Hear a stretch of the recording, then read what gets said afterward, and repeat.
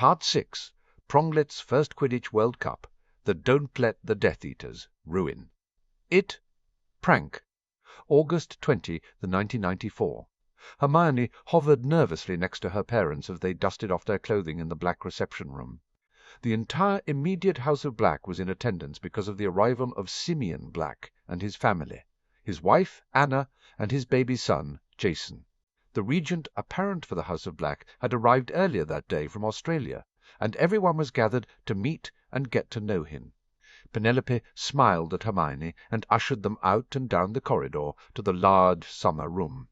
The furniture had been mostly cleared out, although there were a few seating areas discreetly laid out. A table with drinks and nibbles took up the back wall, but the French doors had been opened up, leaving the garden accessible, as it was a lovely sunny day. Hermione could see Andromeda and Narcissa on the lawn, talking with a woman with blonde hair and cooing over the baby she held. Further into the garden she spotted Lucius talking with Professor McGonagall. Remus stood under a tree chatting to Ted. She grimaced as she scanned the room quickly and found Draco tucked into a corner, sitting on a sofa and glowering as Tonks chattered on about something to him. Poor Tonks, thought Hermione. It looked like the young Auror had drawn the short straw and been told to look after Draco. She was vaguely aware that Andromeda and her family had been meeting with Narcissa and Draco since the last family meeting in July, as a way to get him acclimated with interacting politely with people he would normally simply sneer at as he adjusted to the new world order. In some ways she felt sorry for Draco. He had essentially gone from believing he and his father were at the top of the food chain only to realize someone else occupied the position, and would be quite happy to eliminate him if he so much as looked at someone the wrong way. But she couldn't deny that a large part of her was gleefully smug at him getting his karmic comeuppance for being such a bigoted prat. Unfortunately, she also knew that Narcissa had spent the summer teaching him to hide his prejudice. Better not that he shouldn't be prejudiced. She straightened as she realized that she had missed her parents greeting Sirius and Harry, who stood by the door in a somewhat informal receiving line, along with another man who looked very much like Sirius. Black hair, blue eyes instead of grey, but the same haughty, classical, handsome looks that defined the Blacks.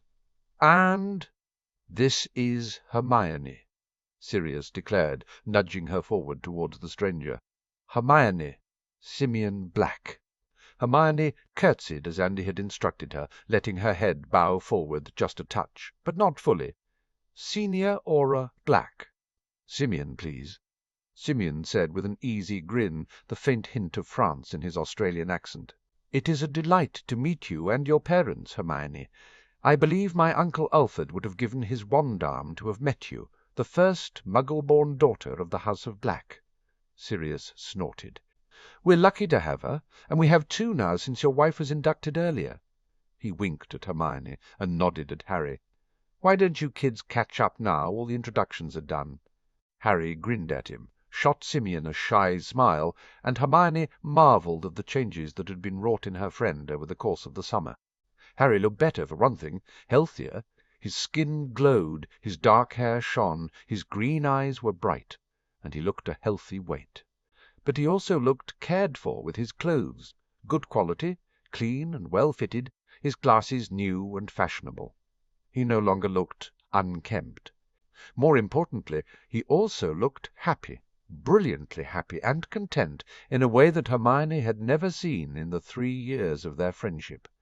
She'd had her doubts about Sirius's ability to take care of Harry, despite the fact that she had gently hinted to Amelia Bones in her interview at the start of the summer that Harry would be better away from the Dursleys. After all, Sirius was a stranger, and what did they know about him beyond his innocence and that he was Harry's godfather? But Sirius had risen to the occasion. It was clear to everyone he loved Harry and would do anything to protect him. Perhaps, though, Hermione considered, as Harry walked her over to the refreshments as she began outwardly quizzing him on their Transfiguration homework, it was the other change in Harry that had Hermione flustered, his sudden appreciation for studying. It wasn't as though she didn't know Harry was intelligent. He was very bright. But in their previous 3 years at Hogwarts, he had only displayed that when he had absolutely needed to, and the rest of the time seemed content to fade into the background.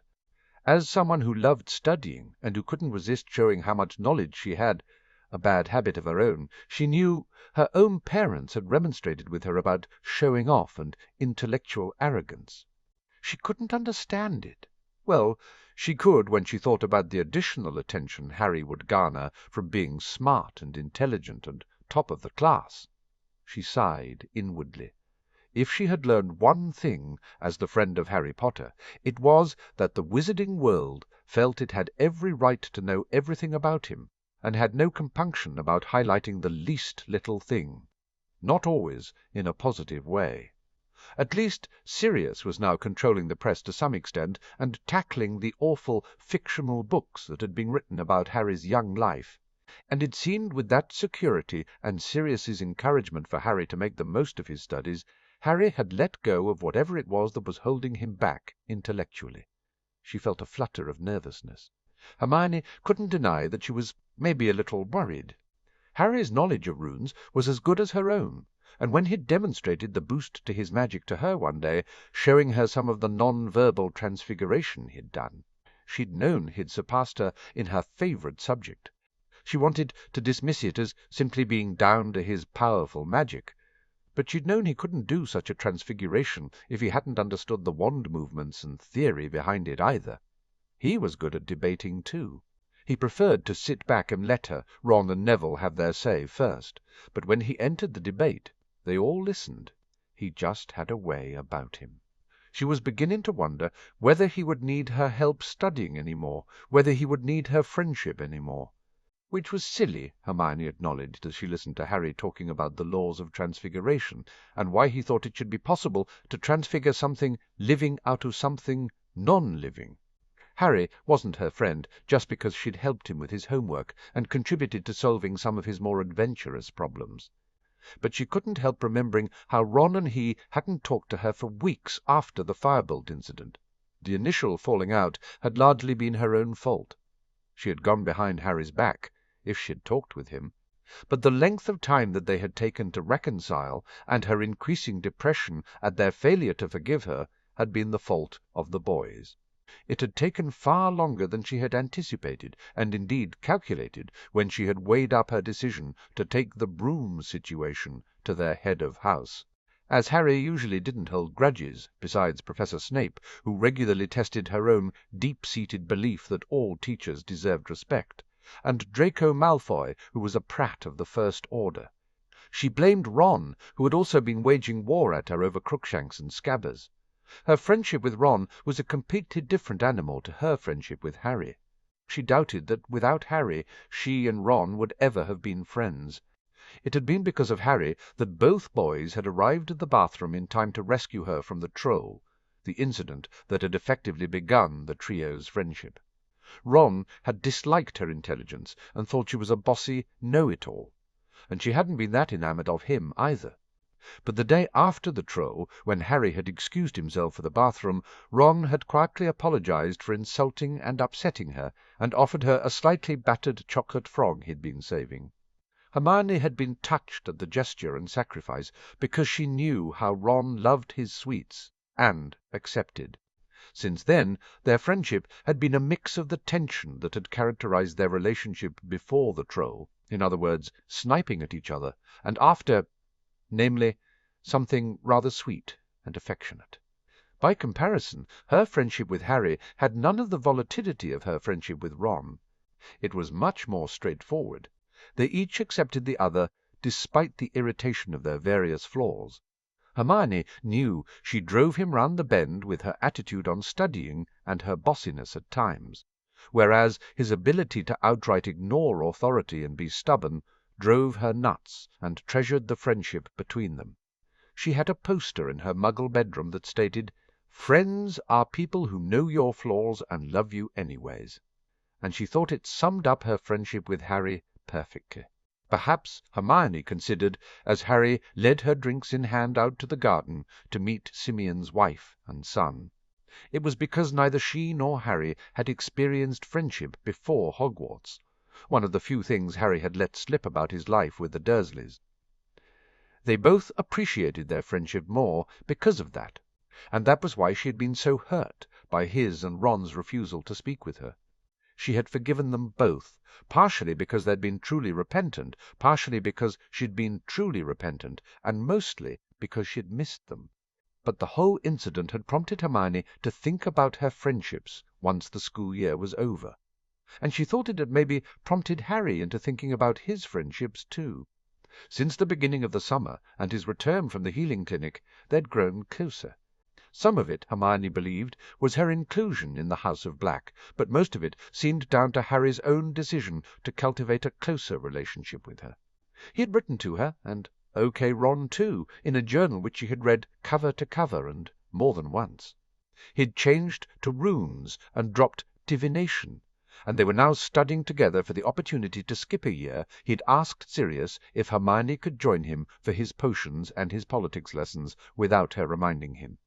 He'd let her hold his hand and comfort him in the Chamber of Secrets, and she was warmed by his actions. She knew Ron held a special place in Harry's world because Ron had been his first friend of his own age, but now she felt she occupied something of a special position too, beyond his first female friend, a more equal position. And it reassured her to some degree that Harry wouldn't just take Ron's side in future. She wasn't certain that had been Harry's intent, but it was the result. Interestingly, Harry had also seemed to make the same decision as she had about making more friends.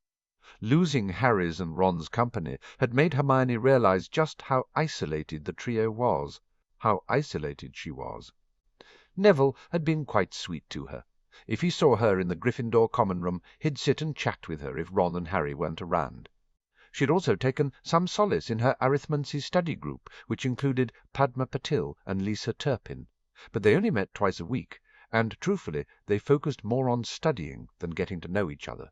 No, she had decided early on in the summer that she needed to make some additional friends outside of Harry and Ron.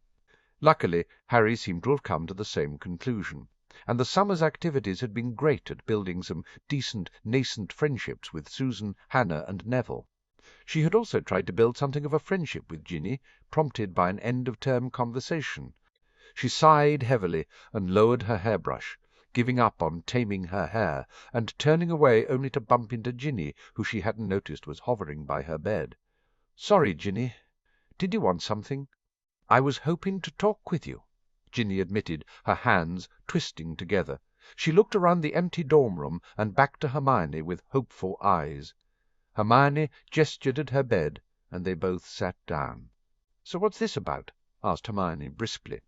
"Well, it's about Harry, do you?" Ginny hesitated, looking around at the empty room again before she took hold of her Gryffindor courage and ploughed ahead. "What do you think Harry thinks of me, I mean, as a friend?" She blushed bright red. Pity stirred in her at Ginny's question. "I think Harry probably thinks of you as Ron's little sister, the same as she did, rather than as a personal friend, Ginny," she said bluntly. Ginny slumped, and she folded her arms, a picture of dejected misery. Hermione sighed. "Look, Ginny, if you're serious about being Harry's friend, then you need to get him to see beyond the Ron's little sister's tag and see you as your own person. Just as Ginny needed to see beyond Harry's boy-who-lived status and see Harry as a person. You have to make an effort to be his friend rather than someone who sits with her brother and his best friends occasionally. Talk to him. Get to know him." "I just never know what to talk about," Ginny admitted, looking down at her feet. "Well, what do you like that Harry likes?" Hermione asked. Ginny's expression cleared and she smiled brightly. "Quidditch." Her face fell again. "Not that my brothers and Mum let me play that much." "It's a start," Hermione pointed out. She gentled her tone. "I know Harry appreciates friends, so I'm sure he'd appreciate a genuine effort." And not, as she suspected, an attempt to get closer to the boy who lived. Just talk to him, strike up a conversation. Ginny nodded slowly. It's hard for me to talk to him because he's the boy who lived," Hermione said scathingly. "You weren't raised in the wizarding world, Hermione," Ginny said defensively. "You don't know what it's like. I was raised on stories about Harry, and I know they're fiction, but it's hard not to think of him as a knight in shining armour, especially when, well, He's actually been your knight in shining armour." Hermione concluded with a heavy sigh. "Look, I understand that." She held up a hand when Ginny started to get defensive. "Troll, remember? He's saved me too. But Harry hates the boy who lived stuff, and you'd be better forgetting all about it and trying to get to know the real Harry." She paused to let her words sink in.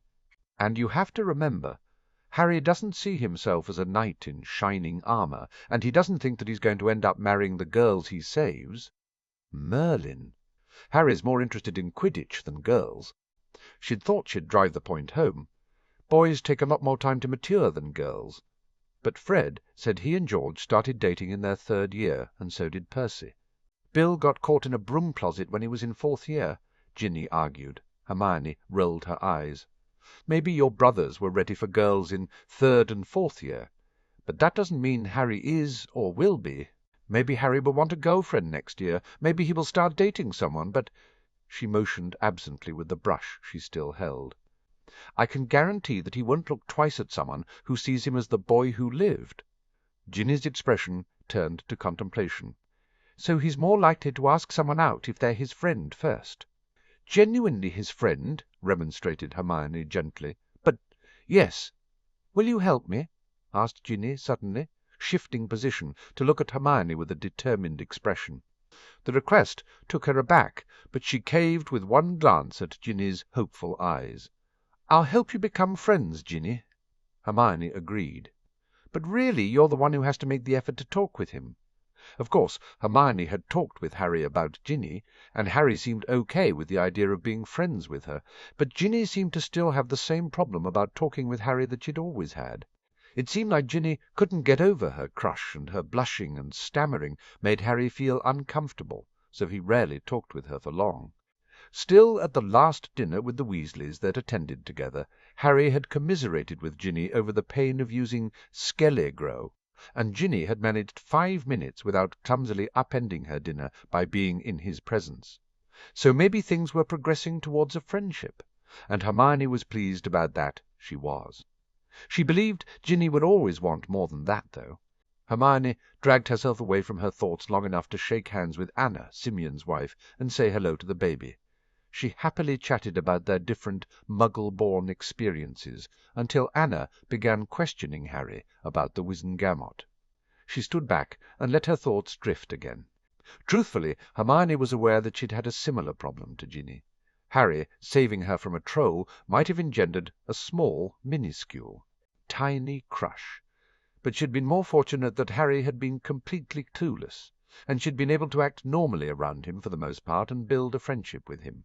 And at the beginning of the summer she truly hadn't thought of Harry as boyfriend material for herself when her parents had teased her. 3 years of friendship with Harry and the rift over the firebolt had made that the most precious thing in her life. She didn't want to lose it over fanciful romantic notions that she was sure Harry would never return. Hermione wasn't unaware that objectively there were prettier girls than her in Hogwarts, and she had believed Harry was more likely to fall for a pretty girl than a smart girl, thanks to the pressure on Harry to conform to expectations for the boy who lived. Not to mention her unswerving belief that Harry wasn't thinking about girlfriends yet. Something their conversation at the first barbecue of the summer had upheld to some extent. Hermione had, in contemplating her own romantic readiness, determined that she was ready, and she secretly wanted to have a boyfriend who would pay her compliments and hold her hand, and maybe share a kiss or two.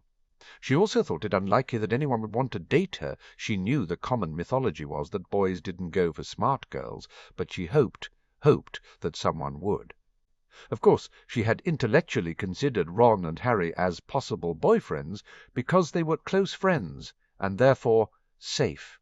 But she had also dismissed them because her objective review of them as possible suitors hadn't been a positive one. Ron was a lazy student who shared very little in common with her, although he had a kind heart. And Harry was smart and sweet, but he was also unlikely to look at her that way, and although they did have more in common, Muggle-raised and only children, their interests were different. No, a different boy to be a boyfriend should one come along was the way to go. However, things had changed since she had made her decision at the beginning of the summer. Harry had changed, and so had Hermione. Hermione was now a daughter of the House of Black, and it had given her a sense of security and belonging in the wizarding world that she hadn't felt before as a Muggle-born. That security had allowed her to ease off her own determination to know everything she could, about everything she could. She enjoyed politics, but her favourite lessons had been the cultural outings, getting to know the heritage of the world she'd found herself in. Not only that, but her mum and dad regularly visited the wizarding world in a way that would have been unthinkable before. She had gotten up late one day to find Andy in the kitchen with her mum gossiping away with biscuits and tea. Her dad had attended the duelling finals as Sirius's guest, and he'd been golfing with her dad. Hermione was so immensely grateful that her relationship with her parents, a relationship that had been drifting slowly apart, had mended itself back into the strong unit of her childhood. She had a plan now for what she wanted to do. She wanted to be a healer and combine Muggle and magical medicine. She planned to build a medical research laboratory that would work on cures for rare magical illnesses such as lycanthropy and Neville's parents' condition, and some Muggle. She wanted to cure cancer. She knew it would be hard work. She'd have to catch up her Muggle education and do a medical degree as well as train for her healer mastery, but she was convinced she could do it. And she would have the backing of the House of Potter, the House of Black, and the House of Longbottom. It all led to a more confident and more settled Hermione, one whose best friend Harry was also more confident and settled himself. He had matured over the summer with the advent of his house responsibilities, the additional time he had spent in the Valley Clinic, and the healing he had received. He had become a Harry who Hermione could wistfully see would make a great boyfriend, and he had been so very attentive to her. Maybe. It was all leading her thoughts in dangerous directions, Hermione told herself briskly as baby Jason crawled across the grass to Harry. Harry absently handed her his glass, and she took it so he could stoop down and pick up the wriggling infant patting his feet. Jason made a grab for Harry's gold-framed glasses. "Seeker!" declared Harry as he avoided the grab with the skills of one. His hand caught Jason's fist, and he calmly adjusted his hold. "Glad to see you're training your replacement already, Harry," Professor McGonagall said dryly as she joined them. Harry grinned at her. "You know that's not a bad idea. Ron's always going on about how the professional teams have reserves." Professor McGonagall hummed, but Hermione could see the idea ticking over in her head. "You seem very practised there with the baby, Harry," Tonks said as she arrived to join the group. "Is there anything you want to tell us?" she teased. "Only that a couple of the neighbours used to bring over their babies for the coffee morning gossip sessions," Harry explained, jiggling the baby. "My aunt always had me babysit them so she and the others could enjoy a baby-free environment." He rolled his eyes expressively. "Where's Draco?" asked Narcissa worriedly, looking around the garden. Tonks gestured towards the house where Draco could be seen talking with his father, Simeon and Sirius, by the door. "Uncle Lucy collected him for a man-talk." "Nymphadora," Andy said briskly, although Narcissa looked amused rather than angry. Tried to be respectful. Harry concentrated on the baby, but Hermione could see his smirk. He pulled a face and made Jason gurgle with delight. Hermione could see how the amusement faded from Harry's face to be replaced by something sad and contemplative. And suddenly time seemed to slow down as a gold and silver mist appeared from nowhere, rushing around the assembly of women, Harry and the baby. The family totems formed either side of Harry. Each woman reached out and placed a hand on Harry. Hermione watched as her own glass fell from her hand and bounced across the grass as she placed a hand on his shoulder. Anna was the only exception. Instead of touching Harry, she delicately bit the thumb of her free hand and drew the protective rune they had used in the blessing ritual across her son Jason's forehead, in blood, without saying a word, her expression dazed. The snake hissed something at Harry, who nodded shakily, and in the next moment the totems dissolved into the mist, swirling around the assembly briefly before disappearing again. Hermione gasped as she came back to herself. Anna shook her head and reached anxiously for her child, shooting Harry a suspicious look. "What just happened?" "Good question," panted Sirius as he ran up. He put a hand on Harry's shoulder as Harry handed the baby over. "Everyone all right?" Hermione nodded quickly along with everyone else. "Harry, what happened?" prompted Sirius when he remained silent. Harry sighed with a chagrined look at Jason. "I was just thinking about," his eyes flickered to the Malfoys lurking just behind Simeon, who had placed a comforting arm around his wife, "about the blessing ritual we did." Hermione got the message immediately, and she could see Sirius knew exactly what Harry was referring to as well, Lily's protection that kept Harry safe. "I was thinking I wasn't much older than Jason when—" Harry's eyes grew pained, and Hermione's own heart clenched painfully in her chest. "You know. And I was thinking it was a shame that I couldn't extend the blessing to Jason, especially as he's in the line of succession for the Black Lordship if something happens to us both." "Oh, so the family magic jumped to do your bidding?" Sirius completed, amused. Harry nodded and glanced apologetically at Anna. "I'm sorry if it scared you, but the blessing ritual we did for me now extends to Jason." The house totem confirmed it. Sirius held up a hand as Simeon went to ask a question.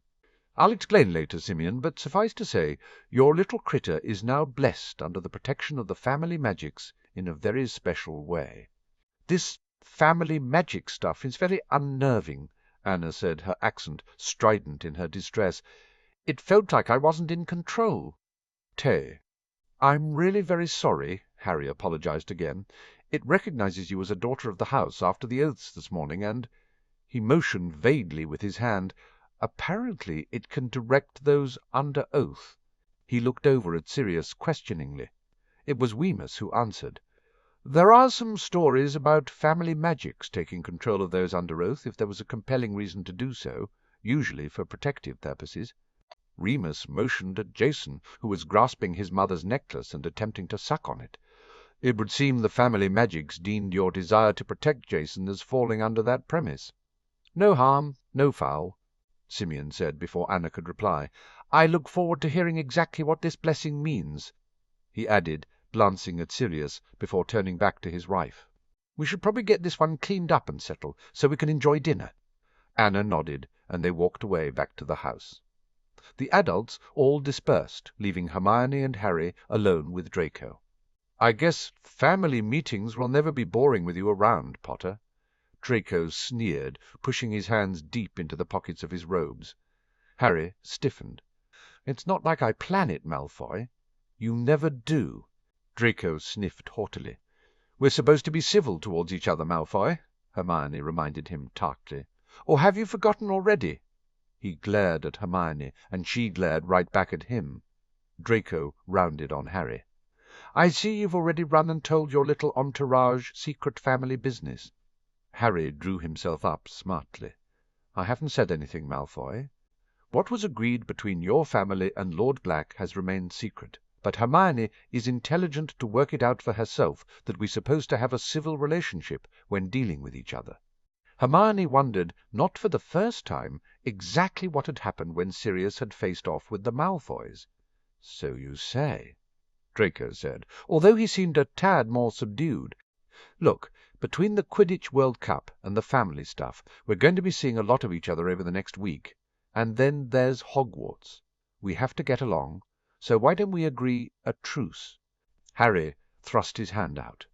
Draco looked at it blankly for a long moment, but slowly he withdrew one hand from a pocket and shook it quickly, with only a faint air of disgust evident in his pointed features.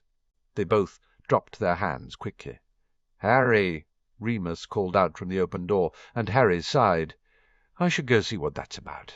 Harry looked at Hermione uncertainly, and the brief flicker of his eyes to Draco gave away his discomfort at leaving her alone with their Slytherin nemesis. "Don't worry, Harry, I'll be fine," Hermione assured him, despite an internal tug of doubt. Harry nodded slowly. "Malfoy!" His parting word was a warning to behave, and Hermione felt a flush of pleasure at Harry's protectiveness. Draco sneered at Harry's back. "He was telling the truth, you know," Hermione said casually. "He really hasn't told us anything." "He hasn't even told the way, I mean Weasley," Draco said sceptically, one pale blonde eyebrow arching. "No, he hasn't," Hermione said sharply. Harry takes the house business very seriously." Draco gave a snort. "I'm sure," he snapped. "But you'll forgive me if I don't believe Weasley won't take advantage of the situation." Hermione frowned, remembering how Ron had laughed at the idea of civility between Harry and Draco during their last etiquette lesson, and his assurance that even if Harry had to be civil, Ron didn't. But she also remembered Harry's reply. Actually, Harry's already informed Ron that if Ron starts something with you, Harry will have to take your side as a matter of upholding the House of Black honor, so it would be better if he didn't. He's also assured Ron, though, that if you start something with him, then he's also honor-bound by the alliance between the houses of Potter and Weasley to stand with him. And as he's the heir to the House of Black, he can punish you for your behavior. She took a breath. "Since the family magic really does love him, I would be careful not to upset him, Malfoy." Draco had paled at her last statement. "And I would rethink getting your friends to do your dirty work. Harry will see through that in an instant." Hermione continued. "You think you know everything, don't you, Granger?" Draco replied snippily. "For your information, I haven't been allowed to see my friends this summer, and have been forced to spend time with Nott and Zabini." Hermione's eyebrows rose a tad at that admission. It made sense that Lucius Malfoy would want his son socializing with those who would have alliances with the House of Black, even if Nott's was one of mutual non-aggression, and Zabini's was still being negotiated since Sirius had refused the initial pitch of a marriage alliance between himself and the widow Zabini.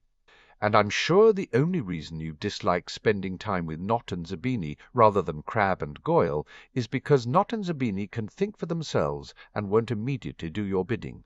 Draco flushed red, and she knew she'd scored a point. "Honestly, Malfoy," she continued, "I would have thought a Slytherin would appreciate being encouraged to build alliances with strong and intelligent allies rather than simply putting up with minions." "Like I said," Draco retorted finally, "you don't know everything." His chin went up. "Crabbe and Goyle are my friends, as well as minions." The unspoken words hung in the air between them. Hermione nodded slowly, assessing that he was sincere. "Maybe I don't know everything, but I know Harry's changed a lot this summer, and he's very serious about the civility and the truce. I suggest that you and your friends do your part to keep both." "And you'll do your part?" asked Draco with a sneer that clearly told of his disbelief that the Gryffindors, and most probably Ron in particular, would keep the truce. Hermione rolled her eyes. "And yes, we'll do our part." Draco stared at her as though assessing her sincerity. Hermione realized with amusement. "Draco, Hermione!" Andy called out suddenly. "Come in and get washed up for dinner." Draco turned back to her, his expression smoothed over. "I might have shaken Potter's hand, but I refused to shake yours." He warned her. Hermione gave him a smirk she thought Sirius would have been proud of. "If I ever offer you my hand, Malfoy, I don't expect you to shake it." She started towards the house and left him behind. "I expect you to follow etiquette and kiss it." "Oh, oh, oh."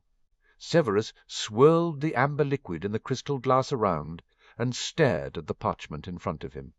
He had neatly divided the parchment into quadrants. In the top left, the initials of all the tagged Death Eaters who were alive were listed in the bottom left. The initials of all of the Death Eaters who were incarcerated in Azkaban. On the right side, the top section held the initials D, L, and P. P referring to the Dark Lord and Pettigrew, while the bottom section held the initials of all the Death Eaters who were missing or dead. He frowned. He wasn't exactly sure what he was doing. Ever since he had heard of the note Potter had received on his birthday, something had been nagging at the back of his mind. Something. The meditation exercises that he had done for occlumency hadn't helped bring anything to the surface of his mind, though, and he had hoped that the list would prompt whatever bit of buried information that was irritating him like a stone in a shoe to appear. Unfortunately, it didn't seem to be working. What he really needed was a sounding board. He missed Lily in that regard. He had few friends to confide problems to, and thus had become intensely self-sufficient. Perhaps a colleague could be used, but given the sensitive nature of what he was considering, he couldn't simply approach one of them even if he inclined, which he was not. He had a distant, if professional, relationship with the other staff, and he preferred it that way.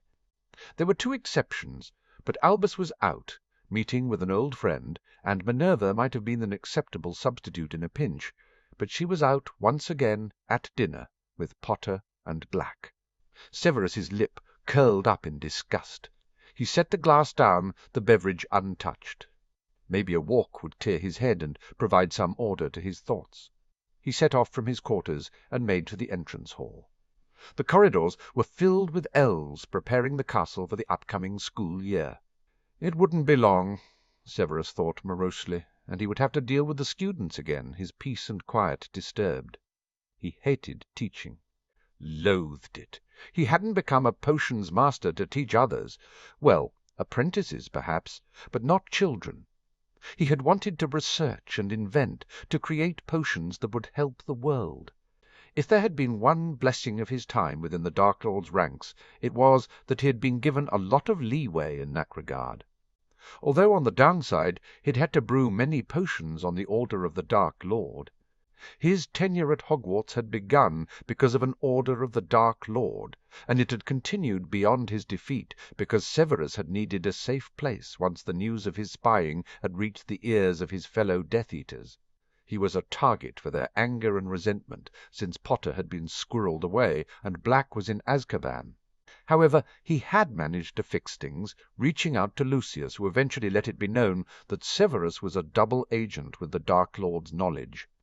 5 years before, finally comfortable that he wouldn't be killed if he were to strike out on his own, Severus had tried to resign for the first time. Albus had carefully deconstructed his argument over the next year. There was no successor lined up. Surely Severus would stay until Albus could find a replacement. Severus himself had no position to go to. The castle provided an income and accommodation as well as safety. And finally, when Severus had insisted that he must resign, Harry, would Severus not find it easier to keep Lily's son safe if he were to remain as a teacher in the place where Harry would one day be educated? He had given in. Severus huffed out a breath as he made his way across the grounds to the lake. He was barely aware of the weakening sun, the breeze that hardly disturbed his hair, and the hush of rustling leaves in nearby trees. He started out moodily into the expanse of silver water. It was probably unfair, but Severus blamed Potter for the fact that Severus was stuck teaching. A part of him, the part that sounded remarkably like Lily, whispered in his head that it was completely unfair of him to blame Potter. It had been the Dark Lord's order that had brought Severus to Hogwarts in the first place. It had been Severus's choice to serve the Dark Lord. It had been Albus's manipulations that had entangled him into remaining, and it had been his choice to stay. Possibly, Severus conceded, he found it a fitting penance for his crimes. Hogwarts was his prison, a place where he was reminded daily of Lily and the mistakes he had made. She was dead. He didn't deserve a profession he enjoyed, and a life free of irritating children who shouldn't be allowed near a cauldron. Of course, he wasn't the only one who had been consigned to a hellish prison since Lily's death. His fists clenched as he remembered the ministry report that he had read about Potter's home with the Dursleys. He snorted suddenly. What home?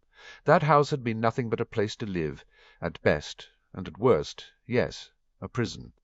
Potter had received only minimal care, and upon reading the lack of love and nurturing in the boy's upbringing, Severus had been unwillingly outraged that Petunia had dared treat Lily's child that way.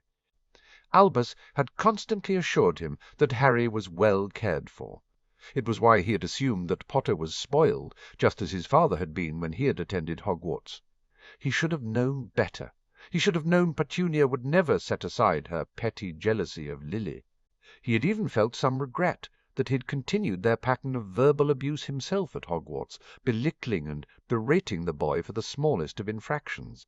Being unfair to Potter just because he was Potter, by asking him questions that only someone who had studied months ahead would be able to answer.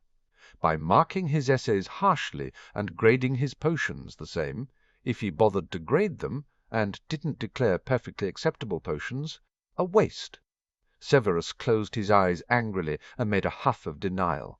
His behaviour was not comparable or equal to the years of abuse the Muggles had heaped on the Potter. It was not. He had a role to play, and someone needed to keep the boy's ego in check. But he was finding it harder to justify to himself why he had been so insistent on treating Potter with scorn. Lily would have been furious with Severus for treating any child that way, least of all her son. And she would have chosen his side, Severus considered bitterly. After all, she had died to save her son. It followed that she would have wanted to protect him from the smaller hurts of stern treatment at the hands of a teacher. If she had lived, she would have marched into the school and taken him to task, and Severus wouldn't have blamed her. He wondered if the fact that he had tried his best to ensure her son's safety would have mitigated the rest of his behaviour. He feared not. Truthfully, he hadn't done a great deal to help keep him safe beyond watching Quirrell, and while he had managed to counter the hex on the broom, enough that Potter hadn't fallen, he had failed to keep Quirrell from Potter in the end. The enormous basilisk corpse was another reminder of his failure. Not that Potter made keeping him safe easy. The brat seemed to have no sense of self-preservation. Why would he? Severus reminded himself. The report had made it clear that the Dursleys had raised a child who would have little sense of self-worth. Mix in Albus's manipulations and the wizarding world's expectations of their hero. And it was no wonder that the result was a child that constantly risked his life without regard for his own safety. He had no doubt that the need to instill some self-esteem in Potter would be at the heart of the discussion when the staff met to discuss the at-risk children at Hogwarts. Well, Albus had ordered him to be civil to Potter, and he would be. He would not, however, be civil to Black. He shook his head. How Albus had thought springing a meeting between the two of them the day of the basilisk recovery was a good idea was beyond his understanding. Black was as hateful as always, and Severus would not stand for it. He might have to work with the Cretin to defeat the Dark Lord, but he refused to pretend that their relationship would ever be anything other than it was, a mutual hatred. Severus cast thoughts of Black away as he was reminded why he had walked out to the lake in the first place. He breathed in deeply. The scent of gillyflowers filled his nostrils. The gillyweed would soon be ready for harvesting. He let his mind wander, letting the irritation and frustration flow out of him until his body relaxed and his thoughts were of nothing but the scenic view that filled his vision. His ears caught the faint crunch of the grass behind him, and he shot a look over his shoulder. There was nothing visible. Still, his senses were on full alert, and he could faintly smell sweat, soap, and damp clothing. Someone was disillusioned. An intruder on Hogwarts grounds would be unusual, especially as Alastor Moody had improved the security since he had come to stay in the school in mid-July. The holes in the wards had been identified and patched, the weaknesses of the surrounding secret passageways eliminated, and additional security had been added in key areas, including the infirmary and the potion stores. Severus drew his wand. "Show yourself!" Moody appeared in a waterfall of magic as the disillusionment spell ended. Snape. Moody, Severus replied tersely. He and the former Auror did not get along well, although since Moody's arrival at Hogwarts they had formed something of a détente by the simple means of ignoring each other. For a long, tense moment they glared at each other, wands drawn and ready. Finally Severus holstered his wand again and bowed his head slightly in acknowledgment. "Your stealth skills need some work." "You have very good ears and a good nose, Snape." Moody responded gruffly, his magical eye whirling. "I still got close enough to you before you realized I was there that I could have decapitated you." "You should be more vigilant," Severus sneered at him. But it was actually good advice with the Dark Lord on the path to regaining a form and his fellow Death Eaters back in business.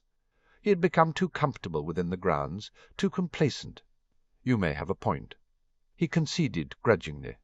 Moody grunted. "Why are you out here anyway?" One eyebrow arched at the insinuation. "Am I to assume from that statement that the staff are subject to some kind of curfew now?" "Actually, that isn't a bad idea," Moody said before he broke into guffaws of laughter at Severus's horrified expression. Severus huffed out an exasperated snort. Moody sobered, but he gestured out towards the lake. The question was purely a casual one, Snape. Albus has lectured me on the necessity of maintaining positive and friendly working relationships with my colleagues. Severus could probably have recited the lecture that Moody had received. He received it yearly himself from Albus. My advice is to ignore it. I do. So I can see, Moody said evenly. Well, I should get back inside. Nobody on the grounds but us professors and Hagrid's menagerie. Give it another couple of weeks and it'll be overrun with little monsters, Severus retorted, deciding to head back in himself. His plan had failed. He was no further forward on finding out what it was that was bothering him about the death threat. I know, Moody grimaced, his scarred face twisting. I have no idea what I was thinking when I agreed to this. In fact, I'm almost certain that Albus confounded me. I have often felt that way myself after speaking with him. Severus agreed and almost flinched as he realized they had managed a civil exchange. They settled into a surprisingly comfortable silence as they walked back, and Severus found himself politely altering his stride to keep pace with the limping ex-aura rather than striding ahead. His mind darted back to his thoughts before he had left his quarters. He had wanted a sounding board. Moody was a former aura who knew the Death Eaters very well because he had hunted them. Perhaps the reason why I was at the lake was because I was considering Potter's death threat, Severus said cautiously. Oh? Moody looked at him suspiciously. An alternate point of view may be appreciated in reviewing my thoughts on the matter, Severus said smoothly, as though he had no hesitation in asking Moody for his help. Moody nodded slowly. The staff room? It was a good suggestion, neutral ground for both of them. I will need to recover something from my quarters, Severus said stiffly. I will meet you there. As soon as Moody acquiesced, Severus whirled away, heading to the dungeons where he grabbed the parchment he had prepared earlier. He arrived at the staff-room to find Moody already sat in one of the seating arrangements that gave him a good view of the room and, importantly, the exits. Severus usually sat in the same chair. He made his way over and sat down, pulling his black robes close to him. Moody waved his wand to place a privacy bubble and lifted his flask. Ogden's. Severus was about to refuse when he decided that sharing a drink with the man might make their discussion more convivial. He gave a sharp nod. Moody conjured 2 glasses and poured the drink. They saluted each other silently before they knocked the drinks back. So, Moody said, what's this about? Since I spoke with Albus about the specifics of the death threat, I have been unable to get the feeling that I should recall something useful. But despite my efforts, my memory refuses to give up the information. Severus confessed. I prepared this list hoping it would prompt something. He handed it to Moody. The grizzled wizard scanned it, his good eye taking on a calculating look as he registered the initials and put names to them. He frowned as he neared the end of the parchment. Why have you got dead Death Eaters on the list? What I am trying to remember is something in my past. I therefore thought it prudent to have them all listed. Severus answered obediently, and his eyes widened before they narrowed on Moody. He picked up his discarded glass and sniffed. Veritaserum? A Valiant, Moody replied after a long moment. Severus's eyes widened again. You dosed us both. He had poured them drinks from the same flask. Moody nodded. Mild dose. Just enough to suggest you should tell the truth rather than to compel you. He scowled at Severus. Didn't think you'd fall for it, but you did. And what makes you think I won't just get up and leave? Snarled Severus angrily, stung by the criticism since it was deserved. He had let his guard down, and the former aura had taken advantage of it. Because the serum may help provoke your memory into recall, Moody pointed out briskly. Unfortunately, Moody was right. Severus rubbed his forehead tiredly. Do you follow the Dark Lord? Moody asked bluntly, obviously determined to take full advantage of Severus's stupidity. No, Severus said brusquely. I intend to see him dead. Moody said, surprised. Well, I guess that's good enough for me. He gestured. Tell me about when you found out about the death threat. Severus wrestled with whether he should just give Moody the finger and leave, but his need to know what was nagging at him overruled his want to tell the other wizard to piss off. "I found out about it in the Prophet," he replied tersely, "and, frankly, the only thing I thought at that time was that the article reeked of simpering mediocrity." Moody laughed. "Skeeter does have a turn of phrase." He motioned at Severus. "So, tell me about when you started feeling that it rang bells." "Albus called me into his office to update me about various matters," Severus said, "one of which was the death threat. He had been able to retrieve a copy from Director Bones. He handed it to me to read, and informed me of the results of the magical forensic tests. And bells rang, like now," Severus said dryly. "What did it remind you of?" Moody asked directly. Severus felt the tug of something, but it failed to reach his lips, and his mind remained blank. "I can feel that I know, but I cannot say why and what." He frowned in concentration, but shook his head. "Interesting." Moody's magical eyes spun. "The only time I've seen a truth serum fail to retrieve memories is when the individual has been a secret keeper, or when they've been obliviated, or some other form of memory spell has been used." Severus stiffened. He definitely wasn't a secret keeper, which meant memory charms, but his occlumency should have caught someone playing about with his memory. "I'm a master occlumens," he began. "So?" Moody challenged. "You had to sort through memories during training, and you obviously sort through memories since as a matter of routine, yes. But it only means that the likely timing of your memory issues is during the period when you were training and gave someone access to your head." "Bellatrix!" Severus growled furiously. His hands clenched into fists again as he attempted to control the surge of magic that erupted through him. Moody's eyebrows shot up. "You gave that lunatic bitch access to your mind?"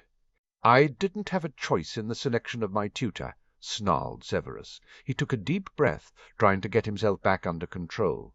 "I stayed for a month at the Lestranges." "Then whatever rings your bell about that death threat must have taken place during that month." Moody pointed at him. "A galleon says Lestrange placed a notice, me, not on the memories. Probably convinced you'd already sorted through them and put them away." "Yes," Severus said stiffly.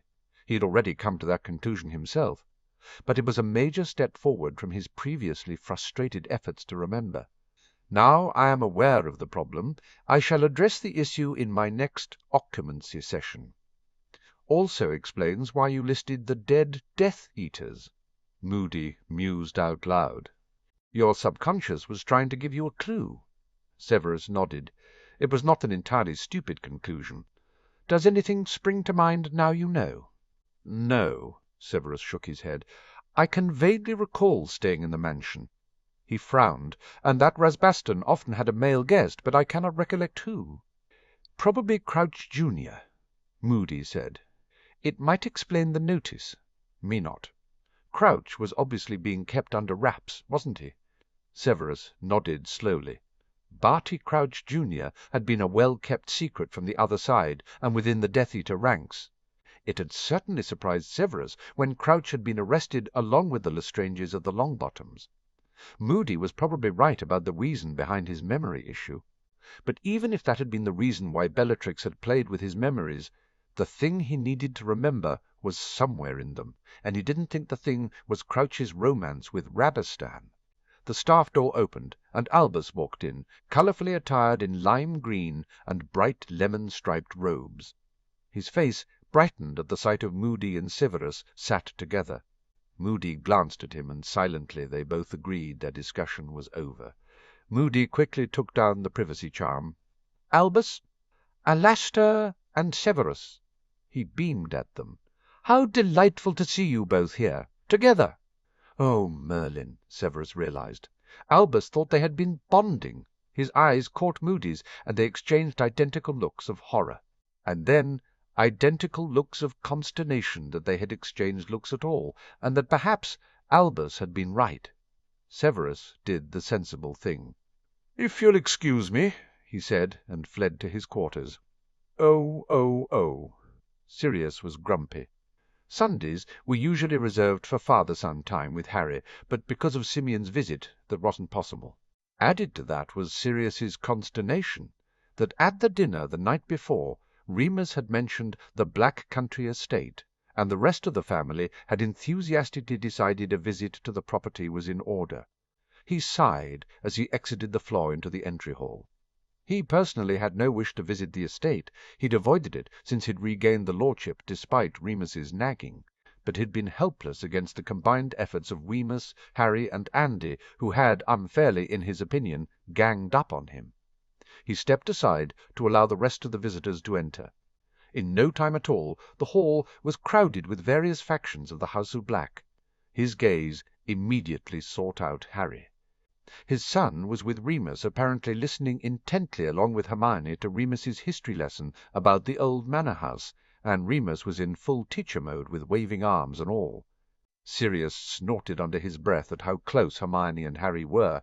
The two teenagers were never far from each other's side, and he had a bet with Remus that they'd get together at the end of their 4th year. They had a wager of 5 galleons riding on it. Despite his amusement, though, Sirius did worry occasionally about it.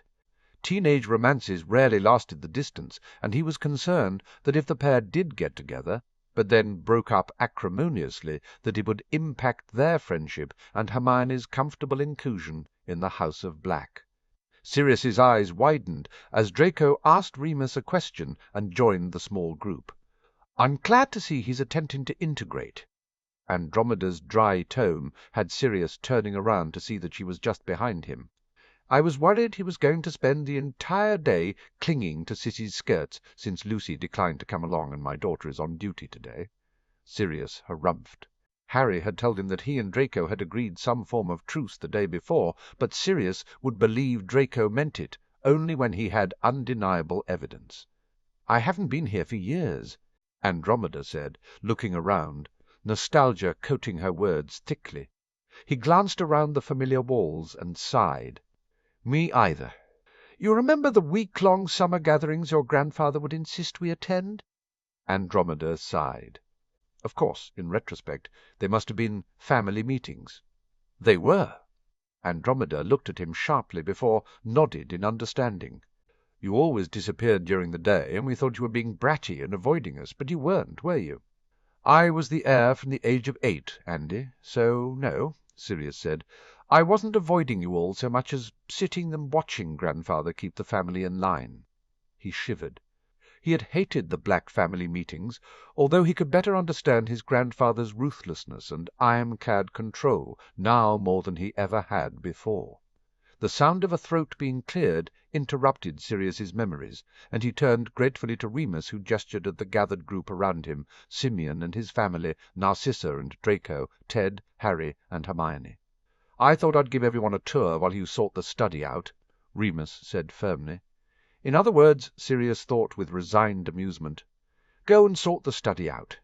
He nodded. "Good plan." "I'll come with you, Remus," Andromeda offered. "I'm sure Sissy and I can tell some stories about this place." Narcissa smiled at her sister, a hint of mischief breaking through her placid demeanour. "I'm sure we can, such as the time you convinced us all to drink fire-whiskey." Andromeda winced before she rallied. "Yes, well, there is the time that you decided you wanted to look like Aunt Cass and dressed up in—" "Perhaps Harry would find tales of Sirius more interesting," Narcissa smoothly interrupted. "That'd be brilliant," Harry declared. Sirius shot him a look. "Traitor!" Harry grinned as Remus led them away. His son gave a small wave good-bye. All, interestingly, Anna fell into step beside Harry, and Sirius breathed a small sigh of relief as the Muggle-born witch made the effort to fix the hurt she had caused Harry the night before with her cool distance after Harry had blessed Jason. In some ways he could appreciate she had a point. Harry had performed magic on her child without her consent, magic which had compelled her to participate in a way not dissimilar to an imperious curse. She hadn't been raised with the same magical traditions and viewed the family magic, and therefore Harry's use of it with high suspicion. Worse still was that they had been unable to immediately tell her the specifics of the gift that Harry had given her because of the presence of the Malfoys, regardless of the vows. Sirius didn't want them to know exactly the nature of Harry's protection. But Harry had apologized, and Anna's attitude had made the dinner particularly uncomfortable for Harry, as she'd all but ignored him. Simeon had tried to make up for it by being jovial with Harry himself, but the damage had been done. Harry had tried not to be affected, but he was hurt, and Sirius could see the shadows of the Dursleys' criticisms of him flickering once more in Harry's eyes. He could have cheerfully throttled Anna for that. After dinner, Harry had requested to return to Griffin House, and Sirius had let him go, sending Remus along to comfort and reassure him. Sirius had sat down with Anna and Simeon and informed them exactly what kind of priceless protection against evil Harry had bestowed upon their son, protection created through the sacrifice of his own mother's life, and Anna had been somewhat abashed. At breakfast that morning she had apologized wholeheartedly to Harry for her stand-offishness, and thanked him for his gift. And it was good to see her continue to work past the initial misunderstanding and conflict by spending time with Harry on the tour. He still wanted to throttle her for ever hurting his son, and he suddenly had more sympathy with Molly's treatment of him earlier in the summer. It occurred to Sirius that he was effectively loitering in the hall, procrastinating, and he sighed heavily. He made his way through the manor to the large study on the ground floor. The study door had been locked when Remus had gained entry to the estate, and it wouldn't open for him. Remus believed that it would only open for the head of the House of Black, and Sirius couldn't argue with him. What he had argued was the need for the room to be opened at all. His reluctance surprised even himself. It wasn't as though he had particularly bad memories of his grandfather. Arcturus had been a ruthless bastard, a political shark, and a hard taskmaster. But he had been proud of Sirius during his childhood, surprisingly encouraging of his mischievous streak, probably because it was a sign that he had some Slytherin cunning, and in hindsight he had done a great deal to mitigate the cruelty of Sirius's mother. But unlocking the study that belonged to his grandfather was something that Sirius didn't want to do.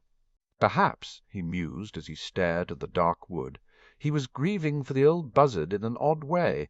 Perhaps he didn't want to go inside the study because that would be acknowledging his grandfather was actually dead. Sirius shook his head. But, trying to dislodge the thoughts, because he didn't want to grieve for his grandfather, who had so embraced the pure-blood agenda and bigotry that had led to Voldemort and the war and the loss of his friends, his real family. He took a deep breath and placed his hand on the handle. The ward recognized him, and the lock clicked open, allowing him entry. The door swung open. His grandfather's study looked exactly as it had the last time Sirius had entered it. There was a roaring fire in the hearth to his right. A wide cherry desk filled the top right-hand corner of the room. A matching table ran the length of the right wall and had an old pensieve as the central ornament. A tall cherry cabinet filled half the wall space floor to ceiling to his left. It would be locked, but the secrets within might be valuable, containing blackmail material and intelligence on the number of individuals and families. Apart from the cabinet and two tall windows on the right wall, the rest of the walls were floor-to-ceiling bookshelves stacked tightly with books.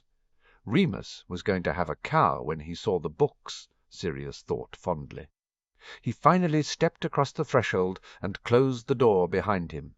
He made his way over to the desk and was surprised to see it was clean, devoid of dust and debris. There was an empty ink-pot, a gleaming silver letter-opener, and a single envelope addressed to him. Sirius felt his heart leap in confusion and astonishment. His grandfather had to have known about his imprisonment. There was no way that he could have assumed that Sirius would be the next head of the house. He approached with trepidation and sat down in the worn leather chair. He picked up the letter and opened it. "My dear grandson, you will have many questions, and I request that you bear with me through this my last letter, for I am not long for this earth, and I know I will not see you again. On November the 2nd, and 1981, I visited the ministry where Bagnold took great delight in telling me that you had been imprisoned in Azkaban on executive order for high treason, the murders of James and Lily Potter, the murders of some Muggles and Peter Pettigrew. I left Bagnold determined that I would see justice. Done the House of Black's reputation had taken a hit with the defeat of the Dark Lord and the triumph of the Light over the pure-blood agenda. But I knew I could probably prevail on Albus Dumbledore to at least get you a proper trial where I was sure the truth would out. I know you, Sirius. I never believed you were guilty. I also planned to lend my support, although in a very discreet way, to the Longbottoms, who I knew were to have custody of the last of the Potters. I refused to use the appalling appellation that our world has called him. I could guess at why Albus had made the decision to leave him with his blood relatives. But a child of his power has no place with Muggles. Why then, you may ask, did I leave you both all this time in such wretched hells? Why, indeed, thought Sirius darkly. When I arrived home that day, I found an old friend of mine on the doorstep, a true seer by the name of Una O'Neill. She and I had been in Slytherin together. Over tea, she explained that she had, the night before, dreamed 2 possible futures. In the first, I continued with my original plan and fought for your trial. Unfortunately, in such a future, our world was doomed by my doing so. You refused your role in the House of Black and only credited Albus with helping you achieve your freedom. Although the W.O. awarded you custody once you produced the will, the Longbottoms' fate was not revealed only that they were not able to take Harry. Albus convinced you that Harry was safest with his Muggle relatives. While you were eventually reunited, your relationship was irreparably damaged by your insistence that he remain living with them. He didn't trust you, and ultimately the war faltered on this breach of trust, allowing the Dark Lord to win. Eventually, the Dark Lord's indiscriminate killing attracted the Muggles' attention, and the wizarding world was eliminated through one of their weapons. While I initially scoffed at this, my research since has upheld the truth that the Muggle world holds weapons capable of such a feat. In the second possible future that Una dreamed, I discontinued my efforts and retreated. You remained locked away in Azkaban and Harry in the Muggle world until his Hogwarts education began. Then you escaped from Azkaban. The rest was unclear to Una, with multiple paths possible. But in one you became Lord Black and rescued Harry, obtaining custody of him and taking him away from the Muggles. Your relationship was built on a foundation of trust that strengthened those that would oppose the Dark Lord. And there was, Una said, the possibility and hope that the Dark Lord would not win. Dear Merlin's wrinkly arse. Sirius sagged in his seat, wrenching his eyes away from the letter to stare unseeingly at a distant corner of the room. He couldn't quite comprehend his grandfather's words. He had met Una once at some gathering for his grandfathers, he was sure of it. A mature Irish lady with black hair and laughing blue eyes, who had told him that he would become a dog with the heart of a lion. He hadn't understood. He'd been 8, 9. But in hindsight, her words had been prophetic, correctly predicting his schoolhouse allegiance and his animagus form. The 2 versions of the future written out in black and white sent shivers down his spine. The first, because he could so easily see that if he had been freed within weeks of being put into Azkaban, he would have angrily denied his grandfather any credit or gratitude. He had been so naive and stupidly righteous in his faith in Albus in his youth, and so it would have been easy for Albus to have convinced him that the greater debt was owed to him, that Harry would be happy and safe in the Muggle world under the blood protection. And Albus would have had years to manipulate Sirius, and probably Remus too, had they reconciled, although that wasn't guaranteed, into blindly following him, and thus not acting in Harry's best interests, but to further Albus's agenda for Harry. Just the thought of it had his skin crawling. But the second version of the future also disturbed him, because there was only the possibility of hope and winning, not a guarantee. It was, he mused, better than an apocalypse, but he would have preferred some indication of success other than vague hints. His eyes drifted back to the parchment he held. It must be patently apparent which path I chose to take. I would apologize for your suffering, but I won't ask for a forgiveness that I do not deserve. An apology wouldn't lessen or excuse my culpability in your wrongful imprisonment, or in Harry's situation, since his life with the Muggles has not been easy, according to my investigations. As much as I despise Albus Dumbledore, I agree with him that sometimes sacrifices are required to save the world. But unlike him, I believe it is only right to take responsibility for the hurt caused, and our role in causing it. Brahman. Sirius was torn between anger that his grandfather hadn't tried to find another way, and a strange kind of pride that his grandfather hadn't tried to dismiss just how much hurt had been caused by his decision. His grandfather had been a ruthless bastard, but he had always owned the decisions he had made. And he sighed heavily. He wasn't entirely certain he wouldn't have made the same decision in his grandfather's shoes. Years of misery. But eventual rescue versus guaranteed doom. Indeed, if he'd been told he had to stay in Azkaban for 13 years to prevent an apocalypse, he might have agreed to it. But to make a decision that would mean Harry would suffer, no. There had to have been a third option, Sirius told himself briskly, even if his grandfather had never tried to find it. I wish I could have explained this in person, but Una informed me that either path would evolve without me. I would live for less than 10 years more. Once she had left, I called my personal healer, and he confirmed that I had the early symptoms of the degenerative wasting disease Una had predicted. My body would waste away, and it has. I am bedridden these days.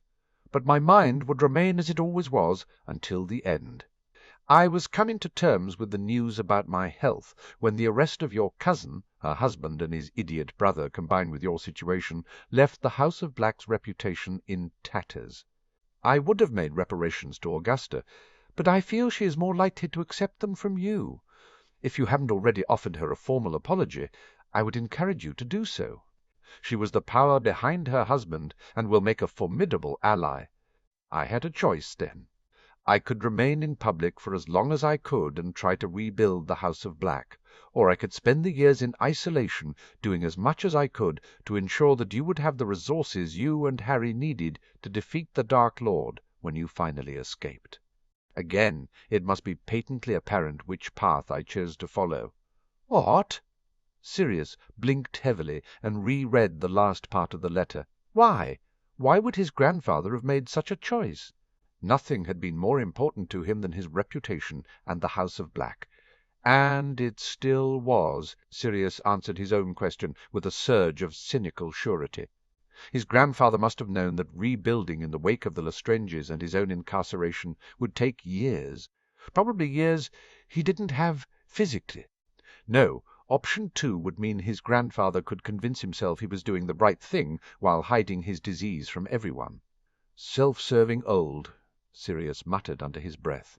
There are many things to tell you, but where to start? Firstly, I would talk about the House of Black.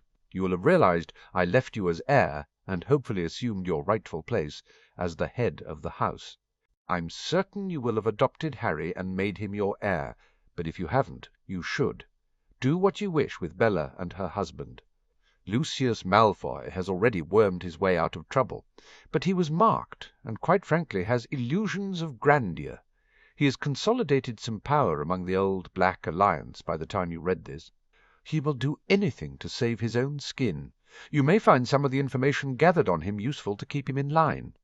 Narcissa wasn't marked, and could be useful to you. She has a head for politics. Their child, according to my sources, is a spoiled brat. I leave his fate to you. The rest of the minor lines I have ignored to date, given my belief their squib blood or undesirable matches weaken the overall strength of the House of Black. Sirius snorted. That, right there, was a major political difference between himself and his grandfather. Well, he didn't care about those things. Family was family. However, my acquaintance with Lily Potter changed my mind about the latter, so I leave it up to you to determine their inclusion or exclusion. Speaking of which, my next topic is Harry. Wait. What? Sirius frowned heavily. When had his grandfather and Lily become acquainted? and he suddenly remembered Bertie's memory of his grandfather seeing Lily when Sirius had been captured, of promising Harry the family magic. "Sirius, you should get Harry's health checked out as soon as you can. I had a wizard, private investigator, track down Harry in the Muggle world once he was of school age, and to say his report was alarming would be an understatement. The Muggles have badly neglected him. The man I hired was so incensed about the state of the boy when he returned to deliver his findings to me that I had to obviate him so he wouldn't do something rash and bring Albus's attention to my interest in Harry. I did have the situation reported anonymously to the Muggle authorities, but they failed to do anything of substance. Secondly, he is a powerful wizard and will need training. I have left memories in the bottom drawer of the desk that you need to see. If you do nothing else, Sirius, please watch these memories." Sirius paused in his reading once again and unlocked the drawer. He withdrew what looked to be a custom-made box filled with vials of silvery memories. He sighed and set it on the desktop. He picked up the letter again. "In the middle drawer of the desk is all my research about family magic. You will understand the importance of this when you have watched the memories." His grandfather had researched family magic. Of course he had seen Harry's affinity for himself. He unlocked the middle drawer and drew out 3 journals filled with notes, 2 rare books, and a thick folder of parchment. Remus was going to drool, Sirius thought, bemused. Lastly, the top drawer contains all the information I could gather about the Dark Lord, his real identity, likely bolt holes, his secrets. I fear he retains an existence thanks to making a Horcrux. Regulus asked me about them before he disappeared. I have included all my research on these foul things in his file. I hope I have provided enough for you to win against the bastard." Sirius scrambled for the top drawer and once again found a veritable stack of paper.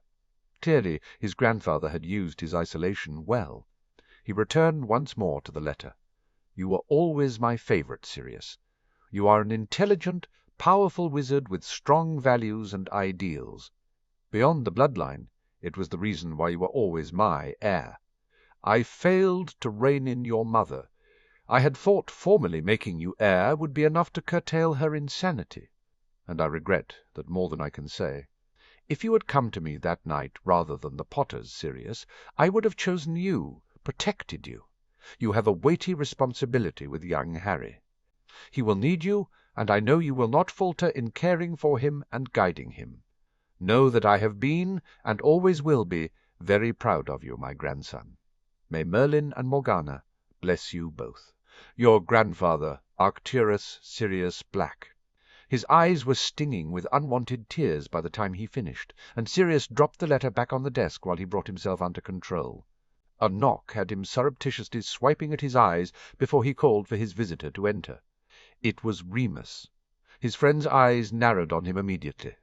"Are you okay?" "Fine." Sirius answered brightly. "Uh-huh," Remus said knowingly. "I believe I've heard that fine before when you got ambushed by your brother and friends. And almost ended up in the infirmary for a month because you ignored the fact that one of your ribs was broken." "None of my ribs are broken now," Sirius said irritably. He waved Remus over to the desk and pointed at the stack of information. "My grandfather's research on family magic." As he predicted, Remus was happily distracted. "Merlin!" he exclaimed, picking up one of the books reverently. "This is incredible. Minerva, Bertie, and I have been searching high and low for a copy of this book." His head snapped around to Sirius. "Why would your grandfather have it?" "Probably because one of these memories," Sirius tapped the box he'd unearthed, "will be the one Bertie played for me in the Pensieve." Remus nodded slowly. "I wouldn't mind seeing that memory." He frowned. "There's more. Here." Sirius handed Remus his grandfather's letter and moved away, ostensibly to examine the books, but really to hide. Eventually he heard Remus clear his throat. "We should probably see if this Irish seer of his is still alive." "Yes." "Sirius! Don't, Remus!" Sirius ordered briskly. He shook himself and turned back, avoiding the sympathetic eyes of his old friend. "Where are Harry and the others?" "Out in the garden in the old summer pavilion," Remus said. "The house elves brought elevenses. Do you want to join us?" Sirius shook his head and retook the seat behind the desk. "I should go through the memories." Remus nodded, understanding, without Sirius saying anything, that he wasn't in the mood to rejoin the family and act as though nothing was wrong. "Right, well, you set up the Pensieve, and I'll go and tell Andy to take over the tour. I'll be right back." He started for the door. "Remus, I can go through the memories myself, and—" "Don't be stupid, Padfoot." Remus cut him off and caught his eyes firmly. "You're not going through them alone." Sirius didn't really want to argue, wasn't sure he could with the lump in his throat, so he settled for a sharp, brief nod. Remus hurried out, and Sirius went about setting up the Pensieve, losing himself cleaning the bowl and ensuring the runes were good to prevent himself from thinking about his grandfather's letter. "If you had come to me that night, rather than the Potters, Sirius, I would have chosen you, protected you."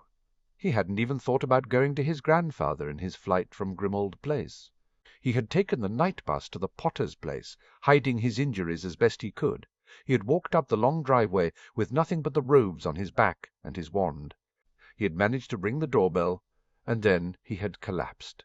He had regained consciousness, sobbed his heart out on Charles Potter's shoulder, been ushered into bed, where a healer had taken care of the worst of the damage, and de Rere had fussed over him before a sleeping potion had been poured down his neck.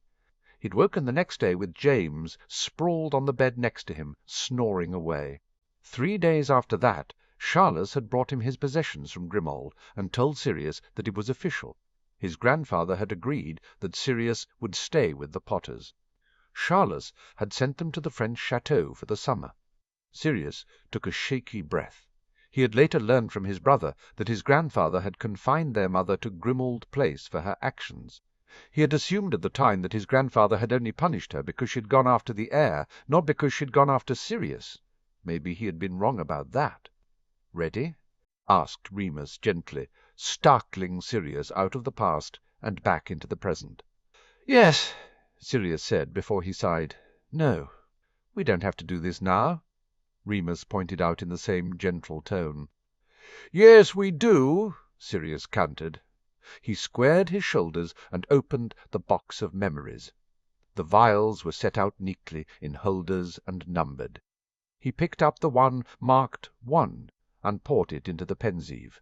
Remus nodded at him, and they entered at the same time. The memory was the same as the one Bertie had shown him on the day of Harry's adoption and blessing. Only the viewpoint differed.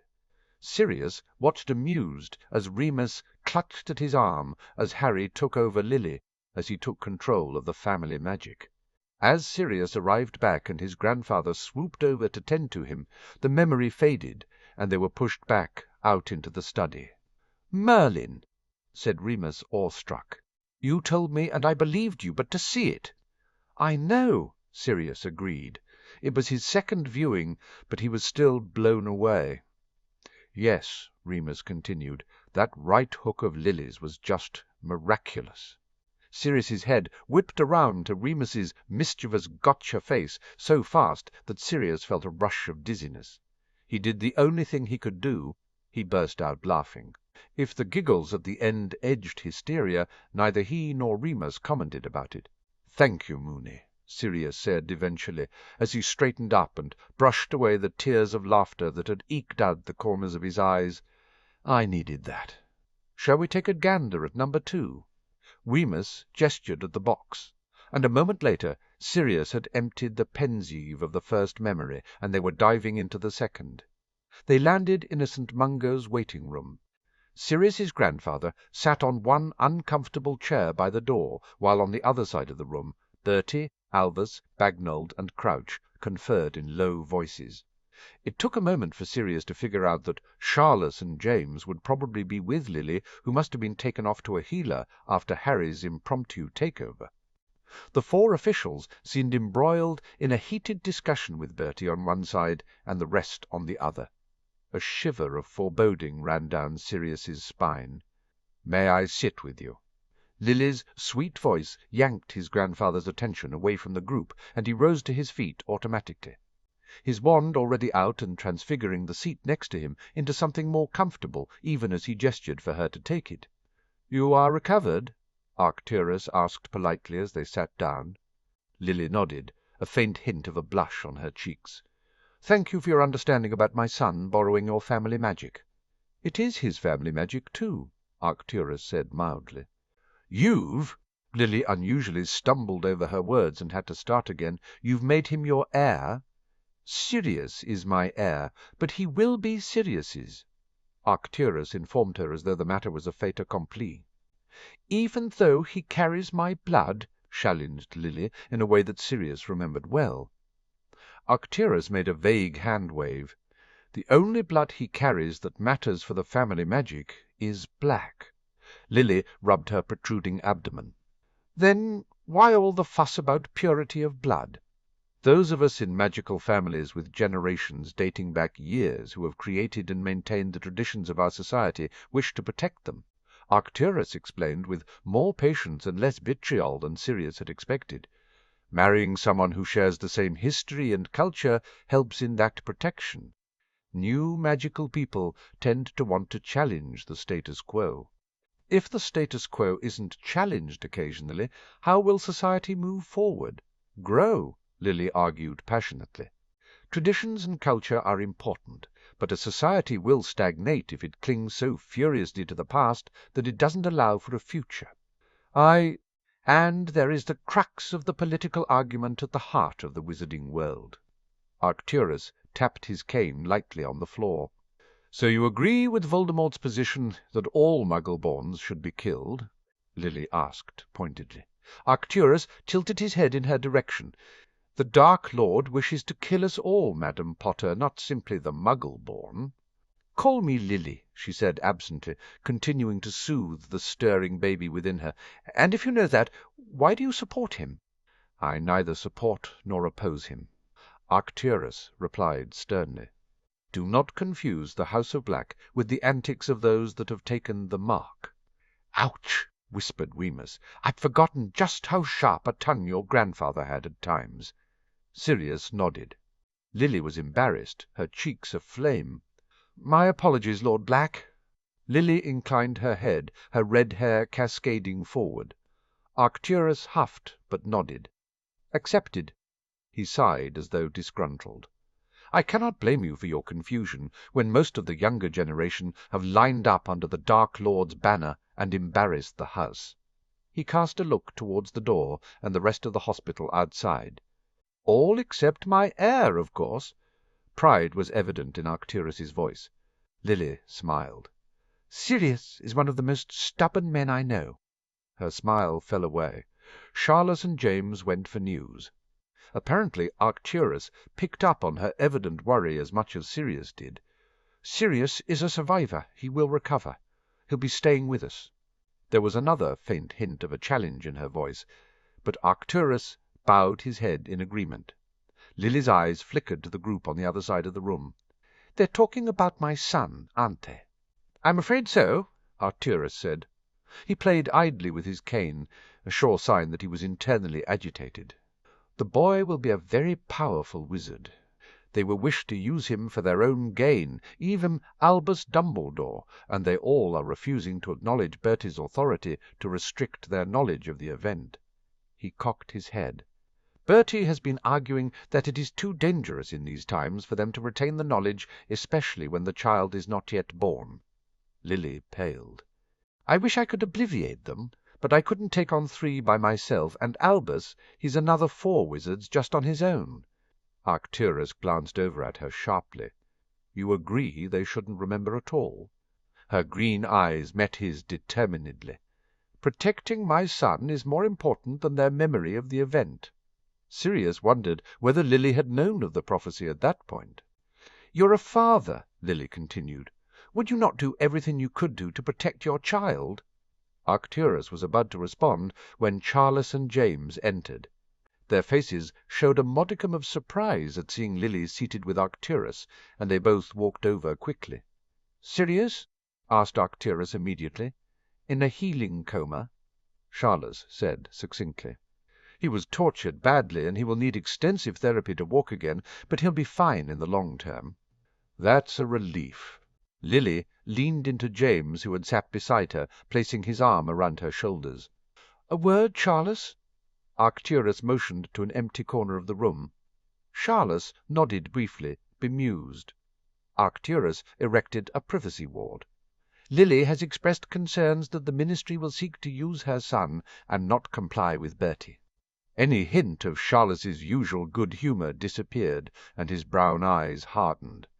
Your observation confirms her fears may be valid, Arcturus said, without turning toward the group. They have been in a huddle since we arrived, and Bertie is quite clearly the only one arguing that they should restrict the knowledge. Bastards, muttered Charles. So we're obliviating them? We'll need to use the family magic, Arcturus said quietly. Albus is too powerful. Charles nodded. In a move that surprised Sirius, never mind the collective in the waiting-room, Charles and Arcturus turned as one, his grandfather taking down the privacy ward at the same time as they both called their family magic forth. Familius magicus protectus.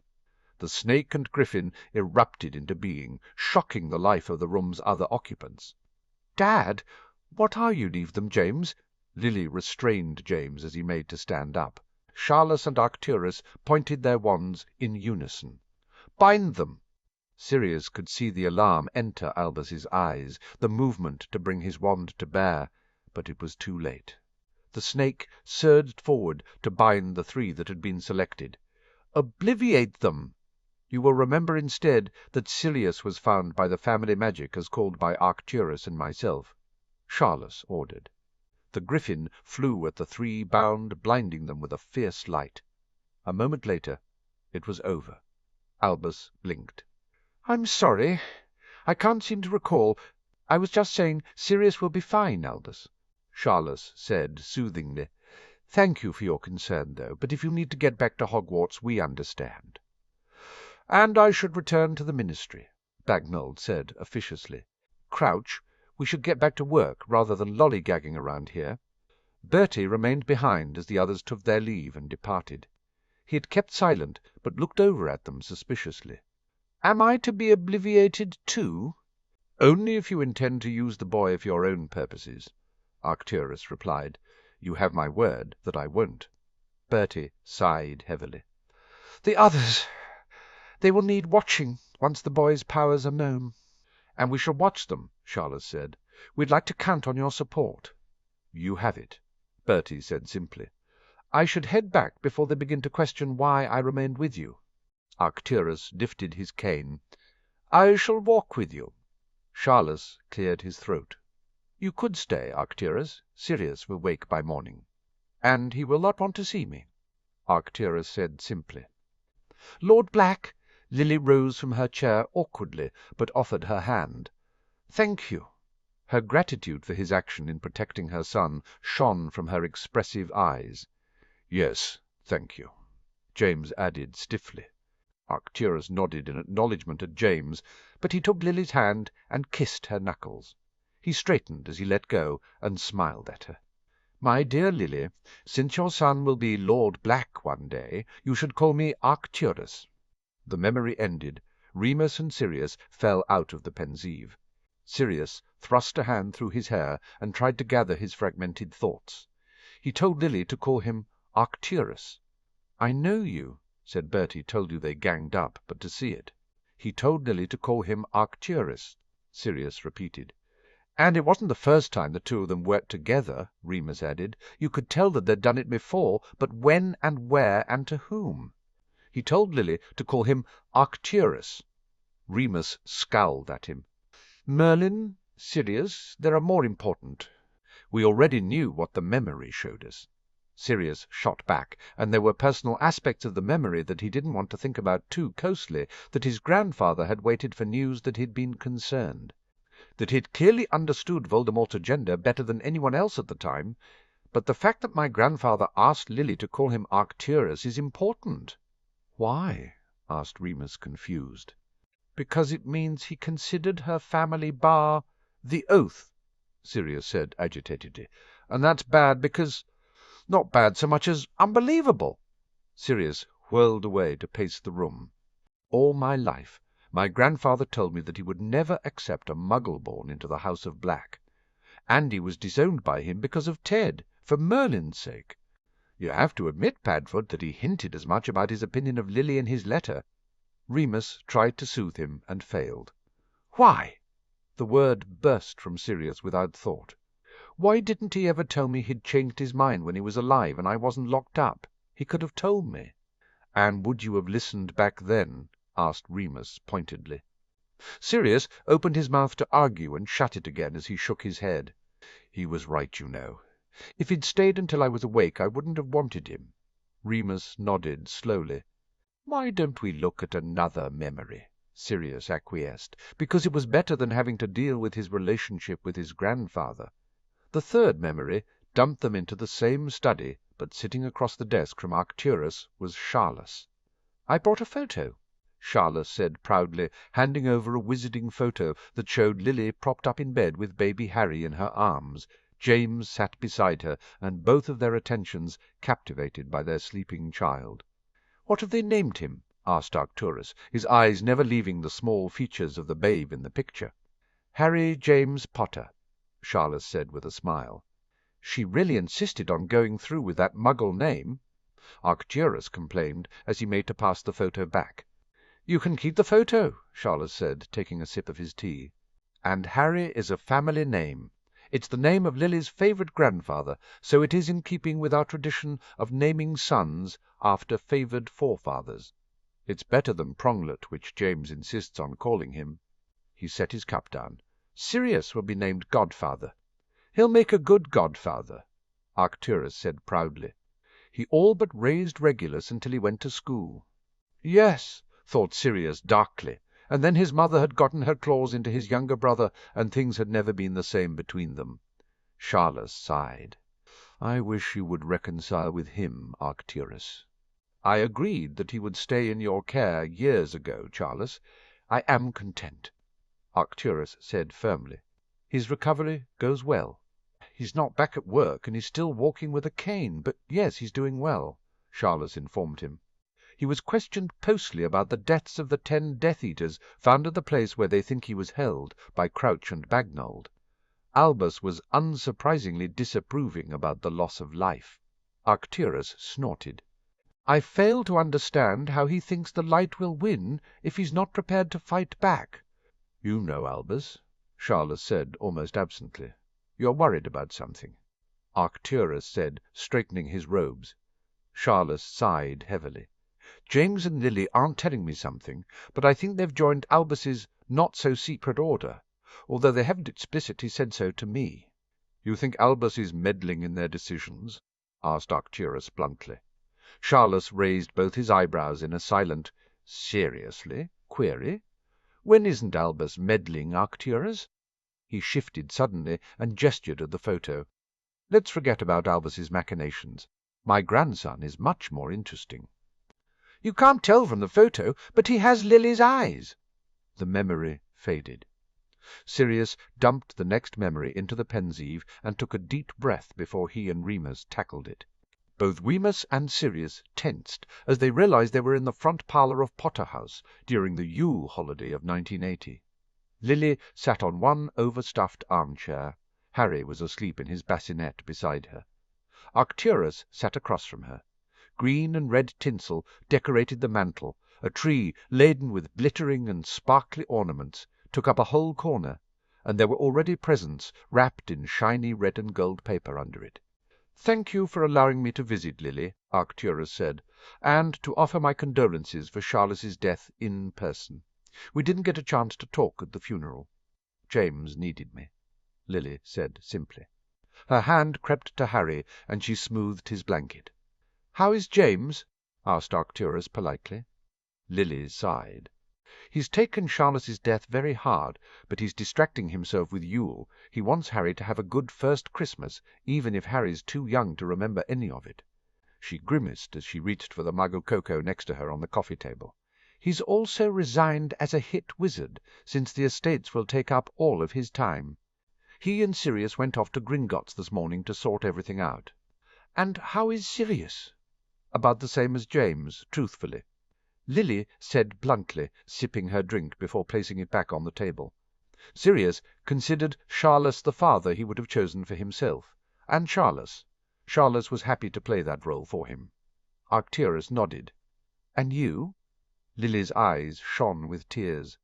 "I miss him." He offered her a clean handkerchief, and Lily took it, dabbing at her eyes so her mascara wouldn't run. "Lily," Arcturus began gently, "I'm not sure if you were aware, but Charlotte and I met regularly after the events where Sirius was rescued from the Death Eaters." Lily nodded and gave a watery smile. "Who do you think made sure he had the photos?" "Thank you for those," Arcturus said softly. "I had the one of Sirius and Harry framed." "Harry loves him already." Lily's smile lit up her face. "Did you know Sirius was the only one home when I went into labour? He ended up being the one in the labour room with me." Arcturus shuddered delicately. "It was the practice when I was a young man to be far from the actual birth as it was possible to get. I couldn't have done it without Sirius supporting me through it," Lily said simply. Sirius felt his own eyes prickle again with tears. Remus placed a hand on his shoulder to comfort him.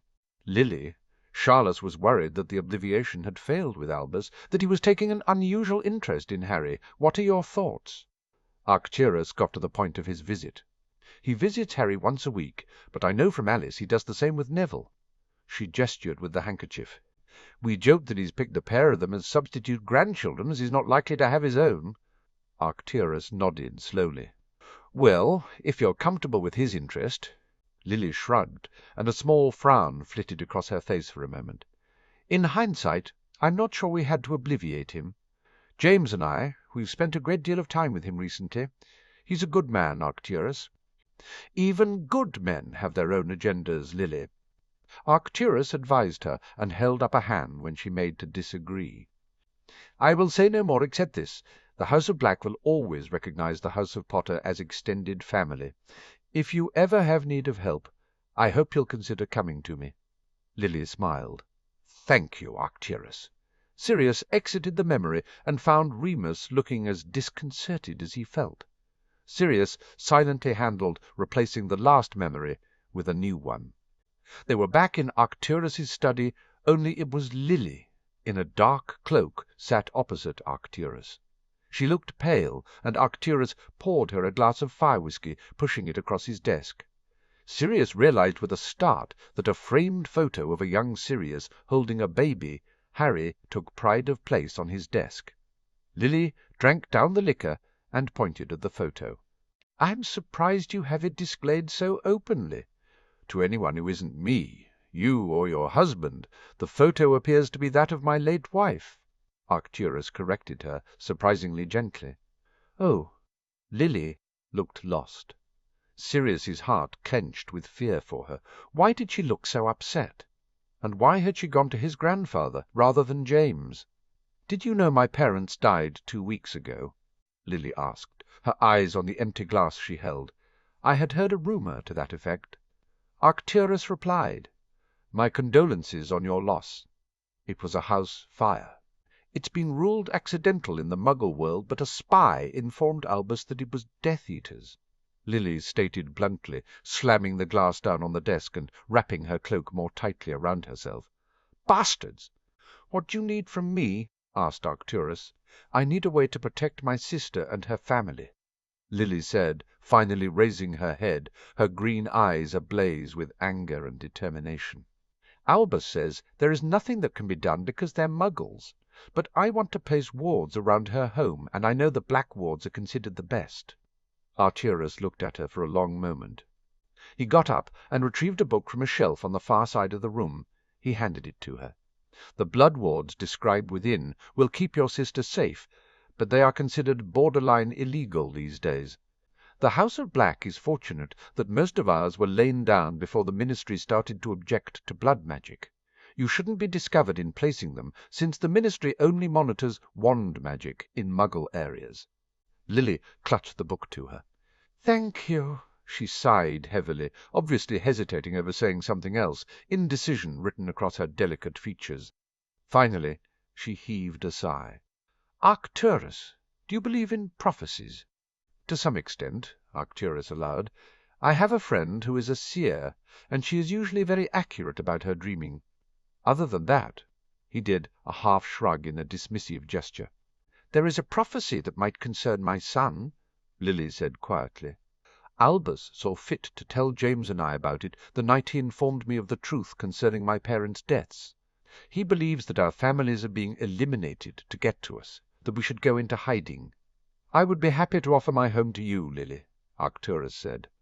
Lily smiled, and it alleviated the pained look she wore. Thank you, Arcturus, but nothing's decided, and if you took us in, it would mean declaring your side once and for all. You would find yourself a target for the creepy bastard. I can handle Albus, Arcturus said dryly. Lily laughed at that before she sobered again.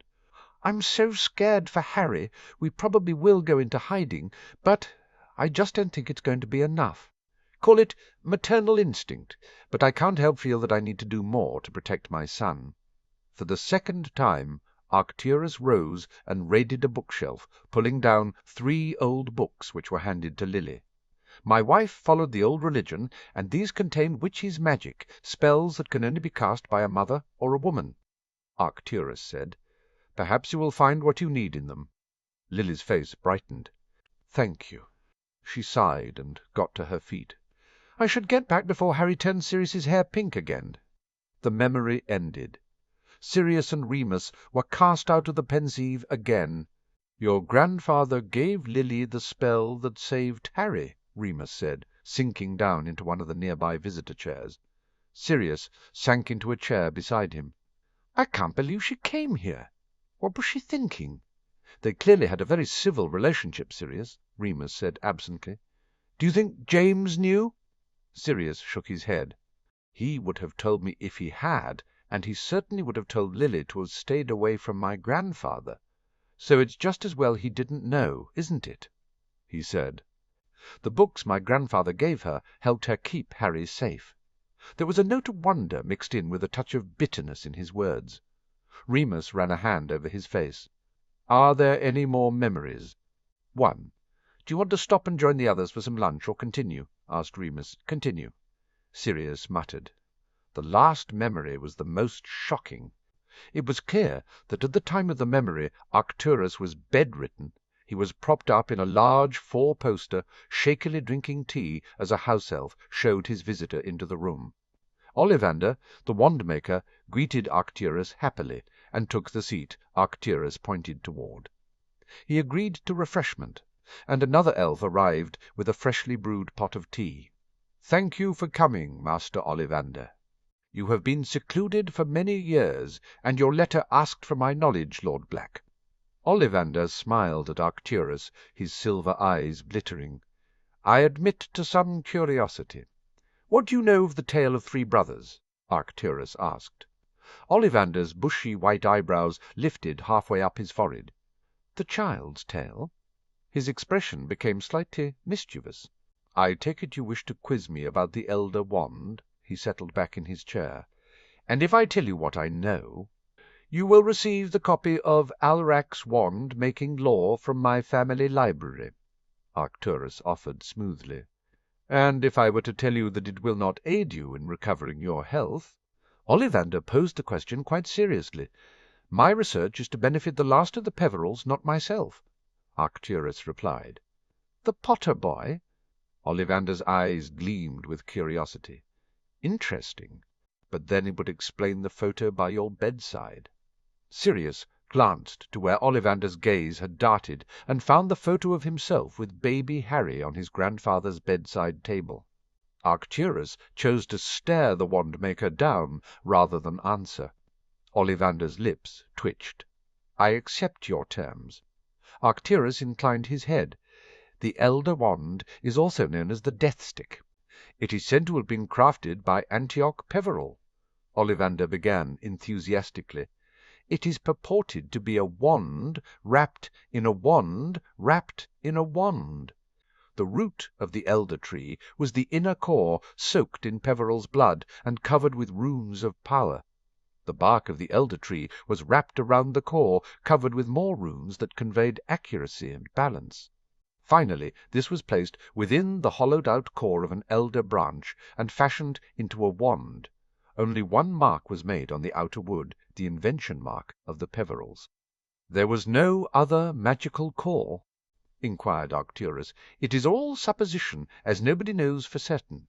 Because of the tale that has Death gifting the wand, there are those that believe the rumour that the inner core was a thestral hair, but I consider that a story. Ollivander's thin hand waved in the air. If it is made entirely of wood, it would make the wand very unique. The other main difference is that normal wands choose the wizard or witch who has the best affinity with the magical element at its core. But their allegiance can be borrowed or stolen if they are a near match to someone else, or if there is a close relationship between the two users. It's why families that struggle financially will often reuse their ancestors' wands, for instance. But the elder wand's true allegiance is said to be only with the line of Peveril. But in the tale, the wand transfers its allegiance to someone more powerful. Once Antioch used it to kill someone and boasted of it, quizzed Arcturus thoughtfully. Pish and tosh nonsense. Ollivander dismissed with another wave. Antioch was killed in his sleep, and the wand taken. It isn't sentient. It couldn't have known the danger, woken Antioch up, and killed the thief all by itself. It is a powerful wand, a most unusual and unique wand, but it is only a wand. Do you know where it is? Arcturus asked. The last rumour that was told to me that I believed had any kind of veracity was that Grigorovitch had it. Ollivander smiled. He's always been fascinated by the topic. He's tried on 4 separate occasions to replicate a non-core wand, and hasn't been able to achieve any success. Arcturus smiled at Ollivander. And where do you suspect it actually is now? Ollivander smiled back, recognizing that Arcturus had seen his evasion and hadn't fallen for it. If you want to find a powerful wand, you need to find a powerful wizard. And if you want to find this powerful wand, it is wise to look at the last time 2 powerful wizards came to blows. The history of the wand is drenched in bloodshed. His gaze sharpened on Ollivander suddenly. Dumbledore? He won the wand from Grindelwald? Sirius's mouth dropped open. Albus? Albus had the Elder Wand. Well, that explained his position on searching it out when the resurrection stone had been found. Ollivander spread his hands out in a, I don't know, gesture. My theory only, although I believe it is the reason Albus never personally challenged, you know, who in a 1-to-1 battle. He didn't want to take the risk of losing its allegiance to the Dark Lord. Arcturus said, Exactly, Ollivander replied. He blinked, his silver eyes shifting to see something in his own mind. I suspect the wand will make its way to the Peveril child in good time. What about the other Hallows? Arcturus asked. Do you know where they are? The other what? Ollivander asked, seemingly surprised at the question. The other Hallows, the cloak and the stone. Arcturus expanded. Ah! Ollivander gave another smile. I'm afraid I can't help you there. They're not wands, and I have no interest in them. You're not interested in the notion that if all 3 are reunited, the holder becomes the Master of Death? Arcturus countered. Ollivander burst out laughing. Dear me, Arcturus, the tale is fictional. Death did not gift the artifacts to the Peverils, they created them. Bringing them together creates a powerful arsenal, but one to master Death itself. I rather doubt that. Arcturus huffed, but he gestured weakly. What does the wand law say about the Elder Wand and the Peveril family magic, or family magic in general? Ah, now that is a much more interesting question. Ollivander paused to take a sip of his tea, set it aside again, and sat back. The most credible account that I've come across of the origins of family magic tells of the wizarding world on the brink of collapse as Camelot fell, beset by power-hungry wizards and witches who wished to fill the vacuum, and by muggles that feared them. Thus Merlin invited 30 families with the most powerful wizards and witches among them, and cast a spell of protection, a spell that bound and sacrificed their most powerful member, who, instead of dying, transformed into the guardian spirit totems that embody family magic. Merlin was then able to direct all these spirit totems in concert to hide magical folk from the Muggle world and eradicate the evil from within the wizarding. Once done, Merlin disappeared. It is said that he died in the effort, and the 30 families formed the Wizarding Council and began the Wizarding Society that would evolve into our world today. He paused. Soon they each realized that the most powerful wizard in each generation of their family was bound to the sacrifice able to call upon the family magic, with the price being they added their own magic on dying. Family magic became insular, each seeking to protect their own pool. And over time the 30 families drifted in politics and values. Yet the pool of magic available to help protect the wizarding world remains, and theoretically the most powerful overall in each generation should be able to call upon not only their family's magic, but that of the others. "What are those families that have died out, such as Hufflepuff?" asked Arcturus. "The magic is still there in the ether to be called upon." Ollivander stated and shrugged. "One presumes the most powerful within the families would be able to call it." "But no one knows for certain if this is true?" Arcturus checked, bemused. "There are many origin stories." Ollivander said, "Who knows which is the truth? My preference is this one." "And what of the Elder Wand and family magic?" Arcturus pressed on. "The account of the Elder Wand, that I believe is a very old one, that was made by a French wand-maker called Lumière, who claimed to have spoken to Ignotus about Antioch's invention personally. It is from this account that the description of the non-magical core originates." Ollivander took a breath. "I admit that I only took a passing interest in the rest, but I believe it talks of a dark wizard called Seven." Arcturus made a noise. "Like the river?" "Like the river," Ollivander agreed, "and the Peverills created their artifacts to fight this wizard, calling upon their family magic to assist. Lumière theorized that the reason why nobody else could replicate the Elder Wand was because its magic was gifted to it by family magic." His lips twitched. "Did you know the Peveril totem was purported to be a thestral? The totem changed when they took the name of Potter and became a griffin." "I see." Arcturus leaned back. "So the defeat of the river in the tale is actually the defeat of the dark wizard using magical artifacts that are created from their family magic, where the totem is symbolic of death. And thus the tale emerges of the 3 brothers defeating a river and receiving gifts from death. Did the account say how the artifacts were used to defeat the dark wizard?" "It may have done." Ollivander gave an unconcerned shrug. "I wasn't really interested in that part." Arcturus nodded. "Thank you, and I'm sorry." He whipped out his wand. "Oblivate. You came to examine my wand, and have found it to be in excellent condition. In future, should anyone ask about the Elder Wand, you will say only what the tale of 3 brothers imparts, and the rumour that the wand was with Grigorovitch. You will say you do not know anything else about the other Hallows, as they have nothing to do with wands." Ollivander blinked at him. He dropped his wand. "As I was saying, thank you for coming out, Master Ollivander, but I fear I need to rest now." He motioned, an elf popped in, ready to escort the wand-maker out. "Of course, Lord Black, I will take my leave." Ollivander was soon gone from the room. Arcturus picked up the photo and gently smiled at Sirius's happy face as it beamed down on a giggling baby Harry. "I don't have long, and I have done all I can. The rest is up to you, my boys." Sirius stumbled as he exited the Pensieve, and he groped for a chair. He sat down heavily. "Well, I can go to Ollivander and ask him about his source for the family magic story." Remus babbled. "And I can get Bertie onto the Lumière story, I'm sure. Maybe the Dom already has a copy of it. Actually, it could be in that stack of paper about the family magic in your grandfather's desk, and—" "Albus has the Elder Wand," Sirius interrupted sharply. "He has a Potter family heirloom in his possession, and obviously he doesn't intend to give it back." Remus sat down with a thump. "Sirius, it's not that simple, and—" "Oh, I get that it's not simple, Remus." Sirius lurched to his feet and started pacing. "You know, back then, I always thought that Albus didn't confront Voldemort because he was old and was better suited to running things than field action.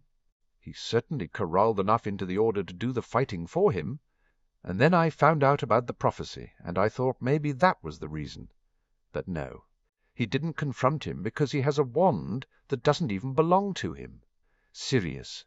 He could have given James the wand to store in the Potter family vault. Nobody has it then. Nobody uses it. Just like we did with the stone. Sirius.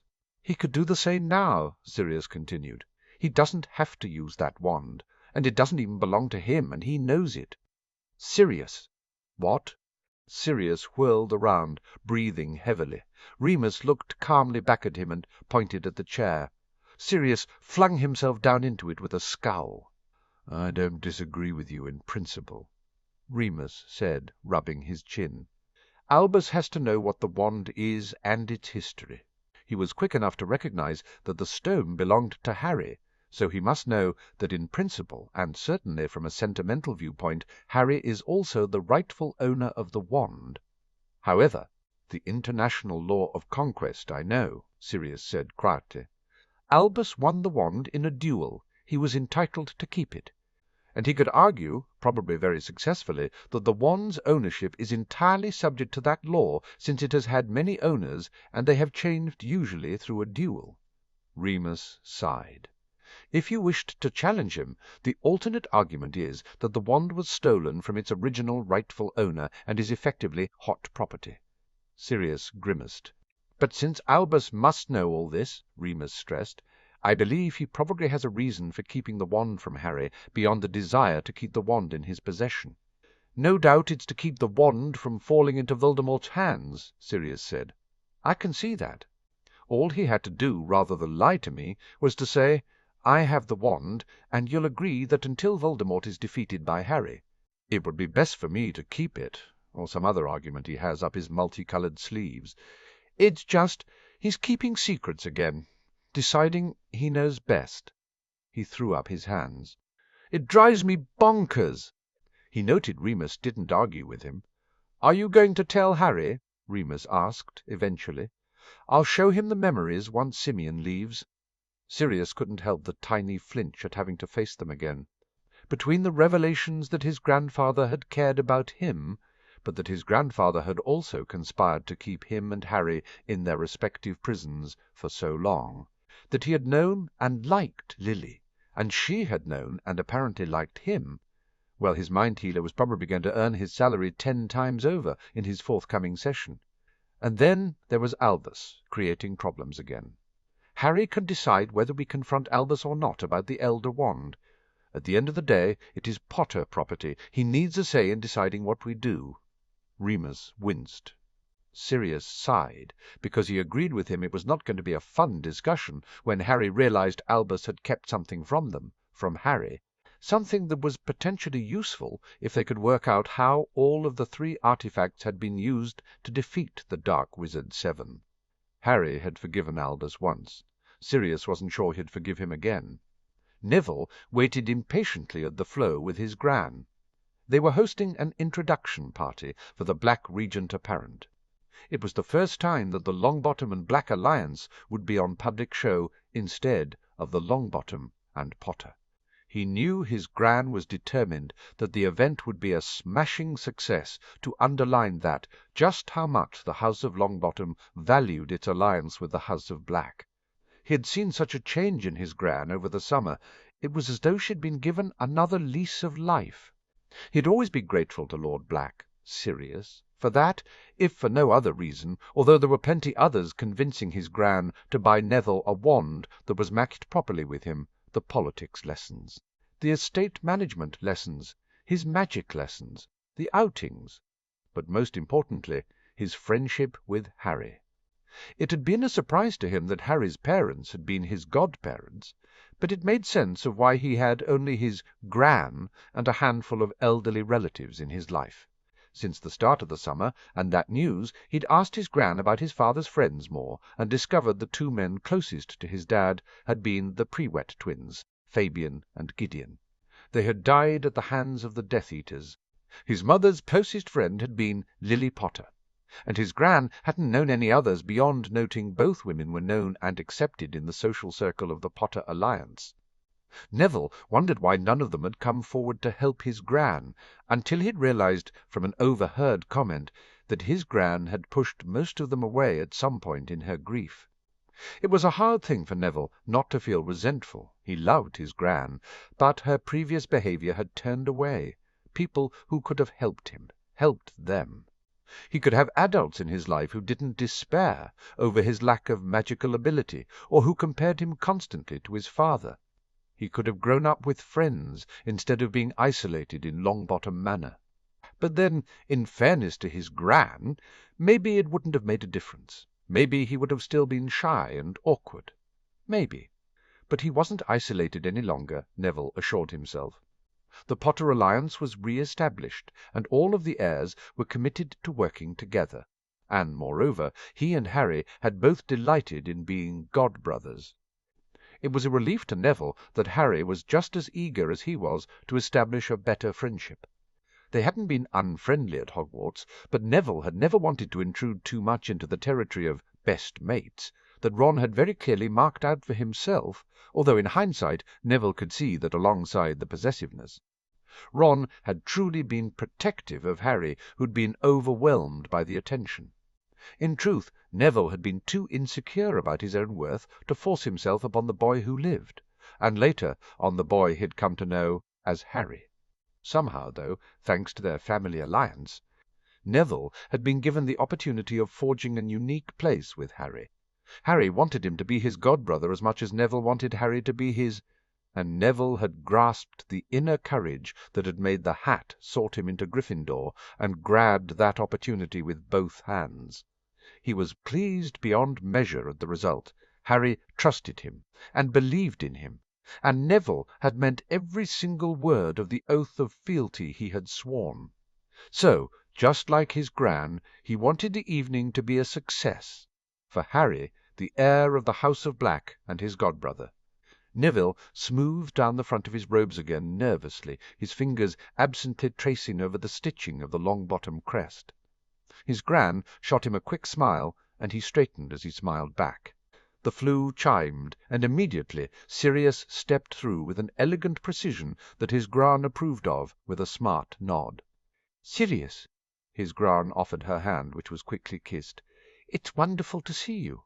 "I hope everything will be to your liking." "Knowing you, it will be perfect, Augusta." Sirius smiled warmly at her before he clasped Neville's shoulder. "You look very smart, Neville." The Floo flared again, and Harry stepped out, sighing with relief when he didn't stumble. He greeted Neville's Gran first, before he and Neville shook hands formally, grinning as they both rolled their eyes at the absurdity. Sirius took his place beside Neville's Gran in the line-up, and Harry took his beside Neville, nudging Neville's arm and continuing to grin at him. After that, the House of Black arrived in speedy order, the guests of honour, Simeon and his wife, arriving first before the Tonks arrived with Hermione, and lastly the Malfoys. Neville took a perverse pleasure in seeing the Malfoys bow, or in Narcissa's case, curtsy to his Gran. None of his humour showed, though, as he shook Draco's hand and bid him welcome.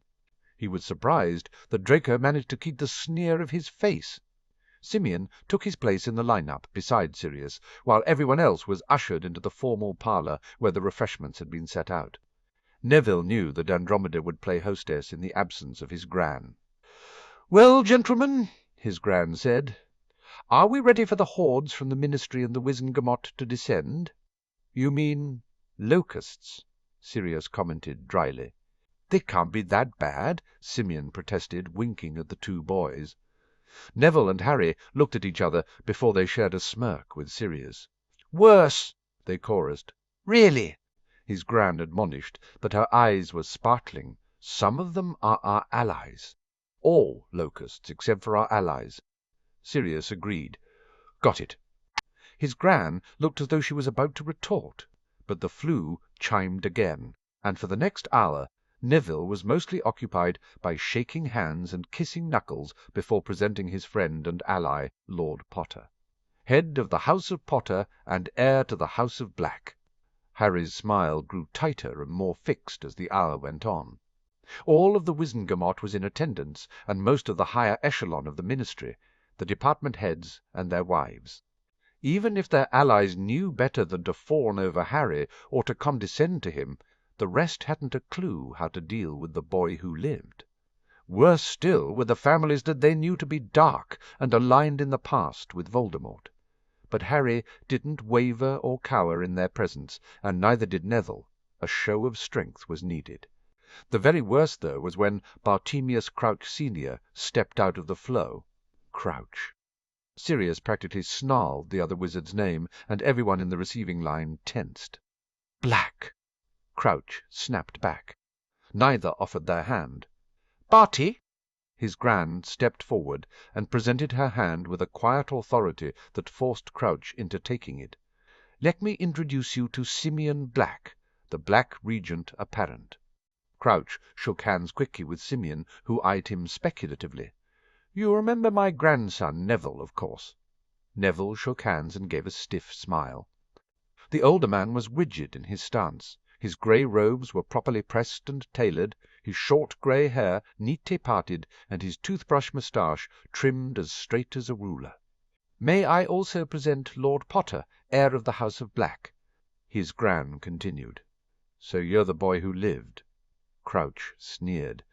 And you're the wizard who threw my godfather into prison without a trial. Harry shot back, his green eyes colder than Neville could ever remember seeing them, and he felt a shiver go down his spine. The flue chimed. Amelia! Neville wasn't imagining the hint of relief in Sirius's voice. Bones. Crouch. Amelia Bones greeted her former boss evenly, but without any fondness as she allowed her hand to be kissed by Sirius. Brian, good to see you. Sirius grinned at her escort as Amelia moved to curtsy to Neville's Gran and present her hand to Neville and Harry. Sirius. Brian smiled at the smirking wizard and sighed, although his face was alight with humour. Is there any way you're not going to tease me about this? No. Amelia shot Sirius a look. I mean, yes, Sirius hastily corrected. I mean, why would I tease you about escorting our lovely Amelia? Toe. Nice recovery, my Lord Black, Amelia said dryly. Her eyes landed on Crouch again. Well, it's good to see that you've recovered from Wizard's flu at last, Barty. And just in time to attend the World Cup. Brian pointed out smoothly, offering Amelia his arm. Crouch glared at the solicitor, while Harry exchanged furtive smirks with Neville. I'm still recovering, Crouch stated coldly. Yes, Amelia said, adjusting the skirts of her dress robes. I did hear talk today that you'd forgotten the name of the Italian ambassador. Memory loss is common after a serious bout of the flu. Crouch defended himself briskly. Short-term memory loss, Amelia pointed out. You've been meeting Antonio every month for 10 years. How you fail to remember his name is beyond comprehension. A throat being cleared behind the director had them all peering at the new arrivals, the Diggories. My apologies, Lady Longbottom. We seem to be holding up the receiving line. Brian stepped in diplomatically. Bartemius, Amelia, perhaps we should continue this discussion in the parlour. Amelia smiled at him gratefully as Crouch muttered an agreement. Neville didn't miss the dark look he threw towards Sirius and Harry, though, as he left. The Diggories greeted Sirius, his Gran and Simeon. There was some tension in the air because nobody in the line had voted for Diggory when he'd been nominated to join the Wizengamot. Amos shook hands with Neville, but lingered with Harry. Good to see you again, Amos said pompously. Looking forward to returning to school? Neville stiffened at the underlying insult. Amos was effectively pointing out Harry's youth and inexperience. Yes, Mr. Diggory, Harry replied politely. It'll be good to get back to Hogwarts. Cedric stepped in to smooth things over, and thankfully changing the subject. Are you going to the World Cup? We are, Harry said. You? I can't wait to see Crumb in action, Cedric said eagerly. He's a brilliant seeker. Harry nodded, and Neville knew that his friend was eager to see the match and pick up some of the seeker moves. So are you, son, Amos interrupted. You beat young Potter here, didn't you? Cedric looked miserably embarrassed once more. I've told you before, Dad, it wasn't a fair win. Since Harry had been busy falling off his broom because the field had been invaded by Dementors during the moment Cedric had spotted and caught the snitch, Neville agreed with Cedric's view. "Nonsense," Amos blustered. "You won. That's all that matters." Flew chimed again. "We should head inside before we make the same faux pas as Amelia and Barty." Peggy Diggory nudged her husband pointedly while shooting an apologetic look in Harry's direction. "Of course, of course." Amos inclined his head, offered his arm to his wife, and set off to the parlour. Cedric mouthed a "sorry" and trailed after his parents. It was a relief that the next group out of the flue were the Weasleys. It was only Arthur, Molly, Ron, and Ginny. Bill had arrived escorting Alicia Doge earlier. Harry's tension eased a little, and Neville relaxed a bit more himself. "Oh, don't you boys look handsome?" Molly exclaimed, reaching to hug Harry rather than following etiquette. Harry smiled at her. "Hello, Molly." Mrs. Weasley. Neville greeted her more formally, knowing his Gran wouldn't let him get away with anything less than the expected behaviour. "Neville?" Molly smiled at him as he kissed her hand. Ginny presented her hand with a smirk. Neville rolled his eyes at her, but kissed her knuckles. She turned to Harry and went bright red. Neville was torn between amusement at her evident crush and a tug of envy. Neville hadn't considered Ginny as a potential girlfriend until that summer. He hadn't failed to notice at the end of his third year that his peers were beginning to date. At least Dean and Seamus. Ron and Harry seemed as equally as unenthusiastic as he was to actually attempt to ask a girl out. But after Sirius and Remus had given him and Harry the talk, and Neville thought it had been cool, they'd thought to work it, so Harry's father provided much of it. Neville had given some thought to his own prospects, and determined the only girl he knew well enough to ask out was Ginny. He'd spent quite a bit of time with the youngest Weasley over the past year. They occupied the same position in their relative dorms, friendly with all but not part of a close friendship themselves, although Neville suspected Harry would be more inclusive when they went back to Hogwarts in September. Apparently, Ginny had missed out in being part of a group in her first year by isolating herself with a diary when she was scared instead of pushing past the initial fear and confiding in the other girls in her dorm. Neville surmised that there was possibly more to it than Ginny was willing to say, since he remembered she had ended up in the Chamber of Secrets and being rescued by Harry at the end of her first year. But he wasn't about to press her into giving confidences she didn't want to share. Instead, he'd been happy enough to find someone who he could sit with in the common room and at meals if they were both without companions. He liked Ginny. She was compassionate, smart, and had a wicked sense of humour. She was also very pretty. Her only major flaw was that she was head over heels in love with the idea of being in love with the boy who lived, and turned into a speechless ninny around Harry. And so, regardless of Neville's firm belief that he and Ginny were friends, he doubted Ginny had ever thought about Neville as a prospective suitor. His new-found confidence also meant that despite Neville's admiration of her, he was beginning to think that maybe he would be better off considering someone else. Hermione was out, since it was fairly clear to Neville that she and Harry both liked each other. They'd sneak glances when the other wasn't looking, and there was a real, genuine affection between them. It was just a question of when they would both realize that they liked each other. Besides, Hermione, as nice as she was a little too intimidating for Neville, a little too much like his Gran if he was being completely honest. But Susan and Hannah were both friendly and nice. They weren't bossy or intimidating. He liked them both, although he thought Hannah was prettier with her blonde hair and calm blue eyes. Maybe he should give up on the idea of Ginny. He watched wistfully as Harry gently prompted Ginny with a remarkable amount of patience for her hand, as Ginny offered her hand shyly and ducked her head when Harry's lips brushed over her skin. Ron beamed at them, and Neville realized belatedly that Ron obviously had decided that Harry was the perfect boyfriend for Ginny, someone who Ron trusted and wouldn't mind being a part of his family. Harry, on the other hand, let go of Ginny's hand quickly and didn't protest when Molly ushered her children away. Well, that was the last of the guests, his Gran declared. Harry let out a heavy sigh and rubbed the back of his neck. Thank Merlin. Now, we just have to mingle for the next couple of hours. Sirius said with mock cheerfulness, placing his hands on Harry's shoulders and squeezing them sympathetically as they began the walk through the manor. "Fantastic," Harry said wearily. Sirius took pity on him. "Why don't you take a break? I'll come get you when we need you." Harry's smile could have lit up the manor. Neville poked him in the arm. "Come on, let's grab a butterbeer and find Hermione." A brief glance around the room quickly identified that Hermione was happily ensconced in a corner by the refreshment table with Susan, Hannah, Daphne Greengrass, Michael Corner, and Anthony Goldstein. Ron and Ginny were with their parents talking with the Diggories and the Inglebys. The Malfoys had set up shop near to them, and Draco was flanked by Zabini and Nott. Harry and Neville made a quick stop to pick up a drink and joined Hermione's group. "Harry," Hermione greeted him happily. "We were just talking about the runes test. Daphne and Anthony are going to be sitting for the 5th-year class, same as us. Hermione was just explaining that you were the one responsible for them offering us the chance to skip a year." "We should probably thank you," Anthony said brightly. The dark-haired Ravenclaw smiled at Harry. Harry shrugged self-consciously.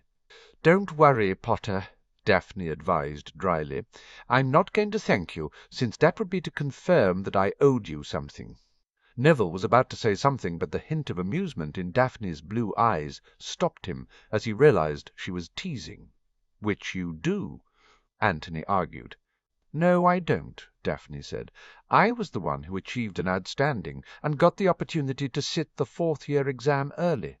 All Potter did was fail to realize that he wasn't just sitting the 3rd-year exam." "Harsh duffers," Anthony chided her. Harry shrugged again. "I don't mind, and she's right. You earned the right to sit the exam yourselves." "I didn't," Michael complained. "Exceeds expectation." He sighed. "I'm going to be left behind. There are plenty of people who didn't qualify to skip," Anthony assured him. "Padma, Ernie, and Sally are all still going to be in 4th-year runes."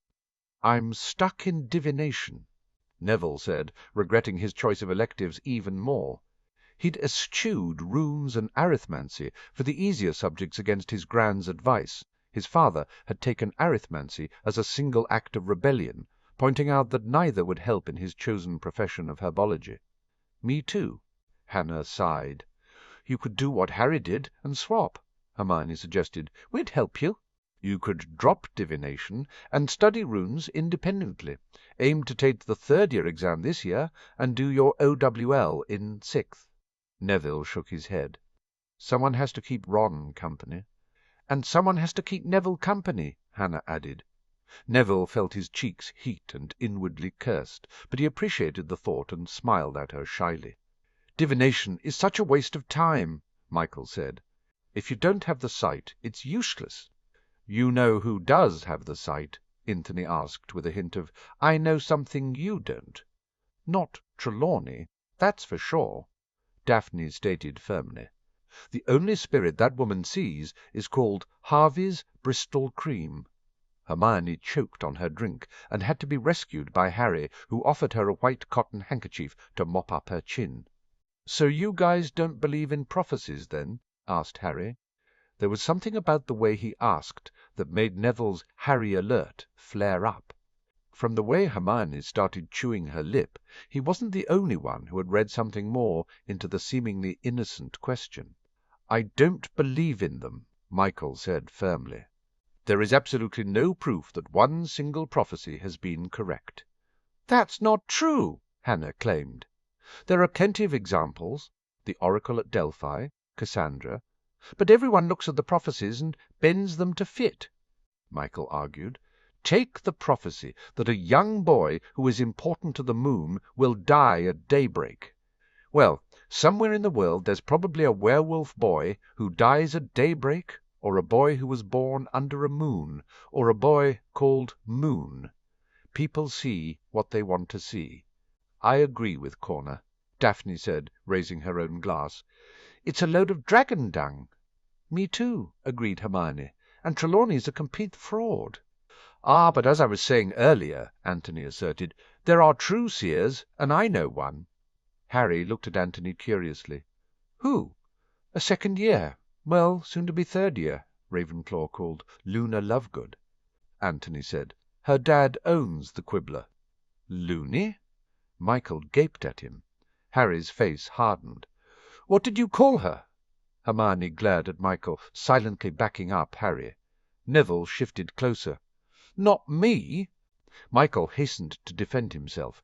"The girls call her that. She is odd," Daphne said brusquely. "Half the time she wanders around without shoes." Neville threw her a disgusted look. "Out of choice, or because someone stole them?" Daphne's eyebrows rose a tad as she considered it. "Good question. I really hate bullies." Harry said with a sigh. He rubbed his forehead. "Is she here?" "The Lovegoods aren't here, as they lost their seat ages ago," Neville commented to Harry.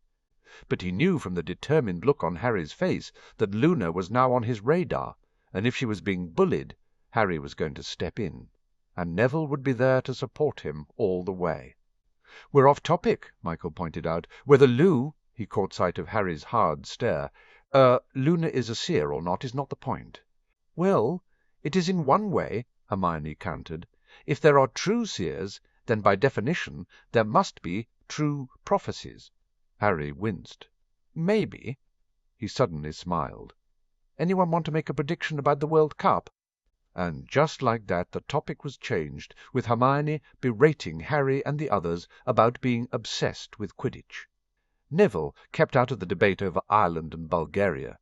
He wasn't that interested in Quidditch, and he mainly watched the games at Hogwarts out of house loyalty.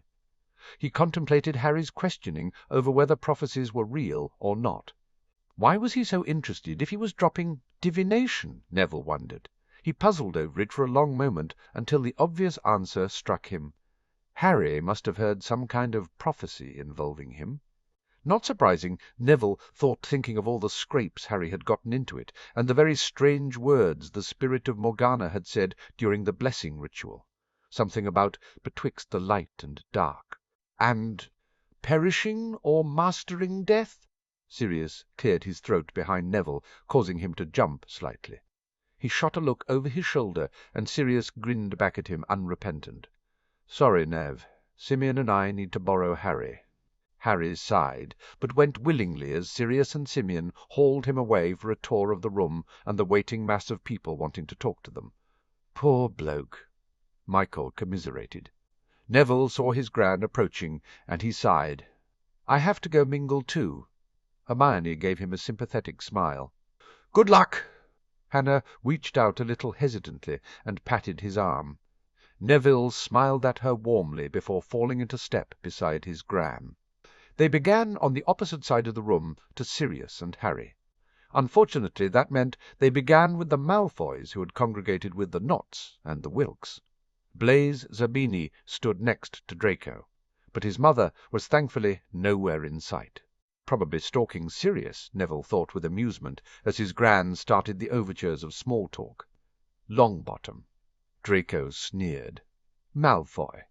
Neville gave him a cautious nod. "Longbottom Manor is great," Theodore Nott said. "I didn't realize it was so big." Neville nodded. "All my ancestors added to it except for my dad." Draco shifted vaguely uncomfortable with the reference to Neville's parentage, which, given his aunt and uncle had been the one to confine Neville's father to a long-term treatment ward, was understandable. "My father says the grounds here are very extensive." "We have a good spread," Neville said. "Most of it is farmland. We have a small forest and some deer.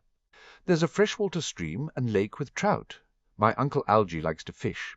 And then we have the formal gardens and the greenhouses." "I had no idea you had so much land," Blaise commented. Neville shrugged. "We also have a holiday cottage in Cornwall, an agricultural farm in the Peak District, and a hunting cabin in Scotland. And that's just the property in the UK. We have more abroad." Nott and Zabini looked suitably impressed. "Well, they do say land rich and magic poor," Draco said snootily. Neville smiled benignly. Draco was just skirting the edges of acceptable commentary. It would be easy for Neville to take insult. "I think you'll find that's not entirely accurate, Malfoy. I've been using my father's wand, but I've got my own now, and my magic is much easier." "How did you get around the underage restriction?" asked Blaise. Lord Black arranged an exemption with the Ministry. Neville explained. My dad does the same every year on the grounds that I'm the last of the knot line and need to be able to protect myself. Not commented easily. Most purebloods can get exemptions, Zabini. Hasn't your mum applied for you?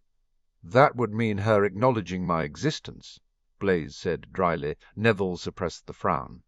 That didn't sound like Blaise had a good home life, and Neville's compassion stirred. "Are you going to the World Cup?" he asked Blaise directly. "He's attending with the House of Black." Draco snapped. Blaise rolled his eyes at Draco's behaviour. "Draco's father invited myself and Nott to keep Draco company so he wouldn't be surrounded by Gryffindors." The insult to Draco for not being able to deal with Gryffindors on his own, and to Neville that he was a Gryffindor, was carefully hidden by his moderate, breezy tone. Very Slytherin, Neville thought with more amusement than he probably should have had for the comment.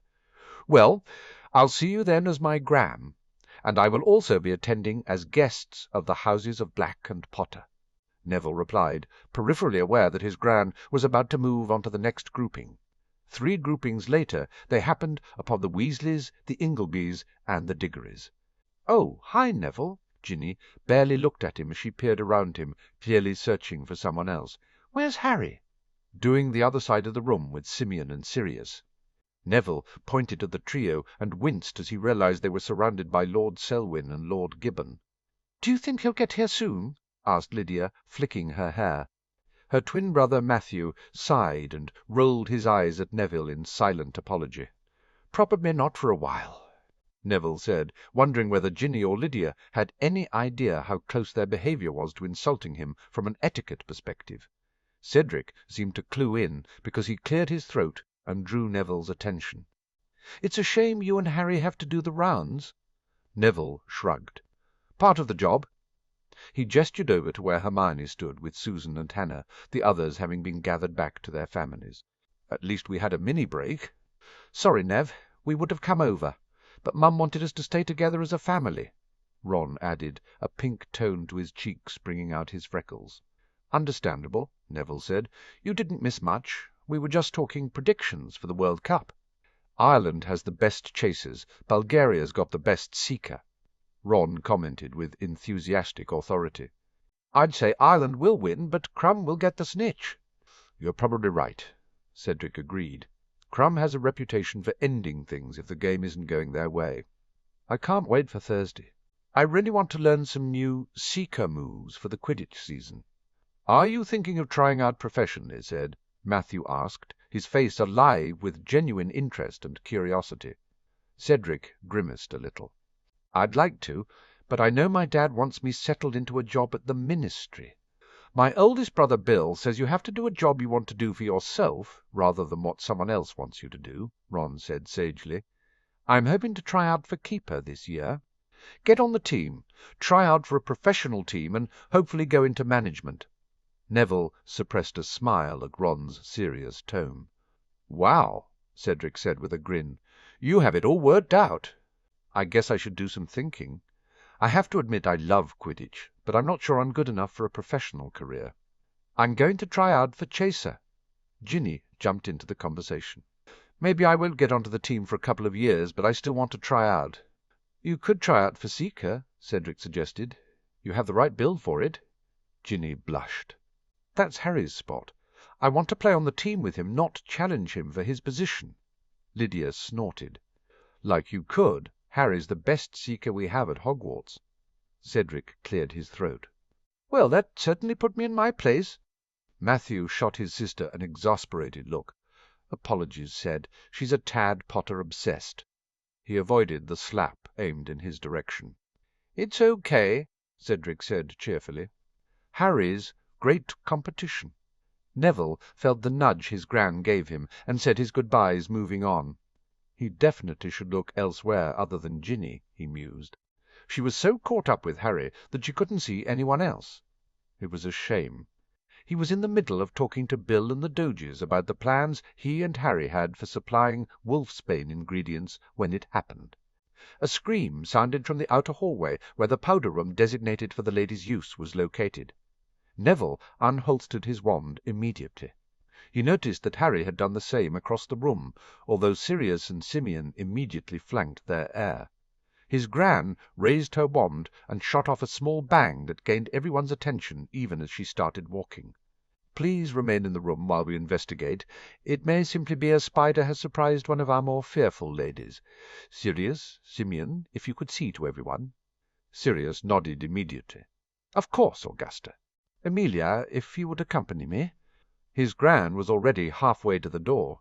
Amelia was already in motion, and fell quickly into step, as did the head of the Aurors, Rufus Scrimgeour and Albus Dumbledore. "I'm coming with you too, Gran," Neville said. He could see his Gran wanted to argue, but she nodded swiftly. The corridor was a crowd of men hovering outside the door, obviously torn between entering and not, since it was a ladies' bathroom. "Men," his Gran said under her breath. "If everyone could take a step back, please." "I think it's my Hilary," Douglas Vane said, whirling around in a panic. "We shall see what the matter is," Amelia said, stepping in quickly. "Rufus, with me." She shot Dumbledore a look that told him to remain behind. "Reminds me of the old days, eh, Director?" Rufus gave a rakish grin, which Amelia returned. They knocked on the bathroom door, and Amelia entered swiftly, wand out and poised. "We need a healer," Amelia shouted. "Someone get Ted Tonks," Augusta ordered smartly. Terry Stebbins nodded at Neville and set off to the reception-room at a run. Neville craned his head and peeked in through the open door. Hilary Vane was flat out on the floor. Amelia was casting diagnostic spells over the woman, but Rufus's attention was on the mirror. Neville glanced in and froze in shock at the blood-red writing on the mirror. "Tick-tock, Harry Potter. Your time to die draws closer." Ted pushed past him, and Amelia stood up to let him get to his patient. "She's fainted," Amelia said briskly. "If you could revive her, Ted, and we'll move her to another room." "The writing's singing with house-elf magic," Rufus stated firmly. "I suggest we got a forensic team down here and see what else we can find." Amelia nodded. "Lord Black should see this." Dumbledore had somehow squirmed his way inside the bathroom. "Harry will need to leave immediately, Augusta." "Yes." "Neville, can you go and request Sirius comes immediately? You escort Harry home." His Gran's mouth tightened in a way Neville knew well. She was furious. Someone had come into the manor, threatened one of her guests, and disrupted an important gathering for the House of Black whom they were hosting. Hilary Vane stirred as Neville nodded and made his way back to the reception-room. He made a beeline straight for Sirius, who hovered protectively near to Harry and Hermione, who had evidently joined them in the wake of the scream. "Lord Black, my apologies. My grandmother has requested your presence," Neville said authoritatively. "Professor Dumbledore has advised Harry leaves immediately, and my grandmother concurs. I will accompany him to Black Manor." Sirius's grey eyes widened, but he nodded sharply. "I would appreciate that, Neville. Hermione and Andy, can you both go with them?" "Of course," Andromeda said smoothly. She curtsied, Hermione following her example, while Harry and Neville both bowed their heads. Neville led the way to the flow. Hermione went first, then Harry, then Neville, with Andromeda following on behind. "Why don't you kids head for the kitchen and get Creature to make you some hot chocolate?" Andromeda said briskly. "I'll go find Penny and the baby." They all trooped obediently to the kitchen. Creature sniffed at them, but provided the hot chocolate. "Okay, Neville, what's going on?" Harry asked as soon as they were settled, with mugs of Honeydukes' best cocoa liberally sprinkled with marshmallows. "Another death threat," Neville said succinctly. He repeated the message and sighed. "They said it was house-elf magic again. Mrs. Vane just walked in on it, I think, panicked and fainted." Harry slumped in his chair. "Perfect." "Sorry, Harry," Neville said softly, "but it looks like the same Pratt who sent you the message on your birthday. The house-elf magic would suggest that—" Hermione agreed, a faint touch of her old know-it-all tone colouring her words. "But the fact that they got into the party means we can narrow the field down to the Wizengamot and Ministry officials who were there." "Which doesn't eliminate a great deal of people, Hermione," Harry pointed out calmly, "since most of the old Pure-Blood Alliance used to bow down to Tom." "It eliminates some," Hermione insisted, "and if you also eliminate those who don't have a house-elf, it eliminates some more." Maybe on the ministry side, Neville said, but most of the Withengamot pureblood families have elves. Of course they do, Hermione snapped. They all have slaves. Why am I not surprised? Neville exchanged a quick, alarmed look with Harry before mutually and silently agreeing to change the subject. Hermione and the subject of house elves was just a danger area complete with flashing lights and alarms. Harry gave a sudden groan. Bugger. I'm probably not going to be able to go to the World Cup now. Language, Harry. Hermione remonstrated with him furiously. And there are more important things than Quidditch, no matter what Ronald Weasley might say about it. Your life is more important. Didn't you learn anything from the firebolt incident? Oh, you are so infuriating. Don't you care someone wants to kill you? She got up, her chair scraping over the floor with a loud screech as she rushed out, leaving two wide-eyed boys behind her. Neville and Harry both looked at the swinging kitchen door and back at each other. They shrugged in unison. Girls. The man who could ever explain how their thought processes worked would make a bloody fortune, Neville considered wryly. Harry shifted in his seat and took a gulp of his chocolate. "I don't think Sirius will stop you from going," Neville began a little hesitantly. "He didn't cancel the Wizengamot session after the death threat on your birthday. But that was business, and this is fun." Harry had perked up, though, and he smiled gratefully at Neville. "Thanks for coming back with me. Your Gran is going to go nuts." "She's furious," Neville said. She was so wanting this to be a success for the House of Black. Harry nodded understandingly. "It was a success, Neville. The care and attention she gave to the guests, and to the details. Sirius knows she honoured the House of Black tonight, and that can't have been easy after everything in the past." Neville nodded, uncomfortable with the reference to his parents and what had happened with the Lestranges, despite knowing Harry already knew and in many ways understood. He had a sudden epiphany and swore. "Language, Neville!" Harry said in an almost perfect mimic of Hermione. They both burst out laughing. "What's up enough that it got you to swear?" asked Harry, gesturing with his mug. "I was just thinking that Gran's going to be fairly disturbed at something so dreadful hitting so close to home again. If it was a Death Eater, or someone in league with Voldemort, then that means they managed to land a blow, even a small one, within Longbottom Manor." Neville sighed. "Gran's going to hate that, since it's the first time since... Well, you know, if you think Sirius is bad, he has nothing on my Gran. Cancelling the World Cup will be the least of it." Harry winced visibly. "I'm really sorry, Nev." "It's not your fault that some dark nutter is after you, Harry," Neville said. "And even if it wasn't a matter of house honour, we'd stand with you anyway." "Same here," Harry said quietly. "I just wish he wasn't after me." His expression fell into grave contemplation. Neville bit his lip and gathered his courage. "Harry, did you have a reason for asking if everyone believed in prophecies?" He could almost see Harry debating it internally, weighing up the pros and cons of confiding in Neville.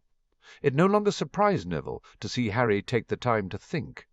Having gotten to know him quite well over the summer, Neville knew Harry wasn't quite the reckless, charge-in with no-thought Gryffindor archetype that most people took him to be. Yes, he had moments when he personified that archetype, usually when his temper was up, but generally Harry was much more considering of his behaviour and actions than people gave him credit for. Harry shifted in his seat again before he drew his wand and sketched a privacy bubble. Neville had seen Professor Flitwick teach Harry the charm the week before, but he hadn't expected Harry to use it any time in the near future. That Harry had underscored that whatever he was about to reveal was very important. "You can't tell anyone else about this, Neville," Harry began. "Well, maybe your Gran, because I think she knows some of it, but no one else, okay?" Neville nodded. "Of course." Harry fidgeted with his mug for a moment before his green eyes flashed up and met Neville's, shining with determination. "Have you ever wondered why I have the Dark Nutter after me?" And suddenly it all fell into place. Neville's eyes widened. "Oh, Merlin!" he breathed. "A prophecy?" Harry nodded unhappily. "Actually, I've been debating whether to tell you since I heard it, because, well, the other person it might have referred to was, you." Me? Oh, Neville squeaked. The beginning goes something like, "The one to vanquish the dark lord approaches, born as the 7th month dies, born to those who have thrice defied him." Harry gestured towards Neville. "Both you and I met the criteria. Some Death Eater overheard it and told Tom, so he targeted us, our families," Neville stated quietly. He gazed at Harry in wonderment. "It could have been me. The next part of it talks about him marking whoever it was as an equal." Harry's finger lifted and traced his scar. "He chose to come after me, so—" "Merlin, Harry," Neville said, trying to gather his composure.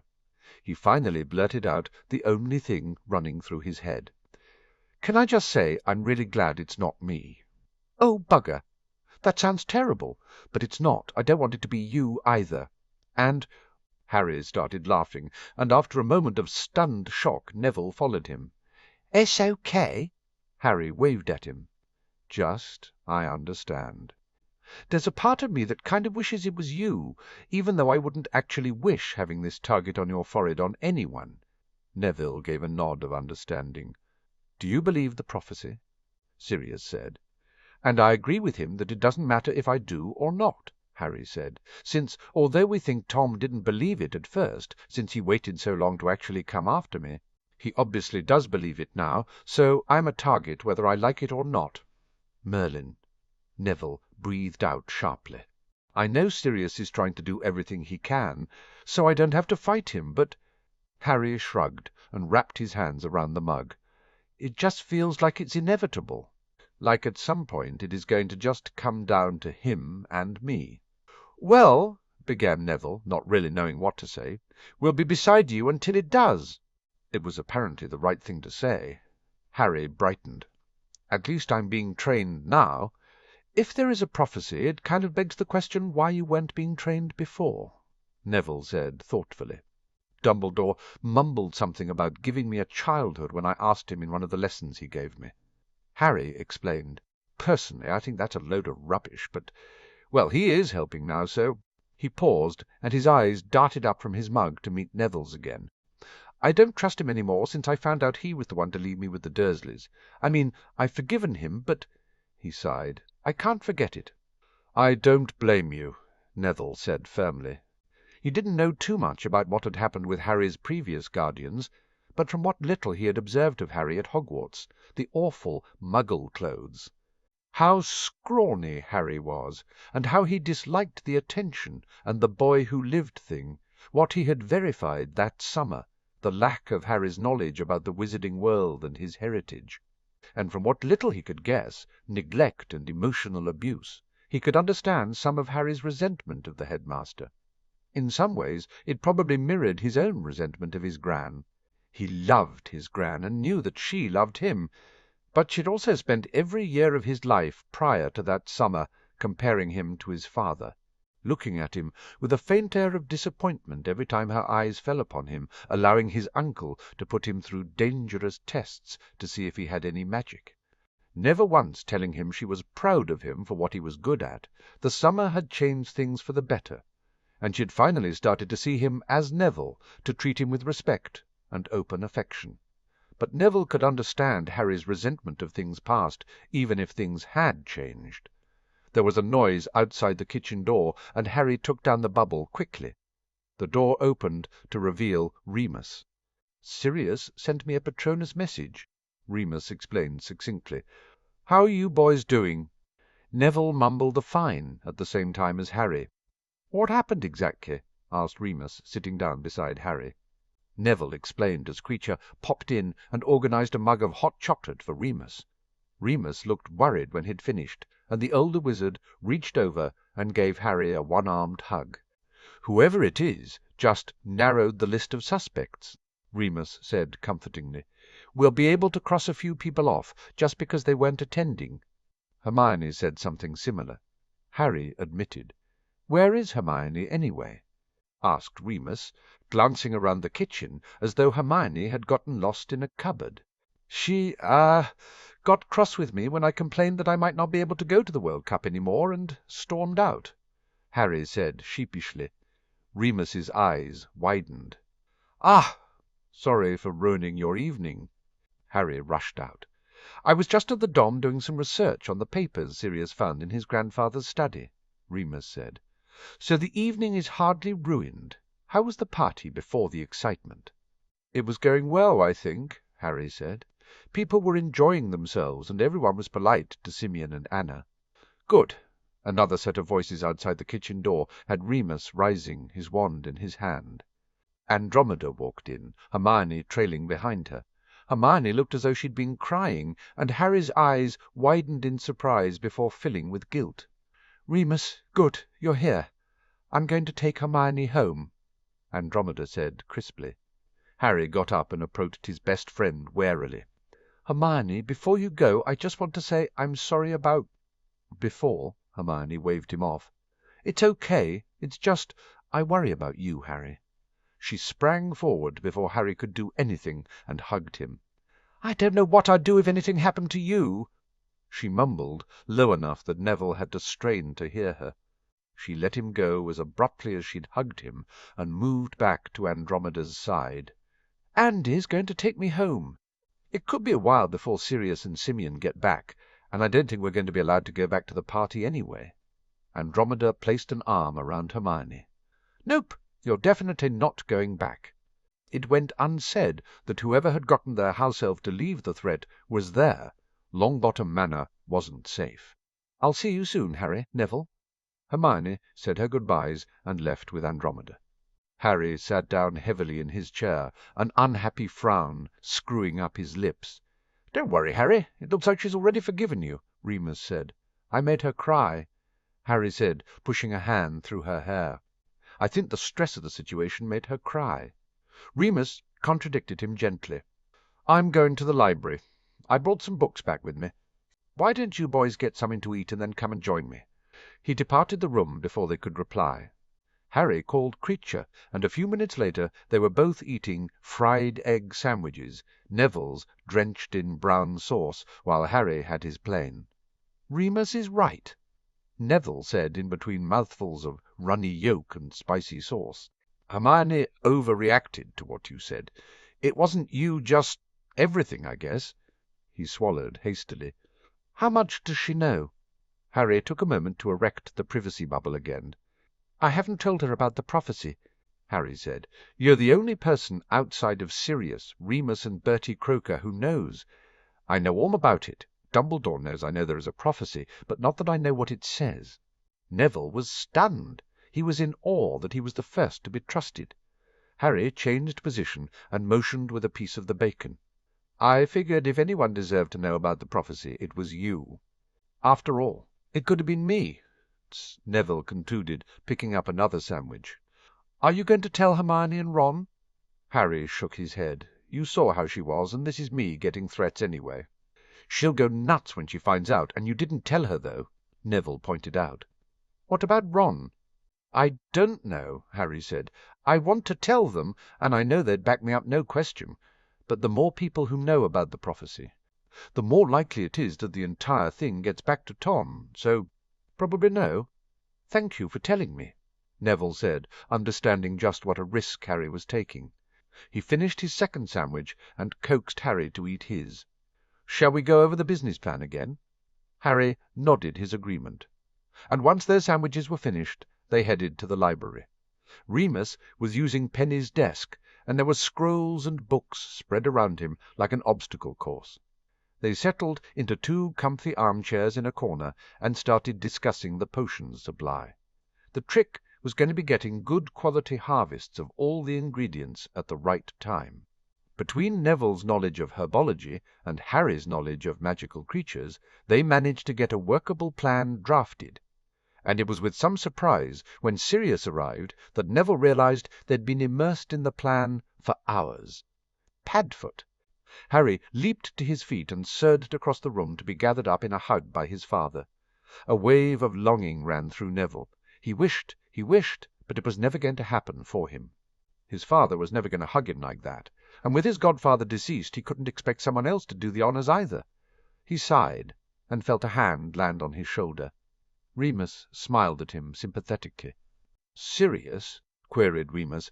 "Sorry it took us so long," Sirius said. "Simeon and Anna said good night. They've gone straight up to bed." "What happened after we left?" Harry asked impatiently.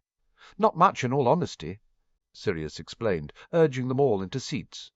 The Aurors arrived and took some shots of the mirror where the threat was written, performed some forensic stuff which effectively told them that, yes, it is a house elf, which we already knew. Hilary said she'd walked into the bathroom, saw the writing, and passed out in fear.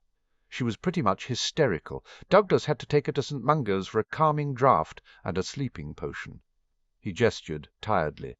Other than that, the Aurors questioned everybody, but nobody admitted to seeing anyone in the bathroom before Hilary. Nobody saw anything suspicious. Nobody confessed so. We're still none the wiser. Remus finished. Sirius nodded. Lucius made the point of telling me the whole thing was very Gryffindorish, which I think was his way of saying it wasn't the former Death Eater crowd, since, you know, most of them were Slytherins. Remus gaped at him. "You don't think he was suggesting it was Peter?" "No, just someone else," Sirius said. "Although, thinking about it, the risk that whoever it was took tonight is a characteristic more suited for a lion than a snake." He raised a hand to stop the questions. "It's late.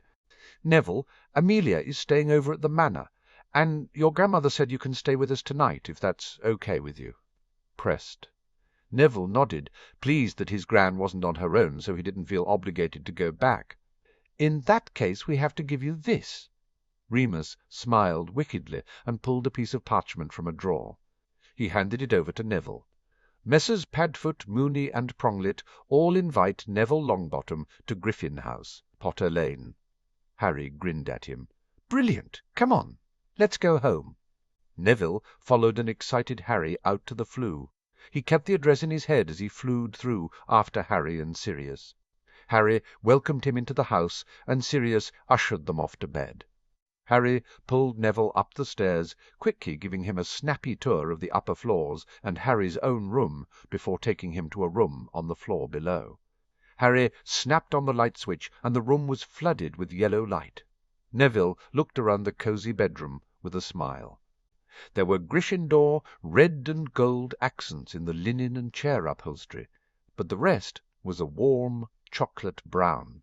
There was a dresser, a wardrobe, and a desk, a picture of a lion on the wall above the bed, and a warm red woolen rug covering the hardwood floor. An open door led to an en-suite. A bookcase under the window was stacked with books, some Muggle fiction, but a lot of books on herbology. Neville looked at Harry questioningly. Harry gave him a tentative smile. "I thought this could be your room when you come over." "He couldn't help it," Neville beamed at Harry. "Really?" His heart warmed with the gesture. "Thanks, Harry." Harry grinned back at him. "Night, Neville. Just call Dobby if you need anything." Neville wandered into the bathroom and found toiletries and fresh towels all laid out ready for his use. He went through his nightly rituals, and by the time he had made it back to the bedroom, a pair of pyjamas was on the bed waiting for him, and a glass of water sat on the nightstand. He quickly stripped and redressed in the nightwear before dousing the lights and clambering into bed. For a moment he stared up at the ceiling, the words of the prophecy whirling in his head. It could have been him. And Merlin, poor Harry, that it was him! But it was good that it was Harry, too, in a way, Neville mused. Harry was a hero, a powerful wizard, a leader, a reluctant one maybe, but a leader nevertheless, and, for all that, a nice guy. He might not have been the boy who lived the wizarding world had expected when he had turned up at Hogwarts, but he was a very acceptable version, someone who saved people, risked himself for others, and stood up against the bullies. Yet he knew for all that Harry would have preferred to have slipped into the shadows and resided in obscurity. He hated the attention and the stares.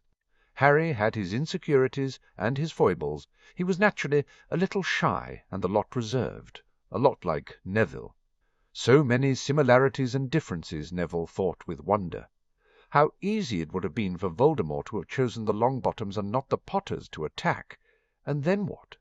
Would Neville have been the boy who lived? Would Harry have still had his parents?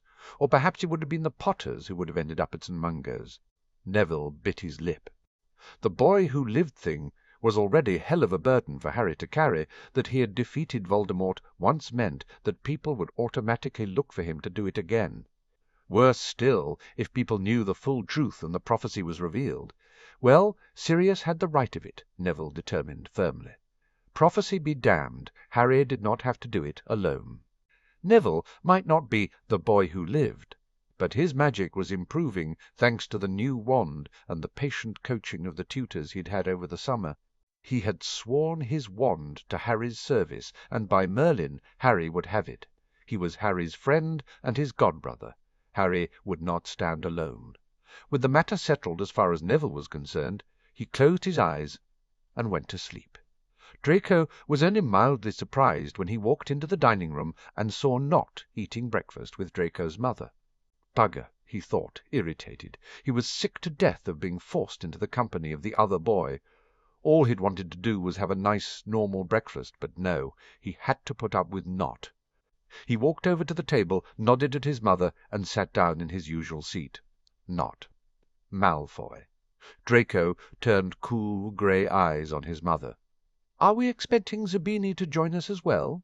She raised her eyebrows at his biting tone. "Your father and Lord Nott are hosting a business breakfast with some of our allies. Our guests will be gone by lunchtime, but you will host Theo until then." "Of course, mother," Draco replied automatically, noting the words held a steely command. Since the Black family meeting in July, his mother had been asserting more and more authority within the house. His father had hardly spent any time with him, and instead had deferred to his mother. It was she who had decided Crabbe and Goyle couldn't visit, and that Draco should spend time with the spawn of those toadying to Black. It wasn't fair, Draco thought moodily. And it was all Potter's fault. His mother placed her napkin on the table and rose from the table gracefully, sweeping out of the dining-room without another word. Draco decided ignoring Nott was the best move, and so helped himself to bacon, eggs, and sausage. He left the baked beans, tomatoes, and mushrooms. Fried bread was added to the plate. Nott snorted. "You won't stay skinny if you continue to eat like that." "I have a fast metabolism like my father," Draco snapped back. "Your father had a poached egg on a slice of wholemeal toast and a grapefruit," Nott said mildly. "He certainly didn't eat like you." Draco glared at him. "You don't understand." "I understand that you don't want me here," Nott replied swiftly. "And I understand that I don't want to be here either. Our fathers may be allies, but we're not. However, our fathers are allies, and they want us to get along, so perhaps you could stop being an arse and at least be civil." "I was being civil," Draco sneered. "You were the one who insulted me." "Merlin, Malfoy," Nott said, exasperated, "I commented on the amount of fried food on your plate. I didn't call you a prat." "Even if you are one." Draco heard the unspoken words and glowered at the boy. He threw down his napkin, his food almost untouched. "I seem to have lost my appetite." Nott raised one eyebrow mockingly. "Now you're being a drama queen." He paused. For the record, that was an insult. Anger surged through Draco. "You should show some respect, Nott. Otherwise—" "Otherwise what?" Nott commented without raising his voice. "You'll run to Daddy?" Draco scraped his chair back and raised his wand. "You take that back, or—" "How you got into Slytherin? I don't know." "Nott," said calmly, picking up his pumpkin juice and sitting back as though Draco wasn't threatening him at all. "You don't seem to have realized that things have changed, Draco. Your father has just spent every waking hour of the last month convincing the old Black Alliance that he still has the power to lead them, despite the fact that the basis of his power, that you were the Black heir, has been completely smashed to pieces. He's held on only by virtue of the fact that Lord Black himself has no interest in the old Black alliances, except inasmuch as he doesn't want us supporting the Dark Lord. And your father is handy in arranging deals of neutrality with Black." Draco was speechless at Nott's words, but he couldn't deny them. And yet Nott continued. "You want to risk all that by attacking the heir to the ancient and noble house of Nott, a house that outranks the house of Malfoy, and with whom you have an alliance of mutual aid and support. And let's not forget, the ancient and noble house of Black, which retains primacy over your minor house, has a détente alliance with us, meaning no raising of wands." He looked insouciantly at Draco. "You want to hex me? Go ahead. I'll be sure to ask Lord Black to use judgment on you for breaking oath." Each point, not scathingly made, hit Draco like a bludger. The last, though, had him paling before flushing with frustrated anger. He had no wish to end up without his magic. He yanked his wand down and stormed out. He headed automatically for the music room on the 3rd floor of the manor. His mother had forced him into piano lessons when he was little, but his father had dismissed them when he had taken more of an interest in Draco's education. Draco had, at the time, adored his father even more for stopping the torture of practicing scales and finger movements. But the music room had the best view in the house. A small balcony looked out onto the beautiful manicured gardens of Malfoy Manor, and Draco loved it there. When he was a child, he had pretended he was a king, gazing out over his kingdom. He had stopped pretending, of course, but it was a favorite thinking spot. Once he reached the balcony, he collapsed into the wrought-iron chair and stared out into the thin morning sunlight. He breathed in deeply, the sight and perfume of the gardens settling him as the initial rush of adrenaline that had made him storm out of the dining-room subsided. His stomach rumbled. "Cobley!" Draco called quietly. The house elf popped in, his large ears twitching. "Yes, little Master Draco?" "Bring me a bacon sandwich and a pot of tea," Draco ordered imperiously. He suddenly remembered what Nott had said about his diet and waved a hand. "Oh, and a grapefruit." Cobley popped away, and almost immediately the food appeared on the small wrought-iron table beside Draco. He picked up the sandwich and began eating, methodically and precisely. The act of eating, the scenery and the stillness of the morning, finally drained away the last of Draco's anger. Instead, he was left with a lingering sense of frustration, irritation, and a sense of unfairness. He drank his tea and stared at the untouched grapefruit. The problem was, Nott was right, Draco mused with resentment. Everything had changed, and Draco hated it. He started to worry over Nott's comments in his head. Well, not the comment about Slytherin, because Draco had been born and raised to be in Slytherin, although he knew his father would have preferred to have sent him to Durmstrang and avoided Hogwarts altogether. It had been at his mother's insistence that he had gone to Hogwarts. Still, Slytherin was for the ambitious and cunning. Draco had been raised to be both. So a pox on Nott for his stupidity in suggesting Draco should have gone somewhere other than Slytherin. And Draco knew he ruled in Slytherin, at least he had until that summer. He shifted position, uncomfortable with the thought, a frown on his pointed face. Truthfully, he had always known that he held his place in Slytherin because of his father. The Malfoy name, status, and wealth kept most of his contemporaries in line, and the upper years would ignore him rather than risk upsetting him and provoking consequences for their families' businesses or political dealings. What was beginning to sink in was that it hadn't been the Malfoy name, status, and wealth so much as the black. Draco had been told, of course, that he was the black heir and would complete the inheritance rituals when he was 17 and of age. His father had talked about a family fortune from his mother's side that would add to the prestige of the House of Malfoy. What he hadn't told Draco was that other candidates for the position were still alive, nor that his great-uncle Arcturus hadn't actually named him as heir, despite being alive until just before Draco entered Hogwarts. In hindsight, he'd simply naively accepted his father's word. He'd accepted a lot of what his father had told him as truth, and he was beginning to understand that some of it wasn't truth at all. It wasn't truth that he'd been the black heir, and once Sirius Black had claimed his rightful position by law-blood and magic. Any claim Draco had to inherit the House of Black was gone, especially as Black had made Potter his heir. Perhaps Draco could have been Black's heir in another life, where Black had done the right thing and sorted to Slytherin and hated the Potters.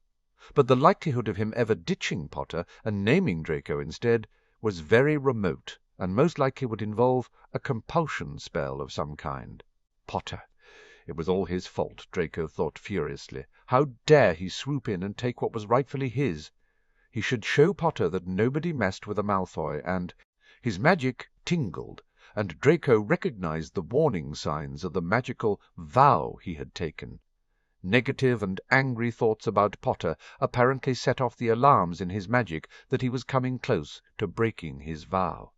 Balls, Draco thought morosely. He couldn't even have a good mental rant about Potter. On the other hand, he was quite grateful for the internal warning system that magic had come up with whenever he strayed into thinking of Potter with murder or harm in mind. He liked his magic too much to want it stripped from him. And if he was being completely honest, it wasn't Potter's fault. He wasn't responsible for Draco being led to believe he would be the Black Heir when all was said and done. No, that had been his father, and his mother to a lesser extent, leading Draco into believing one thing when the truth was far different. Like the dark mark his father had branded into his forearm. From everything Black had said at the meeting, and his mother had said in their lessons, that summer, the mark, was the equivalent of a brand of slavery, a subjugation of will and freedom to the Dark Lord's whims. His father had once proudly displayed the faint outline and told Draco that he wore it as a badge of pride. His father, who had been stupid enough to brand himself a slave and follow a Dark Lord who wasn't even a pureblood, his father, who had actually killed someone, had tortured people. Draco shuddered. He poured himself another cup of tea to distract himself from the thought. He had known in the abstract that the followers of the Dark Lord had been intent on killing Muggles and Muggle-born, on eliminating the blood traitors who had stood in opposition to the pure-blood agenda that the Dark Lord espoused. But for all that he had known those facts, he had never put it together that his father had been one of those followers, and therefore had killed and tortured and eliminated. Personally, Draco didn't want to kill anyone. Well, maybe, Potter. And there was that tingle again. He sighed. He wasn't stupid. He knew himself well. He knew he had a cruel streak a mile wide. He wasn't a kind person. His father had taught him that kindness was a weakness. If someone got hurt, he didn't necessarily care, and he might even revel a little in their pain. Draco had happily used to kick their old house elf when he was in rage for no other reason than the house elf being there. But the occasional violent temper tantrum aside, he'd always believed he, as a Malfoy, was the brains, and others were the brawn. Others might be the ones to get blood on their hands, and he might direct it, but he wouldn't actually do it himself. He'd be in the Wizengamot leading others. He wouldn't be actually killing people. And in truth, he had never seen the need to kill people. Why kill when Muggle-borns could be shopkeepers and farmers? Why interact with Muggles at all? Why not legally restrict Muggle-borns and half-bloods and ensure the ruling elite would always be pure-blood? No, Draco had never envisaged killing in his future. Immersing himself in politics, being Minister of Magic, walking the corridors of power, and using others to threaten violence and cajole, yes. Premeditated murder, torturing for just to create pain, and killing someone in cold blood. Even Potter, no. He didn't want that in his future, and he certainly had no wish to bow down to or brand himself with the mark of a son of a Muggle, even if that son of a Muggle was a descendant of Slytherin. Draco sipped his tea. It was all his father's fault that Draco's world had turned out to be nothing but a lie, as his mother had been subtly telling him all summer. For years, Lucius Malfoy had been feeding Draco dragon dung, spoonful after spoonful, that Draco had swallowed down because he believed his father hung the moon. Well, no more. Serving the Dark Lord wasn't an honor, it was slavery. The Dark Lord might be the heir of Slytherin, but he was sired by a Muggle. He wasn't a pureblood. The House of Malfoy might be superior in many ways, and be a leader of sorts in the wizarding world, but it was outranked by the House of Black, always had been and always would be. These were the truths of the matter. His father had lied to him, and Draco was thoroughly disillusioned. There was a pained ache in his chest that Draco rubbed absently. Still, there was no doubt that his father was a powerful wizard, respected and influential. That the Malfoys had money, even if it was controlled right at that moment by Black and the stupid werewolf who'd had the temerity to restrict Draco's allowance and status.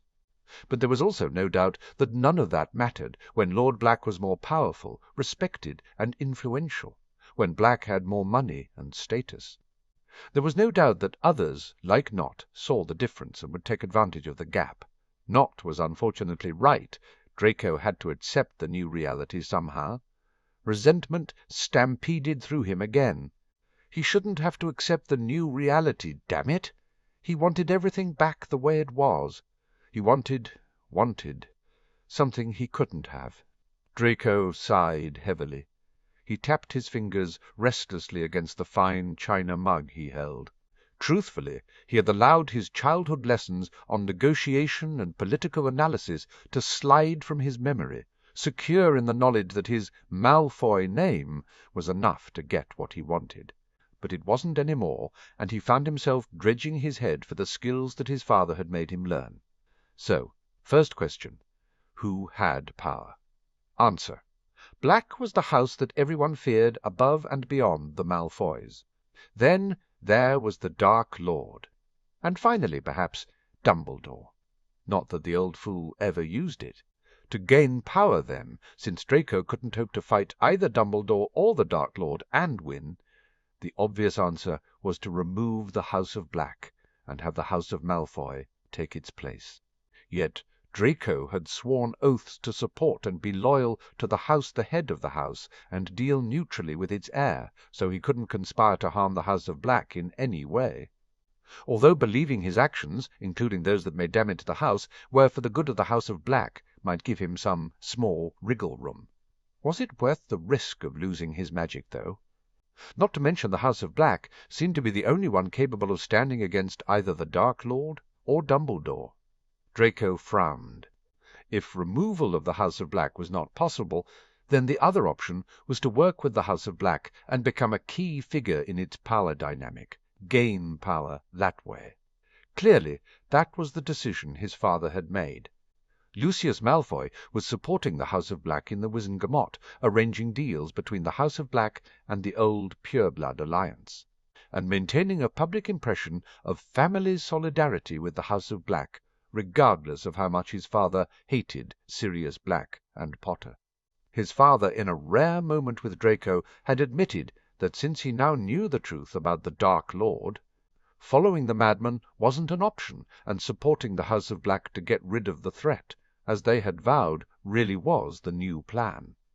He was using the Malfoy connection to the House of Black to maintain his authority with their allies, but to also consolidate a new political position.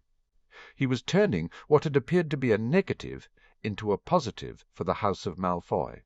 His mother had been telling Draco all summer that he was going to have to adjust his attitude, that he should follow his father's example of making the best of their situation. And she was right. Draco needed to do the same as his father. Part of him didn't want to, because he had learned his father had lied to him most of his life, and he didn't want to be like his father any more. And there was that ache again. He snorted and drank his tea, wincing at how cold the drink had gone in his musing. He set it aside. Maybe it wasn't going to be a problem appearing to throw his lot in with the House of Black. His father had made it clear that while he knew they had to bow to the expectation of acknowledging primacy in private, they could keep their own opinion that the Malfoys were better than the Blacks. The Malfoys continued to uphold the purity of blood, whereas the current lord was intent on damaging the house with muggle-borns, half-bloods, and half-breeds. Draco could at least agree with his father on that. So, all right, Draco decided, he would need to pretend to maintain a facade of acceptance to the primacy in front of Black and others. That wasn't too much of a problem, as his father would understand the need, as would his mother, as she had been quite fervent about ensuring his compliance all summer. And Draco mused, actually being part of the House of Black wasn't a bad thing. His mother had informed him of the Black family history, their power and ancestry. They were a formidable house, distinguished, and until Potter's acceptance as heir, pure-blooded. But it seemed Potter was a strong wizard. He still couldn't quite get his head around the blessing ritual he'd witnessed, where Potter had called forth the spirit of Morgana Le Fay. But it indicated that Potter was very powerful regardless of what Draco had observed at Hogwarts, and undoubtedly that was why the family magic had accepted him. It would help make the House of Black a formidable magical opponent, and while he still believed purebloods were superior to all other wizards, he had to admit that he quite liked his muggle-born Uncle Ted. He'd been forced into various interactions thanks to his mother's thrice-damned etiquette lessons. But there was something solid and reassuring about Theodore Tonks, a warmth that was missing from Draco's own father, and Draco had often found himself tempted to confide in Ted, although he was horrified at the impulse. He could see why his Aunt Andromeda had married him. She was witty, intelligent, and very much a lady for all she had eschewed the politics of her upbringing. He could secretly admit, if only to himself, that he admired her. She also made his mother smile more. Their daughter, on the other hand, Nymphadora, was too spiky and barbed, too clumsy and graceless for Draco to approve of her. He couldn't approve of Granger either. She was too brash and shrewish. Although, Draco mused, if they had to sponsor a muggle-born, sponsoring the most intelligent in their year was probably acceptable. And it seemed from his last interactions with her that Granger had learned some manners from Andromeda. Simeon's wife Anna, though, was, like his Uncle Ted, decent enough for a muggle-born, a little too Hufflepuffish, but she was attractive and also well-mannered. Simeon's manners were perfect. Evidently, Marius Black had taught his son well, even if Marius had himself been a squib. Simeon moved with a contained power not unlike Sirius. A shiver ran down Draco's spine at the thought of the head of the House of Black. Sirius Black was every bit as menacing as the Daily Prophet had made him out to be. His power was only just contained. It shimmered on his skin. Draco remembered what his mother had said when he had questioned her about him. Sirius was the best and the worst of us. His mother picked up the teacup and blew on it gently before taking a sip. Her blue eyes took on a far-away gaze, directed at the past and her memory. I remember the summer before Sirius started Hogwarts. We had a summer ball at the country estate, and Bella ruined my dress robes to get me into trouble with my mother. They never believed Bella was anything but innocent because she was their favourite. Sirius found me in tears, and he took the blame for it. My father hit him and would have beaten him further, but Lord Arcturus stepped in and said that he would punish Sirius. Sirius protected us all that way. She took another sip of tea. That protection, though, when you crossed someone he loved, especially Regulus, his mother sighed. Bella was often bored. One day she pushed Regulus down a few steps. He was 8 years old, and mostly he was bruised with a grazed elbow at the end of it. Andy patched him up, but he turned to Sirius afterwards. The next day Sirius taunted Bella at the top of the main stairs, and when she sprang for him he waited until the last moment, and suddenly moved. She fell down the stairs badly. We all rushed down after her. She was lying there, blood around her head, and both her arms were all twisted, her leg broken, and I remember, instead of helping her like he'd immediately done with Regulus, Sirius stooped and whispered in her ear that the next time she hurt Regulus he would kill her. Our parents came, and Sirius as cool as a cucumber, said Bella had slipped. She was in St. Mungo's for a week. Draco swallowed hard. It's hard to imagine that Regulus ended up betraying Sirius, but he did. He attacked Sirius once at Hogwarts, just before Sirius graduated, trying to impress the Dark Lord, maybe trying to prove that his mother was right and he was the new Black Heir since Sirius had left home. Sirius put down 4 of Regulus's little friends before James Potter arrived to help him. Only Sirius and James were standing at the end of it with Regulus out cold on the ground. Regulus told me Sirius visited him in the infirmary in the middle of the night and told him that he'd gone easy on him because he was his brother. But the next time Regulus tried to kill him, Sirius wouldn't be so merciful. His mother finally looked at him. So you see, it would be best not to anger Lord Black. If you hurt one hair on Potter's head, well, I doubt you'll have hair left when he's finished with you. Do you understand? Draco nodded. A loud peacock cry from the grounds snapped Draco's attention back to the present. Yes, he didn't want to anger Lord Black or have his attention. It had been bad enough during the family meeting. He flushed, remembering the biting tone and derisive eyes that had dismissed Draco as unimportant and lacking. No, he feared and respected Sirius Black. He was a powerful wizard, a true Lord Black, worthy of the title. Draco didn't wish to cross him. There were material benefits in being in the House of the Black, Draco considered thoughtfully. Sirius had promised him rewards for good behavior, and he'd already had the awful arrangement with Pansy dismissed. He and Pansy had been friendly since they were children, but he wasn't attracted to her and couldn't see himself marrying her. She was smarter than she was pretty, opinionated rather than biddable, fawning instead of truly affectionate. No, Pansy wasn't the wife he had in mind. He wanted someone who really liked him for himself, not because he was Draco Malfoy, and they wanted to use him as a step up the social ladder. Pansy would be a good practice girlfriend, but something more. Well, he didn't have to worry about that any more, because the House of Black would let him choose his own wife. The key was his relationship with Potter. His father had made himself indispensable to Black by being the liaison between the House of Black and the rest of the pureblood houses. He could provide the same service to Potter. The problem was building a relationship with someone he hated. He frowned heavily. Hate was a strong word, but it worked. He had hated Potter since he'd refused Draco's hand on the Hogwarts Express because of a Weasley. Just the memory of it had the power to make his blood boil. He had never been so humiliated or rejected. He was a Malfoy. Nobody refused him. Except Potter. Draco took a deep breath and forced himself to view his enmity with Potter logically, objectively, dispassionately. There was the initial rejection. Potter had been defending his friend. Draco rolled his eyes. He could understand why, even if he didn't see that Weasley was worth defending. If he and Weasley had swapped roles in the train, Draco would have been horrified if Potter had taken Weasley's hand. So maybe he understood why Potter had rejected him.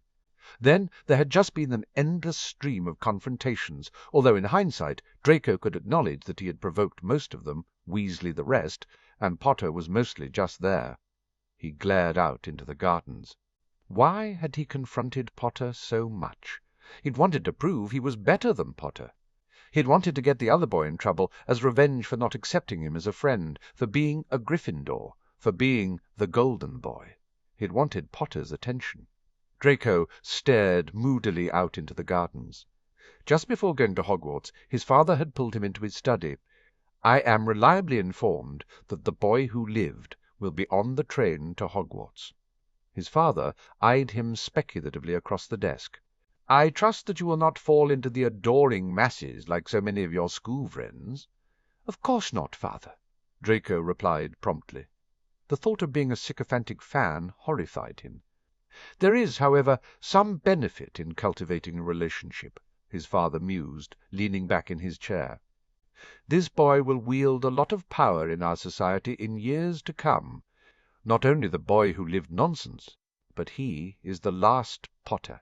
He has been away from the wizarding world for many years, hidden away by Dumbledore. He will have need of guidance. You may wish to provide it." "I understand," Draco said eagerly. His father smiled coldly. "It is likely that he will be sorted to Gryffindor, Draco, but try not to let that alter your course." He paused, his expression turning contemplative. "He may also be warned against us due to my past association with the Dark Lord. If that is the case, I will not be disappointed should you fail to gain his regard." And obviously Draco had failed spectacularly and on his own account, but he'd used the excuse his father had given him when he had written and told him Potter had refused his hand. He hadn't wanted to admit his failure, hadn't wanted to disappoint his father. But perhaps there was an opportunity now to correct the mistakes of his past. Potter had declared a truce on the basis of upholding family honor. Granger had even told Draco that Potter took it seriously enough. He'd warned the weasel off, provoking Draco. With his own vow of neutrality, Draco was prevented from the type of confrontations he'd made in the past anyway.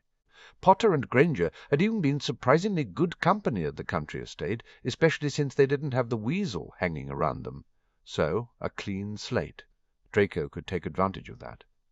He could talk with Potter at Simeon's farewell meal on Friday and discuss how Draco could help him with the Slytherin students. He nodded slowly, acceptance finally creeping in and stealing over him. In a way, it was a good thing he was part of the House of Black. Maybe he wasn't the heir, but he had black blood, and that counted even if his name was Malfoy.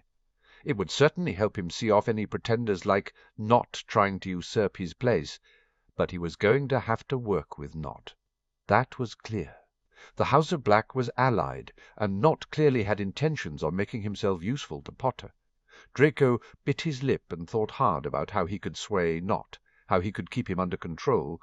Well, that was a bloody waste of time. The sound of Lord Wilts's voice booming out from the open window below the balcony had Draco almost jumping out of his seat as his heartbeat accelerated alarmingly. He'd forgotten his father's study was directly below the music-room. He sat still and silent, keenly listening. "I hate to agree with Norman, but he's right, Lucius," Not Senior's voice said quietly. "That was a waste of time." "Not a complete waste of time," Lucius argued calmly. "We did discover from Yaxley that whoever it is making these death threats owns a house elf." "We already knew that," Wilkes barked. "We knew that from the first death threat." "Death threats?" Draco's eyes widened, realizing what they were discussing. "No, we knew they had used one to send the letter the first time," Lucius said, "which meant it could have been any guest staying with someone who had a house elf. This tells us that whoever it was had the ability to call a house elf themselves, although I'm surprised Augusta doesn't have wards preventing any but her own elves from entry." "Everyone who owns a house elf in our group has denied doing the deed," Wilkes snapped back. "And nobody in our group would stoop to lying?" questioned Lucius mildly. Draco almost snorted, but he stopped himself, knowing if he gave away his position his father would be furious. More so that he'd been caught than that he was eavesdropping. "I don't think anyone is lying," Not said with quiet authority. "Everyone knows not to draw unwanted attention to us, especially now." "Travers is fuming because someone is stealing his limelight," Lucius commented dryly. "You should read the letter I received." "Do you think that this idiot, whoever it is, will disrupt the plan for the World Cup?" Wilkes asked brusquely. There was a pause before his father responded. "I am uncertain," Lucius admitted, and Draco could hear the chagrin, "but whoever it is seems to be working against us rather than with us." "Bloody idiot," Wilkes snarled. "I'd like to get my hands on them and hex them into next week. Do you know how close I am to securing a détente with Black? Selwyn, too." "I shouldn't worry about that, Norman," Lucius soothed him. "I have already hinted to Black that it wasn't any of us, and I will assure him again when we go to the match tomorrow." "He's still intending to go to the World Cup?" Not asked, surprise colouring his tone. Lucius laughed, low and dark. "Of course. You didn't think a Gryffindor would be deterred by a death threat?" "He sent the boy home last night," Not pointed out. He could hardly keep him there, knowing whoever had sent the death threat had gained entry and was likely in the same room as Potter. Wilkes growled. "But he has balls of brass, going to the match in the face of 2 threats." "I'm sure he will arrange for some additional security," Lucius said. A silence fell, and Draco's heart raced as he assimilated the information. "Do you think it's him?" Wilkes asked suddenly. "Or Pettigrew?" The Dark Lord had no serving house elves, and neither did Pettigrew. Lucius replied immediately. "I'm not certain these threats originate with the Dark Lord." "Then who?" "Another party, obviously," Not surmised. "Either another follower of the Dark Lord's we did not know, or someone else who has a grudge against Potter." "The latter is more likely, surely?" Wilkes asked. Lucius cleared his throat. "Pettigrew? Need we say more?" "So the Dark Lord had Pettigrew as a secret spy. That doesn't mean he had a dozen of them," Wilkes retorted. "There were also many associates of his followers that were kept secret but known to the Dark Lord," Not countered. "The Carrows had that vampire they kept secret until they went off to live with him after the war. The Lestranges had Crouch Junior living with Rab apparently, and those are the ones I know about now." I suspect Selwyn has someone who was his contact in the werewolf community during those years, and Mulciber probably had someone tucked away. He was rarely at home in the final days of the last war." "You have a point," Lucius said. "Perhaps we should turn our attention to those in Azkaban. There may be connections we have missed. Many of those incarcerated had house elves, which may have remained loyal to a secret lover or retainer. It's an avenue of investigation, not agreed." "You'll take it to Black?" "Indeed," Lucius said. Wilkes snorted. "Well, if we're done talking about that, we should discuss the bloody Muggle Affairs Committee, Lucius." Draco slumped back in his chair, thinking hard. Someone other than his father's old crowd was sending the death threats. The old followers of the Dark Lord weren't involved, and whoever it was owned a house elf. His head felt stuffed with information. Silently he made his way from the balcony and hurried back into the manor. He wandered down the main stairs and froze at the sight of his mother in the hallway, evidently waiting on him. "Mother," Draco said cautiously. His mother had always been kind to him, loving in his childhood before he had turned away from her hugs and comfort, but he knew she didn't like to be crossed. "Tell me, Draco," his mother said softly, "where is your guest?" She was already sketching a privacy bubble around them, and Draco blanched as he realized his error. He had left Nott alone in the dining-room, alone and free to roam around the manor by himself without a Malfoy watching what he saw and what he heard. Not only that, but he had disregarded his mother's orders and quite a few more etiquette rules in abandoning a guest in their home. "My apologies, Mother," Draco said hurriedly, bowing his blonde head. "Nott and I argued, and I made the mistake of leaving the room to calm myself. I was just on my way to find him and make my apologies." Her expression didn't soften. "We will speak more of this later, Draco," she promised him. "For now, your guest is in the library." Draco acknowledged the information with a nod, and escaped his mother's presence before she could reprimand him further. The manor's library had been another of Draco's favourite places as a child. He could remember curling up with his mother in one of the large leather chairs while she taught him how to read, of evenings spent with his father in lessons at the polished oak table in the centre of the room. He rarely entered it any more. Nott had taken up residence at the very same table. Draco grimaced at how at home the other boy looked, but hurried over and sat down opposite him. Nott shot him a wary look from guarded, dark eyes. "You found me, then?" "You're always in some kind of library," Draco said, not admitting that his mother had directed him. He smiled sharply. "How you didn't sort into Ravenclaw, I don't know." Nott actually laughed. "Actually, I asked for Ravenclaw, and the hat said it wouldn't suit me at all. Apparently wanting knowledge to achieve your ambitions is ambition, not a desire for knowledge." Draco frowned. Sometimes he regretted that his own sorting had taken seconds, not minutes. He hadn't even attempted a conversation with the hat or any kind of interaction. He had been chanting "Slytherin, Slytherin, Slytherin" from the moment his name had been called to the instant that the grotty hat had made the merest contact with his head. He cleared his throat and swallowed down the snide retort he wanted to make.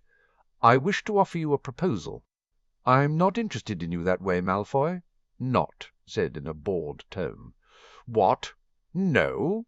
"I was." Draco finally caught sight of the amusement in Nott's eyes, and sighed. "Very funny, Nott." "Oh, a Nott pun!" Nott smirked at him. "Like I haven't heard that one before." "Do you want to hear my proposal?" demanded Draco, trying to wrestle his annoyance back. Nott shrugged and closed the book he was reading. He raised an eyebrow in expectation. Draco cleared his throat again, unaccountably nervous. He knew his usual "I'm a Malfoy, you will do as I say" approach would not work, and he would have to attempt the politicking his father had once taught him. "I believe that you are going to attempt a coup in Slytherin. Your house is allied to Black, albeit in a detente. You intend to make yourself useful to Potter by providing him with a liaison to the other pure-blood heirs at Hogwarts, assuming that I will not be that liaison. In this way you will achieve a position of power and authority." He leaned back and regarded Nott with what he hoped would appear to be cool equanimity. I have no intention of allowing you to usurp my place. Perhaps I have been slow to adjust to the new dynamics now. The House of Black has been revived. But," he pinned Not with a frank look of superiority, "you fail to understand that as much as I am a Malfoy, I am also a Black. Potter and I share blood and a family. He takes that seriously. We've already declared a truce. In a wrangling match, who do you honestly think he would choose? A family liaison who has taken an oath of loyalty, or a Slytherin liaison who has simply taken an oath not to raise a wand against him?" Not's dark eyes simmered with heat before his expression smoothed. "Well, well, well. Finally unearthed your Slytherin, Malfoy." He motioned at him. "My turn. You may have black blood, and you may have agreed a truce, but your relationship with Potter has a bad history. He won't trust you very far.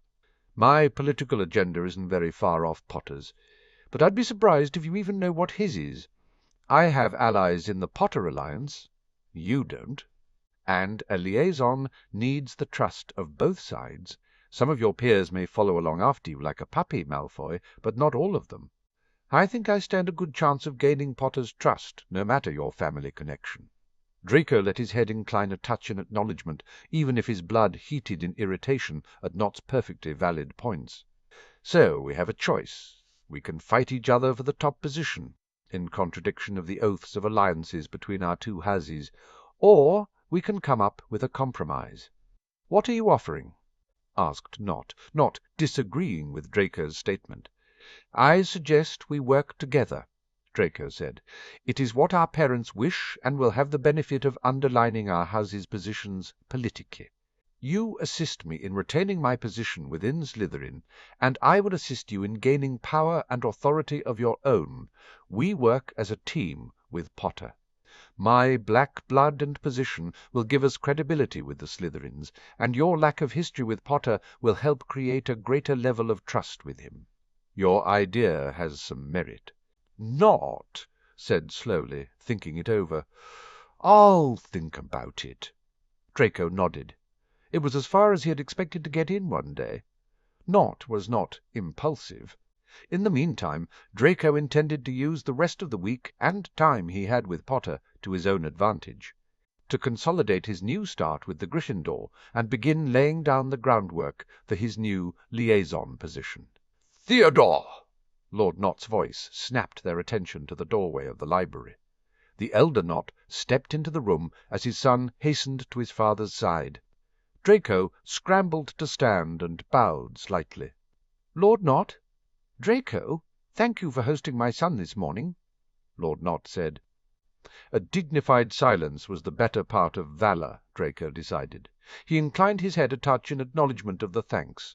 "Yes, thank you," Not said dryly, but he didn't give away that Draco had all but abandoned him. "I'll see you soon, Malfoy."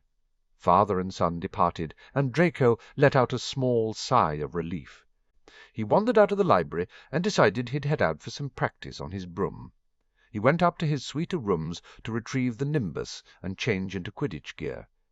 He was just about to leave when his parents entered his sitting-room. He froze in the adjoining doorway of his bedroom, surprised to see them together. They rarely acted in partnership for discussions with him, and he was unnerved. "Mother? Father?" Draco hovered uncertainly. His mother chose an armchair, and his father stood beside her. "Come and sit down, Draco," his father ordered. Draco chose the sofa across from his mother. "If this is about what happened this morning with Not, no. Although I was disappointed to hear from your mother that you allowed an argument to occur, and that you ignored a guest giving them unwarranted freedom in our home," his father said tersely. "However, that is not what this is about." He looked to his wife. She adjusted her skirts and met Draco's eyes coolly. "Since July, your father and I have been discussing the possibility of having another child.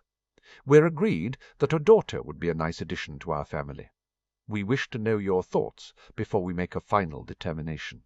"A baby?" His nose winkled automatically. "Weren't babies noisy and smelly and babies?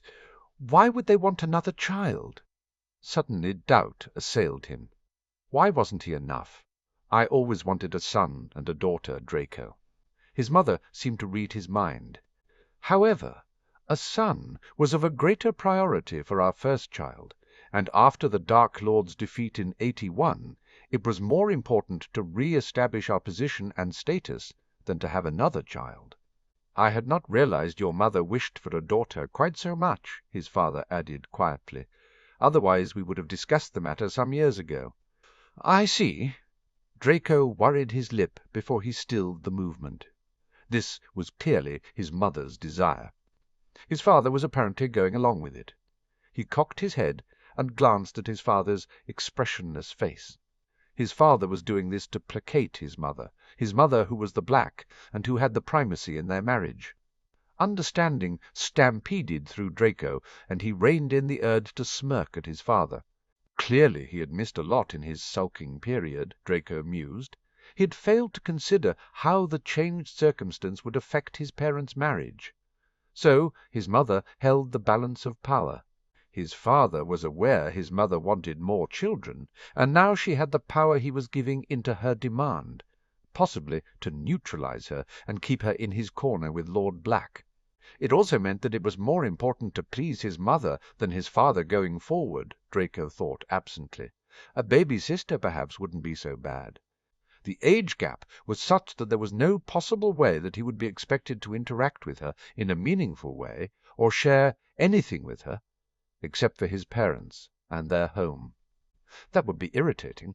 But, on the other hand, she would probably get her own suite of rooms, and the manor was otherwise large enough for them to avoid each other the majority of the time. A sister would be a useful asset in negotiating alliances. Arrangements would be out, but introductions would be allowed.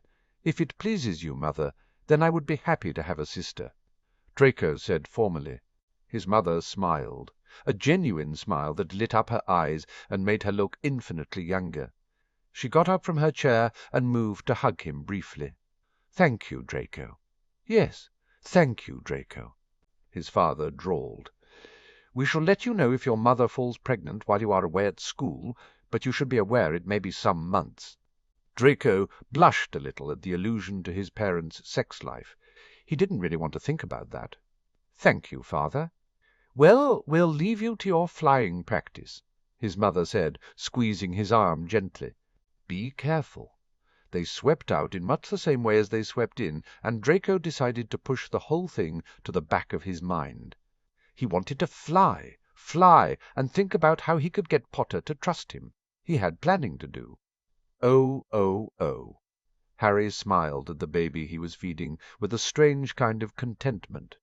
Jason's small hands waved at him as he greedily took another spoonful of mashed vegetables.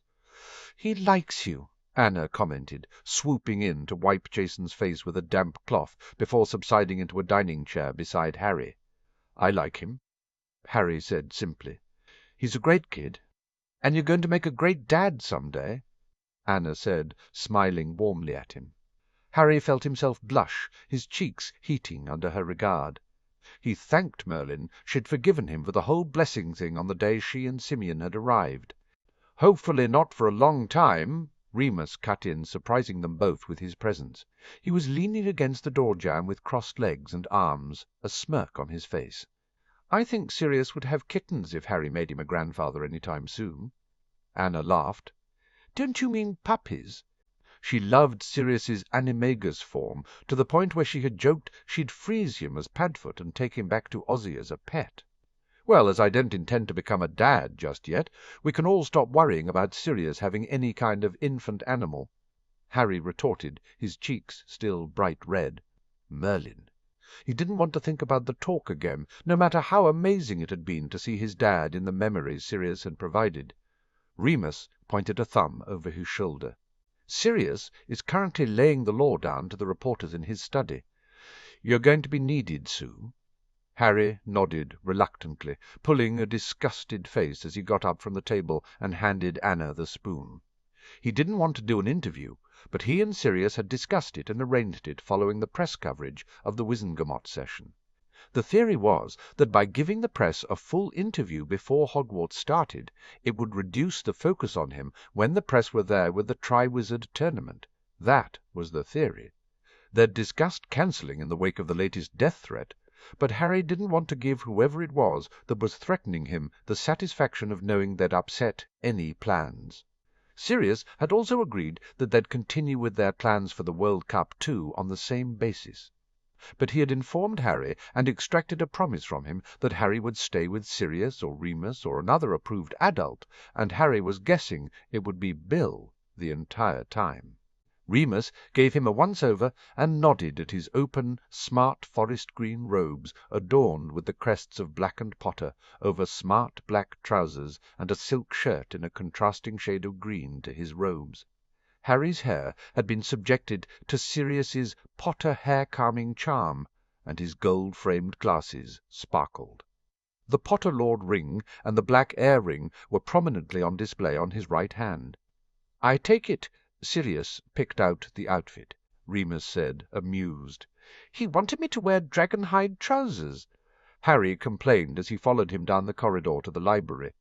The silk shirt had been the compromise piece, because he hadn't really had a problem with the robes.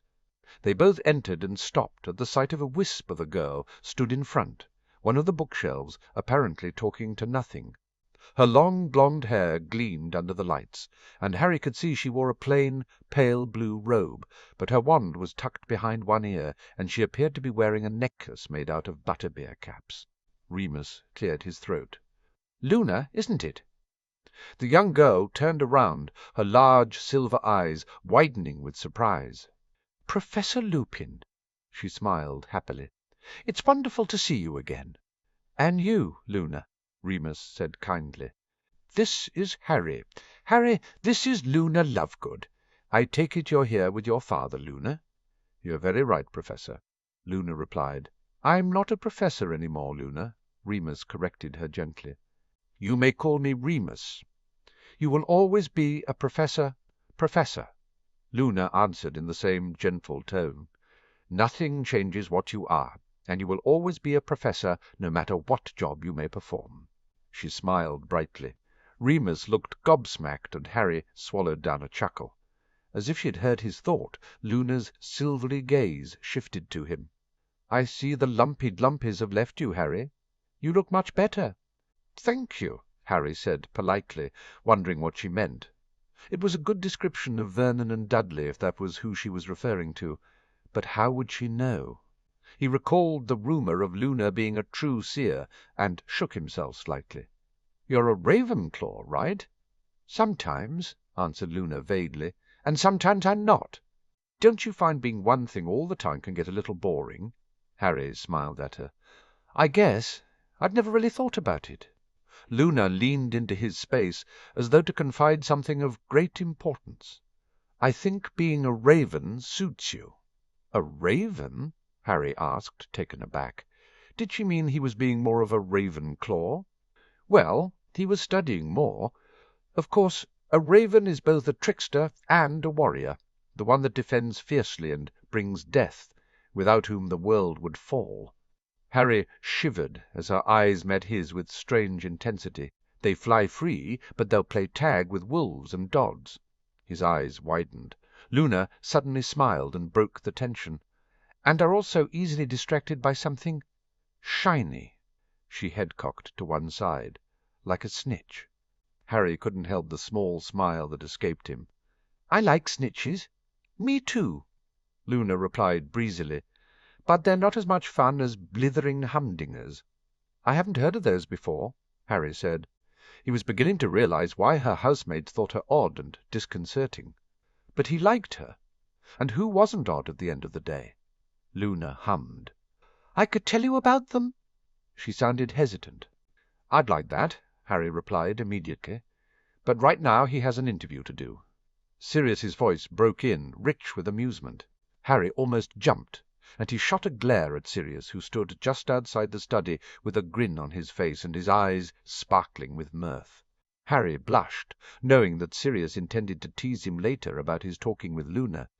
"Don't worry, Harry," Luna advised in a loud whisper. "The fleas will distract him."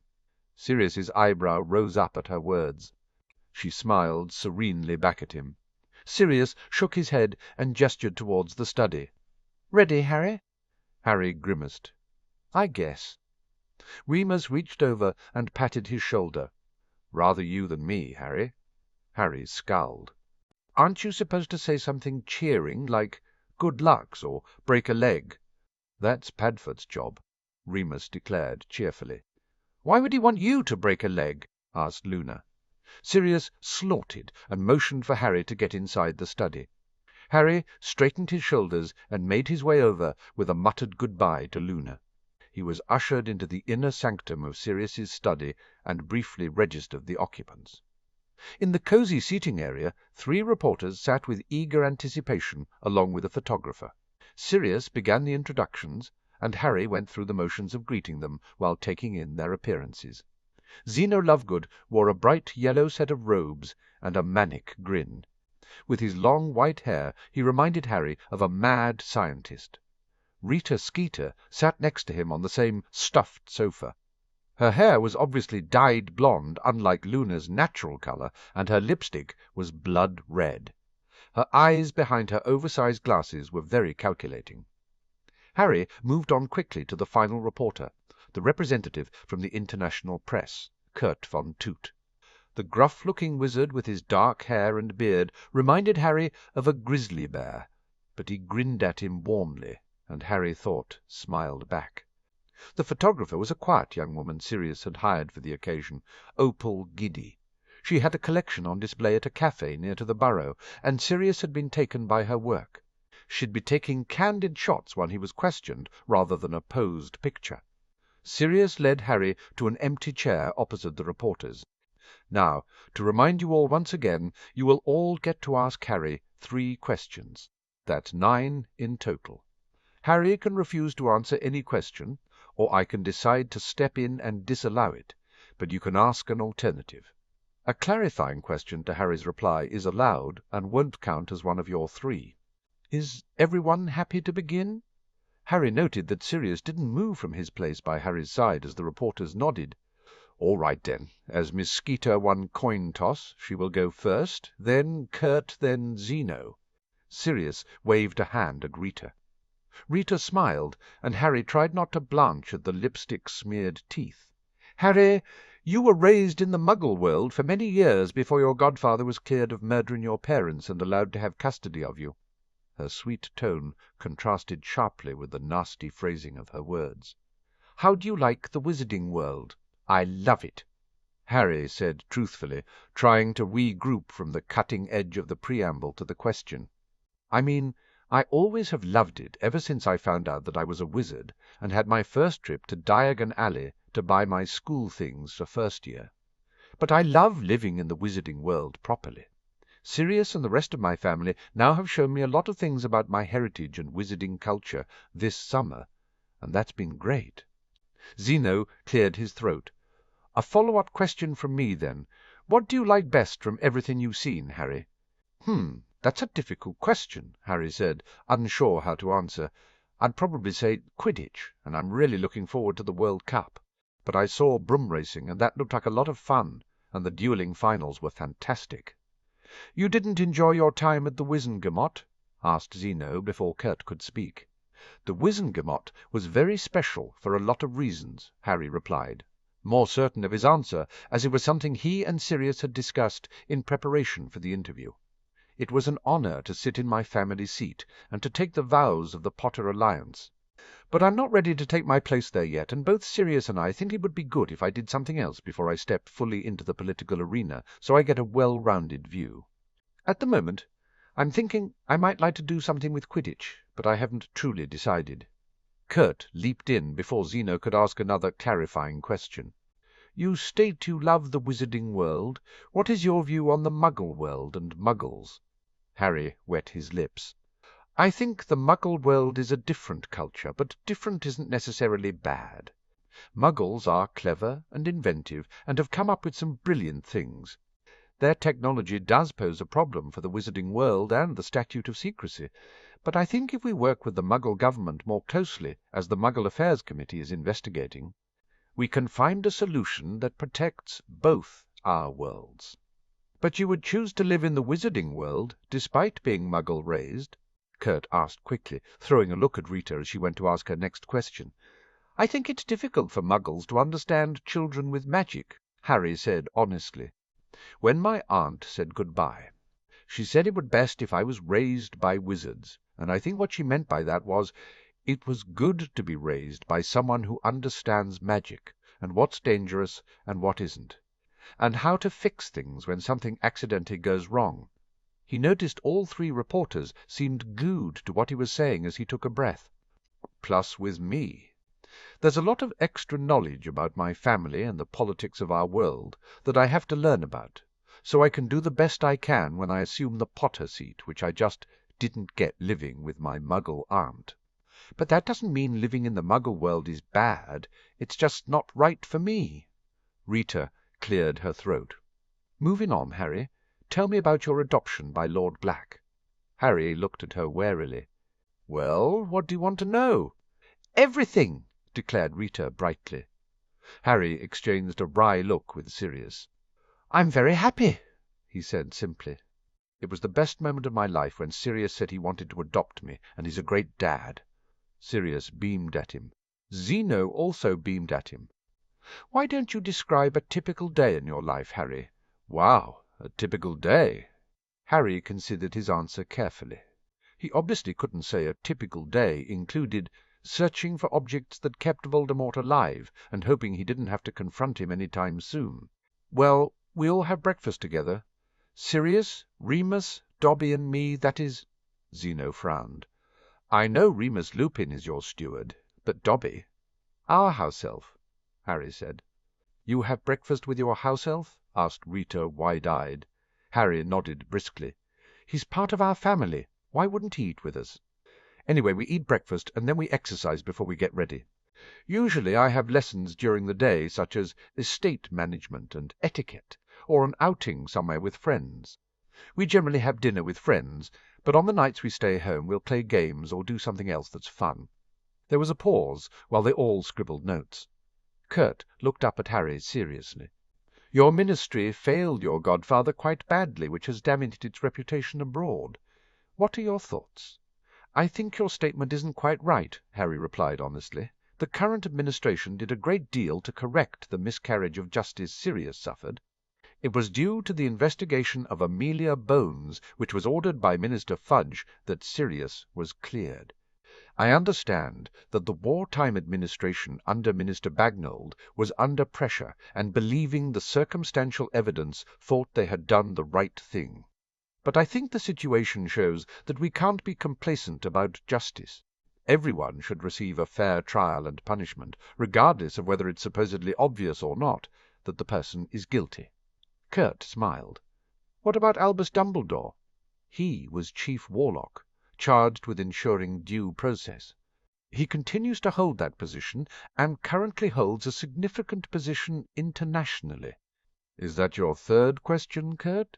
Interjected Sirius before Harry could say anything, because that seemed like a follow-up rather than a clarifying. Guilty, Kurt said, but internationally you must understand the interest. Albus has apologized for his part in what occurred, Sirius replied evenly. I have accepted it since we're all human and make mistakes, even Albus Dumbledore. Move on. My turn, then, Rita said, although her eyes were shining with glee at the previous exchange between Sirius and Kurt. She took a moment to change her expression to one of grave concern. I'm afraid I can't sit here without asking you about the recent death threats. Harry looked at her expectantly as she fell silent. Was there a question in there that he had missed? He glanced at Sirius.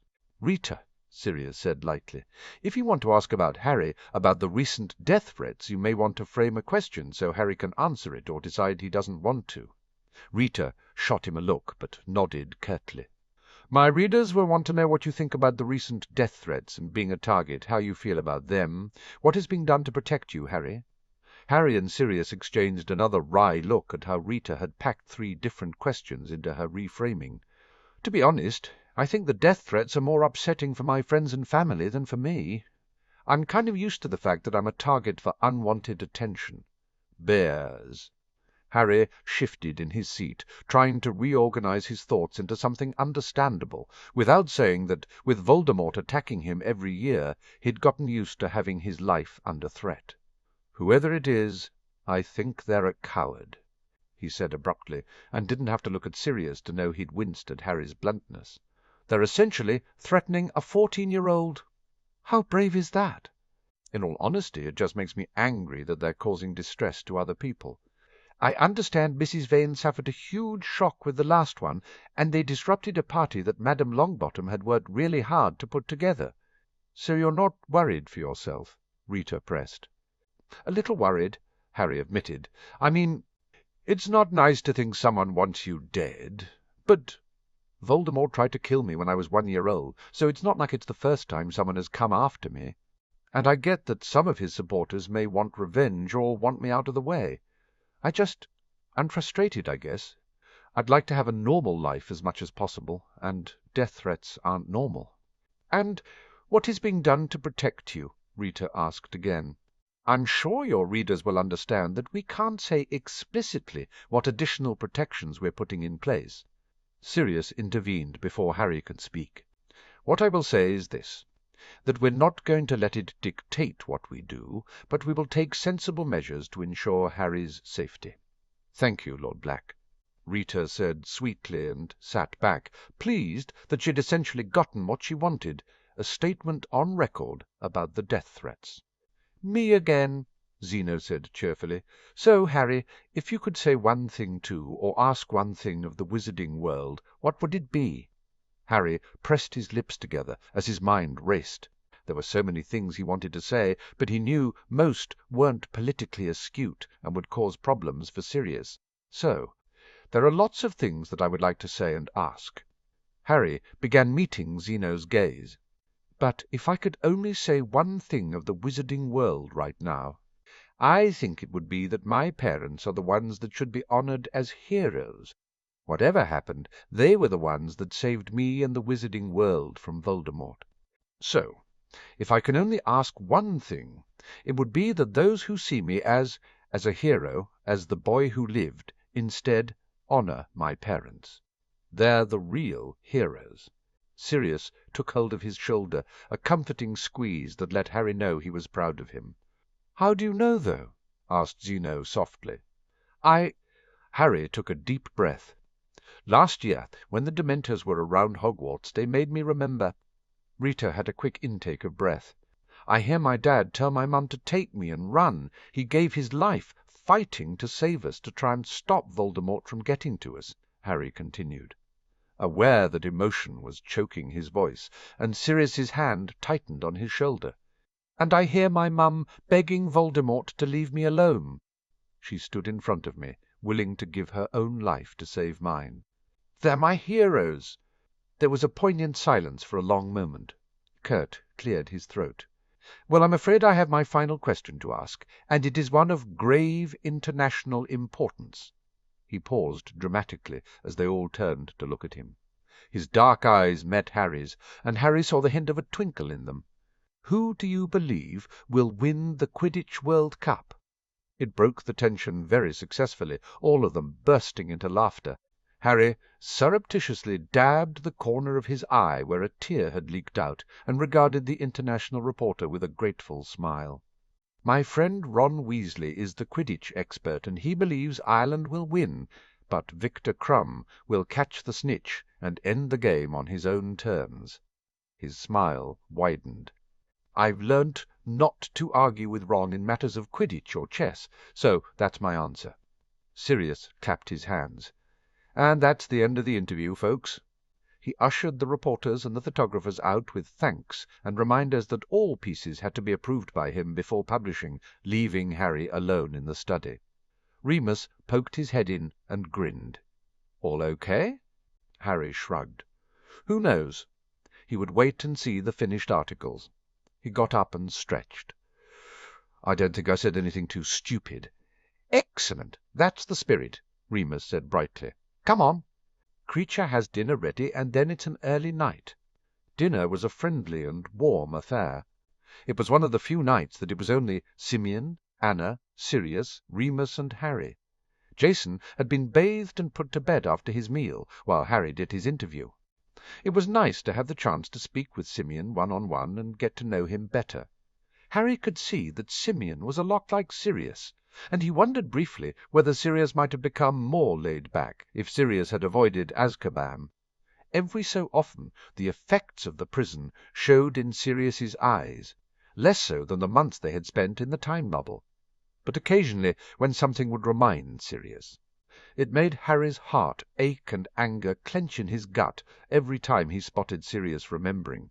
He wished he could take away Sirius's hurt, but he knew he couldn't any more than Sirius could take away the hurt Harry carried from the Dursleys' treatment of him. But they were both healing and recovering, Harry thought positively, as he wished Simeon and Anna good night before he followed Sirius to the flue. It was weird to think that there was just over a week before he would return to Hogwarts. It seemed like forever since he had left for the summer. Over 4 months, including his healing time, and for the first time he didn't want to go back. He liked the routine of living with Sirius and Remus. He loved Sundays when he and Sirius would spend the day together, the quiet talks with Remus, breakfasts with Dobby, the movie nights when they all gathered around the telly with buttered popcorn and hot chocolate, the lessons where he was allowed and encouraged to show how smart he was. He loved the quiet affection Remus showed him, ruffling his hair and patting his shoulder. He loved the paternal caring of Padfoot, the way he checked on Harry before he went to bed, how he was always there if Harry had a bad dream, the hugs that made him feel safe and wanted and loved. He didn't want to leave. He absently said good night to Sirius and made his way up to his bedroom, heading into the bathroom to strip and shower. Standing under the water, his thoughts returned to his previous musing. Harry knew if he said something to Sirius, it was likely that Sirius would quite happily keep him at home. Sirius had only agreed to send Harry back to Hogwarts because Harry said he wanted to go back. Of course, that had been at the start of the summer, when Harry had never considered the possibility of not wanting to go back to Hogwarts. And in some ways he did want to go back. He loved Hogwarts for the most part, even if the last 3 years had disillusioned him as to the safety of the school. It had still been a retreat and escape from the Dursleys. It was still the first place he had considered home. His friends were going back. That, probably more than anything, was the reason why he hadn't said anything to Sirius. He would miss his friends if he stayed, since he wouldn't have their presence in his lessons, although he half suspected that if he pulled out of Hogwarts to be home-schooled, Augusta would pull Neville at the same time. But that wouldn't be fair to Neville, who was looking forward to going back to Hogwarts. Neville's confidence had grown leaps and bounds over the summer, and Harry believed he deserved to have a chance to show off his new skill and new attitude at Hogwarts, where he had been made to feel like a squib and an outcast. He had also noted that since the talk they never mentioned, Neville had actually spent a bit more time paying attention to Susan and Hannah. Hannah, who seemed to really like Neville. Harry had to admit that between the talk he kind of thought that he might want to go out with someone. Maybe. Possibly. But he was rather hampered by all the things he and Hermione had discussed at the beginning of the summer. He wanted to go out with someone who liked him, not The Boy Who Lived or whatever fantasy Harry Potter they'd made up in their heads. Ginny still fell under that category as far as Harry was concerned, although she had started talking to him fairly normally during the dinners at the Weasleys, since they'd commiserated over Skele-Gro and discussed the possibility of her trying out for the Gryffindor Quidditch team. Lydia Ingleby also had Fantasy Harry syndrome. The rest of the girls in the Potter Alliance were all too much like acquaintances, with perhaps the exception of Susan Bones. Susan was great. She was kind and compassionate. She hated potions as much as Harry did, and she had a keen mind and sharp tongue that reminded Harry of her aunt. They had gotten along fine in the lessons, outings, and events they'd attended together. But the truth was that although he liked her as a person, and thought she might like him as Harry, he wasn't attracted to Susan. She was nice enough, just he couldn't see himself wanting to kiss her any time soon. And since she generally talked about Cedric Diggory in dreamy tones, Harry rather thought she didn't want to kiss Harry any time soon either. Which brought him to the one other girl he knew well, Hermione. He blushed and ducked his head, snapping the water off and getting out of the shower. He concentrated on drying off, but his mind wandered back to his female best friend with alacrity. It wasn't that he hadn't considered Hermione as a potential girlfriend when the topic had arisen at the start of the summer, but she was his friend, and it was important to Harry that she stay his friend. He'd never had friends before Ron and Hermione, and he'd almost lost Hermione over the firebolt thing, and that had convinced him that he didn't want to lose her friendship ever. It was one of the reasons why he'd worked so hard to strengthen their friendship that summer, to take more of an interest in stuff Hermione was interested in, to pay equal attention to her as he did to Ron. And it had worked thanks in part to Hermione's inclusion in his lessons and her sponsorship under the House of Black. But all the extra time with her and driven home to him that she was a girl he might even like, one that he could imagine kissing. And the bonus was that she knew him, the real him. Harry threw his towel in the laundry fitfully and hurried into his bedroom to pull on his pyjamas and get into bed. He switched the lamp off and snuggled under the duvet. The problem was, while he realized he might like Hermione enough for him to consider her as a potential girlfriend, he really had no idea how she felt about him. He didn't think she thought about Harry as a potential boyfriend. And why would she? Harry thought morosely. Maybe knowing the real him meant knowing he wasn't anything special. Intellectually, he definitely wasn't Hermione's equal, although he thought she approved of his new studying habits. Physically, he was small, one of the smallest boys in his year, and although his exercise regime meant that he was muscled, he had a runner's build rather than a boxer's. His appearance had improved with new clothes and glasses, but he still wore glasses and had the disfiguring scar. His hair was always a mess. He sighed and turned over, pressing his face into the pillow. Even if Hermione did like him or would consider going out with him, could he afford to have a girlfriend? Merlin, he was getting death threats. And there was the treasure hunt, and overshadowing everything was the prophecy and an eventual showdown with Voldemort. If he and Hermione dated, he would be putting her at risk, and his whole body tensed at the thought of her being in danger because of him. Well, any more danger, since it was dangerous enough being Harry Potter's friend. He turned over again, restless, and sat up abruptly, reaching for the light. For a long moment he stared at the wall opposite before he shook himself and decided to practice his animagus meditation. He had read everything about how to achieve the meditative state required to see his potential forms, but he hadn't tried it before, and his Aunt Minerva had said that it could take weeks or months before it happened.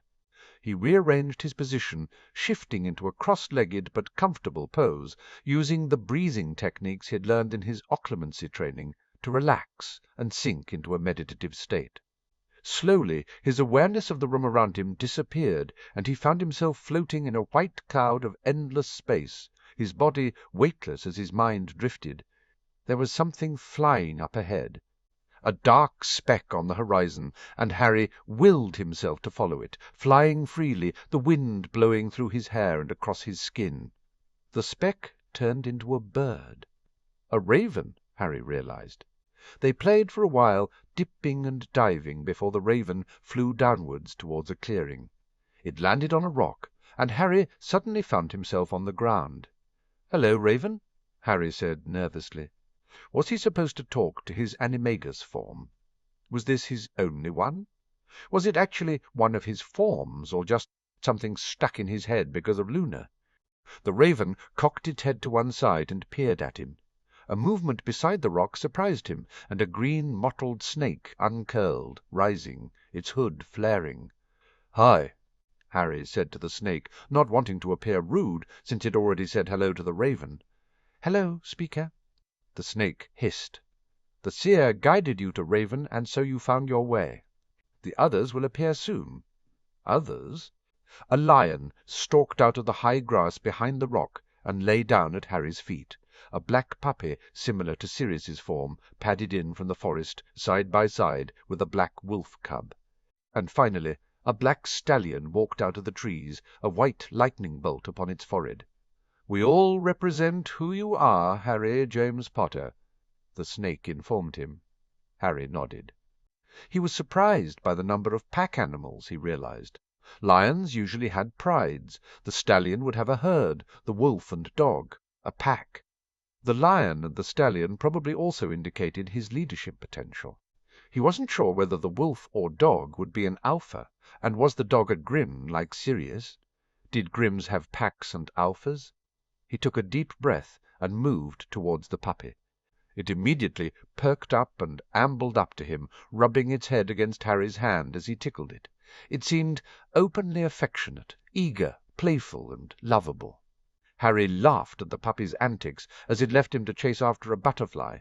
He remembered how his Aunt Minerva had talked about him turning into a puppy when he was a baby. That's who the puppy represented, Harry realized, his baby self. Well, he wasn't a puppy any more, and he moved on, despite the aching disappointment of knowing that he wouldn't change into something close to Sirius's form. The wolf cub slunk closer, suspicious as it sniffed Harry's hand, and gradually it relaxed as Harry petted it.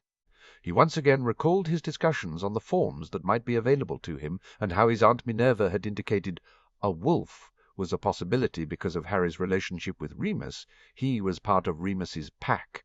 But it wasn't just that, Harry thought, as he registered the thin, wiry body of the wolf beneath its short black fur.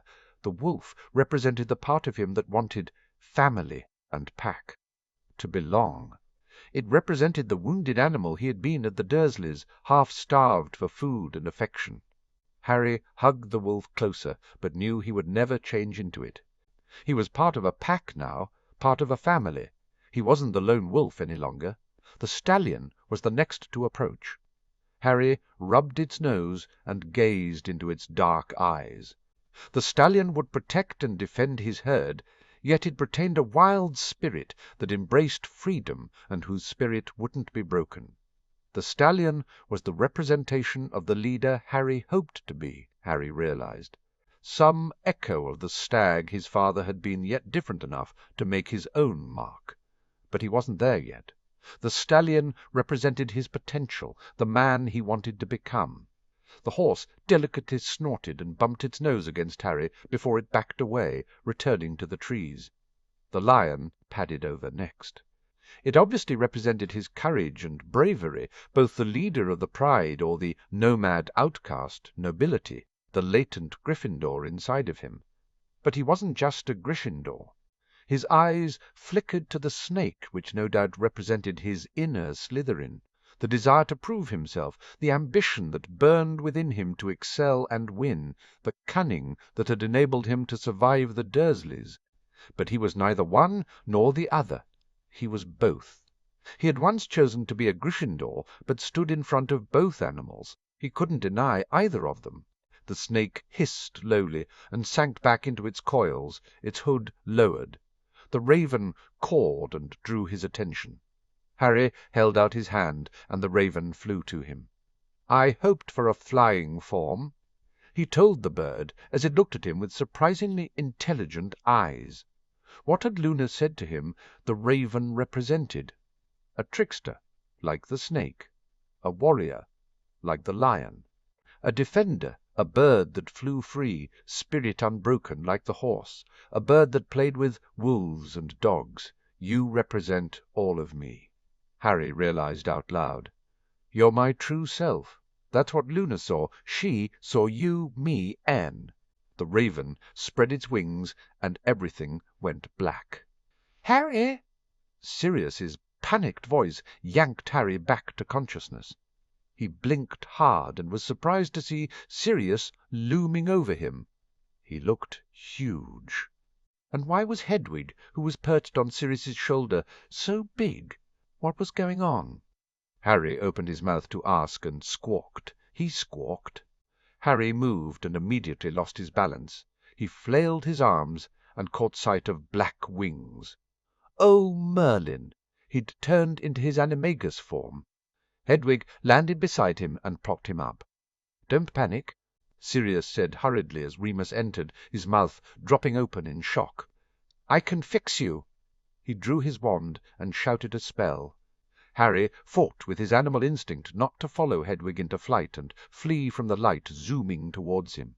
He felt the spell hit and cried out as his body began to transform back painfully. He lay on his bed, panting in the aftermath.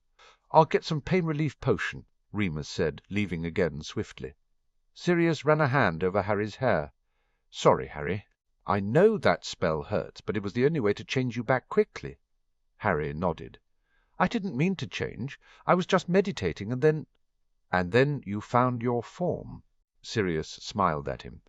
You always were a natural. We should have suspected the meditation might lead to this. Harry nodded. I saw the puppy. You did? Sirius brightened. You should have seen your dad's face. He was more annoyed that you weren't a stag than the fact that you'd managed to transfigure yourself. I had the option of a horse, a wild stallion, Harry said quietly, and a wolf. No cat, asked Sirius teasingly, although his grey eyes were wide with shock. Minnie will be disappointed. A lion, Harry said. There was also a snake. So many, murmured Sirius, his brow lowering in concern. Harry explained what he thought each animal represented.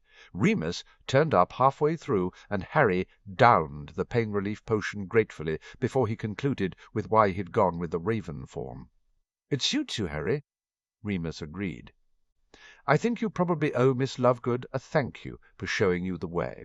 My only concern really is how you're going to learn to fly as you master your form. As though she'd heard them, Hedwig barked from her perch across the room. Well, there's an offer I don't think you can refuse, Sirius said brightly. Harry laughed. Thanks, Hedwig.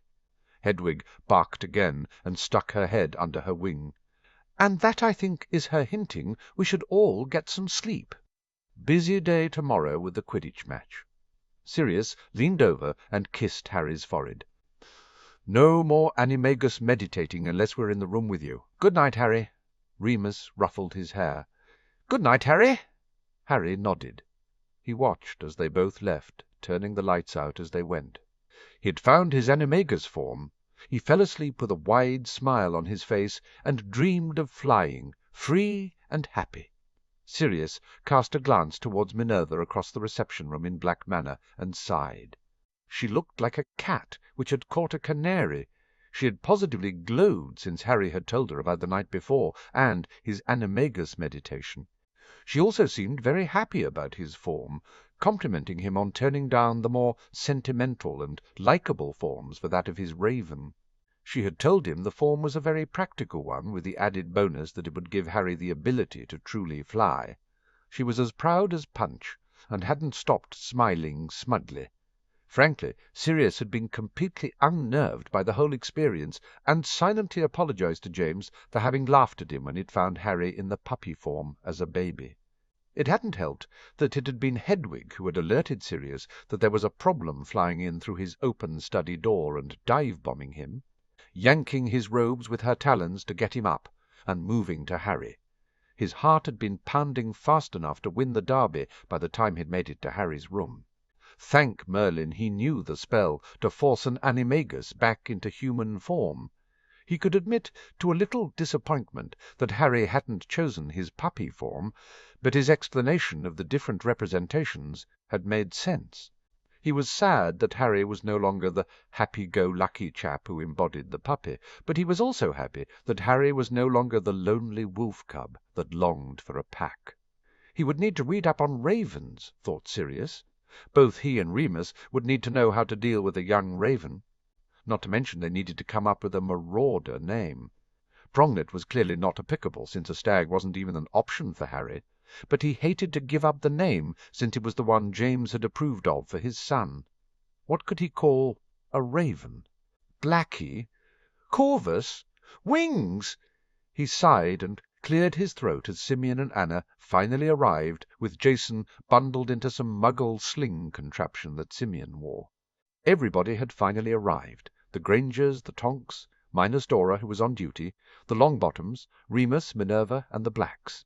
The Malfoys were making their own way to the match, as were the Weasleys.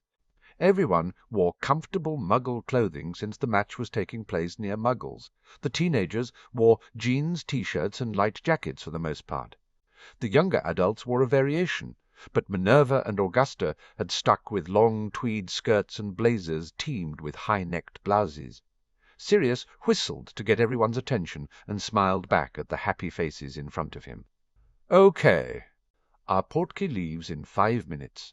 We have 2 hours before it begins, so plenty of time to browse round the souvenir stalls and meet up with friends. Please stay with your designated buddies. We will convene in the black box half an hour before the match. After the match, assuming there is time, we will make our way to the Potter Alliance after match. Party in the designated tent. The Portkey home leaves at 10 o'clock. Any questions?" Hermione raised her hand. Sirius motioned at her. "When are we meeting up with the Weasleys?" asked Hermione politely, lowering her arm. "Though those interested could head to their tent when we arrive," Sirius said. Despite confiding the intelligence that they knew there would be a Death Eater attack at midnight, Arthur had elected to stay overnight as he had previously planned. He had understood Sirius's decision not to allow Harry to stay, though especially after the death threat at the Longbottoms. He handed out the rope portkey and carefully checked that everybody had a hand on it. Harry grinned at him from his position next to Sirius, sandwiched between him and Remus. He had been ecstatic that they'd still attend after the second death threat, and Sirius hoped he'd made the right decision. It would be fine, Sirius thought determinedly.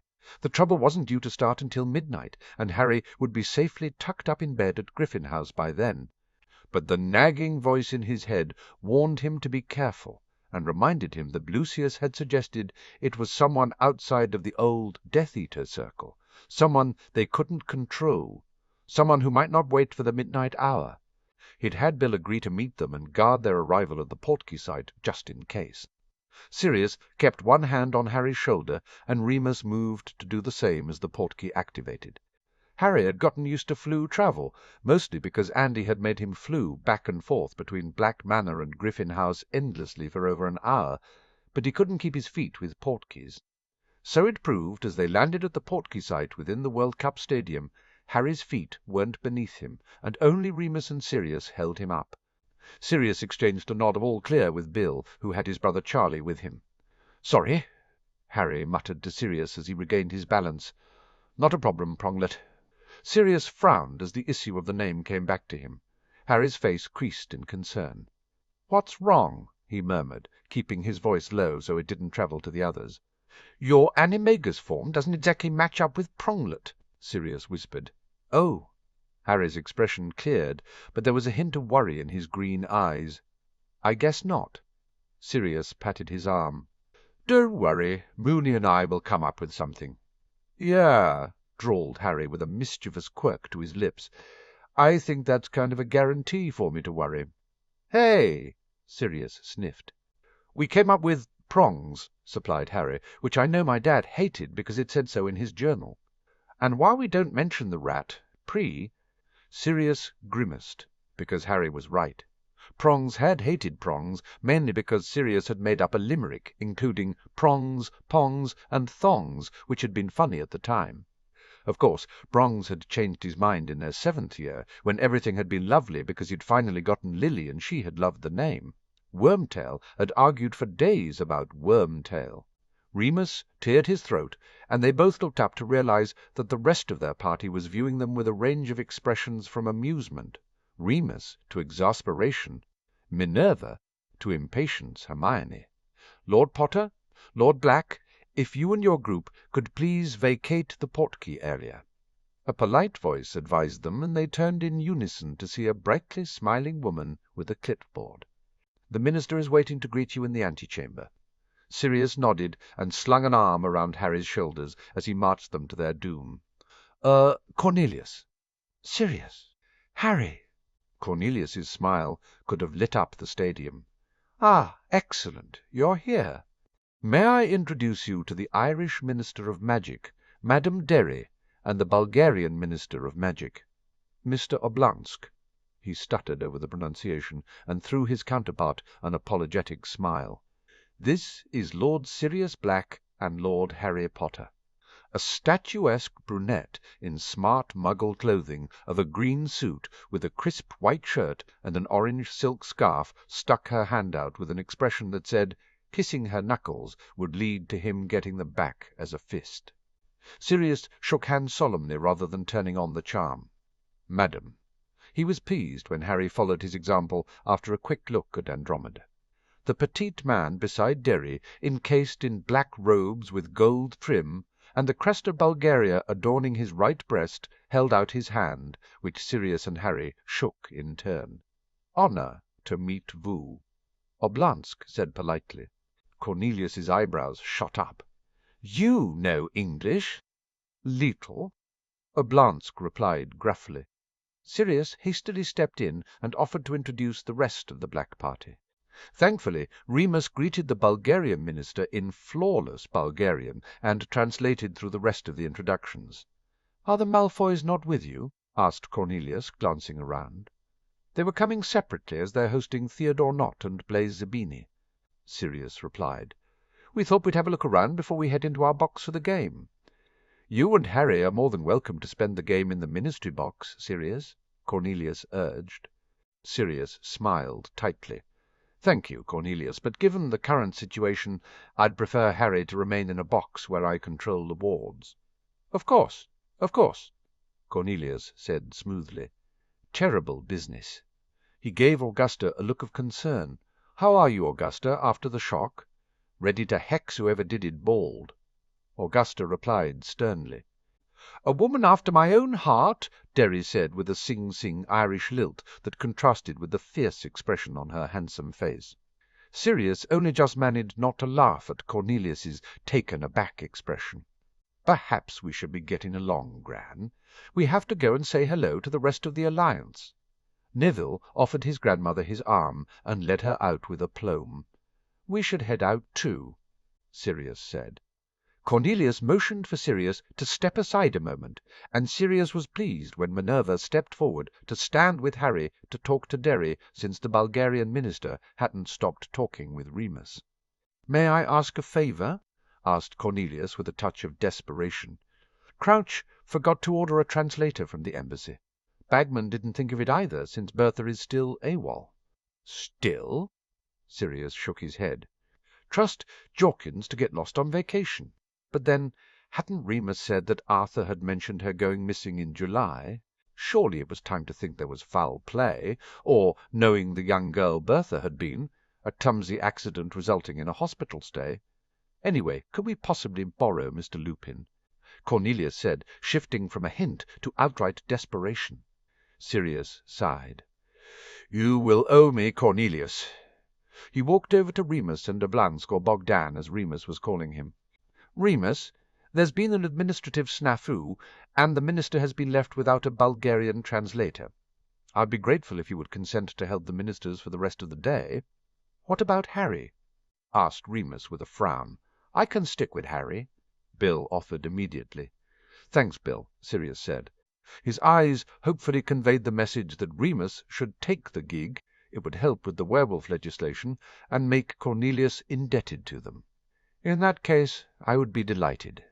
Remus gave a short bow to Cornelius before translating for Bogdan, who broke into a wide and somewhat marauderish grin.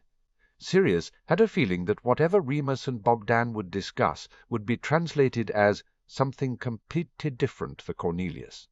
Sirius and Harry said their goodbyes to Remus and the ministers, and Sirius led the rest of the group out of the antechamber and through the stadium out into the surrounding grounds. The Tonks decided to browse the stalls with Simeon and his wife, leaving the Grangers and Minerva with Sirius and Harry. "So where is your dad's tent at, Bill?" Sirius asked. His wand was in his hand, his free hand on Harry's shoulder, and he was already assessing the threat of the milling populace around them. "This way," Bill said with an easy smile. "Charlie, why don't you bring up the rear with Professor McGonagall?" Charlie nodded easily. "I can do that." Sirius approved that they all had their wands out and ready. Hermione's parents stayed behind Sirius and Harry, but Hermione moved to walk on Harry's other side. She chattered nervously about the crowd and the colourful banners adorning some of the tents as they made their way through a veritable village of the things, until they reached a purple and pink monstrosity. Bill grinned at their faces. "Welcome to Shays Weasley." "Colourful," commented Sirius, straight-faced. "Remind me again, are purple and pink Bulgarian colours, or Irish?" "You guys go on in, Charlie, and I will stay out and guard," Bill said after they'd all finished laughing. "How are we all going to fit?" asked Miriam worriedly. "Magic!" Bill promised Hermione's mum with a wink. Sirius nodded, and he exchanged a serious look with the Weasley heir to convey the gravity of Bill's job guarding them. He sighed as he ushered Harry, the Grangers, and Minerva through the open flap. He couldn't help thinking he'd made a mistake, that they should have stayed home. It was a slow feeling of dread sinking into his bones and putting him on edge. "Can't wrap Harry in cotton wool," Sirius told himself sternly. It was going to be okay. It was. Oh, oh, oh. Hermione stood speechless in the centre of what appeared to be a living-room. Her father stood next to her, open-mouthed. Her mother was whirling about like a mad thing. "Look, it's bigger on the inside than on the outside." Her mother waggled her eyebrows at Hermione. Hermione rolled her eyes. "Mum, please." "Ah, you're here. Lovely to have you all." Arthur Weasley emerged from the kitchen. "The kitchen!" and waved a frying-pan at them. "I don't suppose any of you know how to work one of these?" "Don't look at me." Sirius held up both hands in supplication. "I could burn the place down." Harry grinned and gestured at the frying-pan. "I'm a dab hand." Arthur beamed at him and handed him the pan. "Ron's back there, too." He held out his hand to Miriam Granger. "Good to see you again." "Good to see you too, Arthur. Or should that be Doctor?" Hermione quickly followed Harry into the kitchen before her mum could begin explaining Doctor Who to the wizards. Ron was poking at the stove in a desultory fashion before he noticed them and smiled, cheering up slightly. "Guys," he looked at them hopefully, "do either of you know how to turn this on?" "Move over, Ron." Harry pushed him out of the way of the appliance, and with a few checks quickly had the grill turned on and a burner lit. Sausages went under the grill, bacon into the frying-pan. Ron looked at Hermione, who shrugged. "I'm good with desserts, and as a sous-chef," offered Hermione, "but I've never made breakfast before." She leaned against a small kitchen table. "Why are you having breakfast now, anyway? Didn't your mum feed you this morning?" Ron shook his hair, the red catching the artificial light. "Dad thought it was better to come last night and beat the crowds. Otherwise we'd have had to set out at some horrendously early hour for a portkey. It worked out fine until all of us got up this morning and realized that we don't know how to cook in this kitchen. And Mum didn't come." "I thought Ginny helped your mum out usually," Harry said, handing them the loaf of bread with a muttered instruction to slice it. "Where's Ginny at, anyway?" "Celia Ingleby promised Mum to keep an eye on her. She went off first thing with her and Lydia to do something girly." Ron sounded totally disgusted, but he took the bread-knife and carefully started slicing rather thick slices of the homemade bread. "And she said she wasn't cooking just because she was the girl." Hermione frowned at him. "She's right. She shouldn't have to cook just because she's female. My mum and dad share cooking duty. I would hope anyone I ended up with didn't expect me to be barefoot and pregnant, chained to kitchen sink." Harry chuckled, handing her knife and pointing her at the mushrooms. "As if you'd ever end up with someone like that." Ron paused in his slicing. "My mum stayed at home and brought us all up. There's nothing wrong with it." "No, there's nothing wrong with it." "It's a perfectly valid choice," Hermione said with a sniff. "It's just not my choice." "Are you insulting my mother because—" Ron said heatedly, his red-headed temper igniting because he hadn't listened to her. "No," declared Hermione hurriedly. "Of course I'm not insulting your mother. It sounded like you were." Ron waved the knife at her. "Hey!" Harry intervened, tapping Ron's hand gently. "No waving sharp implements around. Hermione wasn't insulting your mum, Ron. Keeping a home and raising kids is an important job, and if your mum wants to do that, then that's good. But can you really see Hermione making that same choice?" Ron looked at them both, slightly bewildered. But why not? And this, thought Hermione with a sigh, was why Ronald Weasley would never be her boyfriend any time soon. "Hermione wants to be a healer, Ron, remember?" Harry flicked Ron's forehead. "Oh, right," Ron said, turning back to the bread. "Why didn't you just say so?" Hermione held her tongue and counted to 10. Ron was short-tempered because he was hungry. If she kept being irritated by everything he said, they'd have a rotten day, and she didn't want that. She glanced over at Harry, who gestured at the mushrooms. "They're not going to chop themselves." Hermione stuck her tongue out as Harry turned deftly back to the stove. A warming plate went under the grill when he took a moment to turn the sausages. he moved again, and a second burner was lit, and he competently made scrambled eggs. "By the way, thanks for the shout-out in the article, mate," Ron said happily. "They even spelled my name correctly. Sirius approved it all last night after dinner." Harry stopped cooking for a second to make a disgusted face. "I hated doing the interview." "All 3 articles came out really well, though, Harry," Hermione assured him, passing him the mushrooms. "There were 3?" inquired Ron, surprised. "We only saw Skeeter's in the Prophet." Skeeter took the most sensationalist approach. She darted a look to Harry, who snorted. It was factually accurate, but she led with Harry's comments about his parents and had the picture of him looking, well, Skeeter had used one particular photo of Harry clearly holding back tears. "Wimpish," Ron supplied. Harry went red, and his motions as he transferred the eggs to the warming plate along with the cooked bacon, before adding tomatoes and mushrooms to the empty frying-pan, were stiff and sharp. "I was going to say upset," Hermione said briskly, and decided to move on. The Quibbler took the most straightforward approach, a nice picture of Harry and Sirius, and a question-and-answer approach. The International Wizarding Herald was the most political. It's obviously got it in for Professor Dumbledore and the British Ministry. "So my prediction is in the international press as well?" Ron grinned. "Wicked." "Never mind the article," Harry said suddenly, obviously deciding a change of subject was in order, which given he hated publicity. Hermione wasn't surprised. "Something happened last night that I have to tell you guys."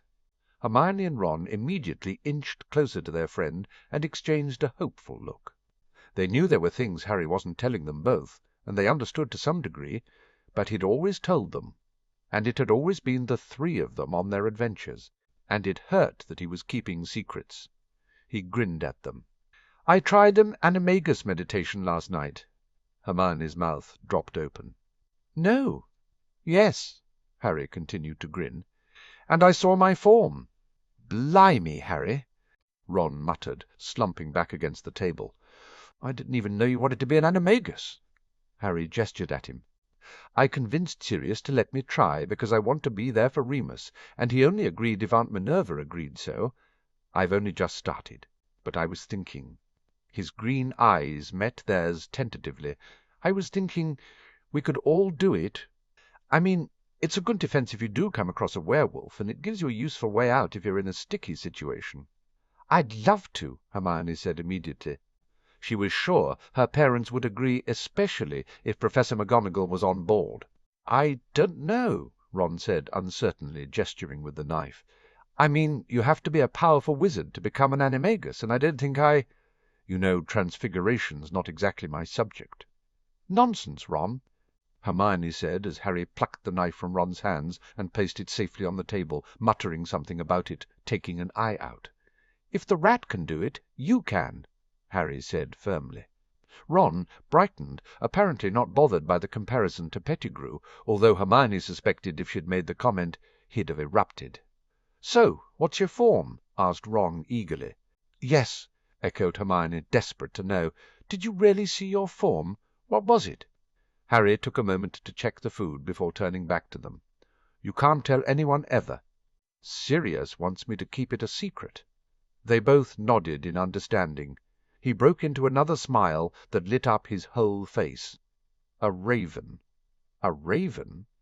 Hermione immediately ran through the attributes of a raven in her head and wondered at how apt a form it was for Harry. "That's wonderful."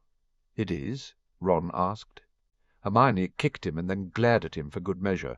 "I mean, it is," Ron hastened to say. "You'll be able to fly," Hermione said authoritatively. "And ravens are known for their cleverness and problem-solving, Harry." She frowned. "I've never understood why the totem for Ravenclaw was an eagle when a raven would have been better." "But Harry's a lion, a Gryffindor," Ron protested. He picked up a slice of bread and started munching on it. "Why would he be a raven?" "Hey, standing right here," Harry pointed out. He checked on the sausages and turned the mushrooms and tomatoes. "Sorry, mate," Ron said insincerely. I get the flying, but a raven's not a lion. I want to be something big and powerful. And totally useless." Hermione pointed out, exasperated with him. A raven can fly anywhere undetected. It can spy easily. It can get in and out of places quickly. It's a great form. A lion is a better form, argued Ron. It can take down a man and scare any attackers. I wanted a flying form, Harry interjected before Hermione could continue the argument. And I've chosen the form now. So that's that. No lion for me, Ron, so you can be the lion. Ron smiled happily. Maybe I will, mate. Hermione refrained from rolling her eyes. This is about ready, Harry said, dishing up the tomatoes and mushrooms. The sausages just need another few minutes. I can't believe you found your form so quickly. Hermione praised him, folding her arms. It's supposed to be quite hard to reach the meditative state required. Meditation? Ron's face dropped. I'm screwed then. Or there's a potion, Hermione informed him crisply. But you don't get to choose your form with the potion. You turn into your form, whichever one best suits your personality at that point in time. The meditation technique is supposed to give you more options, but it is more difficult. She wondered at what the other forms Harry might have had. Harry shrugged and smiled again softly. I think I only achieved the meditation thanks to Luna. She kind of showed me the way. Luna? Hermione asked, frowning. Luna Lovegood, Harry said, moving back to the stove to get the sausages from under the grill. You don't mean Loony? Ron spluttered around a mouthful of bread. Oi! Harry waved a spatula at Ron. She has a name. Anyway, this is done. Why don't you go get your brothers and your dad? Ron heaved a self-suffering sigh and left the kitchen. Of course the Lovegoods owned. The Quibbler and Luna must have accompanied her father. Hermione thought, slightly miserable at how happy Harry had seemed in mentioning the other girl. She tried to remember what Luna looked like and came up with blonde and pretty, but not conventionally pretty. Prettier than Hermione, since she didn't have awfully big front teeth and bushy, uncontrollable hair. She bit her lip and rubbed her arms. Hadn't she decided she wasn't going to do this? She wasn't going to crush on Harry or think about him as a potential boyfriend. She wasn't. Even if Harry would make a great boyfriend, even if Harry was very sweet with her, even if she might possibly want Harry as a boyfriend. The plastic kitchen door slapped against the plastic wall, and the Weasley twins barreled in along with Ron. Harry, Dad says, can you put a plate together for Bill and Charlie and him? Ron said, sitting down at the table. Hermione scowled. She had a feeling Ron had probably been asked, and it was so like him to push the task off onto someone else. She opened her mouth to argue, caught Harry's eye and his silent message, not to say anything, and subsided with a huff. What about Percy? Asked Harry. He's off doing ministry stuff. Ron shrugged, unconcerned. This is great, Harry, Fred said. You'll make someone a lovely wife. George agreed. Harry whacked George with the back of a wooden spoon. Ow! George exclaimed, rubbing his upper arm where Harry had landed the blow with an exaggerated pout. He's got the mum thing down, too. Fred pointed out and dodged when Harry threatened him with a spoon next. Hermione couldn't help giggling at the good-natured teasing and Harry's pleasure at the underlying praise. You guys took a look around outside? Harry asked as he put breakfast sandwiches together for Arthur, Bill, and Charlie. Yeah, it's mad out there, Fred exclaimed. You'll never guess who we ran into. Bagman. He was taking bets.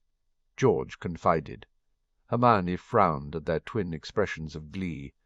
Oh, you didn't? Didn't what? Asked Ron, scooping up more mushrooms since Harry had finished with the serving spoon. Bet, Hermione said succinctly. She turned to look at the twins. What would your mum say? I reckon she'd be talking with a wooden spoon, Fred admitted. George nodded. But she's not here, and we need money for the joke shop. It was Harry's turn to frown at them. I thought Remus said we'd invest if you got your NEWTs. Fred and George looked to each other before they turned back to Harry. We just want to put in our own share and do our bit. Harry sighed, but nodded in the face of their unwavering conviction. He raised the plate he held. I'd better take this out before it gets cold. It's a good thing you wanting to contribute, Hermione began lecturing them as Harry disappeared into the front room. But really betting? You have to risk something. If you want something, Fred concluded. "Mum is going to freak," Ron pointed out, stabbing another sausage, "which is why nobody is going to tell her." The twins looked hard at their younger brother. Ron swallowed and gestured at his brothers. "I'm not going to tell her, but she'll still know. She's Mum." Hermione's response was forgotten as Ginny and Lydia Ingleby entered.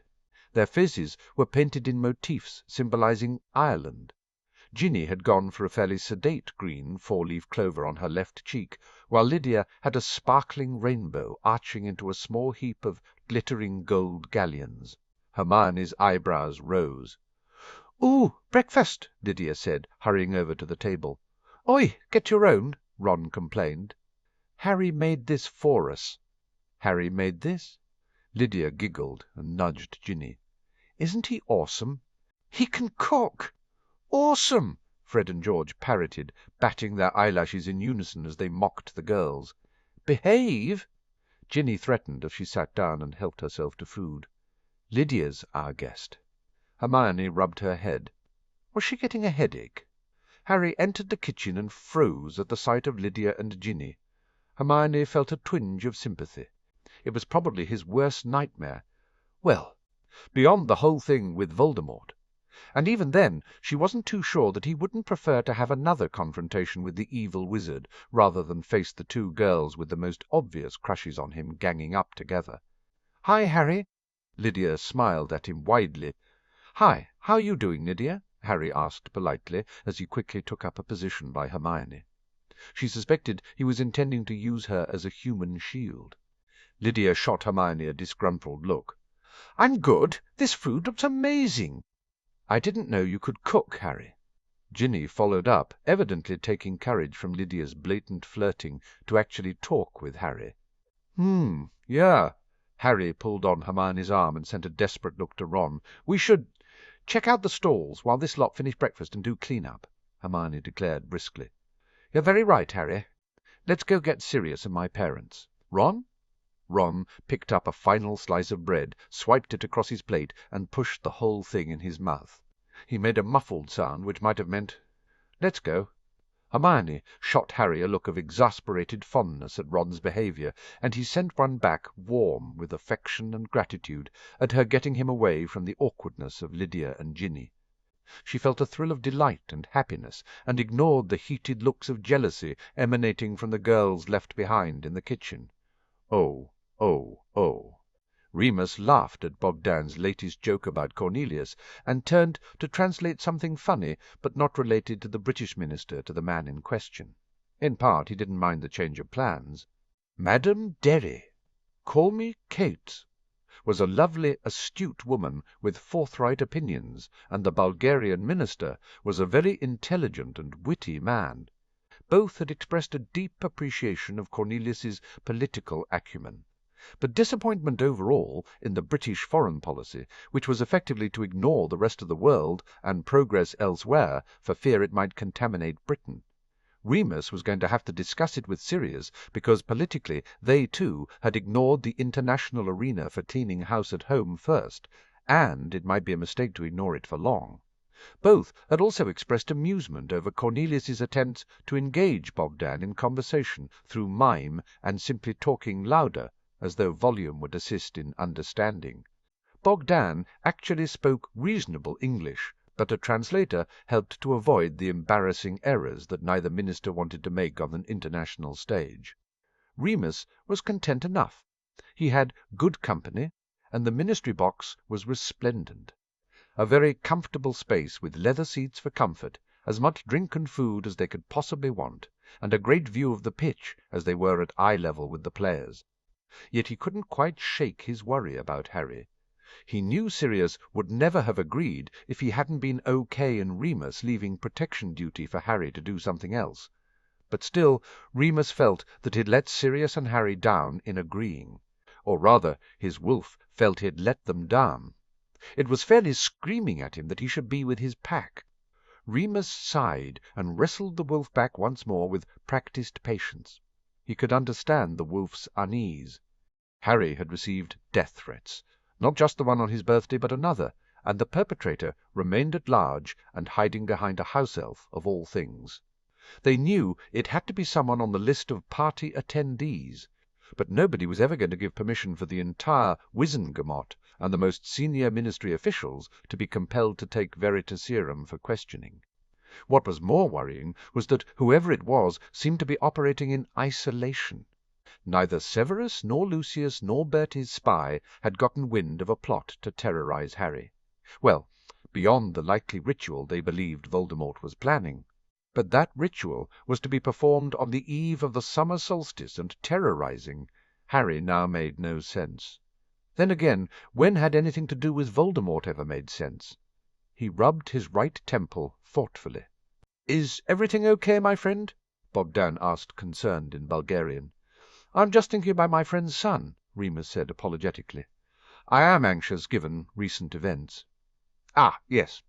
I read the article in the International Wizarding Herald. It is shocking that someone so young can be targeted so horrifically." Bogdan smiled at him. "If you wish to take a break and check on young Lord Potter, I will cope for a few minutes alone." "You may, but others will not." Remus turned to Cornelius, who had started anxiously as the two had exchanged words. "Nothing to worry about, Minister. We were just commenting about the article in the Herald on Harry." "Kurt is a good reporter," Kate said briskly. "I'm afraid I didn't get a chance to read the Herald this morning, but the article in the Prophet was well done by Rita, as always." Cornelius said, "I was thinking perhaps we should have a day of remembrance for the Potters." "It's a nice thought, but I'm not sure it's what Harry had in mind," Remus said diplomatically. "We were actually discussing the death threats. A terrible business, but I have confidence Amelia will get to the bottom of it," Cornelius said forcefully. Bogdan nodded. "It is good to hear. Child should not be target." Kate nodded her agreement. "It is a shame for the lad." Cornelius smiled at them. "I couldn't agree with you more. Unfortunately, Harry's unique status makes him more of a target than I think any of us would wish on the poor boy." Remus checked his watch. The match was about to start. He glanced over the box and was surprised at the empty seats. He guessed some of the Wizengamot and eligible ministry staff hadn't taken up their tickets. Crouch was missing too, which was a surprise, since he had helped secure the World Cup as an event for Britain. Bagman was commentating, so that wasn't a surprise. A sudden sound at the door had them all turning, and he wasn't surprised when the Weasleys, excepting Ron and Bill, hurried into the box and took their seats. He noticed Percy frowned at the absent Crouch's seat before taking his own. Arthur hurried over and was introduced to the foreign ministers by Cornelius, assisted by Remus. Kate smiled warmly. "I would be happy to meet with you and discuss how we deal with Muggles in Ireland."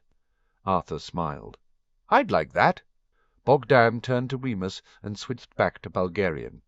"Please inform him that we have a good relationship with our Muggle counterparts, and we would be happy to share how we have built trust and share information."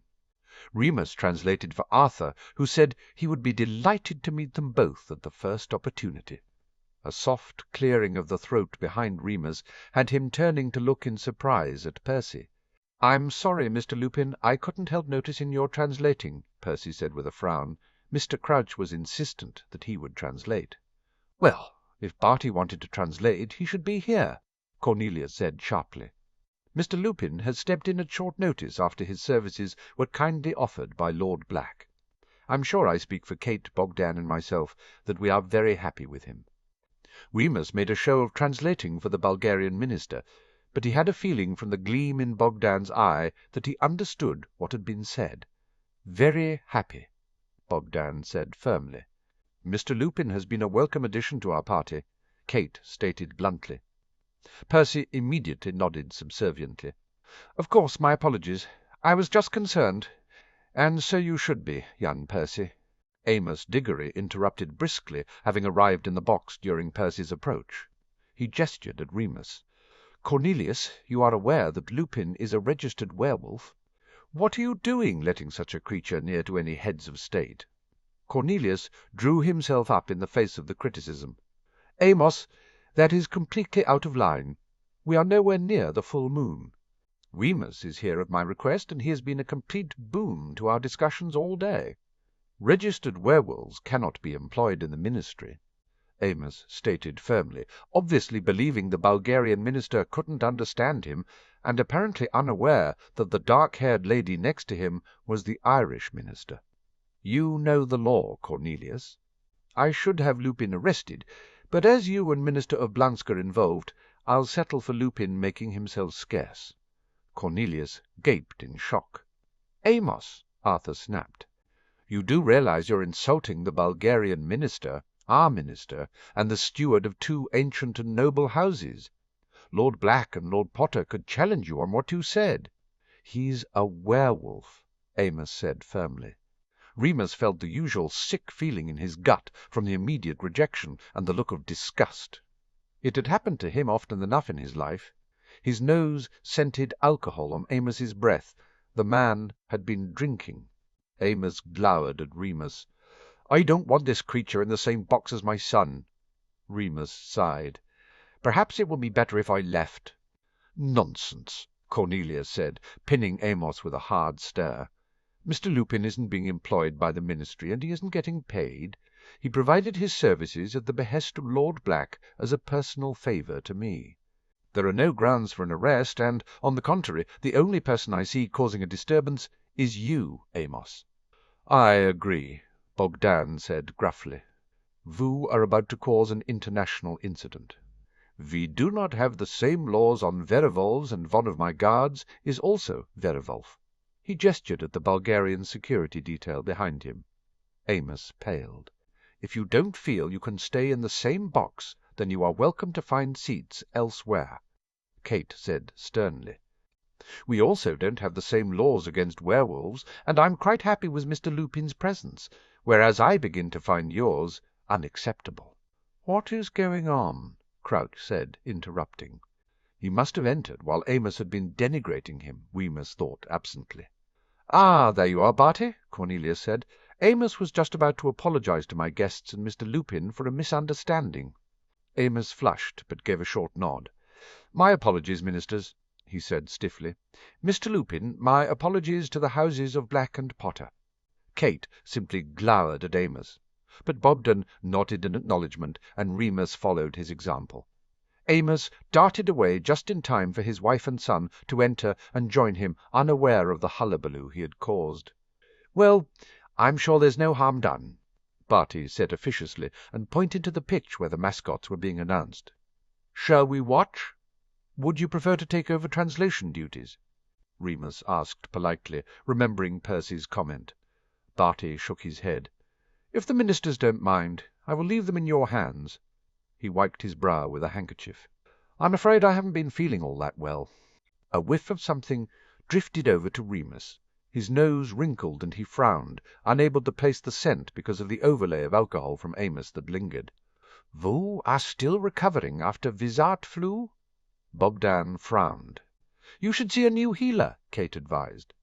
"I quite agree, Barty," Cornelius said. "Or take some more time off. You know we need you in tip-top shape for the thing at the end of October." "Thank you all. I may just do that." Barty sat down in his seat, and the ministers took theirs. Remus sat down off to the side with the Bulgarian security detail. He sighed and turned his attention to the antics of the younger men trying to climb over the railings to get to the Bulgarian Velas. He wondered if Harry was attempting the same. Oh. The black box was situated at playing level across the field from the ministry box, and it was probably only second to the ministry box in its interior decor. The colours of the black family crest of green and black dominated the walls, but they were accented by Sirius's preferred Gryffindor red and gold on the comfortable seating. No plastic that made a bum go numb in seconds. Ron was impressed. He lifted up his brand omniculars, and he fully intended to pay Harry back, regardless of Harry's "Consider it your Christmas and birthday gift," and felt himself sway at the sight of the Velas. He took a step toward the railing. "Easy there, Ron." Bill grasped his shoulder and pulled him back. "I don't want to have to explain you diving over the edge to Mum and Dad." Ron shook himself. He watched amused as Lucius Malfoy pulled his son away from the railing. Zabini was holding back Nott. Beside him, Harry had placed a hand on Neville's shoulder, and was quietly talking to him, seemingly holding him back. but Harry himself seemed unaffected. Hermione nudged Ron. "Harry must have some natural immunity." She sounded unusually pleased. Jealousy stirred in Ron's gut, and he hated it, hated himself for feeling jealous. Since the flying incident and his talk with Bill, Ron had made a conscious effort not to be jealous of Harry. He knew in many respects Harry would have loved to have had Ron's life: 2 parents, a house full of siblings, and more love than Ron himself sometimes knew what to do with. But he couldn't quite help to envy at Harry's new clothes, the money, the fame, and the lifestyle Harry enjoyed. Well, didn't so much enjoy as had. Ron knew Harry would have preferred to have dumped the fame and his status entirely if he could. And it wasn't as though Harry had an easy life, what with the death threats and the ever-present threat of something happening. The trip to the Basilisk had been horrible. Ginny had refused to see the mind healer, despite her hysterics during the return visit to the chamber. Their dad and Bill had tried and failed to convince her to go, and after the one and only session their dad had dragged Ginny to kicking and screaming all the way. The mind healer had said that forcing her wouldn't work. Ron himself had tried to talk Ginny into it, pointing out that he had been scared down in the chamber himself, remembering how Lockhart had almost obliviated him in the horrible, horrible wait for Harry to come back. That if Ginny went to a session, maybe he'd go to one too. She hadn't gone for it. Ron had quietly thought that they should ask Harry to have a word. He was fairly certain only Harry would be able to get her to go. At least, Ron mused, Ginny hadn't been caught up in the drama of Ron's 3rd year. She'd actually settled into Gryffindor. All of the male Weasleys at Hogwarts had been under strict instructions to watch her and make sure that nothing similar to the chamber happened again. Ron would be quite happy if nothing similar to the chamber happened to him either, and he could do without a repeat of being dragged into the shrieking shack by a Grim. Maybe Harry was right about the Animagus training. If Ron had been able to turn into a lion, he could have gotten away or scared the pants off Sirius anyway. He would try anyway for Harry. He felt very happy that Harry wanted to include him and Hermione in something like that, since there was a lot going on that Harry couldn't talk about. Or at least, Ron and Hermione suspected that there was a lot going on that Harry couldn't talk about. They'd both confided their worries about Harry to each other in brief conversations, but Ron knew if Harry was keeping quiet, it was because Sirius had made him promise, and Ron wouldn't try to get Harry into trouble with his new dad just to satisfy Ron's curiosity. He smiled at the thought as the leprechauns came out in support of Ireland. They were flinging gold up into the stands, and for a long moment Ron was tempted to go and grab some. "Ooh, it almost looks real, doesn't it?" Hermione said out loud. And that was a good reason why he shouldn't. Leprechaun gold was nothing but an illusion. Ron's lips firmed. If he wanted money, fame, and status, he would have to work for it, as Bill had said in their discussions. He felt a rush of happiness at the thought of his oldest brother, and he glanced up behind him, where Bill stood sentry, ensuring Harry couldn't be attacked from the back of the box. His relationship with Bill had changed since their talk in Ron's room. Bill had taken time every couple of days to come over and chat specifically with Ron. Sometimes they'd play chess or they'd fly, but most times they ended up like the first time. Just sat on Ron's bed, talking. Ron had found himself listening to more stories of Bill and Charlie as kids, as well as Bill's time at Hogwarts. Instead of switching off thinking it was Bill lording it over him for doing something first, Ron really listened and had gotten to know his brother much better. He had sought Charlie out himself a couple of times after that to check Bill's version of events sometimes, or to ask Charlie his advice about Quidditch. He had even confided his Quidditch dreams, and Charlie was helping train Ron for the tryouts. Ron was thrilled with his brother's support. "Here come the teams!" Harry said excitedly, elbowing Ron and drawing his attention back to the game. Ron grinned at him and raised the omniculars again. For long minutes they murmured oohs and ahs as the professional teams took to the skies and play began. Harry shook his head. "They're so fast." "So are you on that firebolt," Sirius pointed out. "He's right, though. They're playing very fast. It's obviously Ireland's strategy. The Bulgarian beaters have issues with speed." Ron said authoritatively. "See?" He nudged Harry. "They can't get the bludgers anywhere near on target. As much as I hate to admit it, he's right," Draco Malfoy said.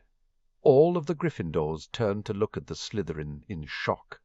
"Are you feeling all right, Malfoy?" asked Neville. "You do realize you've just complimented Ron?" Nott snorted in the background. "I agreed with his surmising of the Irish strategy. I didn't compliment him." Malfoy snapped. Neville huffed and returned to the action. Ron gave the back of Malfoy's head a searching look before returning his attention to the game. He had been told very strictly by everyone that he needed to be on his best behaviour with the Slytherins. The Malfoys were part of the House of Black, as much as Ron might hate it, and he was only in the box because he was a guest of Harry's. He didn't like the snakes, but he guessed he could put up with them for the length of a Quidditch match. Hermione sighed, sat back down, and pulled a book out of her backpack. Ron stared at her. "What are you doing?" "Reading," Hermione said slowly, as though he was the odd one. "But," Ron waved his arms out towards the pitch and the action, "I only came to experience the atmosphere of a professional game." Hermione explained rather snootily, in Ron's opinion, "I don't really enjoy Quidditch." "But," Ron stuttered out, "you watch all the Gryffindor matches." Harry said, lowering his own omniculars to look at her with faint surprise. Hermione squirmed in her seat, her fingers tightening around the book. "That's because you play, and you're my friend, so I support you." She'd gone red in the face as though she was embarrassed. Ron exchanged a look with Harry over Hermione's head. Mental, Ron thought with horror, absolutely mental. How could she not enjoy Quidditch? He returned to watching the game. "I wish our chasers could play like that," Malfoy said with a sigh, as Ireland scored again. "They have too much muscle on them," Ron said without thinking. Too much muscle, and they're too focused on blocking rather than scoring." Zabini agreed, sliding in as though Ron hadn't paused in stupefied realization that he'd just talked to Malfoy. "I don't understand why Flint chose them when there are better flyers in Slytherin." Nott said he wanted people who could intimidate others in the air, Malfoy said shortly. "Obviously." "You don't?" Nott said. "But there again, you didn't exactly try out, did you?" "I'm a seeker. I don't need to intimidate anyone." "Caw-haw!" Malfoy retorted. "And I think I've earned my place on the team after the last 2 years, thank you very much."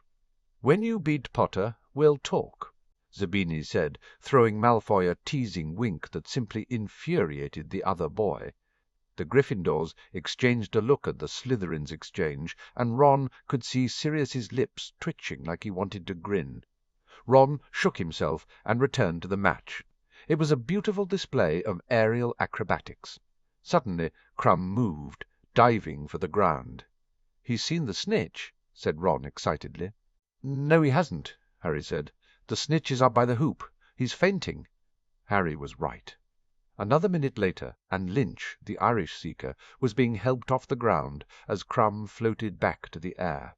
"How the bloody hell did you see the snitch?" demanded Nott. "Because he's the best seeker at Hogwarts," Ron said proudly. Malfoy gave a loud snort, but he didn't argue the point.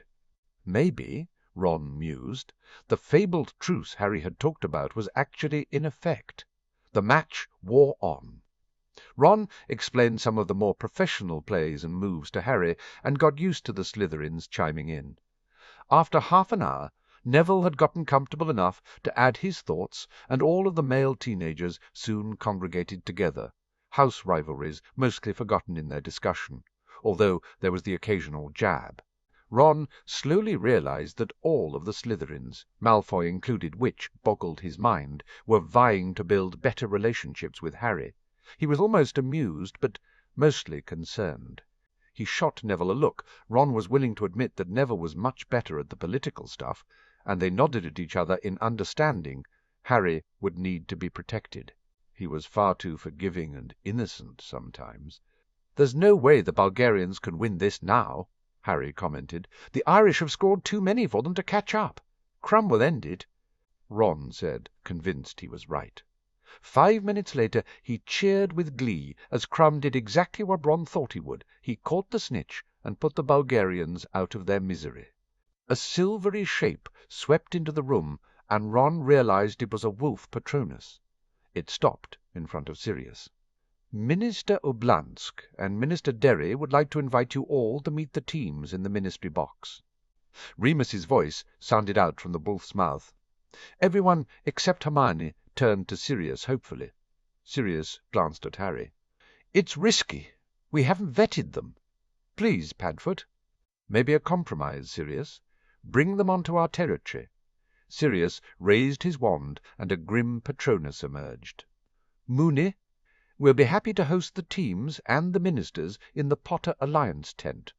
Due to security reasons, Lord Potter is restricted in his movements. I'm sure the ministers will understand the necessity."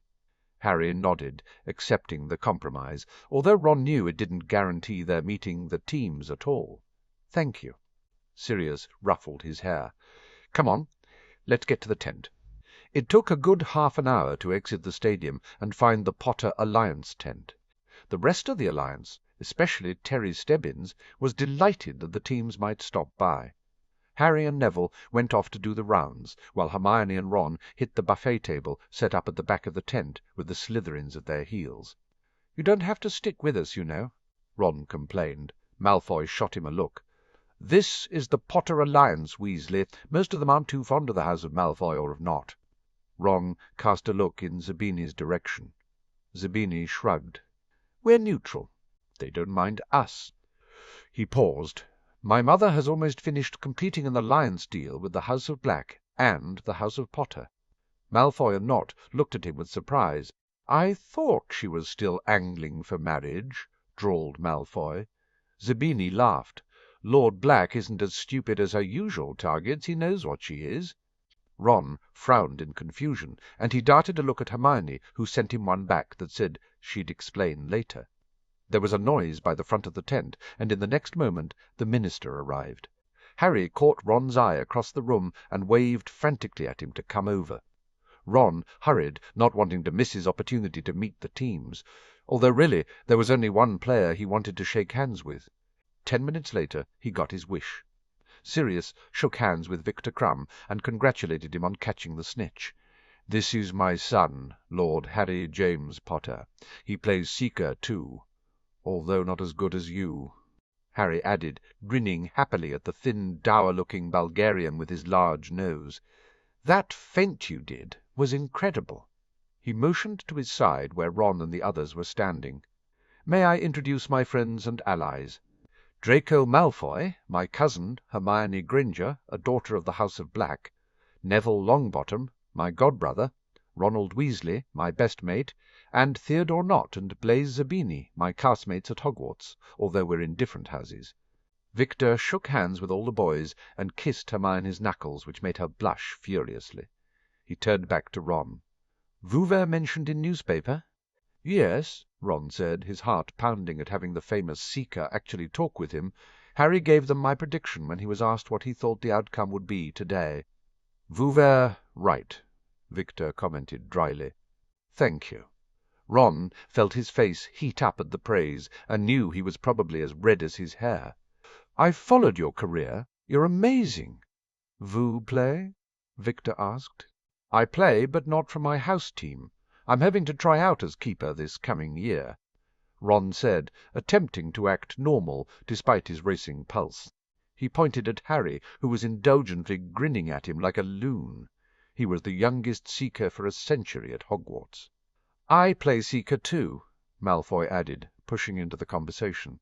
Victor's dark eyes flickered to him before returning to Harry and Ron. "Vous must practice, practice, practice to be the best." Harry nodded.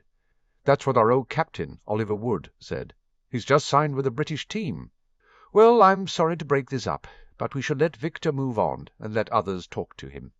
Sirius prompted gently. "It was nice to meet vous all," Victor said, and fell into step beside his coach as they moved to the next group. Ron watched him go and turned back just in time to be introduced to the Irish Seeker. Life just didn't get any better than this, he thought happily. Neville took a gulp of butterbeer and sank back in the chair that he had commandeered an hour before. The Potter Alliance tent continued to buzz with chatter and laughter as everyone celebrated the Irish win. The teams themselves had left ages before, as had the ministers who were expected back at the stadium for the official ministry party. Some of the adults had departed for other places. Simeon and Anna had gone home, the Tonks had headed to other friends. Many were taking turns to rotate a presence at the ministry party, except for Sirius. Sirius had refused to move further than half a tent from Harry and Neville could understand why after the events earlier that week. He hadn't strayed too far from Harry himself once they'd reunited in the box. Zabini shifted beside him. Neville had made a concerted effort with the Slytherin, remembering his comment at the party. Zabini had proven to have a sly sense of humour and a wicked eye for observation. Some of the comments he'd made as they people watched had had Neville and the others in hysterics. Neville followed Zabini's gaze to where Harry was conversing with Nott and Hermione, along with Jeremy and Michael. It appeared that Jeremy knew Nott quite well, and the group seemed animated, discussing something that had Hermione's hands flying in debate and Harry's head cocked to the side with interest. He frowned.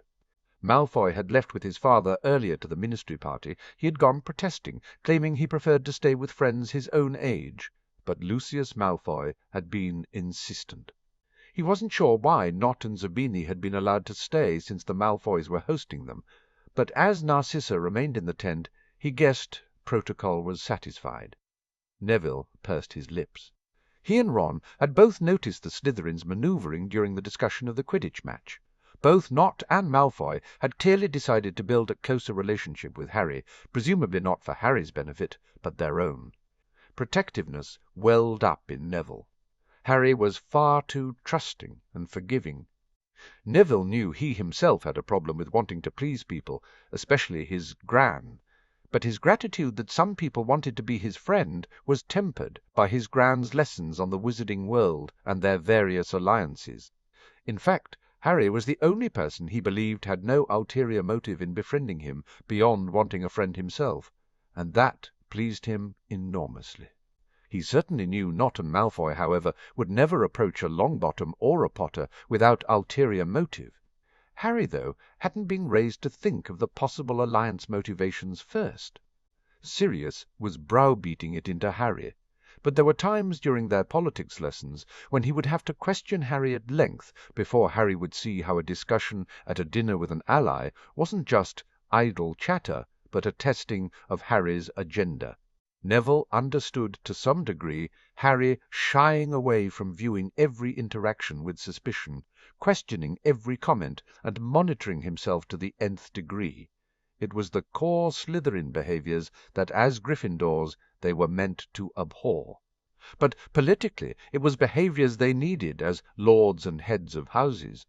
Sirius, for all he disliked his family, had been raised as a Slytherin, and was embracing that in order to protect Harry. Neville understood Harry was going to have to be more Slytherin if he was going to swim in the snake-infested waters of the wizarding political world.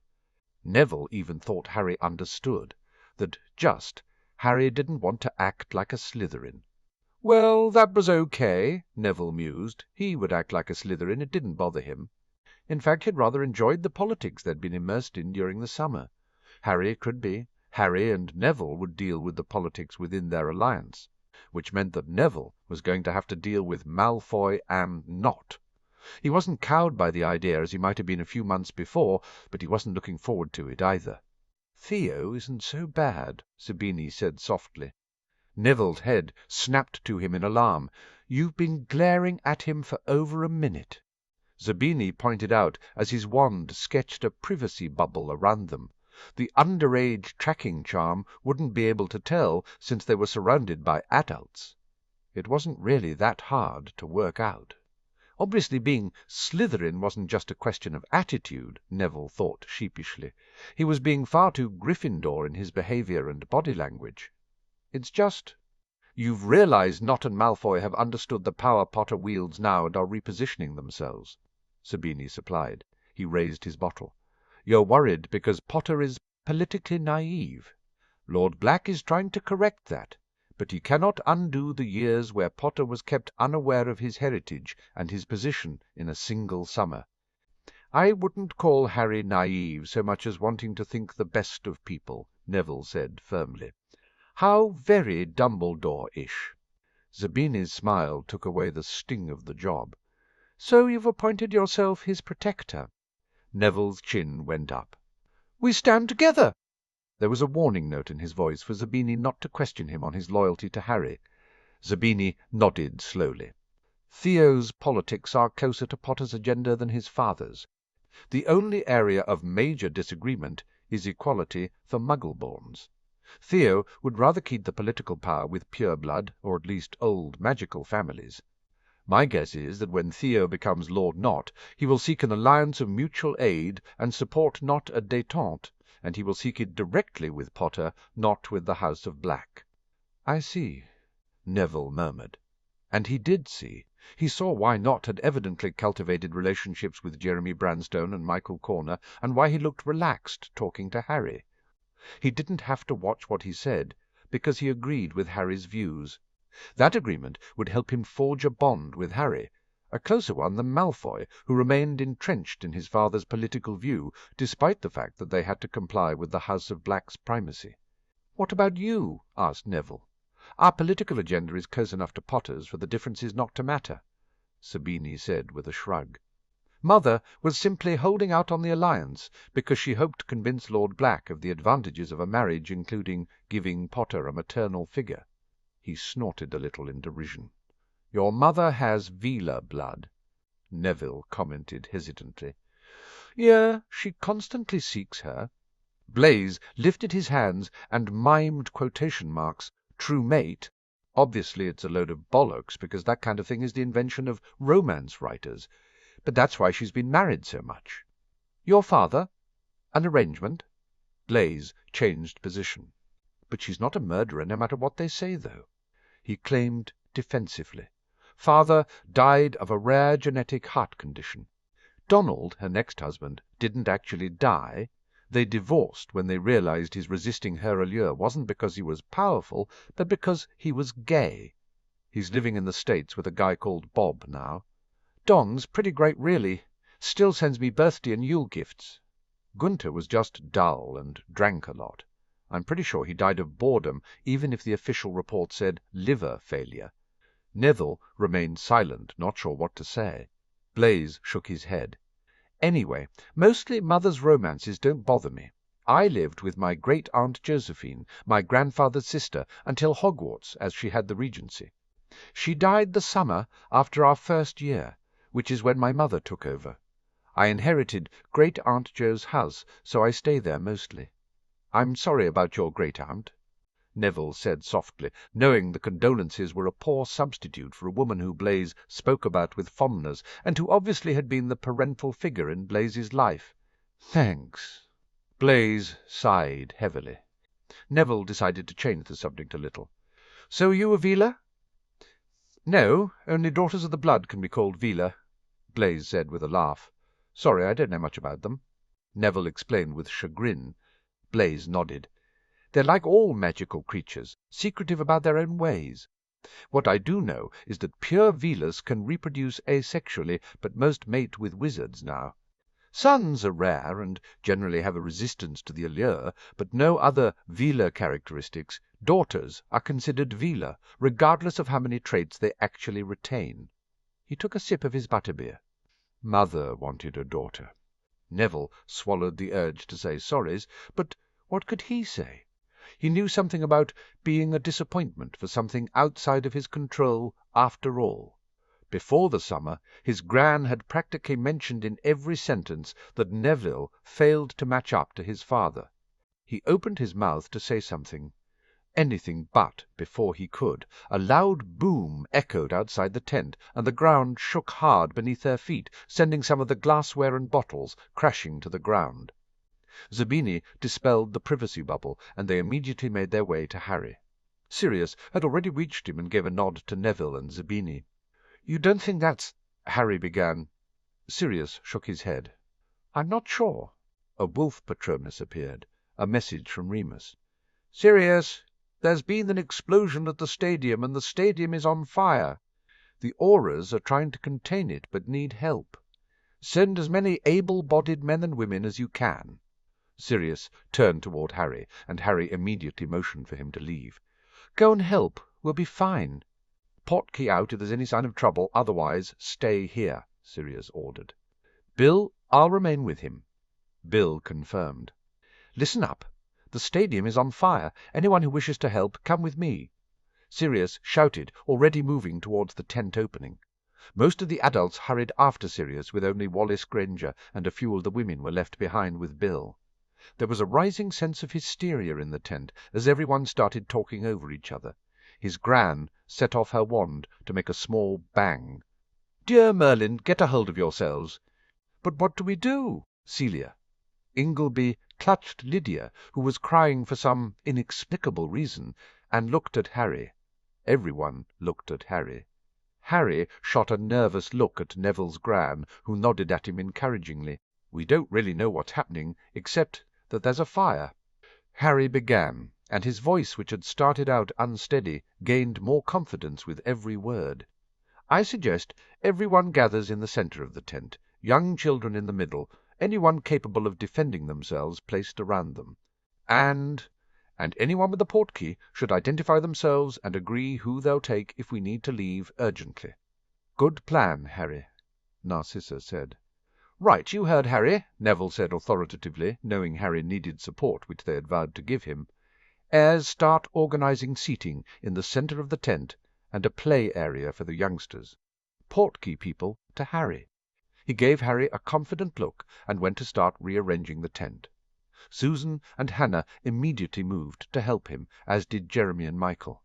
Hermione dragged Ron into the center to move some chairs and smiled at Neville.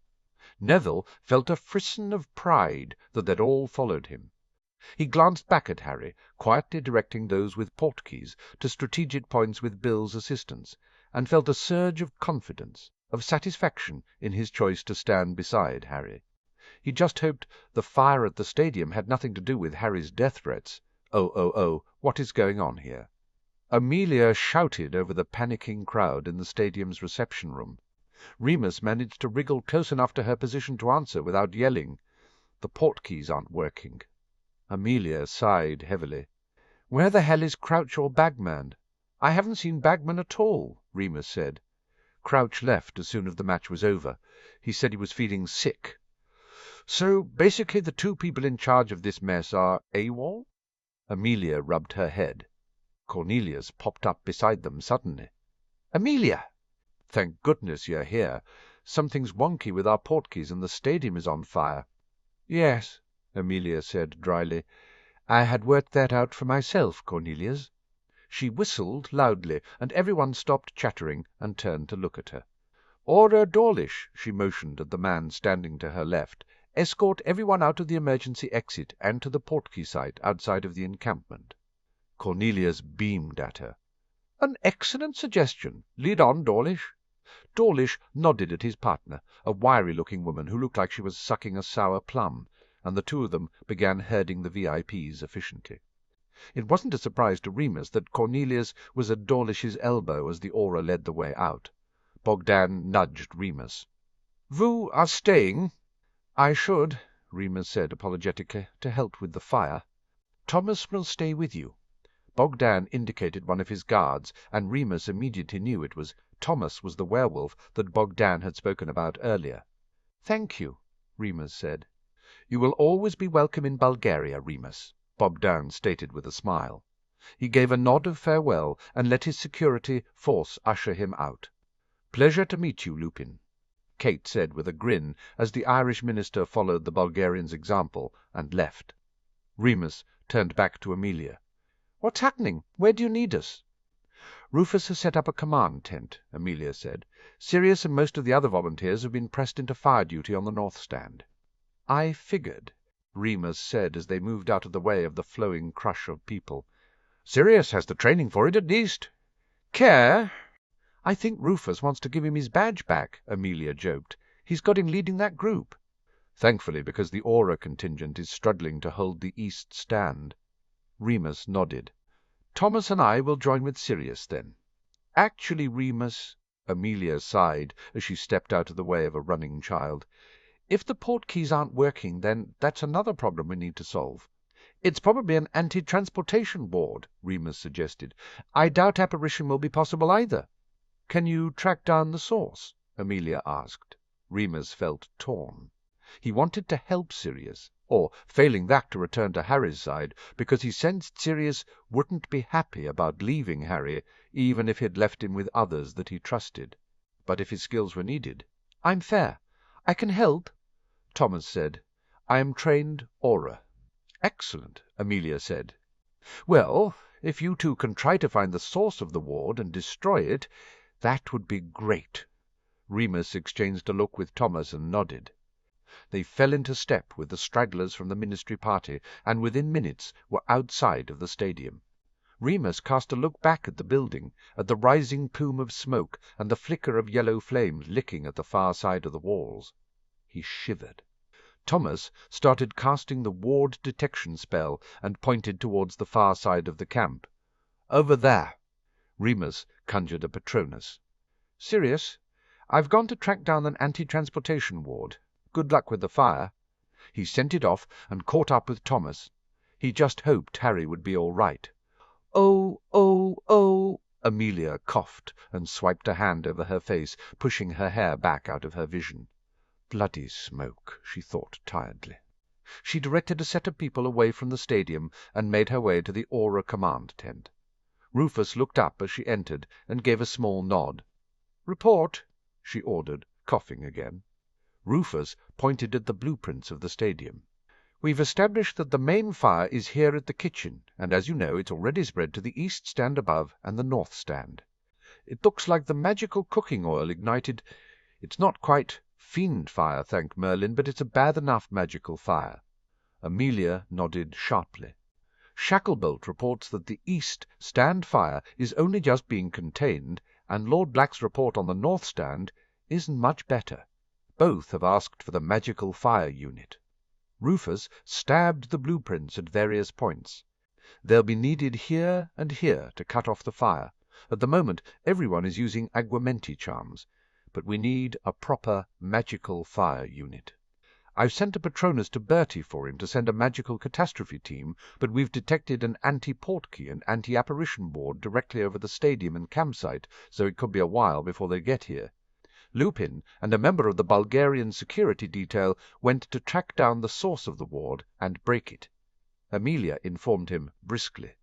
"I've got Dawlish and a small contingent evacuating most of the ministry and the Wizengamot out to the portkey point outside the Muggle field." Rufus grunted. "Explains why we've had complaints that nobody can apparate. I've got Cavendish and Hoskins set up to provide information and guidance. I've sent a few others out to inform the campers to stay where they are, but if they wish to leave to do so in an orderly fashion. Keats and his team are on Muggle duty. The fire will attract attention." Amelia nodded again. It looked like all the bases had been covered, no more than she expected from her head aura.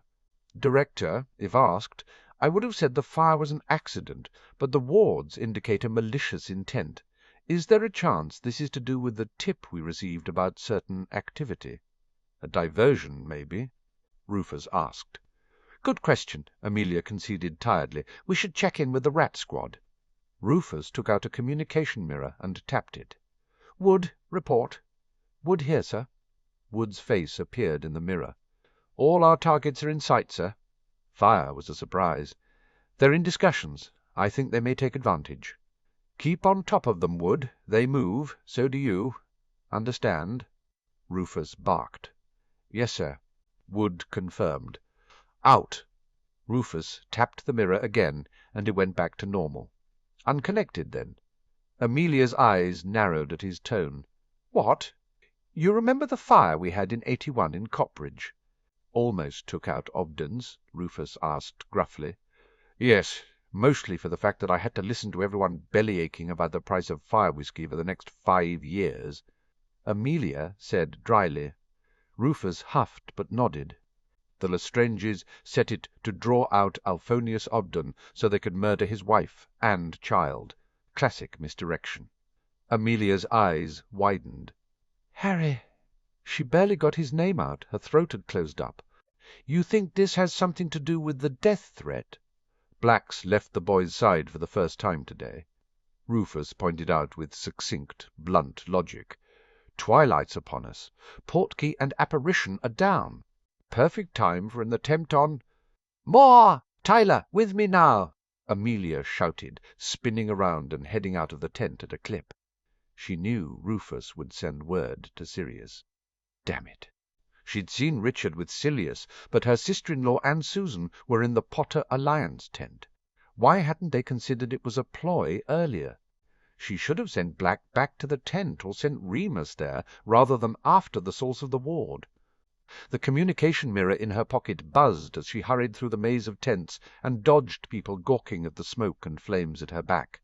She yanked it out of her pocket without losing stride. Bones. Rufus's visage swam into focus. Rack Squad have confirmed we have targets in costume on the move. Bugger. It never rained, but it poured.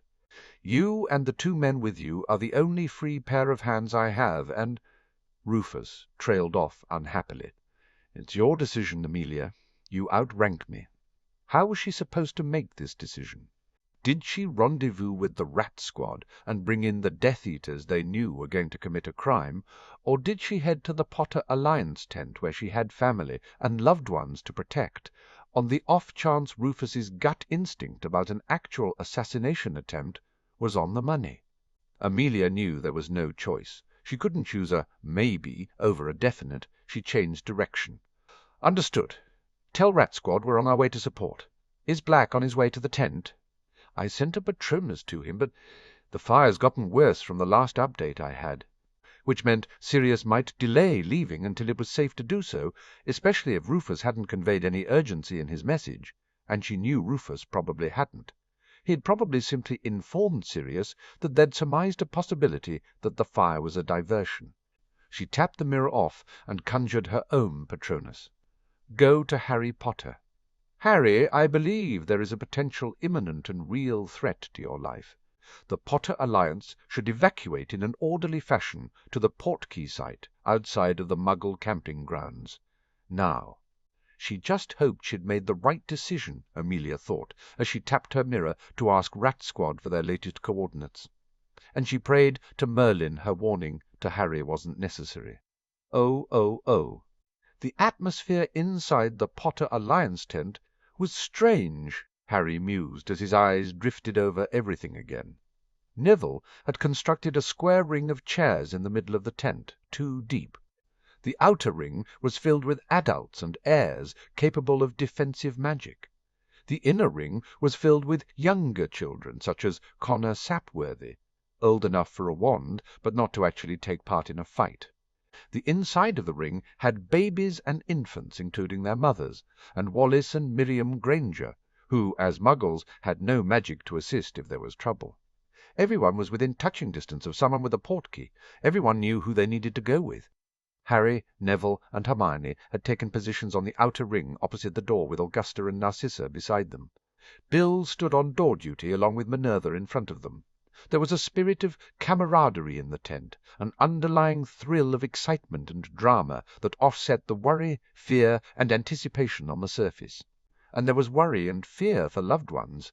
All the adult men, except for Bill and Wallace, had disappeared to fight the fire. They'd had one short Patronus message from Sirius, confirming that they were helping to contain the fire to the stadium and were all okay. But Harry couldn't shake the feeling that something was wrong. Maybe they should have all port-keyed out as soon as they'd been notified about the stadium fire, Harry mused. If he was a Death Eater, he'd use the fire as a distraction, even if they hadn't planned it that way. And they couldn't know for certain it wasn't a distraction. You all right, mate? Ron asked, picking up on his unease. I just want to know what's happening, Harry admitted. We have to be patient, Harry. Hermione remonstrated with him gently. I'm sure everybody in charge is very busy dealing with the fire. We were lucky to get an update from Sirius. They'll send word when they can. Harry shrugged, unwilling to argue with her. He let the quiet background chatter distract him. Miriam and Wallace were discussing the Muggle Prime Minister with Karen Abbott. Narcissa was exchanging hair-colour charms of all things with Felicity Bones. Connor Sapworthy was playing Exploding Snap with his younger brother. Jeremy was talking with Nott about OWLs. Terry was chatting with Michael about the Quidditch match. Apart from the fire, it had been a good day, Harry thought idly. The Quidditch match had been brilliant. Seeing the professionals in action had given Harry a good glimpse of the standard he would have to achieve to gain a place on a team. Sure, the teams were national and the best of the best, but even a lower league team would expect some of the same qualities. Harry knew he had raw talent, but he hadn't considered how the Seeker could help the chasers and the beaters before, rather than simply flying around and catch the snitch. Some of the plays, Ron had pointed out, couldn't have worked without Lynch or Crumb helping their teams. Maybe the Gryffindor team could try something similar when they were all back at Hogwarts. A sound outside the tent disturbed his planning, and he stood up, aware that Ron and Neville followed his example. Bill moved to place himself between the visitor and the rest of the tent. Minerva stood off to the side, playing back up. The telltale flash of red robes as the man entered had Bill lowering his wand, although he kept hold of it just in case. "What can we do for you, Aura?" asked Bill shortly. "Hollins, isn't it?" Minerva said from her position, as she got a good look at the Aura. Harry frowned and shifted his weight uncertainly. Why had they sent an Aura? The chatter behind him faded into silence. "I got orders to take Lord Potter to the evacuation site," Hollins said tersely. "Lord Potter has a portkey." Bill countered. "If we're to evacuate, their ward's up," Hollins said. Bill exchanged an alarmed look with Minerva. "If Harry goes, we should all evacuate." "My orders are just for Lord Potter," Hollins argued. "I don't particularly care, Aura Hollins," Minerva said sharply. "If Harry is leaving, we all are." A Patronus entered, a small terrier who headed straight for Harry. "Harry, I believe there is a potential imminent and real threat to your life. The Potter Alliance should evacuate in an orderly fashion to the portkey site outside of the Muggle camping grounds. Now." Amelia's voice echoed loudly in the tent. Harry's eyes snapped to the Aura in front of him, and he noticed Bill raised his wand. Why would Amelia send a Patronus if she'd already sent you? He wondered out loud. The Aura's features twisted sharply into a sneer, and suddenly he moved, casting one spell towards Harry and another towards Bill. Someone screamed. Harry responded instinctively, dropping to his haunches, his wand thrust out in front of him. "Protego!" The shield snapped into place, and the purple-coloured curse splashed across it. "Protego!" Bill yelled, even as he dodged the grey spell, diving and rolling, rising to shoot off his own spell. "Harry, get a shield up around everyone." Harry immediately cast the dueling shield that protected audiences from stray curses that Professor Flitwick had taught him. It was the only one large enough that he could think of. The silvery dome wobbled a bit as it rose, but eventually it snapped into place. It didn't allow anyone inside the shield to help the combatants on the other side, leaving Bill and Minerva exposed at the front of the tent. Bill dodged another spell, and Minerva hurriedly shielded herself against a curse. He could hear a child wail and someone else sobbing. Minerva was casting as Bill engaged the rogue Aura in a fierce duel. The spare chairs beside her became animated and ran for the intruder. Hollins, or whoever he was, used one to shield himself against Bill's latest spell before he cast an incendio, and the wooden chairs burst into flames. He sent them back towards Minerva, who was caught off guard. She hastily put up a gush of water, but the chairs impacted her with a smack, and she was sent flying. "No!" Harry yelled as he watched Minerva crumple in a heap. Hermione's hand on his shoulder prevented him from rushing forward. "You have to shield us, Harry," she reminded him, her voice choked with tears. Bill seemed to be gaining ground, but he'd been hit a few times. Cutting hexes that had his arm, leg, and cheek bleeding, he cast a chain of spells. The fake Aura dodged the first two in a strong show of acrobatics, deflected the third, and shielded the fourth, before he growled and sent back a chain of his own offensive spells. Bill deflected the first. He dived to the left to avoid the second. He shielded the third, but it crashed against the shield and sent him backwards. He slipped and lost his balance. The fourth impacted him, and he dropped to the floor unconscious. Bill! Ron moved to go to him, and both Harry and Hermione grabbed him. "You can't leave the shield!" Hermione shouted. Harry's heart was pounding as the fake aura got to his feet and smirked at him. "You think you're so safe behind your shield?" Snuff. The man taunted mockingly. "You can't save them all, Potter." He raised his wand and pointed it at Neville. "Crucio!" The shield wouldn't stop. An unforgivable. But Neville had nowhere to go. Before Harry could react, Augusta conjured a slab of rock in front of her grandson. The rock shattered, sending chips everywhere, and one nicked Neville's forehead, despite his hastily flinging his arms up in front of his face.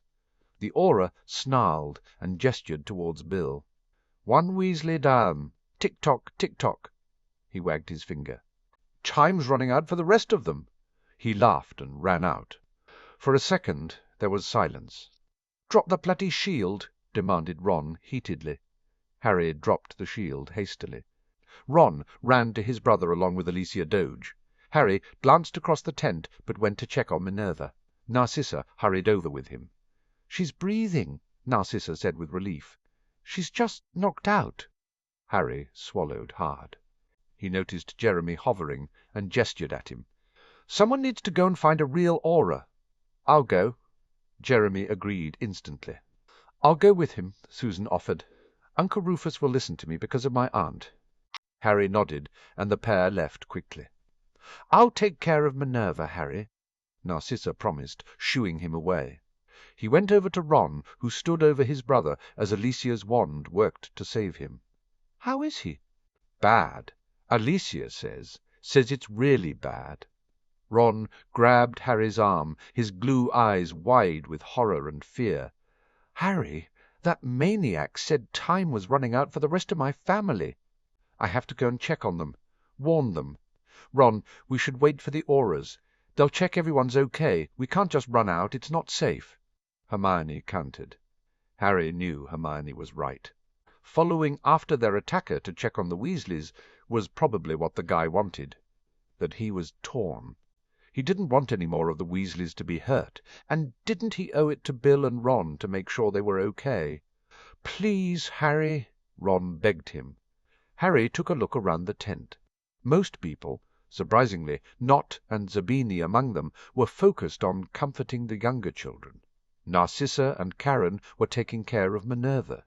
Alicia was healing Bill. Augusta was handling Neville's cut face. "Okay, Ron," Harry said, beginning to move towards the exit. "Wait!" ordered Hermione desperately, grabbing hold of his and Ron's arms. "You can't just leave. Either come with us or get out of the way," Ron snapped. He tore out of her grip and ran out. Harry gave her an apologetic look, slipped out of her hold, and followed after Ron. The smell of smoke hit him as he ran out into the fresh air. He wrinkled his nose and charged after Ron, his best friend's signature hair, allowing him to track him as they ran through the rows of tents to get to the Weasleys. They dodged around people leaving, people staring at the Elite Stadium which blazed like a beacon as the sun went down. Ron stopped abruptly at the outer edge of the campsite, and when Harry caught up with him, Ron tugged him towards the trees. "We can cut through here," Ron said. "Ron," panted Harry, wanting to protest, but Ron was already off and running again. Harry ran. His breaths sounded harshly in his ears. The trees seemed foreboding in the fading light. He raised his hands against the backslap of branches that flew into his face. He leaped over fallen logs and stumps, felt the brush of nettles and blackberry bushes grab at his jeans, felt the wind against his face. Ron curved to the left, and Harry followed him, wand in his hand, and almost barreled into Ron, who'd come to a complete stop. Harry was about to ask why the flash of a spell had him ducking and yanking Ron down and to the side. He peeped over the bush he'd flung them behind and stared in horror at the two figures in black, their faces obscured with white masks, dangling a Muggle family in the air. Oh, oh, oh, oh. Sirius swore under his breath as another flame shot out of the stadium wall and sent debris flying towards the team of volunteers. Bugger, bugger, bugger, thought Sirius madly. Why couldn't the damn fire go out? No matter how much water they threw at it, the fire continued to rage. They needed a magical fire unit, and Sirius was furious that there wasn't one on hand. How stupid was Bagman to authorize the building of a stadium without ensuring fire safety. The man was an idiot who would be fired if Sirius got his way. "Send more water over the top," Sirius ordered.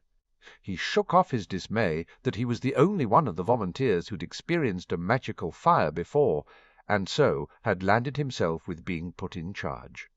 Rufus had pointed out that Sirius was the only one with the proper training. He had been a hit wizard and knew the protocols. The Aurors were busy trying to handle the main fire at the east stand, and Sirius hadn't been able to refuse. He should never have left the bloody tent. Sirius sighed as he directed Richard Bones and Carl Branstone to take a step back. Another small explosion sounded to his left, and Sirius yelled for everyone to shield.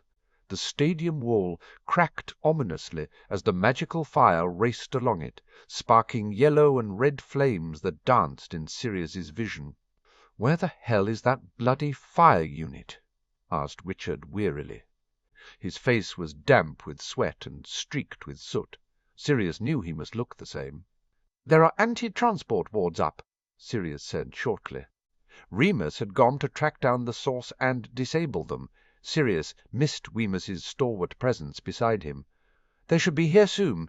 Keep the water above the crack in the wall." Question. Rufus's last Patronus had indicated that the stadium fire was probably a diversion for other activities. Sirius knew setting fires had been the Lestranges' diversionary tactic during the war. Maybe the Death Eaters had decided to copy or imitate them as a sign of their anger at their former colleagues' deaths. He hoped to Merlin that the fire hadn't been set by whoever was threatening Harry. Another frisson of unease and wrongness snaked down his spine. He wanted to leave. He wanted to get back to the tent and check on his son. He wanted to never have left in the first place. Why had he left? Right, civic duty, and the thought that Harry was safe in the tent. Harry was safe in the tent. Bill was there. Minerva was there. Narcissa was a complete bitch when riled, and she was sworn to protect Harry. Harry would be fined. Harry was safe. Maybe if he thought it another 100 times, he might start to believe it, Sirius mused irritably. Richard gestured up at the wall. "It's all going to come down if they don't get here in the next 10. Pounding footsteps had them all turning to look behind them, and Sirius felt a rush of relief at the sight of the magical fire unit device carried by members of the magical catastrophe team at the Dom. A large blond man approached him. "Lord Black, I'm Hector Flint. Thanks for your help. We're here to take over." "All yours," exclaimed Sirius happily. "We've tried to keep the fire drenched with water from above, but—" "Don't worry," Hector waved him away. "We've got this. You lot should head the infirmary tent and get checked out." He immediately turned to his team and started shouting orders. Charming, Sirius thought, momentarily amused. But he was too happy for the curtness to bother him, and in truth he'd rather Hector focus on the fire than the niceties of social interaction. He took a couple of steps back, lowering his wand. Richard grinned at him and gestured towards a green tent that had been erected a safe distance away, a makeshift infirmary. Sirius wanted to head straight back to the Potter Alliance tent, but he felt a responsibility to the men he had led to ensure they got examined for cuts, abrasions, and smoke damage. "Sirius!" Andromeda leaped at him as he entered, and he accepted a quick hug as she ushered him and the rest of the volunteers through to an examination area. She and Ted had been visiting his partner at the healing clinic when the fire had broken out, and they'd all made their way to the infirmary tent to volunteer their services. Ted was conferring with another healer over a young boy, but he looked up and nodded at their arrival. The poor thing got trampled on by his older cousins when they cleared the tents closest to the east stand. Andromeda informed Sirius in a quiet voice. "I heard you were containing the north stand. Is Harry back at the tent?" Bill stayed back to guard him. Sirius confirmed. He plucked at his damp, soot-marked shirt. "I'd like to get back there as soon as possible." "Understandable," Andromeda said. "I'll get someone to come and see you." In the meantime, you can all drink some water and clean up through there." The porter bathroom was a welcome sight. The band of volunteers made quick use of the facilities and the chance to wash the worst of the sweat and grime of the fire away. Sirius was the first out. He had made minimal use of the bathroom, simply wanting to get back to Harry. Ted was waiting for him when he exited. He was pushed to sit on a bed. "Everyone owes you and the men who helped a huge thank you," he said as he began the diagnostic. Sirius shrugged. "We wouldn't have been needed if Bagman had actually followed the fire regulations for a stadium." Ted sighed. "You should see the state of the infirmary stores. It's like he hoped nobody would have anything worse than a paper cut." Sirius nodded, impatient. "You're fine," Ted said. "Some smoke inhalation, so here." He handed him a potion, which Sirius drank down with a grimace. The vague tightness in his chest and the slight rawness at the back of his throat disappeared, and Sirius found he could breathe easier. "Thanks." Sirius jumped off the bed, eager to get back to Harry. He hadn't taken a step when Jeremy burst through the tent opening and into the examination area, followed by a worried-looking Susan Bones. "Lord Black." Jeremy sketched a bow and waved frantically towards the exit. "Thank Merlin we've found you. There's been an attack." Sirius's heart leaped into his throat. "Harry? He's okay. But Bill Weasley and Professor McGonagall are hurt." Susan confirmed, breathlessly. "Are you all right, Susan?" Richard hurried to her, pulling her into a hug. "I'm fine." Harry protected us all with a shield. Susan said, clearly awed. Ted was already packing up a bag, calling to other healers to come with him to an emergency, and he shooed Sirius away. "Go," he said. "We'll be right behind you." "I'll alert Rufus and get some auras out," Richard confirmed. Sirius didn't need any further encouragement. He raced out of the entrance, and within a few strides had changed into Padfoot. His animagus form could make better time. The Grim also had the advantage of sending people stumbling out of his path, shrieking in fear, leaving the way clear. He raced through the rows to get to the Potter Alliance tent, skidding around corners and almost tripping up one Irish supporter who came out of his tent at the wrong time. He entered the Potter Alliance tent at a run and changed back at the scene of mild chaos. Most of the children had been gathered into the center of a ring of chairs and were being comforted. Bill Weasley was on the floor to the side, Alicia healing him with help from a couple of others, but she looked tired and pale. Minerva sat on a chair to the other side of the room, with Augusta and the Grangers tending to her. He couldn't see Harry, and his panic began to rise. "Sirius!" Minerva greeted him with relief, although she continued to hold the compress to her head. "Thank Merlin." "Where's Harry?" asked Sirius immediately. Augusta and Minerva exchanged an anxious look, silently conferring. Someone pretending to be an aura entered the tent and tried to insist on evacuating only Harry. Minerva began, hurrying her words out. "We refused to let him, of course, and he attacked. Harry shielded everyone but myself and Bill, who were engaged with the imposter. Unfortunately, I was taken out quickly." Sirius gestured for them to get to the point. "Bill was good, but whoever it was that attacked was better," Augusta said, picking up the account. "Once Bill was down, the bastard tried for Neville before saying that the rest of the Weasleys were running out of time before departing. Ronald was very upset and insisted on leaving to check on his family." Miriam joined in smoothly. "He requested Harry's presence, and Harry followed him out of the tent, despite Hermione's advice for them both to remain." "Oh, no." Harry was out of the tent and alone without protection, with Death Eaters around the place looking for a vulnerable target, and the guy who'd attacked them loose. Sirius was going to kill him. Well, firstly he was going to hug the dickens out of him, and then he was going to kill him. Hermione followed after the pair of them. Wallis added with a huff, "And Neville went with her." Augusta's expression gave away that she was torn between horror and pride. "They're on their way to the Weasleys' tent," checked Sirius, trying to keep calm as his worry escalated again. The women nodded, although Minerva winced as she did. Sirius turned around, and before he'd reached the exit he'd changed back to Padfoot and was running. He almost barreled into Ted and two more healers on their way in, but paid them no attention. He had to get to Harry Oh, oh, oh. Remus pushed a branch out of the way and directed Thomas to the left as he tried to ignore the sounds of the campsite behind them. The thick, black smoke was hanging like a cloud over the area, the fire creating an artificial light as the sun went down and night fell. He couldn't help worrying about Harry. Was he okay in the tent? Had he evacuated? He couldn't help worrying about Sirius.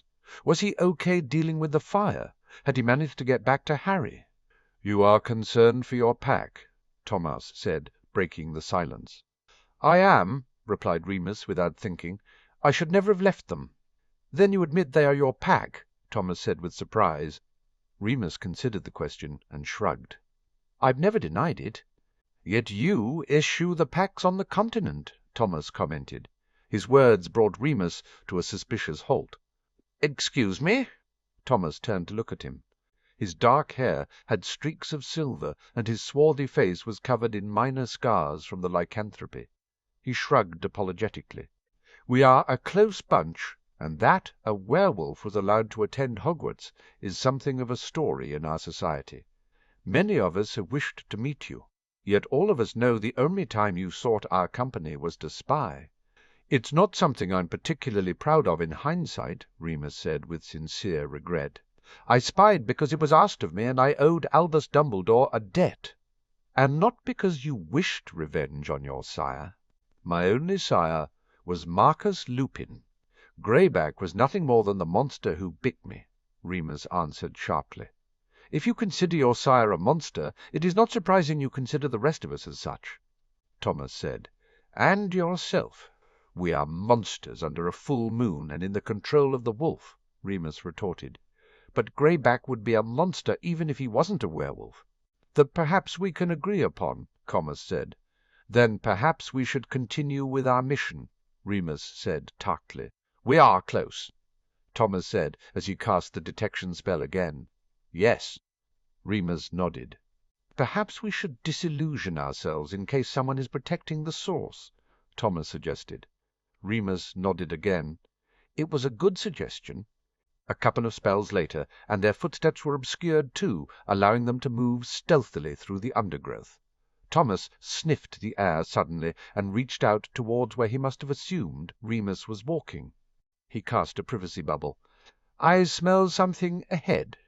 Vermin." Remus scented the air and growled. "Wormtail." "Wait," Thomas said. But Remus was already moving. Slowly and steadily he crept forward. It wasn't long before he could see the rat. It was guarding a rock, rune marks covering its rough surface. The rat froze suddenly, its ears twitching. It suddenly shifted, and a wizard stood there in its stead. It was all Remus could do not to move, to give in to the urge to jump at Peter and try to strangle him with his bare hands. He raised his wand carefully. One spell to take revenge for all Peter had perpetrated on them. The deaths of James and Lily, the loss of a happy childhood for Harry, the years that Sirius had spent in Azkaban. Peter wrinkled his nose. "I know you're there, Moony. I can smell you. You and another wolf." His eyes darted about the forest. "It's too late. He's already gone for Harry, and he'll get him." Who had gone for Harry? Remus froze, horrified. Had Voldemort gone for Harry? The urge to run back to the camp and see for himself was almost too much. "No," he thought furiously. "That's what Peter wants, to chase me away and leave him alone." "You and Sirius can't save him," Peter continued snidely. "The Dark Lord wants him, and he does what the Dark Lord wants. Save yourself." Like Peter had done. Because that was all Peter wanted, to survive. Coward, thought Remus. He sent a silent, stunning spell towards his former friend. But as the red light arced across the space between them, Peter squeaked and immediately shrank back into the rat, scurrying away into the undergrowth. "Buggeration!" Remus swore. "I will go after him," Thomas said. "You deal with the ward stone." Remus nodded absently and made for the rock that Peter had abandoned. He cast a number of charms on it before he deemed it destroy without further ado, obliterating it into small pieces. He reversed the disillusion spell to reveal himself as Thomas ran back towards him. "The rat?" Thomas shook his head. He apparated as soon as he heard the rock explode. I tried to stun him, but he got away. Bugger. At least the anti-transportation ward was down for everyone, Remus mused, as he turned and started to run for the campsite, Thomas at his heels. He only hoped it was enough to save Harry. Oh, oh, oh. Where the hell were the Aurors? Harry thought frantically, as he stared at the tableau of the Death Eaters torturing the Muggles. Dealing with the fire, a voice in his head responded firmly. Harry's jaw set, and he sprang out of the bush and levelled his wand. "Harry!" Ron gasped, but immediately got to his feet, pointing his own wand at the pair. "Put them down!" Harry shouted. The Death Eaters turned towards them, and Harry pushed Ron out of the way of a curse as another screamed towards him. He shielded quickly and dived to the side, casting a widespread cushioning charm on the ground as the Muggles were released, screaming. One Death Eater advanced on him, threateningly. "Stupefy!" Harry yelled. A burst of red shot out of his wand, travelling across the clearing with speed and impacting the surprised Death Eater, who hadn't even moved out of the way. "You brat!" the other Death Eater hollered. "Reducto!" Harry threw himself backwards, and the spell hit a tree. It groaned and swayed. Harry rolled out of the way. Ron got to his feet and tried to stun the Death Eater, but had to quickly dodge another Reducto curse himself. A red beam suddenly came out of nowhere, and the Death Eater went down. "Got you!" Harry gave a relieved sigh as he recognized Wood from the Rat Squad and Oliver's cousin run into the clearing with Chambers. "Chambers, bind the pair of them." He made his way over to Harry and helped him to his feet. "What are you doing out here, Harry?" "Someone attacked the Potter Alliance tent. They threatened the Weasleys. We're on our way to check on them," Harry said. "Can you contact someone and let them know?" "Harry, you should stay here with me and Chambers," Wood said. "The rest of the squad are dealing with the others, but I can call Bones and—" "No time!" Ron barked. "Come on, Harry." He was off running again. Harry gave Wood an apologetic shrug, but he was already moving after Ron, following him out of the trees and stumbling into a bright yellow tent that had been on the same row as the Weasleys. He searched immediately for the purple and pink colours, and his heart froze at the sight of smoke. "Merlin! It's on fire!"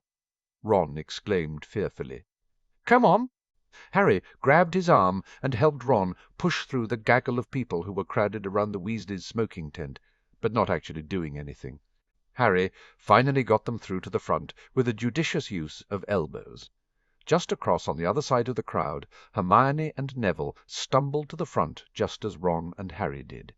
"You followed us?" Harry asked, surprised, as Neville bent double trying to catch his breath. "As if I'd let you and Ron run off into trouble without me," Hermione retorted. "Oh, God, it's on fire! Does anyone know if they're in there?" "I heard voices about 10 minutes ago." An old woman confirmed behind Hermione. Others clamoured to add their agreement. "Then what are you dinging?" Ron shouted. "My family are in there and all standing around like numpties." He made a dive towards the tent and bounced off a ward. He was thrown back and skidded across the dusty grass. "That young man is why we've sent for the Aurors," the old woman berated him. "A lockdown ward. It was used in the last war, Harry, and prevented the people inside from escaping, and the people outside from helping," Hermione said breathlessly. A dark-haired man snapped in an Irish accent. Harry raised his wand. "Everyone stand back," he warned as he pointed it at the Weasleys' tent. "Reducto." He made no effort to dial his power back, and the stream of light half blinded those at the front of the crowd. Hermione and Neville knew to cover their eyes. The spell crashed into the ward, and for a second the bright green colour of it was visible before it evaporated. Ron hurled himself toward the tent. "Dad!" Hermione caught hold of Harry as he went to follow, her wand casting around his head. A perfectly formed bubble-head charm appeared, and he nodded his thanks to her before entering the tent. The visibility was awful. Thick grey smoke hovered over the space, and Harry was grateful for the bubble-head as he found Ron already incapacitated, coughing into his arm. Neville appeared beside him with another bubble head around him and pointed at something moving in the corner. "Archer!" Harry called out. He raced over with Ron trailing behind him. Arthur was lying unconscious on the floor, glasses askew. He was curled up around Ginny, who was conscious and crying into a damp tea-towel which was wrapped around her face. "Ron, get your dad out. Neville, help him," Harry ordered, knowing it would take the two of them to carry Arthur. Both were taller and had more muscle mass than he did otherwise. He would have been tempted to have asked Neville to rescue Ginny. He stooped and picked her up awkwardly. She held on to him tightly as he carried her out of the tent and into the open air. He set her down gently on the grass. "Ginny, who else is in the tent?" "Charlie," Ginny croaked out. He was going to try to see if we could get through the back of the tent. Harry checked that Arthur was received healing and gently extracted himself from Ginny's grip to go back into the tent. Hermione was looking after Ron, who had collapsed coughing, his eyes streaming. It was Neville who fell into step beside Harry as they made their way back through the dense fog of smoke. They headed into the back bedrooms and found Charlie passed out in the second one. It looked like he'd been thrown backwards because of the ward and hit his head. There was a bloody wound. Neville grasped his legs and Harry took his shoulders. He wished Charlie wasn't quite so burly as they lugged his body through the tent. By the time they'd gotten outside, Harry's arms ached with the strain. They placed him down on the ground, less than gently, but it was that or drop him. The bubble-head charm collapsed, and Harry was assaulted once again with the stench of smoke. Merlin! The twins' voices sounded in unison as they pushed their way to the front of the crowd. Fred and George stumbled towards their family, their freckled faces pale. "What happened? Some tossbot decided to try and kill us." Ron snapped before being overcome with a wave of coughing. Harry stepped back as people came forward from the crowd to heal Charlie. Fred and George gathered around Ginny as Ron hovered by his still unconscious father. He glanced toward the tree line and saw a flash of red through the dark silhouettes. The fake aura! Anger stole his breath. His mind filled with one thought: to catch the bastard. Harry ran into the trees after the guy. He was filled with rage, his heart almost bursting with it. How could someone try and hurt the Weasleys? Hurt Minerva? Try to torture Neville? He crashed through a bush and almost got hit with a stream of yellow light. Harry flung himself to the ground, rolled, and came up swinging. He snapped off a reducto towards the red-robed figure, who laughed and dodged it. A tree shattered into splinters on the other side. Good, but not good enough. A purple curse shot towards him. Harry dived forward again and lost his glasses. "Confrigo!" the guy yelled. Harry bolted out of the way as the blasting curse hit the ground, where he'd just been sending up a shower of dirt and grass that obscured his view even more. A second later he was hit with a cutting hex, his upper left arm slicing open and bleeding freely. He sent a banishing charm toward the blur of red he could see, and was pleased when the figure got tossed backwards. He used the moment to get to his feet and try to get his bearings. But a sudden stream of spells shot in his direction, and he found himself back on the defensive, shielding desperately against a barrage of offensive curses. "You want to play? Let's play!" Harry dodged another spell as his shield broke apart. "Hey, stupefy!" Neville shouted. His spell went way wide of the target, but did what Neville had wanted. It diverted attention from Harry. A long bottom to play with. The man taunted with a laugh. "How wonderful!" A spell shot over in Neville's direction, and Harry scrambled to his feet as Neville tried to evade and fell. "There's no grandmother to help you now," the blur shouted. "Crucio!" The light sped across the clearing, and Harry knew he would never reach Neville in time to save him. Familius magicus protectus. Harry called out furiously, raising his ring hand in Neville's direction, hoping beyond hope that the family magic could stop the unforgivable. Magic rushed through Harry, and it was like getting caught in a flood of warmth and power and rage. A stream of gold shot out of his hand, arched through the air, becoming the long-bottom bear. It roared loud enough that Harry fell back on his bottom, shocked as the bear collided with the Crucio and swallowed it. The bear landed and roared again, rearing up on its hind paws, almost as tall as the trees. The guy snarled a word Harry couldn't make out and disappeared. Portkey, Harry thought absently. There must have been a portkey. Neville got to his feet, and Harry staggered to his. The bear lowered itself to the ground and ambled back to them. Harry nodded in acknowledgment of the large gold beast, which bumped its head into Harry as though asking for petting, stunned that it had responded to his call. It gave a grunt, nudged Neville, and disappeared. Neville slapped Harry's shoulder, and Harry winced as it jarred his injured arm. "Gran's going to be furious," Neville said conversationally. "That Compete beat her rock thing, hands down."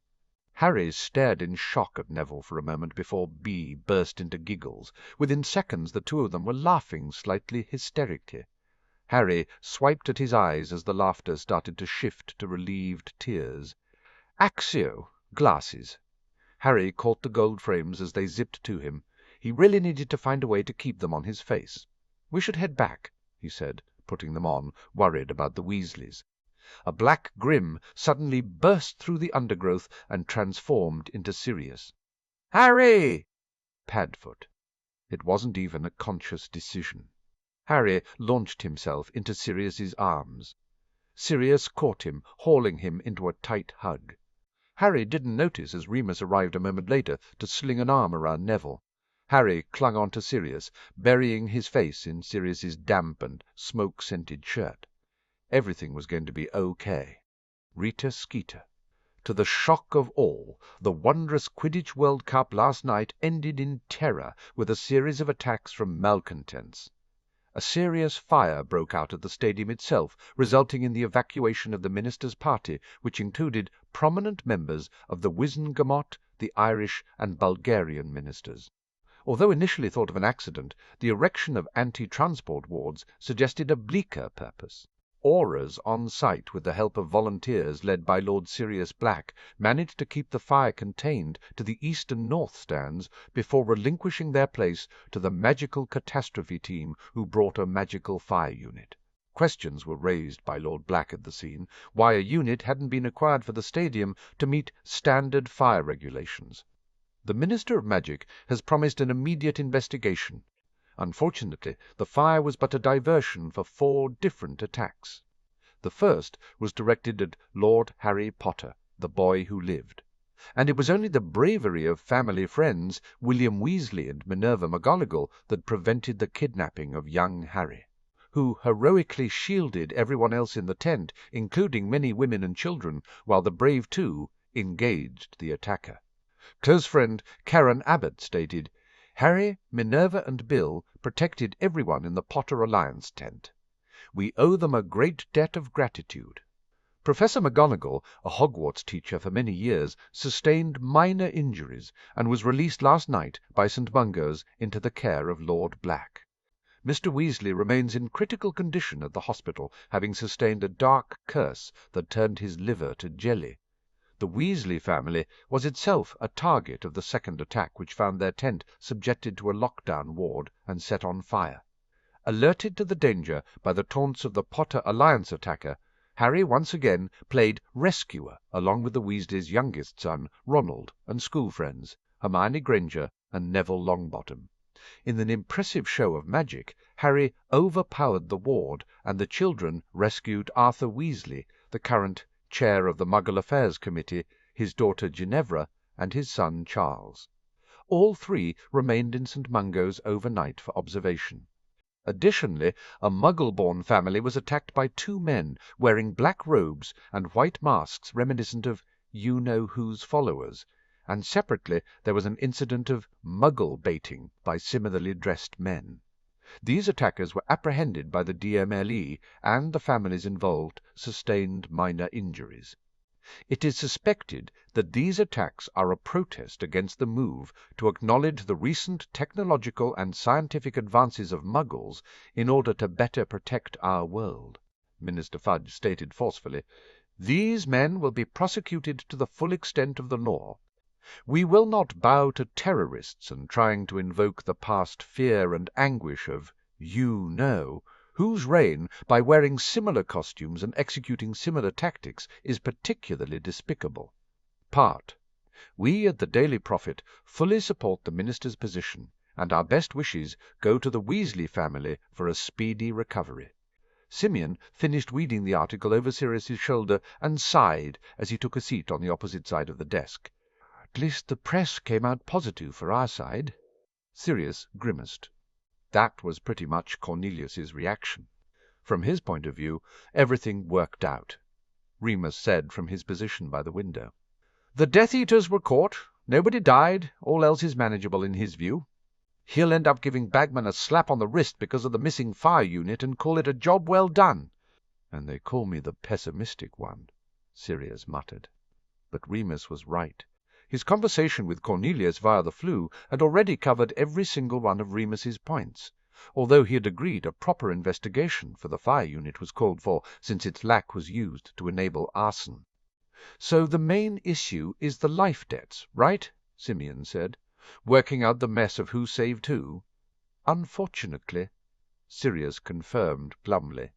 I think everyone considers the fire a group effort, since it threatened everyone and everyone took care of it, so quid pro quo. Simeon nodded. Obviously nobody is going to claim the Muggle family owe a life debt. If they owe a life debt to anyone, it's possibly Harry who distracted the Death Eaters when the boys stumbled over them, according to what he said last night. Sirius said thoughtfully. But there's no precedent for enforcing a life debt when a Muggle owes it because of the Statute of Secrecy. So, no life debt, Simeon concluded. Nor for the Muggle-born family, as they were ultimately rescued by Aurors, who are, by virtue of their profession, excluded from life debts. Remus shifted position, turning to face the room rather than the gardens. Which leaves the attack on the Potter Alliance and the Weasleys, Simeon said. According to Harry's statement last night to Amelia, we can deduce that the efforts of 3 people saved those in the Potter Alliance tent, Bill and Minerva, who fought with the attacker, and Harry himself in raising the shield. Remus stated quietly. Oh, the presence of Harry within the tent arguably was the reason for the danger, thus negating any life debt owed to him. And it's also arguable that he was acting in concert with the oaths taken between the Alliance, so again no life debt owed. Not. Some will feel that no life debt is owed to Bill and Minerva because they were defeated in the duel, and the attacker ultimately left because he couldn't get to Harry or anyone else behind the shield. Well, he tried to hurt Neville, but the House of Longbottom saved itself in that instance. Sirius added, I would suggest proposing to the rest of the Alliance that any debt to Bill and Minerva is owed by the House of Potter, and allow us to handle the matter, Remus advised. Is any debt owed by the House of Potter for Weasley? Simeon interjected. Forgive me if I'm wrong, but he was there because he swore him to service, and that includes an element of acknowledged risk. He took on the duty of guarding Harry of his own accord. I agree with Simeon. Remus held up a hand when Sirius went to argue. I would feel that there was no debt if it had been me instead of Bill. Plus, there's the fact that Harry, in turn, saved Arthur, Ginny, and Charlie last night. In the balance of things, it may be better to suggest to the House of Weasley that in the spirit of the alliance of friendship, both houses agree no debts are owed on either side. Although Arthur probably needs a separate discussion with the Longbottoms, Neville did risk his life saving Arthur and Charlie. Fair enough, Sirius said, which leaves Minnie. Who is the regent apparent to the House of Potter, and therefore by law is directed to protect Lord Potter as a minor, Simeon pointed out. No life debt. Well, we may still want to do something personally to acknowledge her, Remus said to Sirius. I was thinking of offering her a permanent home in Griffin House, Sirius mused out loud. He'd been thinking about it for a while, since Minnie had spent a lot of time with them during the summer. She'd actually been released into their care the night before by St. Mungo's, and was currently at Griffin House being fussed over by Dobby and Harry. What do you think? Remus nodded. It's okay with me. But you'll need to talk to Harry. Sirius nodded. He'd intended to without Remus's word of caution. Griffin House was Harry's home first and foremost. "Well, that deals with the life debts. I'll send out a letter to all the heads of houses who had family in the Potter Alliance tent to confirm they agree." "How is Harry this morning?" asked Simeon, reaching for his discarded coffee-cup. "Grounded until he's 30, Sirius replied dryly. He didn't think the fear of losing Harry that had flooded him on receiving news of the attack would ever leave him. The terror he'd felt when he'd arrived at the Potter Alliance tent only for Harry not to be there, in arriving at the Weasleys' tent only to be told by Hermione that Harry had just suddenly charged into the woods. He had listened when Harry had given his statement to Amelia, and had been alternately proud and furious. Proud at Harry's heroism, his skills and his steadfastness in his friendships. Furious that so much of what Harry had done had put him at risk, especially his last act. The fact that Harry had acted in anger going after the attacker was something that Sirius understood. He had done the same thing with Wormtail, after all, but it scared Sirius. The outcome could have been so much worse than that of a bad cut and some colourful bruises. Harry had sheepishly admitted that he'd been outclassed in his duel, and if Neville hadn't turned up and created a diversion— "Seriously?" asked Simeon with amusement. "He saves everyone, and you ground him?" Sirius leaned back in his desk chair and ignored the snort from the peanut gallery, also known as Moony. "Just you wait until Jason gets older." Actually, Harry pinpointed his own mistakes, going with Ron without asking any adult to accompany them, and going after the attacker alone in the woods. "He even suggested his own punishment," Remus added, amusement colouring his tone again. "Since Padfoot and he have this punishment system they worked out a while ago, so we're consistent across the board when he does something wrong." Sirius harumphed, but he couldn't deny Remus's charge. They'd waited until breakfast before a discussion and a rehash of events, because they'd all been exhausted the night before. Apart from the attacks themselves, everyone had been interviewed by Aurors, and then they'd all gone to St. Mungo's for treatment.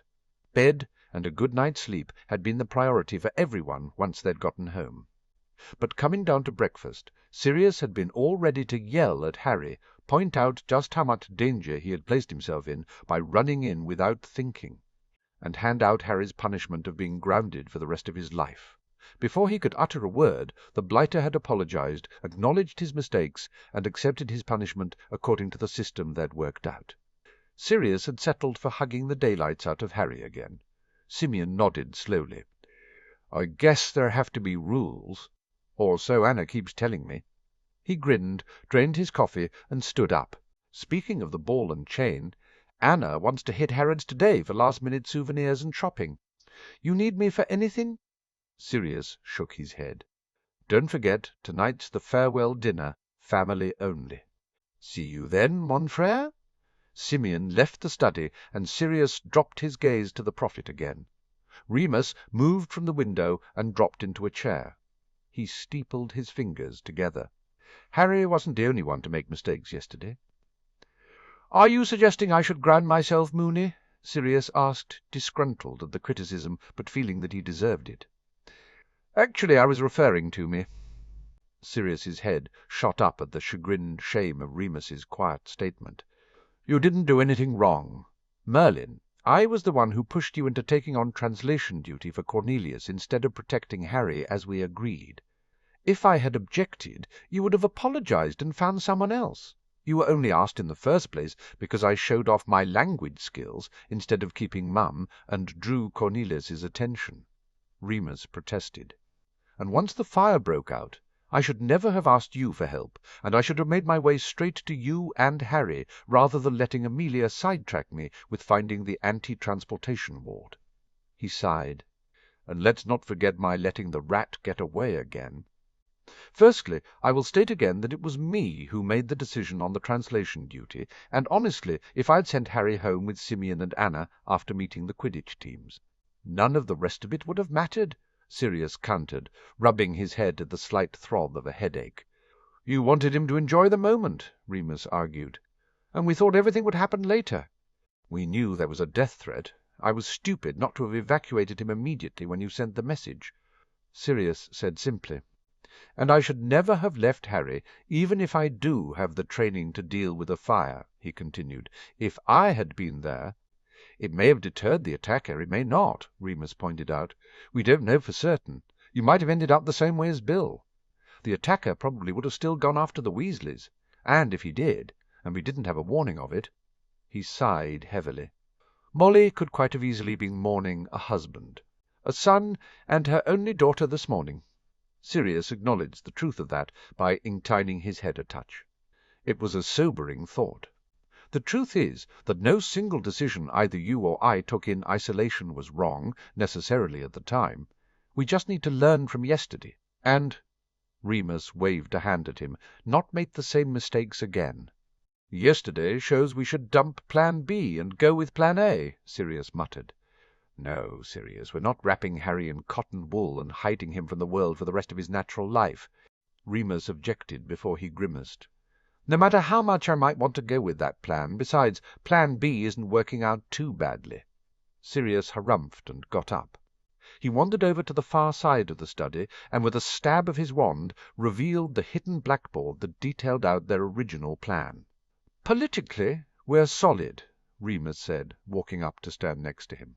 "The Potter Alliance is back. The Order of Merlin recipients are already agreed to join at the September session. You'll have the neutral block alliances to announce, along with the detente with Wilkes and Selwyn to go along with the one you have with Nott." Sirius folded his arms. "Solid is a good word. We can start to make some real changes to the laws by Christmas." Remus nodded. "Just as we planned. So we're shutting down Voldemort's access to political power and decreasing the number of allies he has and the financial base he can draw upon."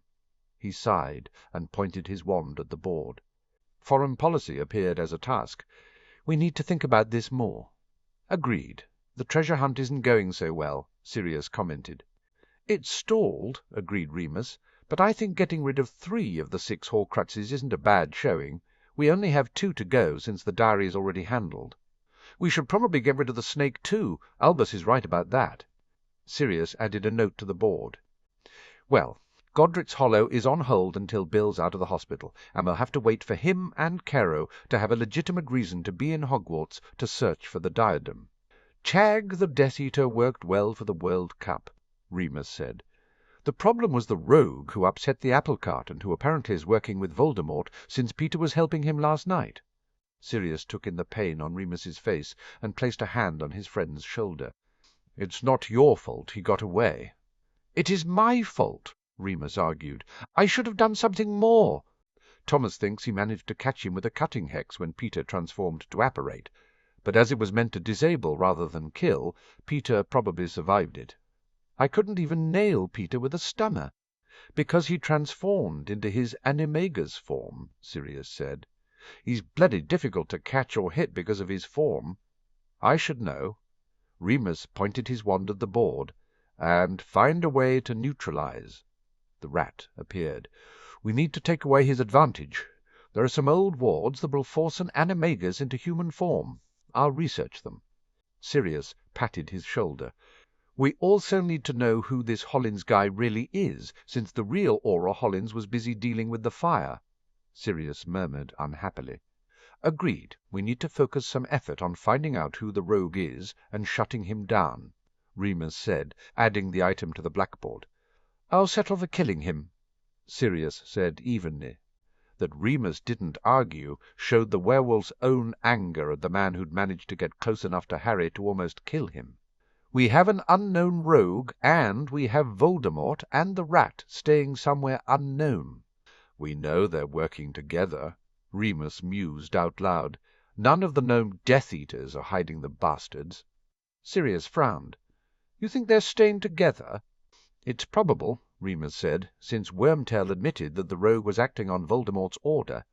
I think this guy must be whoever is giving Voldemort house, space. Voldemort knows about him. The other Death Eaters don't, yes, which is why Lucius doesn't know about him, but his master. No, I hate to agree with Lucius, but I think he's right. This is someone like Peter, someone Voldemort kept secret in the war." "Great." Sirius snarled. He swept a hand through his hair.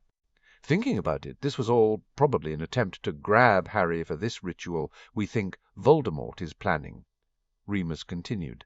If they had Harry, they could keep him terrorized and challenged for the 9 months without using the tournament. You think the tournament is their plan? B? Sirius asked as his blood ran cold, as he thought about Harry being kept somewhere, being tortured and hurt. Yes. The more I think about it, the more I do. Remus sighed. I think I'm pleased Harry has grounded himself until he goes to Hogwarts. Sirius couldn't speak. He nodded. It was Remus's turn to place a comforting hand on his shoulder. It'll be okay, Padfoot. The other thing that is going well is Harry's training. He needs some more dueling practice, but he's good. He survived long enough against someone who downed Bill for help to arrive. That's no mean feat. Right, said Sirius, trying to take comfort in Remus's words. And he knows his animagus form now. He just needs to perfect it. If he could transform, even if he was abducted, he'd have a way out. Nobody would suspect. Remus agreed. He sighed and pointed to the board where they'd written, "The power he knows not." We have 2 candidates for this power, the Hallows and the family magic. He called the Longbottom magic. Sirius said. Augusta told me that she'd asked Amelia to change Neville's statement to say family magic, rather than detailing that it was theirs and not ours that got called. Harry only said in his statement that he had called family magic. Do you think Ollivander's story is right? That Harry, as the most powerful wizard of his generation, can call on all of the family magic? Remus asked. Maybe, or it could be the oath of fealty allowed Harry to call Neville's family magic when Neville was in danger. Neville pledged his magic to Harry. Sirius sighed and shrugged. We still know so little about how it works and Harry's relationship to it, which leaves us with the Hallows. Remus sighed. The source Ollivander quoted wasn't in your grandfather's papers.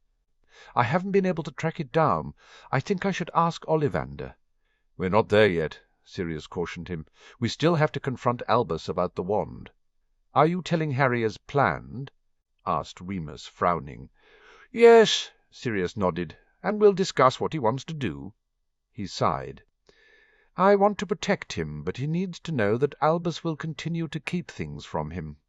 And justify it all with it's for his own good, Remus added with a touch of bitterness. Or the greater good, pointed out Sirius wryly, whichever he feels will most suit the situation at hand. He shook himself briskly like Padfoot and did a tempest charm. I'm going to head to St. Mungo's. I promised Harry I'd look in on Bill and the rest of the Weasley clan personally, since he can't leave the house. Remus nodded crisply. Leave the board out. I want to have a think and maybe add a couple of things. Sirius patted his back. Thanks, Moony. It didn't take long to get to the Floo and travel to the Premier Wizarding Hospital. He had left orders that the Weasleys be treated with the honour bestowing an ancient and noble house, so he wasn't surprised to find there'd been designated a private suite on the spell damage ward. He bought a couple of things from the gift shop and headed up in one of the lifts with a surprisingly cheerful ghost who had died 2 weeks before from choking on a chicken bone in the waiting room. He slowed in the corridor as he spotted Percy Weasley outside the suite door in the corridor, facing the wall and crying into the sleeve of his robe. "Percy," prompted Sirius gently. "Are you all right?" He huffed. "Stupid question, I know. I mean, obviously you're not all right. How could you be all right with half your family in the hospital?" "That's not—" Percy swiped at his eyes with the back of his hand, and Sirius juggled the balloons and gifts to hand him a handkerchief. "Sorry, Lord Black. Call me Sirius," Sirius corrected softly. "Now, what's the problem?" Percy hesitated, but he heaved a sigh and gave in to the need to confide in someone. "I had to go into work this morning. The department has a huge amount of clean-up to do, and Mr. Crouch is still recovering from the flu. He had to leave straight after the match yesterday, and sent an owl this morning rather than coming in himself." He said defensively, "I took an early lunch break so I could come and see everyone, but they're all mad at me anyway." "Because you went to work rather than staying with your family," Sirius clarified, and he could understand why the rest of the Weasley children might not appreciate Percy's work ethic. With the exception of Percy himself, Molly, Fred and George, the rest of the Weasleys had been attacked and hospitalized. Most people would have taken the day to be with them. On the other hand, the sense of responsibility that had dictated Percy's action in going to work wasn't a bad thing. Crouch should have offered him a personal day, Sirius thought, irritated. But then that was Crouch all over, unthinking and uncompromising. Percy nodded. "I do care that they almost died." He looked embarrassed at the admission. "But I'm needed at work." "Percy," Sirius began cautiously, "I know you admire Mr. Crouch greatly," and Sirius tried hard not to feel aggrieved by that. Barty had sent him to prison without a trial, and Barty has always had a strong work ethic. He could see the mutinous expression forming on Percy's face. But Barty spent so much time at work and in pursuit of his ambitions that he didn't realize his son was a Death-Eater. "There is a balance, and I'm not saying you haven't gotten it right today, but nobody would blame you for taking a personal day." Percy straightened his shoulders. "I don't want to let Mr. Crouch down, and I have responsibilities. I don't know why others don't see that." Sirius knew it was futile to keep arguing.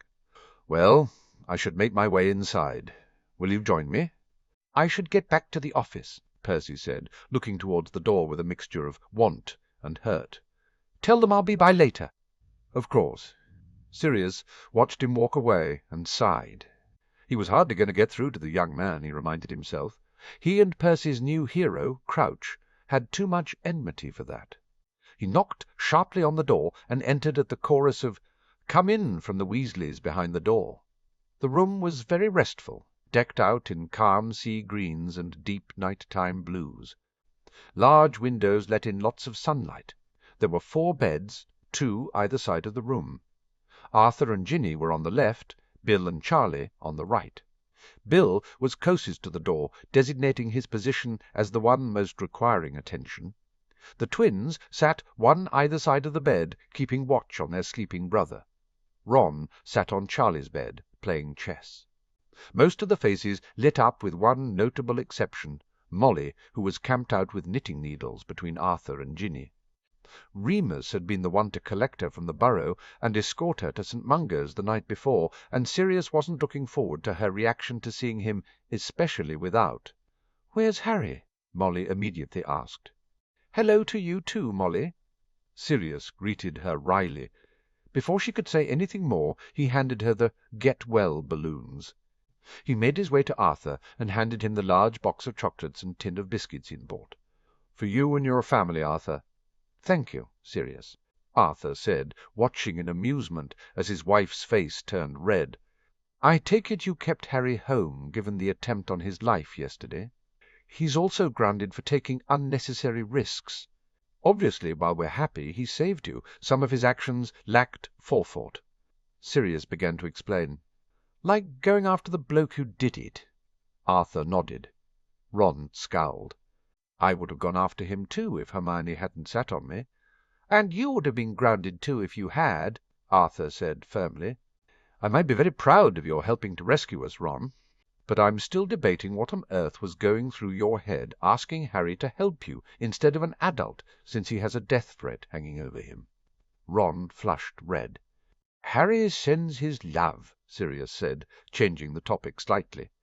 "We tried to see you last night, but by the time we'd finished with the auras, the ward was closed to all but family, and the night Mediwitch refused to let us in. She had been singularly unimpressed with Sirius's lordship or Harry's status as the boy who lived. Then we were asked to take Minerva home, so—" Molly sat down again with a harumph. "How is Minerva?" "Mostly annoyed." Sirius waved a hand towards Bill, and feeling guilty she didn't do more. "Physically she's healed, although she was moving a bit carefully at breakfast. Dobby made her take a pain relief potion." "Bill will be relieved to hear she's better when he's awake," Arthur said. "They've got him in a healing sleep to get around the pain issue as his liver heals. He won't wake until late this afternoon." Sirius nodded in understanding. He pointed at a plush, soft toy of a snake on his bedside cabinet. "Present? From the woman he works with," Molly sniffed. "Caroline something." Her face brightened. "Alicia was here earlier too. She's working a shift right now, but will be back later. They make a lovely couple. Evidently Molly was already planning a wedding, Sirius thought, half amused. The healers were very complimentary about Alicia's immediate care in Bill's case. They think it saved his life. Arthur shuffled further up against his pillows, and Molly immediately moved to help him, pushing past Sirius, who moved out of her way.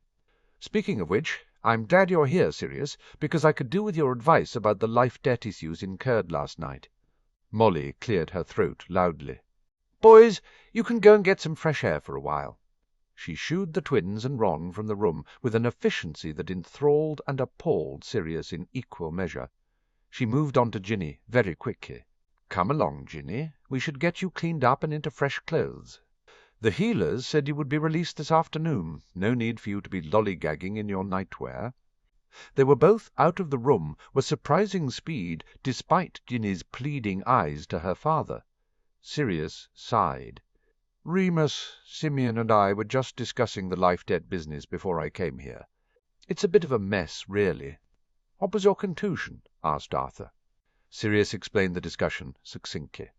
"I'd like to think we agree that the actions Bill took to save Harry, and Harry took to save your family, cancel each other out in the spirit of the alliance of friendship between the House of Potter and the House of Weasley." Arthur grimaced. "I think you're letting us off lightly there, Sirius, but I'll take the proposal with thanks." He sighed. "I'll also accept that no one in the Potter Alliance tent owes a debt to Bill. I think he'll agree with that, since his actions ultimately failed to protect them." Sirius winced. "I wouldn't put it that way, Arthur." "You didn't," Arthur reminded him, "and no matter how proud I am of Bill's actions last night, the truth is that he lost the duel." "He's going to kick himself silly over that," Charlie offered. The second eldest son of the Weasley brood had been listening quietly since Arthur and Sirius had begun their discussion. "Whoever it was that attacked us is a very powerful and accomplished wizard," Sirius noted. "They should really consider that part of the profile as they tried to reduce suspects. Not everybody had a talent to make the potion needed to impersonate someone. Not everyone had a talent for dueling and warding. So the remaining issue is Neville Longbottom." Arthur broke into Sirius's thoughts. "The boy risked his life in saving me and Charlie." "I can do what Bill did, Dad," Charlie offered. "Swear service to the House of Longbottom for a time." "Actually, I think Augusta would prefer the use of your old stables behind the orchard at the Burrow. She's been having trouble with finding a new stable for the Longbottom horses since she's on the verge of selling their Spanish place. I know Remus has been pricing building one for her at Longbottom Manor," Sirius said dryly.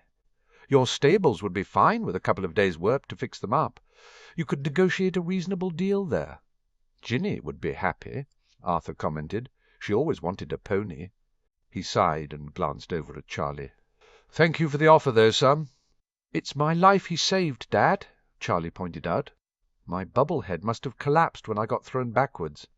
"I'm never going to live that down when I get back to the reserve." "Well, at least you cast yours correctly," Arthur said with chagrin. "Mine was hopeless, and the one I cast on Ginny hardly lasted any longer." "I can't do them properly either," Sirius commiserated. "Mine are complete bollocks. Moony always had to cast them for me." Harry said Hermione did his and Neville's. Arthur smiled gratefully. "Did you read today's paper? The theory that this person wants to defeat the move to establish a closer relationship with Muggles?" "I'm not sure Rita's got it right," Sirius said. "But he's working for Voldemort, and it's something Voldemort would want stopped." "All the more reason to go forward, then. You know. Voldemort will find that the Weasleys aren't so easily cowed," Arthur said firmly. "We haven't been a Gryffindor family for years for no reason." Sirius smiled at him. "You're a good man, Arthur, although I suspect that you'll have a meeting with Amelia to discuss security measures in your near future to look forward to." Arthur nodded. "I find that I'm surprisingly all right with whatever measures Amelia thinks I should take." He smiled grimly. "I might be a Gryffindor, but I do have a family to protect." He sighed. "I should apologize for Ron dragging Harry with him to check on us. But if he hadn't—" Sirius struggled with what to say and ended up sighing. "They're friends. If it had been James and I, we would have done exactly the same. Harry knows he should have grabbed an adult to go with them or sent an adult in the first place, but you're right. If they hadn't checked on you, those lockdown wards are bloody hard to bring down. Harry's probably one of the few wizards on the planet who could overpower a ward like that. He shifted his weight. Remus says we all need to learn from our mistakes and move on. I think he's right. Arthur nodded. Sirius cast another look at Bill. I'll come back tonight to visit Bill when he's awake. Thank you for visiting, Sirius, and give our love to Harry. Arthur smiled. Sirius nodded briskly and left the room with a wave to Charlie. He flew back to Black Manor, spent an hour doing correspondence on the life-debt issue, and finally flew back to Griffin House. Dobby popped in immediately. Harry Potter is in the sun-room with Harry Potter's Professor McGoggles and Mooey. Sirius thanked Dobby fondly and wandered down to the sun-room. He could hear Minnie's voice before he entered the room and realized she was leading Harry through a meditation. His footsteps automatically sped up. Harry was once again a raven. He perched on the seat of a chair opposite Minnie, who looked gleeful, even as her voice carried on in soothing tones, encouraging Harry to get used to the feel of his wings, his clawed feet, his sharp beak, and his keen eyes. Remus grinned at him from a corner of the room, and Hedwig watched silently, perched on the back of a dining-chair. Sirius was relieved that Remus and Hedwig were present. Minnie was at heart a tabby cat, and if she let her animagus form gain control for just a moment, well, he trusted Remus and Hedwig would protect his little raven. Or, thought Sirius with some amusement, seeing the intent look on Hedwig's face, her raven, maybe he should call Harry Owlet. Begin to think of your human form, Harry, Minnie said firmly. Consider your toes. Wriggle them. Imagine them sinking back into the rug. Consider your legs and how they support you as you sit on your bottom. Consider your body. Consider your arms and your fingers, the shape and feel of your fingertips. Consider your face, your features. Keep thinking, Harry. Remember how you feel as a human. You have skin, not feathers. You have a nose, not a beak. You have feet, not claws. You have arms, not wings. Let the raven fly away and resume your human form. Harry blurred and transformed. But not completely. He was covered with black feathers. Sirius couldn't help it. He burst into laughter, and Remus followed. Harry shot him an annoyed look, but then his eyes dropped to his hand, covered with tiny black feathers, and the disgust on Harry's face set Remus off again. "Really, Mr. Lupin, Mr. Black," Minnie sniffed haughtily, "I fail to see what is so amusing." Sirius got a hold of himself. "Sorry, Harry. Now, Harry, close your eyes and think of skin, the tiny lines that run across it, the color of it, the small hairs that coat the surface. Keep your skin in your mind. Think of it. Remember how the wind feels against it or the sun. Focus." Minnie continued, ignoring Sirius and Remus in favor of returning to the lesson. Harry blurred again, and when he solidified, he was without feathers. "Excellent, Harry!" Minnie clapped her hands. "Excellent!" Hedwig barked her approval. "That was brilliant." Sirius added, moving into the room properly to hug his son, "Maybe we should call you Feathers." Remus offered, coming forward to sit beside Harry. Harry pulled a face at him and gestured at Sirius impatiently. "Did you see Bill?" "I did," Sirius said. "He was sleeping, but he's going to be fine. I'll go back later to talk with him. Arthur and the other Weasleys send their love. They're all okay, just being kept in for observation." Harry breathed out, and relief skittered over his features before settling there as though he'd accepted that he could be vulnerable enough to show it in front of them. "That's a relief to know," Minnie said. "I believe I should join you in duelling practice. It has been many years since I've had to defend myself in such a way, and I was less than useful." "You were brilliant," defended Harry gallantly. "The thing you did setting the chairs on him was really cool." Minnie flushed with pleasure at the praise, but she shook her head. "I need practice, I'm afraid." She looked directly at Sirius. "I would like to join your dada lessons." "You're more than welcome," Sirius said. "However, Harry will be back in Hogwarts this time next week." He had to hide the smile that he wanted to make at the stunned expression on her face as she realized she'd forgotten. "However, we can always stop by the school and provide some extra tutoring," Remus offered, sounding as amused as Sirius felt. "Just a thought. A good one," Harry said eagerly. "Maybe we could do a session midweek. I'd have practice for the dueling elective that way." "We'll be in the Hogsmeade property so close by," Remus reminded him brightly. The Hogsmeade property was a 3-bedroomed cottage on the outskirts that had needed complete renovation. The tiny kitchen, dining room and front parlour were being remodelled into a kitchen with an attached small orangery at the back and an open-plan living and dining area. Remus would take the attic room, which would have an ensuite shower, leaving the 2 bedrooms on the first floor for Harry and Sirius. Harry had the small room, Sirius had the double. They'd share a bathroom. It was cosy and charming, and would do as a bolt-hole for Harry if he wanted to spend Hogsmeade weekends with them. Sirius was happy to live there while Harry was in school. The 3 Broomsticks was a brisk 10-minute walk from the front gate. Honeydukes and the Shrieking Shack were also within walking distance and offering easy passage into Hogwarts. I think, in the circumstances, Albus would not say no. There is a clear and present danger to Harry which would justify the extra training and the special treatment, Minnie said enthusiastically. Sirius was certain that Albus would say yes and offer to help. But if it meant he would get time with Harry while he was at school, Sirius wouldn't complain overly much. He might suggest opening up the training to Harry's friends to mitigate the special treatment issue, and that would hopefully put Albus off for a while. He nodded. "I'll speak with Albus later. We're due to have a war council at 6. He decided a change of subject was in order. The animagus training is obviously going well. Harry is a natural." Minnie gushed, and smiled proudly at Harry. "I rarely used this meditative technique in animagus training, but it works wonderfully for him. It seems to be easier than training separate body parts to transform and then to resize the whole." She considered Harry as though contemplating an interesting object. "Perhaps there is a study to be done of the experience. What do you think, Mr. Potter?" Harry looked surprised. "Me? Well, you would need to keep a journal, as would I." Minnie suggested. "Publication, of course, would wait until you would want to make your animagus form public." "Is it really different what I'm doing?" asked Harry, worrying his bottom lip thoughtfully. "Unique," Minnie said dryly. "You have an instinctive talent, Harry. I actually think you'd have a good chance of transforming into one of the other forms available to you if you meditated on it long enough." Harry perked up again. "Really? Because I love my raven form. But if I could change into the others, that would be brilliant.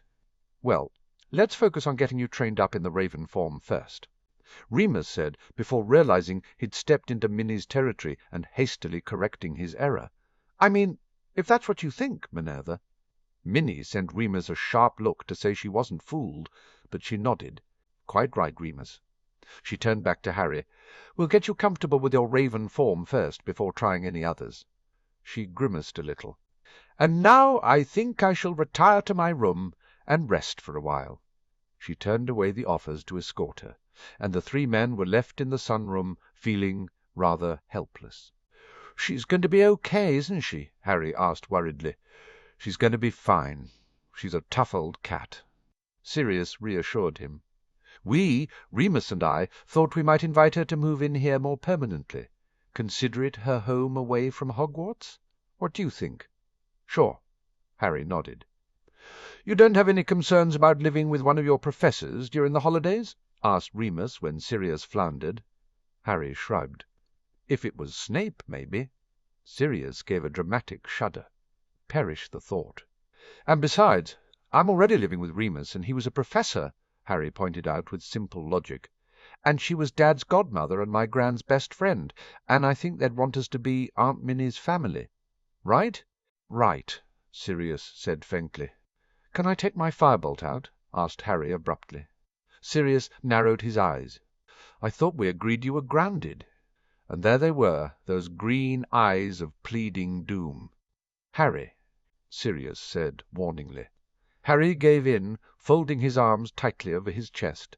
Sirius sighed and reached over to drag his son into a hug.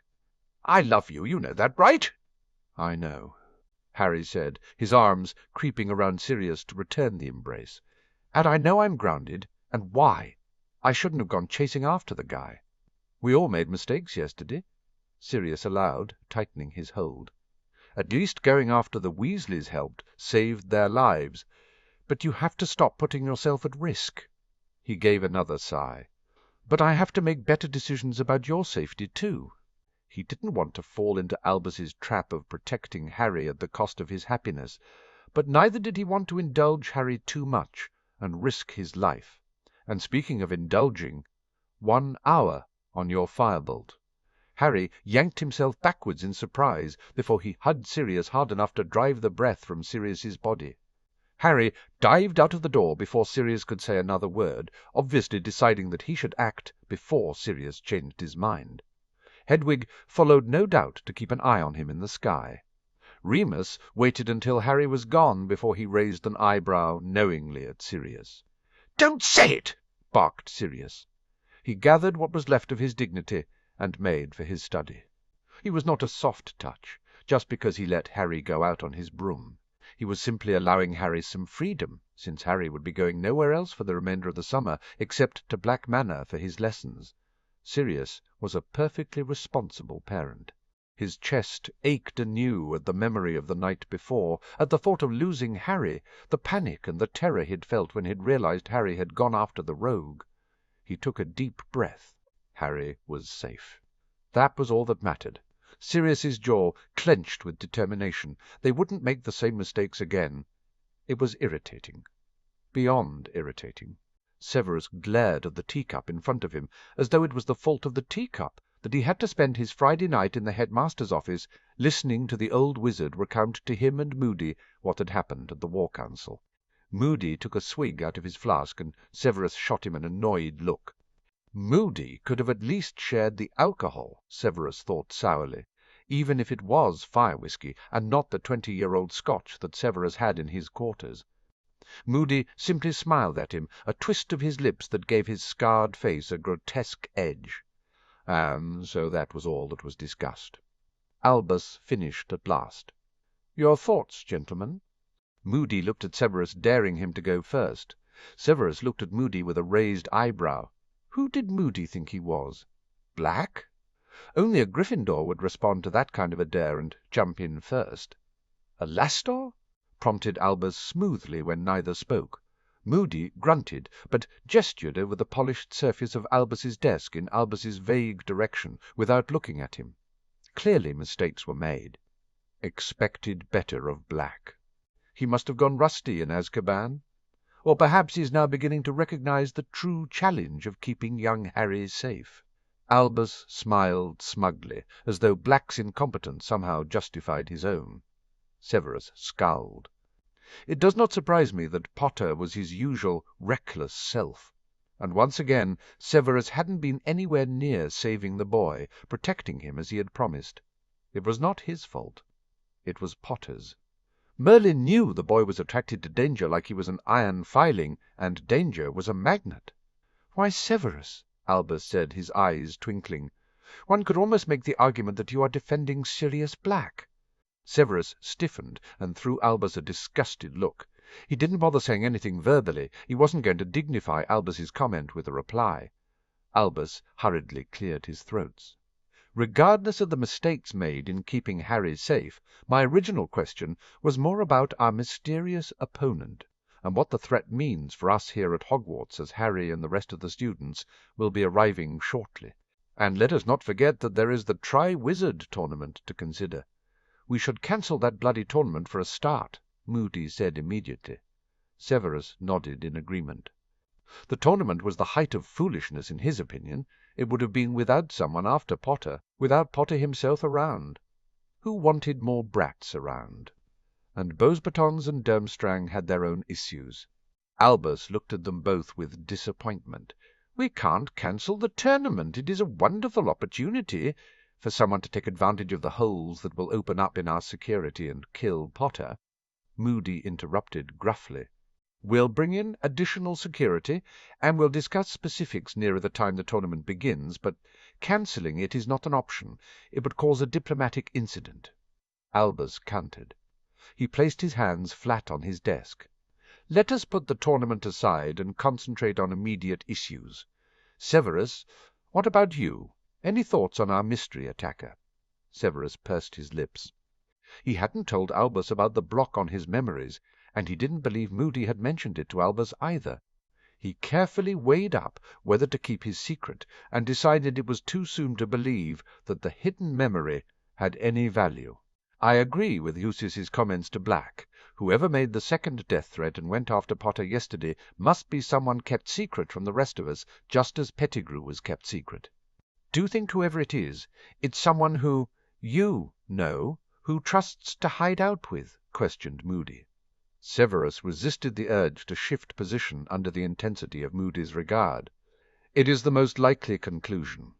I suspect that it was the Dark Lord's decision to keep this person sequestered, and thus it is someone he trusts.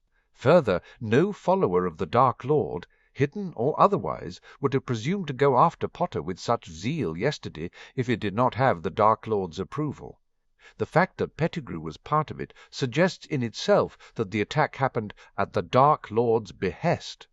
"Indeed," muttered Albus with a weary sigh. "I also concur with Director Bones that it was an improved polyjuice that was used," Severus said.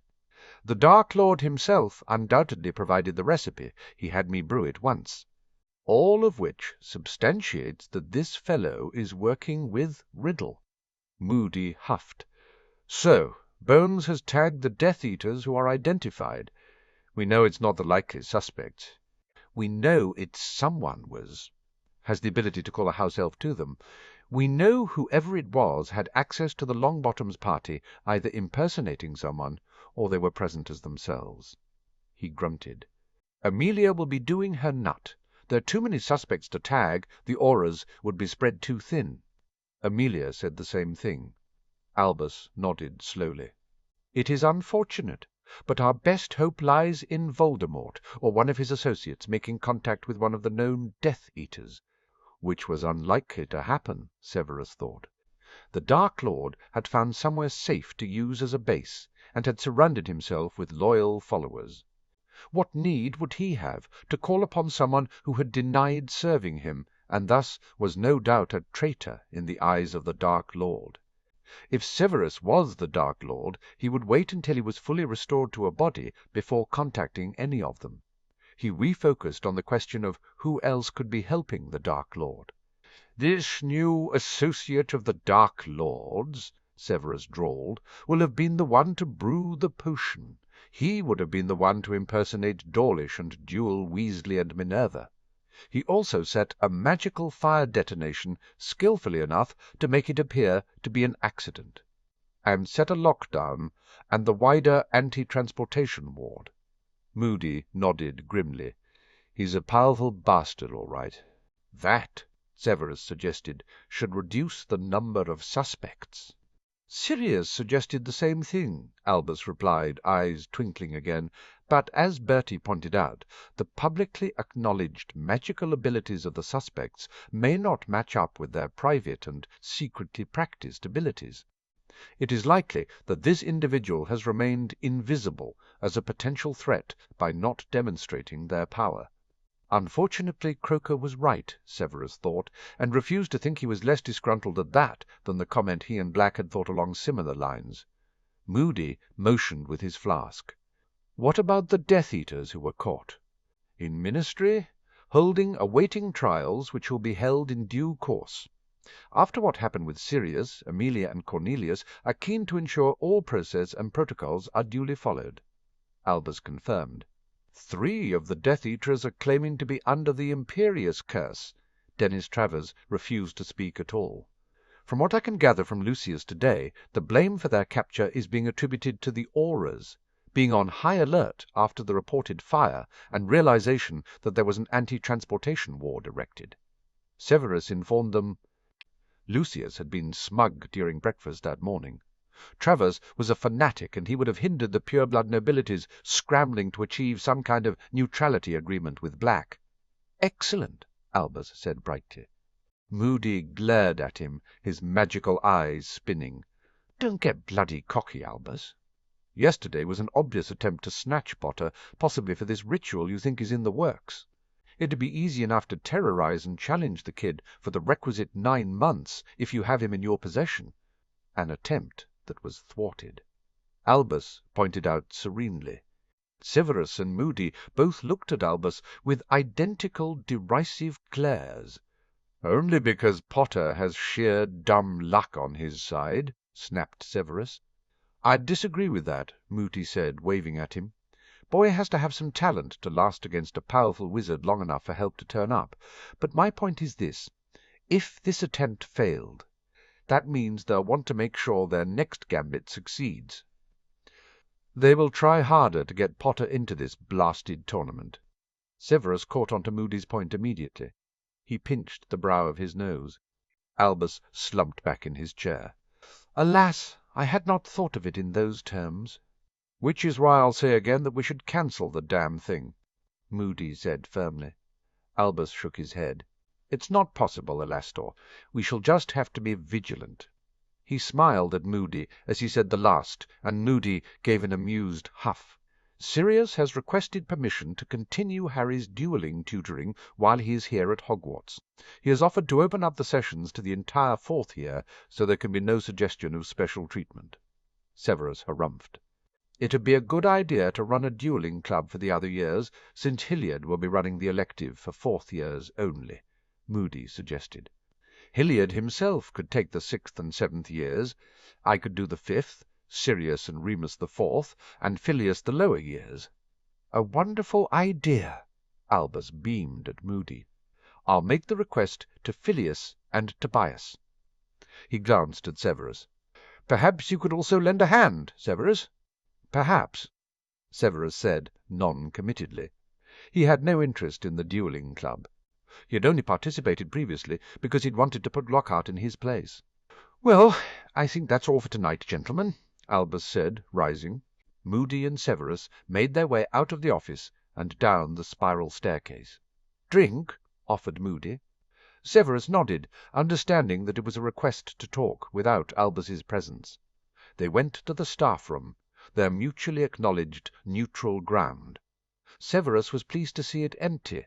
They sat in the small seating area where they had first talked, and Moody poured them both a glass from his flask, while Severus erected a privacy bubble. "Have you made any progress on your memory issue?" Moody asked bluntly. Severus shook his head. "I have isolated the affected memories, but nothing beyond that." It was slow work. The block was a good one, excellent, in fact. He would admire Bella's handiwork if it wasn't for the fact that it was his memory she had played with. He gazed at Moody, his eyes sweeping over the magical counterpart. "I don't suppose—" "Nope," Moody said succinctly, tossing back his drink. "Leglemancy has been out for me since I lost the eye. You need 2 good uns, as you very well know." He gazed at Severus thoughtfully. "You could ask Albus." Severus raised an eyebrow. "Would you want him rooting around in your head?" Moody gave a short, barking laugh and conceded the point. "How about a healer? I know someone who works on the memory ward at St. Mungo's." He did actually consider the offer, but regretfully shook his head. He wouldn't wish his mind on anyone. "I shall endeavour to continue with my own efforts. And if the answer to who is hiding, you know, who is buried in there," Moody said with incisive insight. "The Lestranges covered up Crouch's involvement with them. Perhaps what you saw was some other bugger." It was a possibility. Bella and Rodolphus had a good working partnership as a couple, but he didn't think that they'd shared a bedroom the entire time Severus had stayed with them. It was entirely possible that just as Rabastan had taken Crouch Jr. as a lover, Bella or Rodolphus themselves had a surprising paramour hidden in the closet, one like Crouch that the Dark Lord himself had marked and approved of as a liaison. "If Potter is entered into the tournament and I have not removed the block by then, I will request assistance." Severus compromised. Moody grunted, but seemed satisfied with the answer. Let's hope our security can keep Potter out." Severus nodded, but he wouldn't put it past the brat to enter himself. Phileas wandered into the staff-room and smiled at them both. "Goodness, I thought I was the only one about this evening. Everyone else seems to have deserted the place." Severus hurriedly took down the privacy bubble. "Have you spoken with Minnie?" asked Moody, shifting forward to welcome Phileas into the seating area with a wave of his hand. Phileas nodded. "I've had an owl. She was released into the care of the House of Potter. She says she'll be fully recovered and back on Sunday to deal with the final preparations for the new school year." He sat down with a small sigh, and accepted Moody's offer of a drink, a small, silent wiggle of his flask, with a nod. "She says she needs duelling practice." Moody smiled as he poured Phileas his drink. "There's a duelling club proposed." Severus knocked back the last of his drink, set his glass down, and stood up. He had no wish to listen to Phileas and Moody discuss a duelling club, nor to get pulled into any commitment to help. "I believe I will retire for the night." He inclined his head, allowing his dark hair to fall forward before turning abruptly and striding out, aware his robes were billowing behind him. The walk to the dungeons was long, and his thoughts revolved around the attack on Potter. He was furious with Potter all over again by the time he entered his private quarters. He made for the bedroom, and sitting on the bed, opened the top drawer of his bedside table and took out a photo. It was a rare photo that he had of Lily and himself as children, before Hogwarts, before everything had been ruined by Potter Senior. It was a Muggle one Lily's mother had snapped with a Polaroid camera and handed to him right there and then. "I'm trying to keep him safe, Lily," Severus whispered to the photo, stroking a finger over her innocent features. "But your son doesn't make it easy. He has far too much of Potter in him and far too little of you." What had the brat been thinking? Going off to rescue the Weasleys? Charging after his attacker into the woods? No doubt he wanted further glory and praise for his heroics. Or he had no sense of self-worth, which was more likely given his appalling upbringing with Petunia. Well, he would keep Potter safe, despite the brat's lack of self-preservation. He would do it because Potter was needed to vanquish the Dark Lord so Lily could be avenged. Potter owed his mother that much for her sacrifice, for causing her death. And as much as he hated Potter's presence within the castle, it would be easier for Severus to protect him once Potter was back at Hogwarts. Severus sighed and put the photo away, closing the drawer on his memories and his melancholy. Oh, oh, oh! Dennis Travers had been 16 years old when he'd taken the dark mark. He'd gone along with his father and his uncles. His family had little status, but they were comfortable financially, thanks to good investments, and his grandfather's broom charms patent that had been bought by Nimbus. His father had worked in the Department of Magical Transportation until his incarceration in Azkaban in 81. He could still remember the night the Aurors had come for his dad. Rain battered down on the roof, filling the living room with a thunderous pitter-patter. The room had been lit with oil lamps, casting a gloomy orange light and strange shadows against the walls. A fierce blaze had filled the fireplace, warming the room. His mother, a slim, pretty woman, sat beside the Wizarding Wireless, knitting as was her wont when she was anxious. He and his father had been playing cards on a small felt table. 20-year-old Dennis was winning.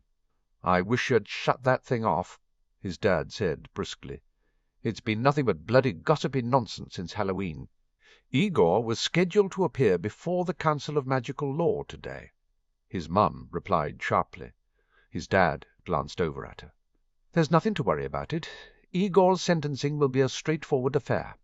They have more than enough evidence to convict him."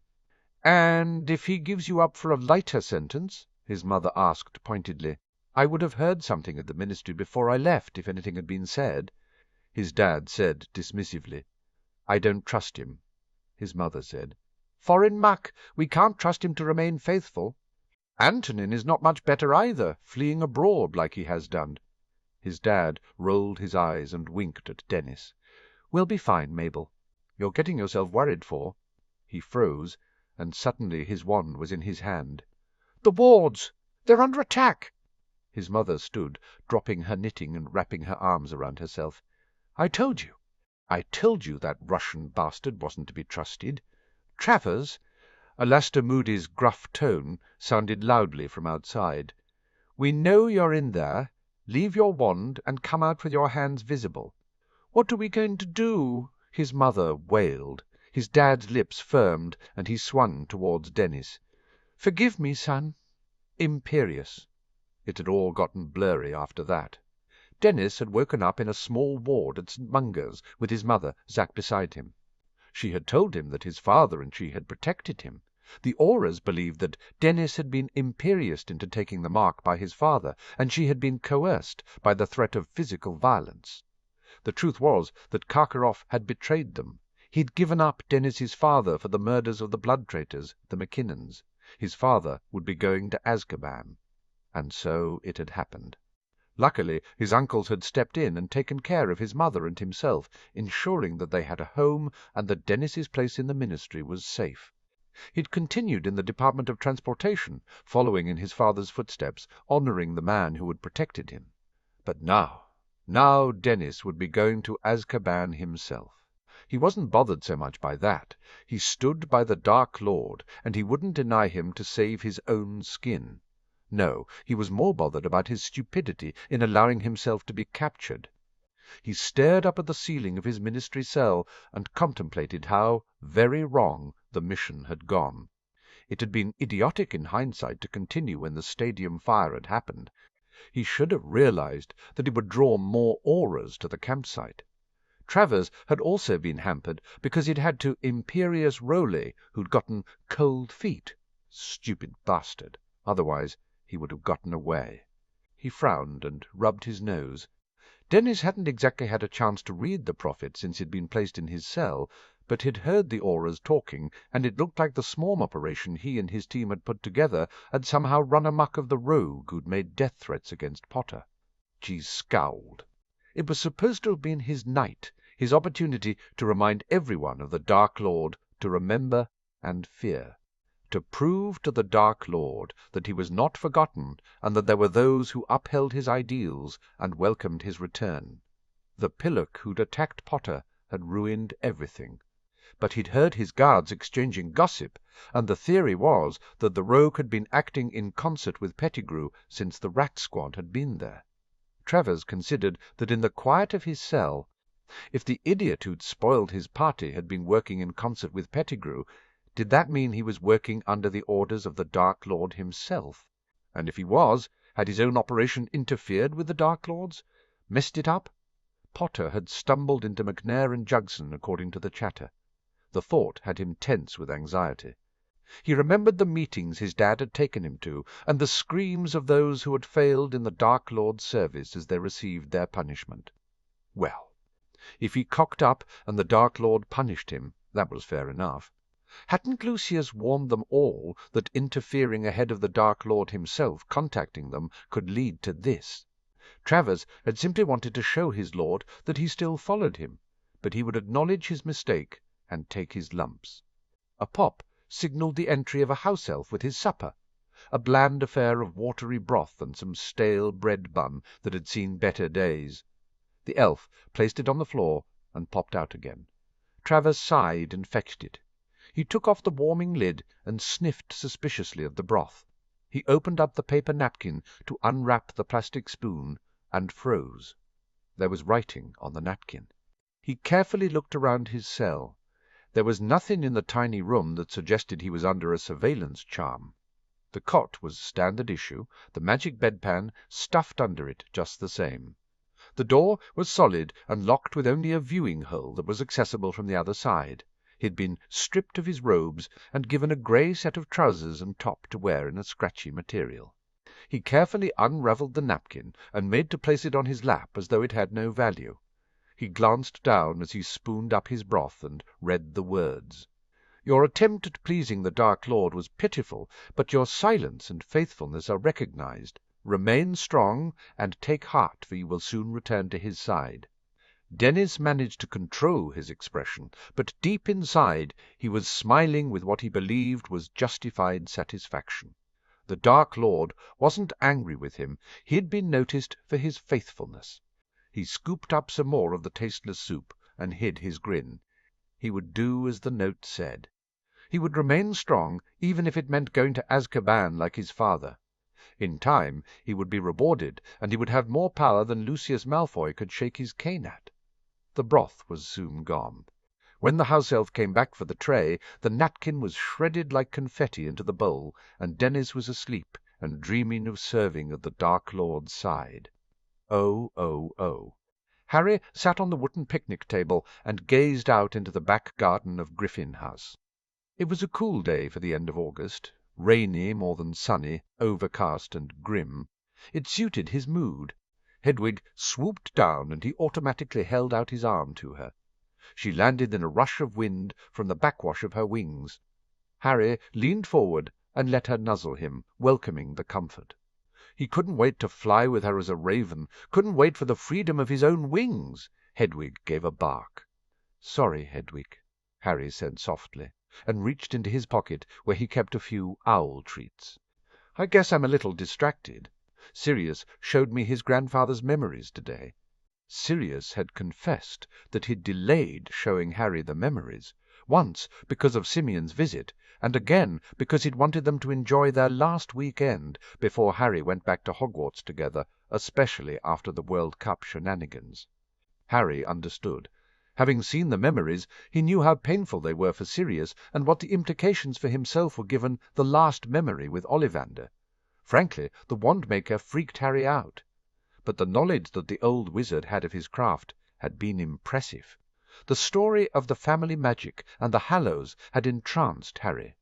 The story of the family magic connected with something inside of him, something that told him it was the truth. He remembered the warmth he'd felt in calling the Longbottom bear. Sirius had cautioned him that they didn't know if the magic had responded because of Neville's fealty, but Harry didn't think so. He had simply and instinctively reached for and found the bear there, waiting for him, along with the surety that the steadfastness and ferocity of the beast had been his to call upon. The problem was that he had no idea how to deliberately call upon all family magic, and he had a feeling that it couldn't be done without the circumstances being rather dire. He sighed. "What do you think, Hedwig? Do you think I could call all the family magic to defeat him? And what of the consequences? Merlin had called the magic and disappeared afterwards. Was that the price for using it, giving his own life? But didn't it make sense that it would incur such a cost? If he called all family magic and used it to wipe Voldemort from the face of the wizarding world, wouldn't he consider his magic and his life to be fair payment? He shivered. Hedwig barked and nuzzled him again. Perhaps he didn't need to go so far. Perhaps he only needed to call upon his own family magic to assist him, as presumably the Peverils had done in the defeat of the Dark Wizard 7. His ancestors must have brilliant men to have invented the Hallows. Would they be disappointed in him? Maybe they might have been before the summer, Harry thought honestly, in the same way he believed his parents would probably have been disappointed with him for not trying his best and being lazy.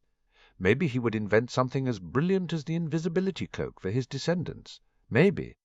Of course he had no idea what he could invent that would help him defeat Voldemort. And as for the Hallows themselves, he stroked Hedwig's feathers. "I don't know what to do, Hedwig. The headmaster is still keeping secrets." It hurt. He had thought Dumbledore sincere in his apology at the beginning of the summer. He had thought Dumbledore had been sincere in his offer to help Harry. The headmaster clearly had some knowledge of the power of the Hallows, since he had recognized the Resurrection Stone, had presumably looked over the cloak whilst it had been in his possession, and he held the Elder Wand. Hadn't it ever occurred to the headmaster that they were the power he knows not, alluded to in the prophecy? It seemed incomprehensible to Harry that Dumbledore wouldn't consider that the Hallows could be a possibility. And so, if he had an inkling they could be the power, why hadn't Dumbledore said anything? To Sirius, if not to Harry. He took a deep breath and tried to think of all the lessons Sirius had given him regarding motivations. What was Dumbledore's motivation in keeping the secret? The first answer was easy. Dumbledore wanted to keep the wand out of Voldemort's hands. Harry could understand that, and he even agreed with it. The second motivation was probably related to Harry's protection, and the sentimental thinking Dumbledore had always had about giving Harry a normal childhood. Harry snorted and received a chiding look from Hedwig. Dumbledore had failed on every level to give Harry a normal childhood. As he had said to Neville, he had forgiven Dumbledore for placing him with the Dursleys, but he would never forget it. He was prepared to admit at last that not only had his treatment there been horrid to endure, it had been abusive and abnormal.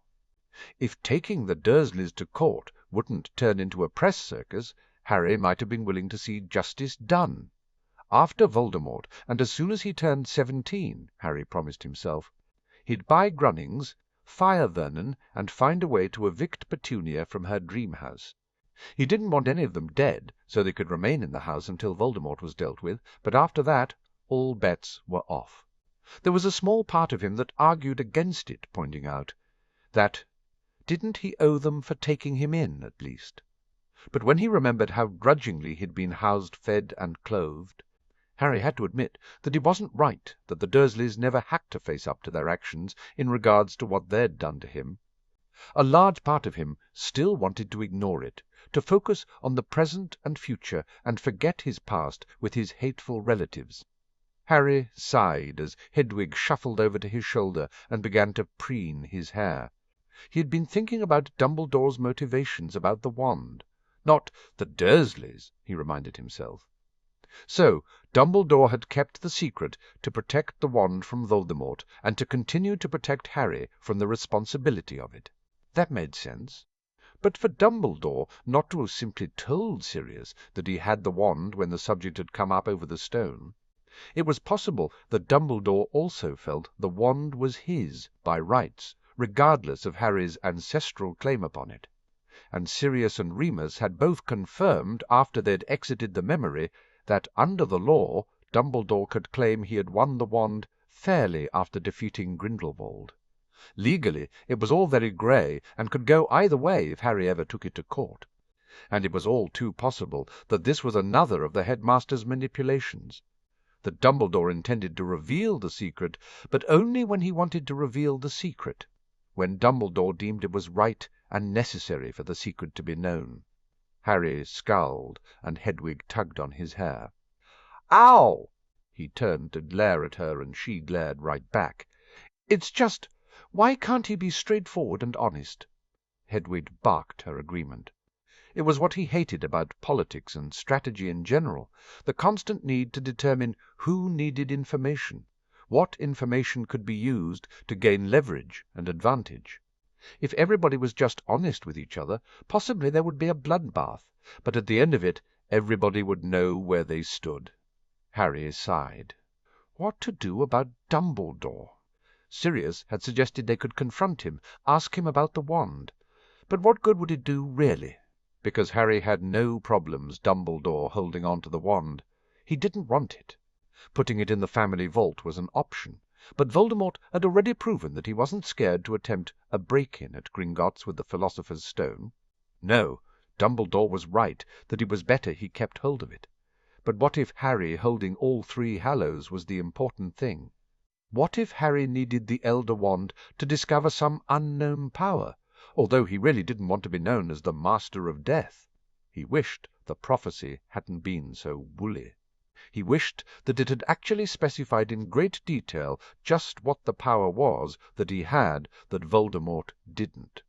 But of course he couldn't be that lucky, and he needed to do better than he had at the World Cup. He knew he'd let his anger rule him, and he couldn't afford that. He needed to be sensible, responsible. He grimaced and pushed his glasses up his nose. Dobby popped onto the grass in front of him. "It biss about to rain, Harry Potter, sir."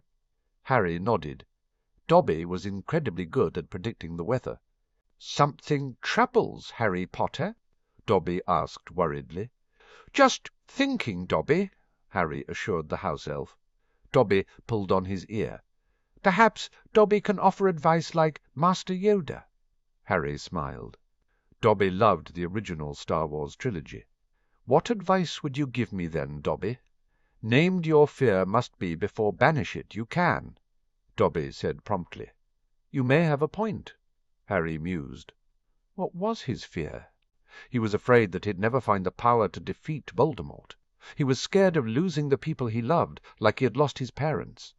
He was worried that the headmaster's habit of keeping secrets would lead to both those things. It wasn't the wand that was the issue, it was the keeping secrets that the headmaster needed to be faced with. "Thanks, Dobby." Dobby's ears flapped with pleasure. "Dobby will be making Harry Potter some hot chocolate." Harry got the message. He should go inside.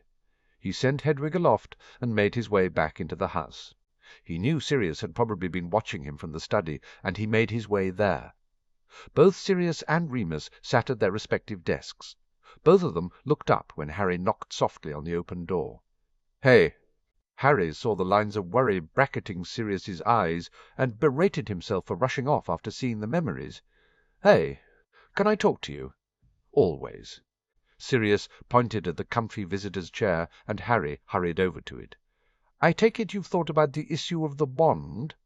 Harry nodded. Dobby popped in, handed him a mug of chocolate, and popped away again. Remus looked enviously at the mug before gesturing impatiently at Harry. "And?" "I think the wand is safest with Professor Dumbledore until we know more about the power the Hallows are supposed to have, and how bringing them together is supposed to help defeat a Dark Lord, if at all." Harry began. "The headmaster's had it for years, so I don't see the point of him giving it to me, and arguably it is his wand, legally anyway." Remus and Sirius exchanged a quick look between them, and Remus looked smug. Harry's eyes narrowed. Had they bet on his reaction? That's a well-thought-out position. Remus praised him, folding his arms and sitting back in his chair. "Well, the wand isn't really the problem, is it?" pointed out Harry. Remus frowned. "It's not?" Harry shook his head and took a sip of his hot chocolate. "Professor Dumbledore's keeping secrets again?" "Well, not again, so much as he's continued keeping secrets even when he said he wouldn't. He must know that the Hallows could be the power referred to in the prophecy." He sighed heavily. "I'm just tired of him making decisions about what he thinks I should and shouldn't know about things that are directly related to me. And if he's keeping this a secret, what else is he keeping secret?" Sirius threw Remus a triumphant look before his eyes met Harry's. "What do you want to do?" "Unfortunately, I think someone needs to confront him," Harry said. "But I don't know if it should be me, or you, or both of us." "There is strength in numbers," Remus said immediately. "I don't think you should talk with him alone at any rate, Harry." "Neither do I," Sirius agreed. Harry fidgeted with the mug in his hand, stroking the rim idly. "I think maybe you should talk with him without me." Sirius raised his eyebrows questioningly. "I don't think having a row with him just before I go back to school is a good idea," Harry admitted. "I can see your point," Sirius said evenly. "And I assume you'd like me to wait until you're settled in for a couple of weeks before I have the discussion with him. Don't deny that you'd more than likely use the threat of Harry not returning if you did it sooner, Sirius," Remus said. Sirius rolled his eyes. "Besides," Harry said brightly, "you can say more without me there, and be more direct about what you say." "True," Remus agreed. "You agree with him?" Sirius asked Remus bluntly. "I do," Remus said simply. "Harry's right. The wand isn't the issue per se, but that he's withholding information that could be vital in our defeating Voldemort. When you think about it, the wand is not the only thing he hasn't confided. He might have told you there is a prophecy, but he hasn't offered you the details, and you're Harry's father now. He should have told you. Maybe he's assumed you've gone to the Dom to hear it, maybe not.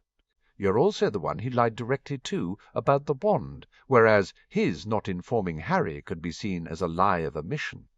You're the leader of the War Council. You're the leader of the political faction most likely to take full control of the Wizengamot in the next session. You're the one who should face him with this." "What he said." Harry motioned with his mug towards Remus. Sirius nodded and raised his hands in surrender. "I guess I volunteer." "Well done, Padfoot," Remus said dryly. Harry gave a chuckle at the incensed look on Sirius's face, and figured a prank war would break out as soon as he left for school. "What about the rest of what was in the memories?" Sirius asked, turning his attention back to Harry. "Are you okay with everything?" He gave a shrug, with a brief lift of one shoulder. "I guess the stuff on the family magic and the Hallows is interesting, but I just have more questions, really. We need to track down the Lumiere source Ollivander spoke about." Remus agreed. "I have another couple of places to try before I approach Ollivander himself." "I think the family magic thing is right," Harry offered, uncertain how they'd respond. "It feels right." "Feels right? Feels right." Remus's keen gaze scoured Harry's face. Harry nodded. "I can't really explain it more than that." He sighed and rubbed his temple. "But I don't know how I could call all the family magic. I just feel like I could, but I—" He trailed away, unsure how to explain further. "But," prompted Sirius gently. "But I don't think there would be a way to use it without paying a price," Harry said eventually, unable to think of another way of phrasing it. Sirius stilled, his entire being freezing in one position that was so unlike him that Harry took a sharp intake of breath that he only released when Sirius started moving again by lurching to his feet. "A sacrifice of life and magic," Remus said out loud, sounding stunned. "I can't believe we didn't think of it." "Well, that definitely rules the family magic out as a possibility," Sirius stated firmly, whirling around to point at Harry. "You are not sacrificing your life and magic until you're very, very old and grey and wrinkly." Remus nodded absently. "So we focus on the Hallows?" His eyes narrowed. "You know that might make more sense when you consider Morgana's words to you at the blessing. She did say something about you mastering death." Harry pressed his lips together. He appreciated the sentiment, felt warmed by the love and care of both his new father and honorary uncle, their want to keep him alive and safe. But just as he knew, deep in his bones, that somehow it would come down to him and Voldemort in the end, he knew there would be a price, a balance to be kept. Even the Hallows suggested that magic, or rather death in the story, had exacted a price from each of the Peverils eventually. "All of which means I really do need to speak to Albus." Sirius slumped back into his chair and regarded Harry with mischievous grey eyes. "And there's nothing I can do to convince you that I should do that before you go back to school?" Harry rolled his eyes. Remus sighed heavily at Sirius's antics. "Are you going to be all right with the headmaster?" "I think so," Harry said. "I'm not really angry with him, just disappointed. I can't trust him to be up front with me, and that's sad." Sirius nodded sharply. "Do you have any other questions about the memories?" Harry began to shake his head, but stopped and frowned. "What happened to that woman who gave up your cover?" "Kelp?" Sirius raised his eyebrows and smiled. "I don't honestly know. I don't think she's still with the department. I looked her up after I saw the memory. She was held overnight for her part in what happened, but was released from holding the day after. She got a note of censure in her file for not following protocol and endangering a fellow officer who was the heir to an ancient and noble house and a son of another. It most certainly would have hampered her future career. She got married in November 1980 to a Muggle-born, and they moved to the States ostensibly to get away from the war." Remus offered. "She didn't get charged?" Harry asked, angry.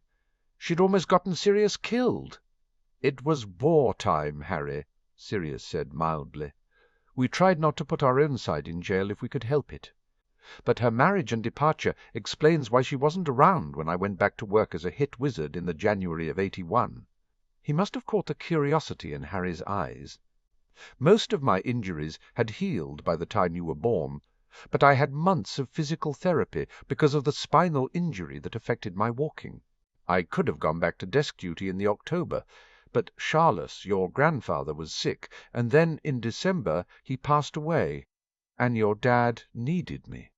"That was when Dad resigned as a hit wizard," clarified Harry, remembering the memory with his mother and Arcturus at Christmas. "Yeah, he had the Potter estates to manage, and, truthfully, he was hit hard by the loss of your granddad," Sirius said. Harry sipped his chocolate as he took in the grief in Sirius's eyes, and he remembered his mum had said Sirius had taken Charles's death just as hard. "What about you, Padfoot?" asked Harry quietly. "How are you after seeing the memories?" He didn't notice that Wemyss beamed proudly at him for his compassion and caring. It was weird the first time. Sirius admitted, "I never realized that grandfather honestly cared for me. I'm very glad he was there for Lily, and, despite his appalling decision not to get you away from the Dursleys, I appreciate all his work to help us as much as he could." Harry thought Sirius might have just been reassuring him, but Sirius's eyes remained calm, and there was a peace that glimmered there for a moment, suggesting that his words were more than bravado. "Healer Allen was very good," Harry mused silently. "By the way, we received a message from Amelia," Sirius said, changing the subject in a blunt manner that had Remus sighing. "Since some of the evidence is sensitive and will give away Tag the Death Eater, they've decided on a tribunal approach for the Death Eaters who were caught. Albus will sit as the principal judge, to be joined by 2 members of the Wizengamot. The Wizengamot members are being solicited for nominations. The tribunals will take place on the Friday after the Wizengamot session on the Thursday." "Who are we nominating?" asked Harry, interested. The U-turn he'd made about his view on politics from the start of the summer was remarkable, he mused to himself. But he was pleased, because Sirius was delighted with his response, if the grin on his face was anything to go by. Sirius leaned back in his chair. "Good question, as I was going to discuss it with you. My first nomination would be for Gideon Barron. He's new to the Wizengamot, not entrenched in the alliances, neutral pretty much." "And his legal background will be invaluable," Remus commented. "Exactly." Sirius picked up a quill and started playing with it. "The problem comes with the second nomination. Someone from the Potter Alliance would be the obvious choice. Isn't there a conflict of interest?" Harry questioned, chewing his lip. "There's nothing linking the Death Eaters that were caught with the attack on the tent," Sirius explained. "But for appearance's sake, it would probably be better to have someone not directly affected by any of the attacks, even if it's not completely necessary," Remus answered. "So we're looking for someone outside of the Alliance, but sympathetic." Harry sighed, scratching his forehead. Sirius shifted in his seat and pointed the quill at Harry. "Daniel Greengrass would be our best option. While we will be announcing the Potter and Greengrass alliance at the next Wizengamot, it's pretty much an open secret among the ancient and noble houses, so everyone knows. He's staunchly neutral and has a reputation for fairness," he explained. "The other option is Nora Zabini, but frankly, her reputation has more to do with husbands than politics," Remus said dryly. "She'd be a wasted nomination." Harry felt his lips twitch, but nodded in agreement. "I guess our vote goes to Dan, then. He was the nicest of that neutral bunch." Sirius nodded. "I thought that you had more of a connection with him than the others.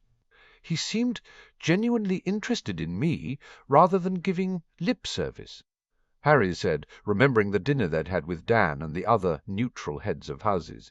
"He also asked me about my agenda, rather than asking you."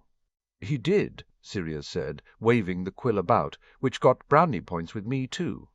"So Barron and Greengrass it is, then," Remus said. "Are we communicating our choice to anyone?" Harry checked. "Neville would probably owl him about the nominations." Sirius smiled. "Augusta has already requested a brief meeting of the Potter Alliance tomorrow morning to discuss options. I have a feeling most of them will also choose Gideon, but there will be variation on the second choice." He paused and set the quill down. "I'm going to owl Malfoy and tell him I would hope one of his choices is Barron. I'll leave the other to his discretion. I suspect Malfoy will pick up quite a few votes himself. Most of the purebloods are likely to ignore the fact that Narcissa was in the tent." Harry grimaced, but said nothing. He and Draco had managed to maintain their trust for the week, and he hoped it would continue at Hogwarts. But he would never like Draco or his father. Narcissa was all right, but she was better when she was with Andy, as though her sister enabled her to be freer and show more of her personality. "Are you all prepared for school?" asked Remus. Harry gave him a grateful smile. "Yeah, just have to get packed." Sirius had gone to Diagon Alley to do his school shopping after they had said goodbye to Simeon, Anna, and Jason.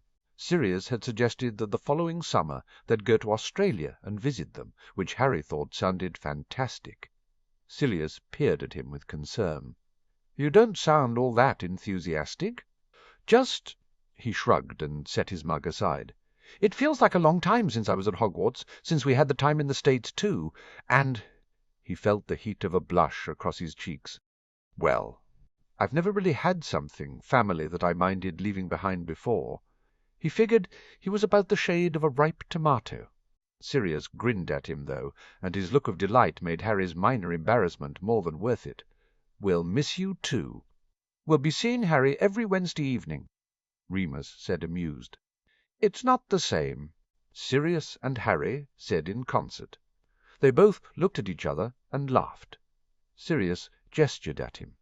"It is going to be weird seeing you only once a week, but once you're back at Hogwarts you'll remember why you wanted to go back, and you'll be fine." He smirked suddenly. "You know we should get your new Marauder name sorted before you go back."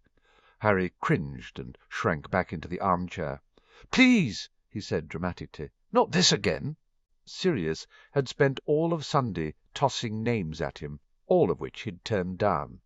"I don't know what's wrong with Bran," Remus teased, stretching and looking far too pleased with himself. "Or Edgar." Sirius jumped in. "I really liked Edgar. Or Poe." "Canute was also a good one," Remus continued, ignoring Harry's pointed look to discontinue or suffer the consequences. "Hugin and Munin, Yahal," Remus added. "But leaving mythology behind, you could choose something to do with the attributes of your form." "Feathers!" Sirius cried triumphantly. Harry glowered at him. "Beaky," Remus suggested brightly. "Claws?"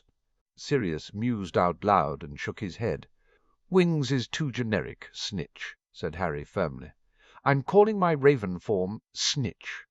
He had already decided, but had held off telling them just to torture them for a while.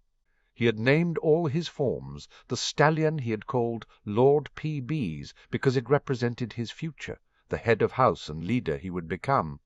The lion and the snake were called Griff and Sly, respectively, for obvious reasons. He'd tried very hard to find another name for the wolf cub, but the one that stuck in his mind was Freaks, because of the cub's representation of his orphaned self, who was so desperate for a family because he'd been denied a home with love by the Dursleys. The Bouncy puppy, on the other hand, was, and always would be, Pronglet, as it represented his baby self, who would always be the son of Prongs and of Padfoot, since it was Padfoot's form it imitated. But Snitch fitted his raven form. At least he thought so. Sirius was outraged. "It's a piece of Quidditch equipment." "No, Padfoot," Remus said, staring at Harry with renewed pride. "It's perfect. What is the Snitch but a very fast-flying entity whose sole purpose is to remain free, tricking its pursuers and defending itself with speed and skill? It's just like a raven, which is a free-spirited bird that refuses to be caught and uses every trick to fight and live." Harry started smiling. "Remus got it," he thought proudly. "When the Snitch is caught, the game is over," Remus continued thoughtfully, "and in mythology, if ravens were to leave the British Isles, the kingdom would fall. It's a lovely analogy, Harry." "Thank you, Moony," Harry said, delighted. Remus approved of the name. He turned back to Sirius a little anxious about his father's reaction. Sirius heaved a sigh and nodded, but his grey eyes were bright and mischievous. "Snitch it is, then." He wagged a finger at Harry. "But if you call my first grandchild Quaffle, I will never forgive you." "How about Bludger or Broomstick?" asked Harry cheekily. Sirius tossed a cushion at him as Harry laughed. "I don't know, Padfoot," Remus joked. "Bludger Potter. Black has a nice ring to it, don't you think?" He avoided the quill Sirius threw at him, and raised his hands in surrender. "I'm going for a shower and a change of clothes before dinner. I'll leave you two to it." He escaped through the door as both Harry and Sirius sent a barrage of cushions his way. Sirius shook his head at their dismal aim before he shifted to look at Harry with an intent expression. "In all seriousness, though, are you going to be okay going back to Hogwarts?" "Yeah," Harry nodded. "I'm looking forward to it in some ways. It's just—" He took a deep breath, trying to find the right words. "It's been the best summer, and I think a part of me is worried that when I go back to Hogwarts I'm going to wake up and find it's been a dream or something." He gave a self-deprecating chuckle and dropped his gaze. "Stupid. I know." "Not stupid," Sirius assured him. "I have to pinch myself some days." He fidgeted for a moment before turning to his desk. "Maybe this will help. It's a present. I was going to wait and give it to you on September the 1st, but—" He opened a drawer and reached inside to pull out something wrapped in brown paper. "This is your dad's old communication mirror." Harry couldn't stop the grin that split his face in two. He pushed out of his chair and took the gift. He held it reverently, with one hand gripping it firmly, while the other played over the edges as though to confirm it was real. He remembered Sirius telling him about the mirrors in the early days of their stay in the States, when they'd exchanged tales of their school years. "You just have to tap it with your wand and call my name. Or rather, Padfoot, you can talk to me whenever you want." Sirius's voice was thick with emotion. "I probably should change your mirror to respond to Snitch, rather than Pronglet's thinking about it." "No," Harry said, trying to keep a hold of the swell of love that was bubbling up inside of him. "Maybe Pronglet can be your way of calling me son. Like we agreed, Padfoot is my way of calling you Dad." Sirius pulled him into a fierce hug. "I'd like that." Harry held on to his godfather, his father, and bit his lips as the words he so wanted to say hovered at the back of his throat and the front of his mind. "I love you, Padfoot." But he couldn't quite say them. He wasn't ready. He wasn't sure why he wasn't ready, but he knew he wasn't. He knew Sirius knew that he loved him, just as he knew Sirius loved him. It was only words, Harry thought defensively. But as Sirius patted his back and let him go with a push towards the door and a brisk instruction to go change for dinner that belied the storm of emotion in his grey eyes, Harry made a silent promise. One day, Harry thought determinedly, one day soon he'd say the words.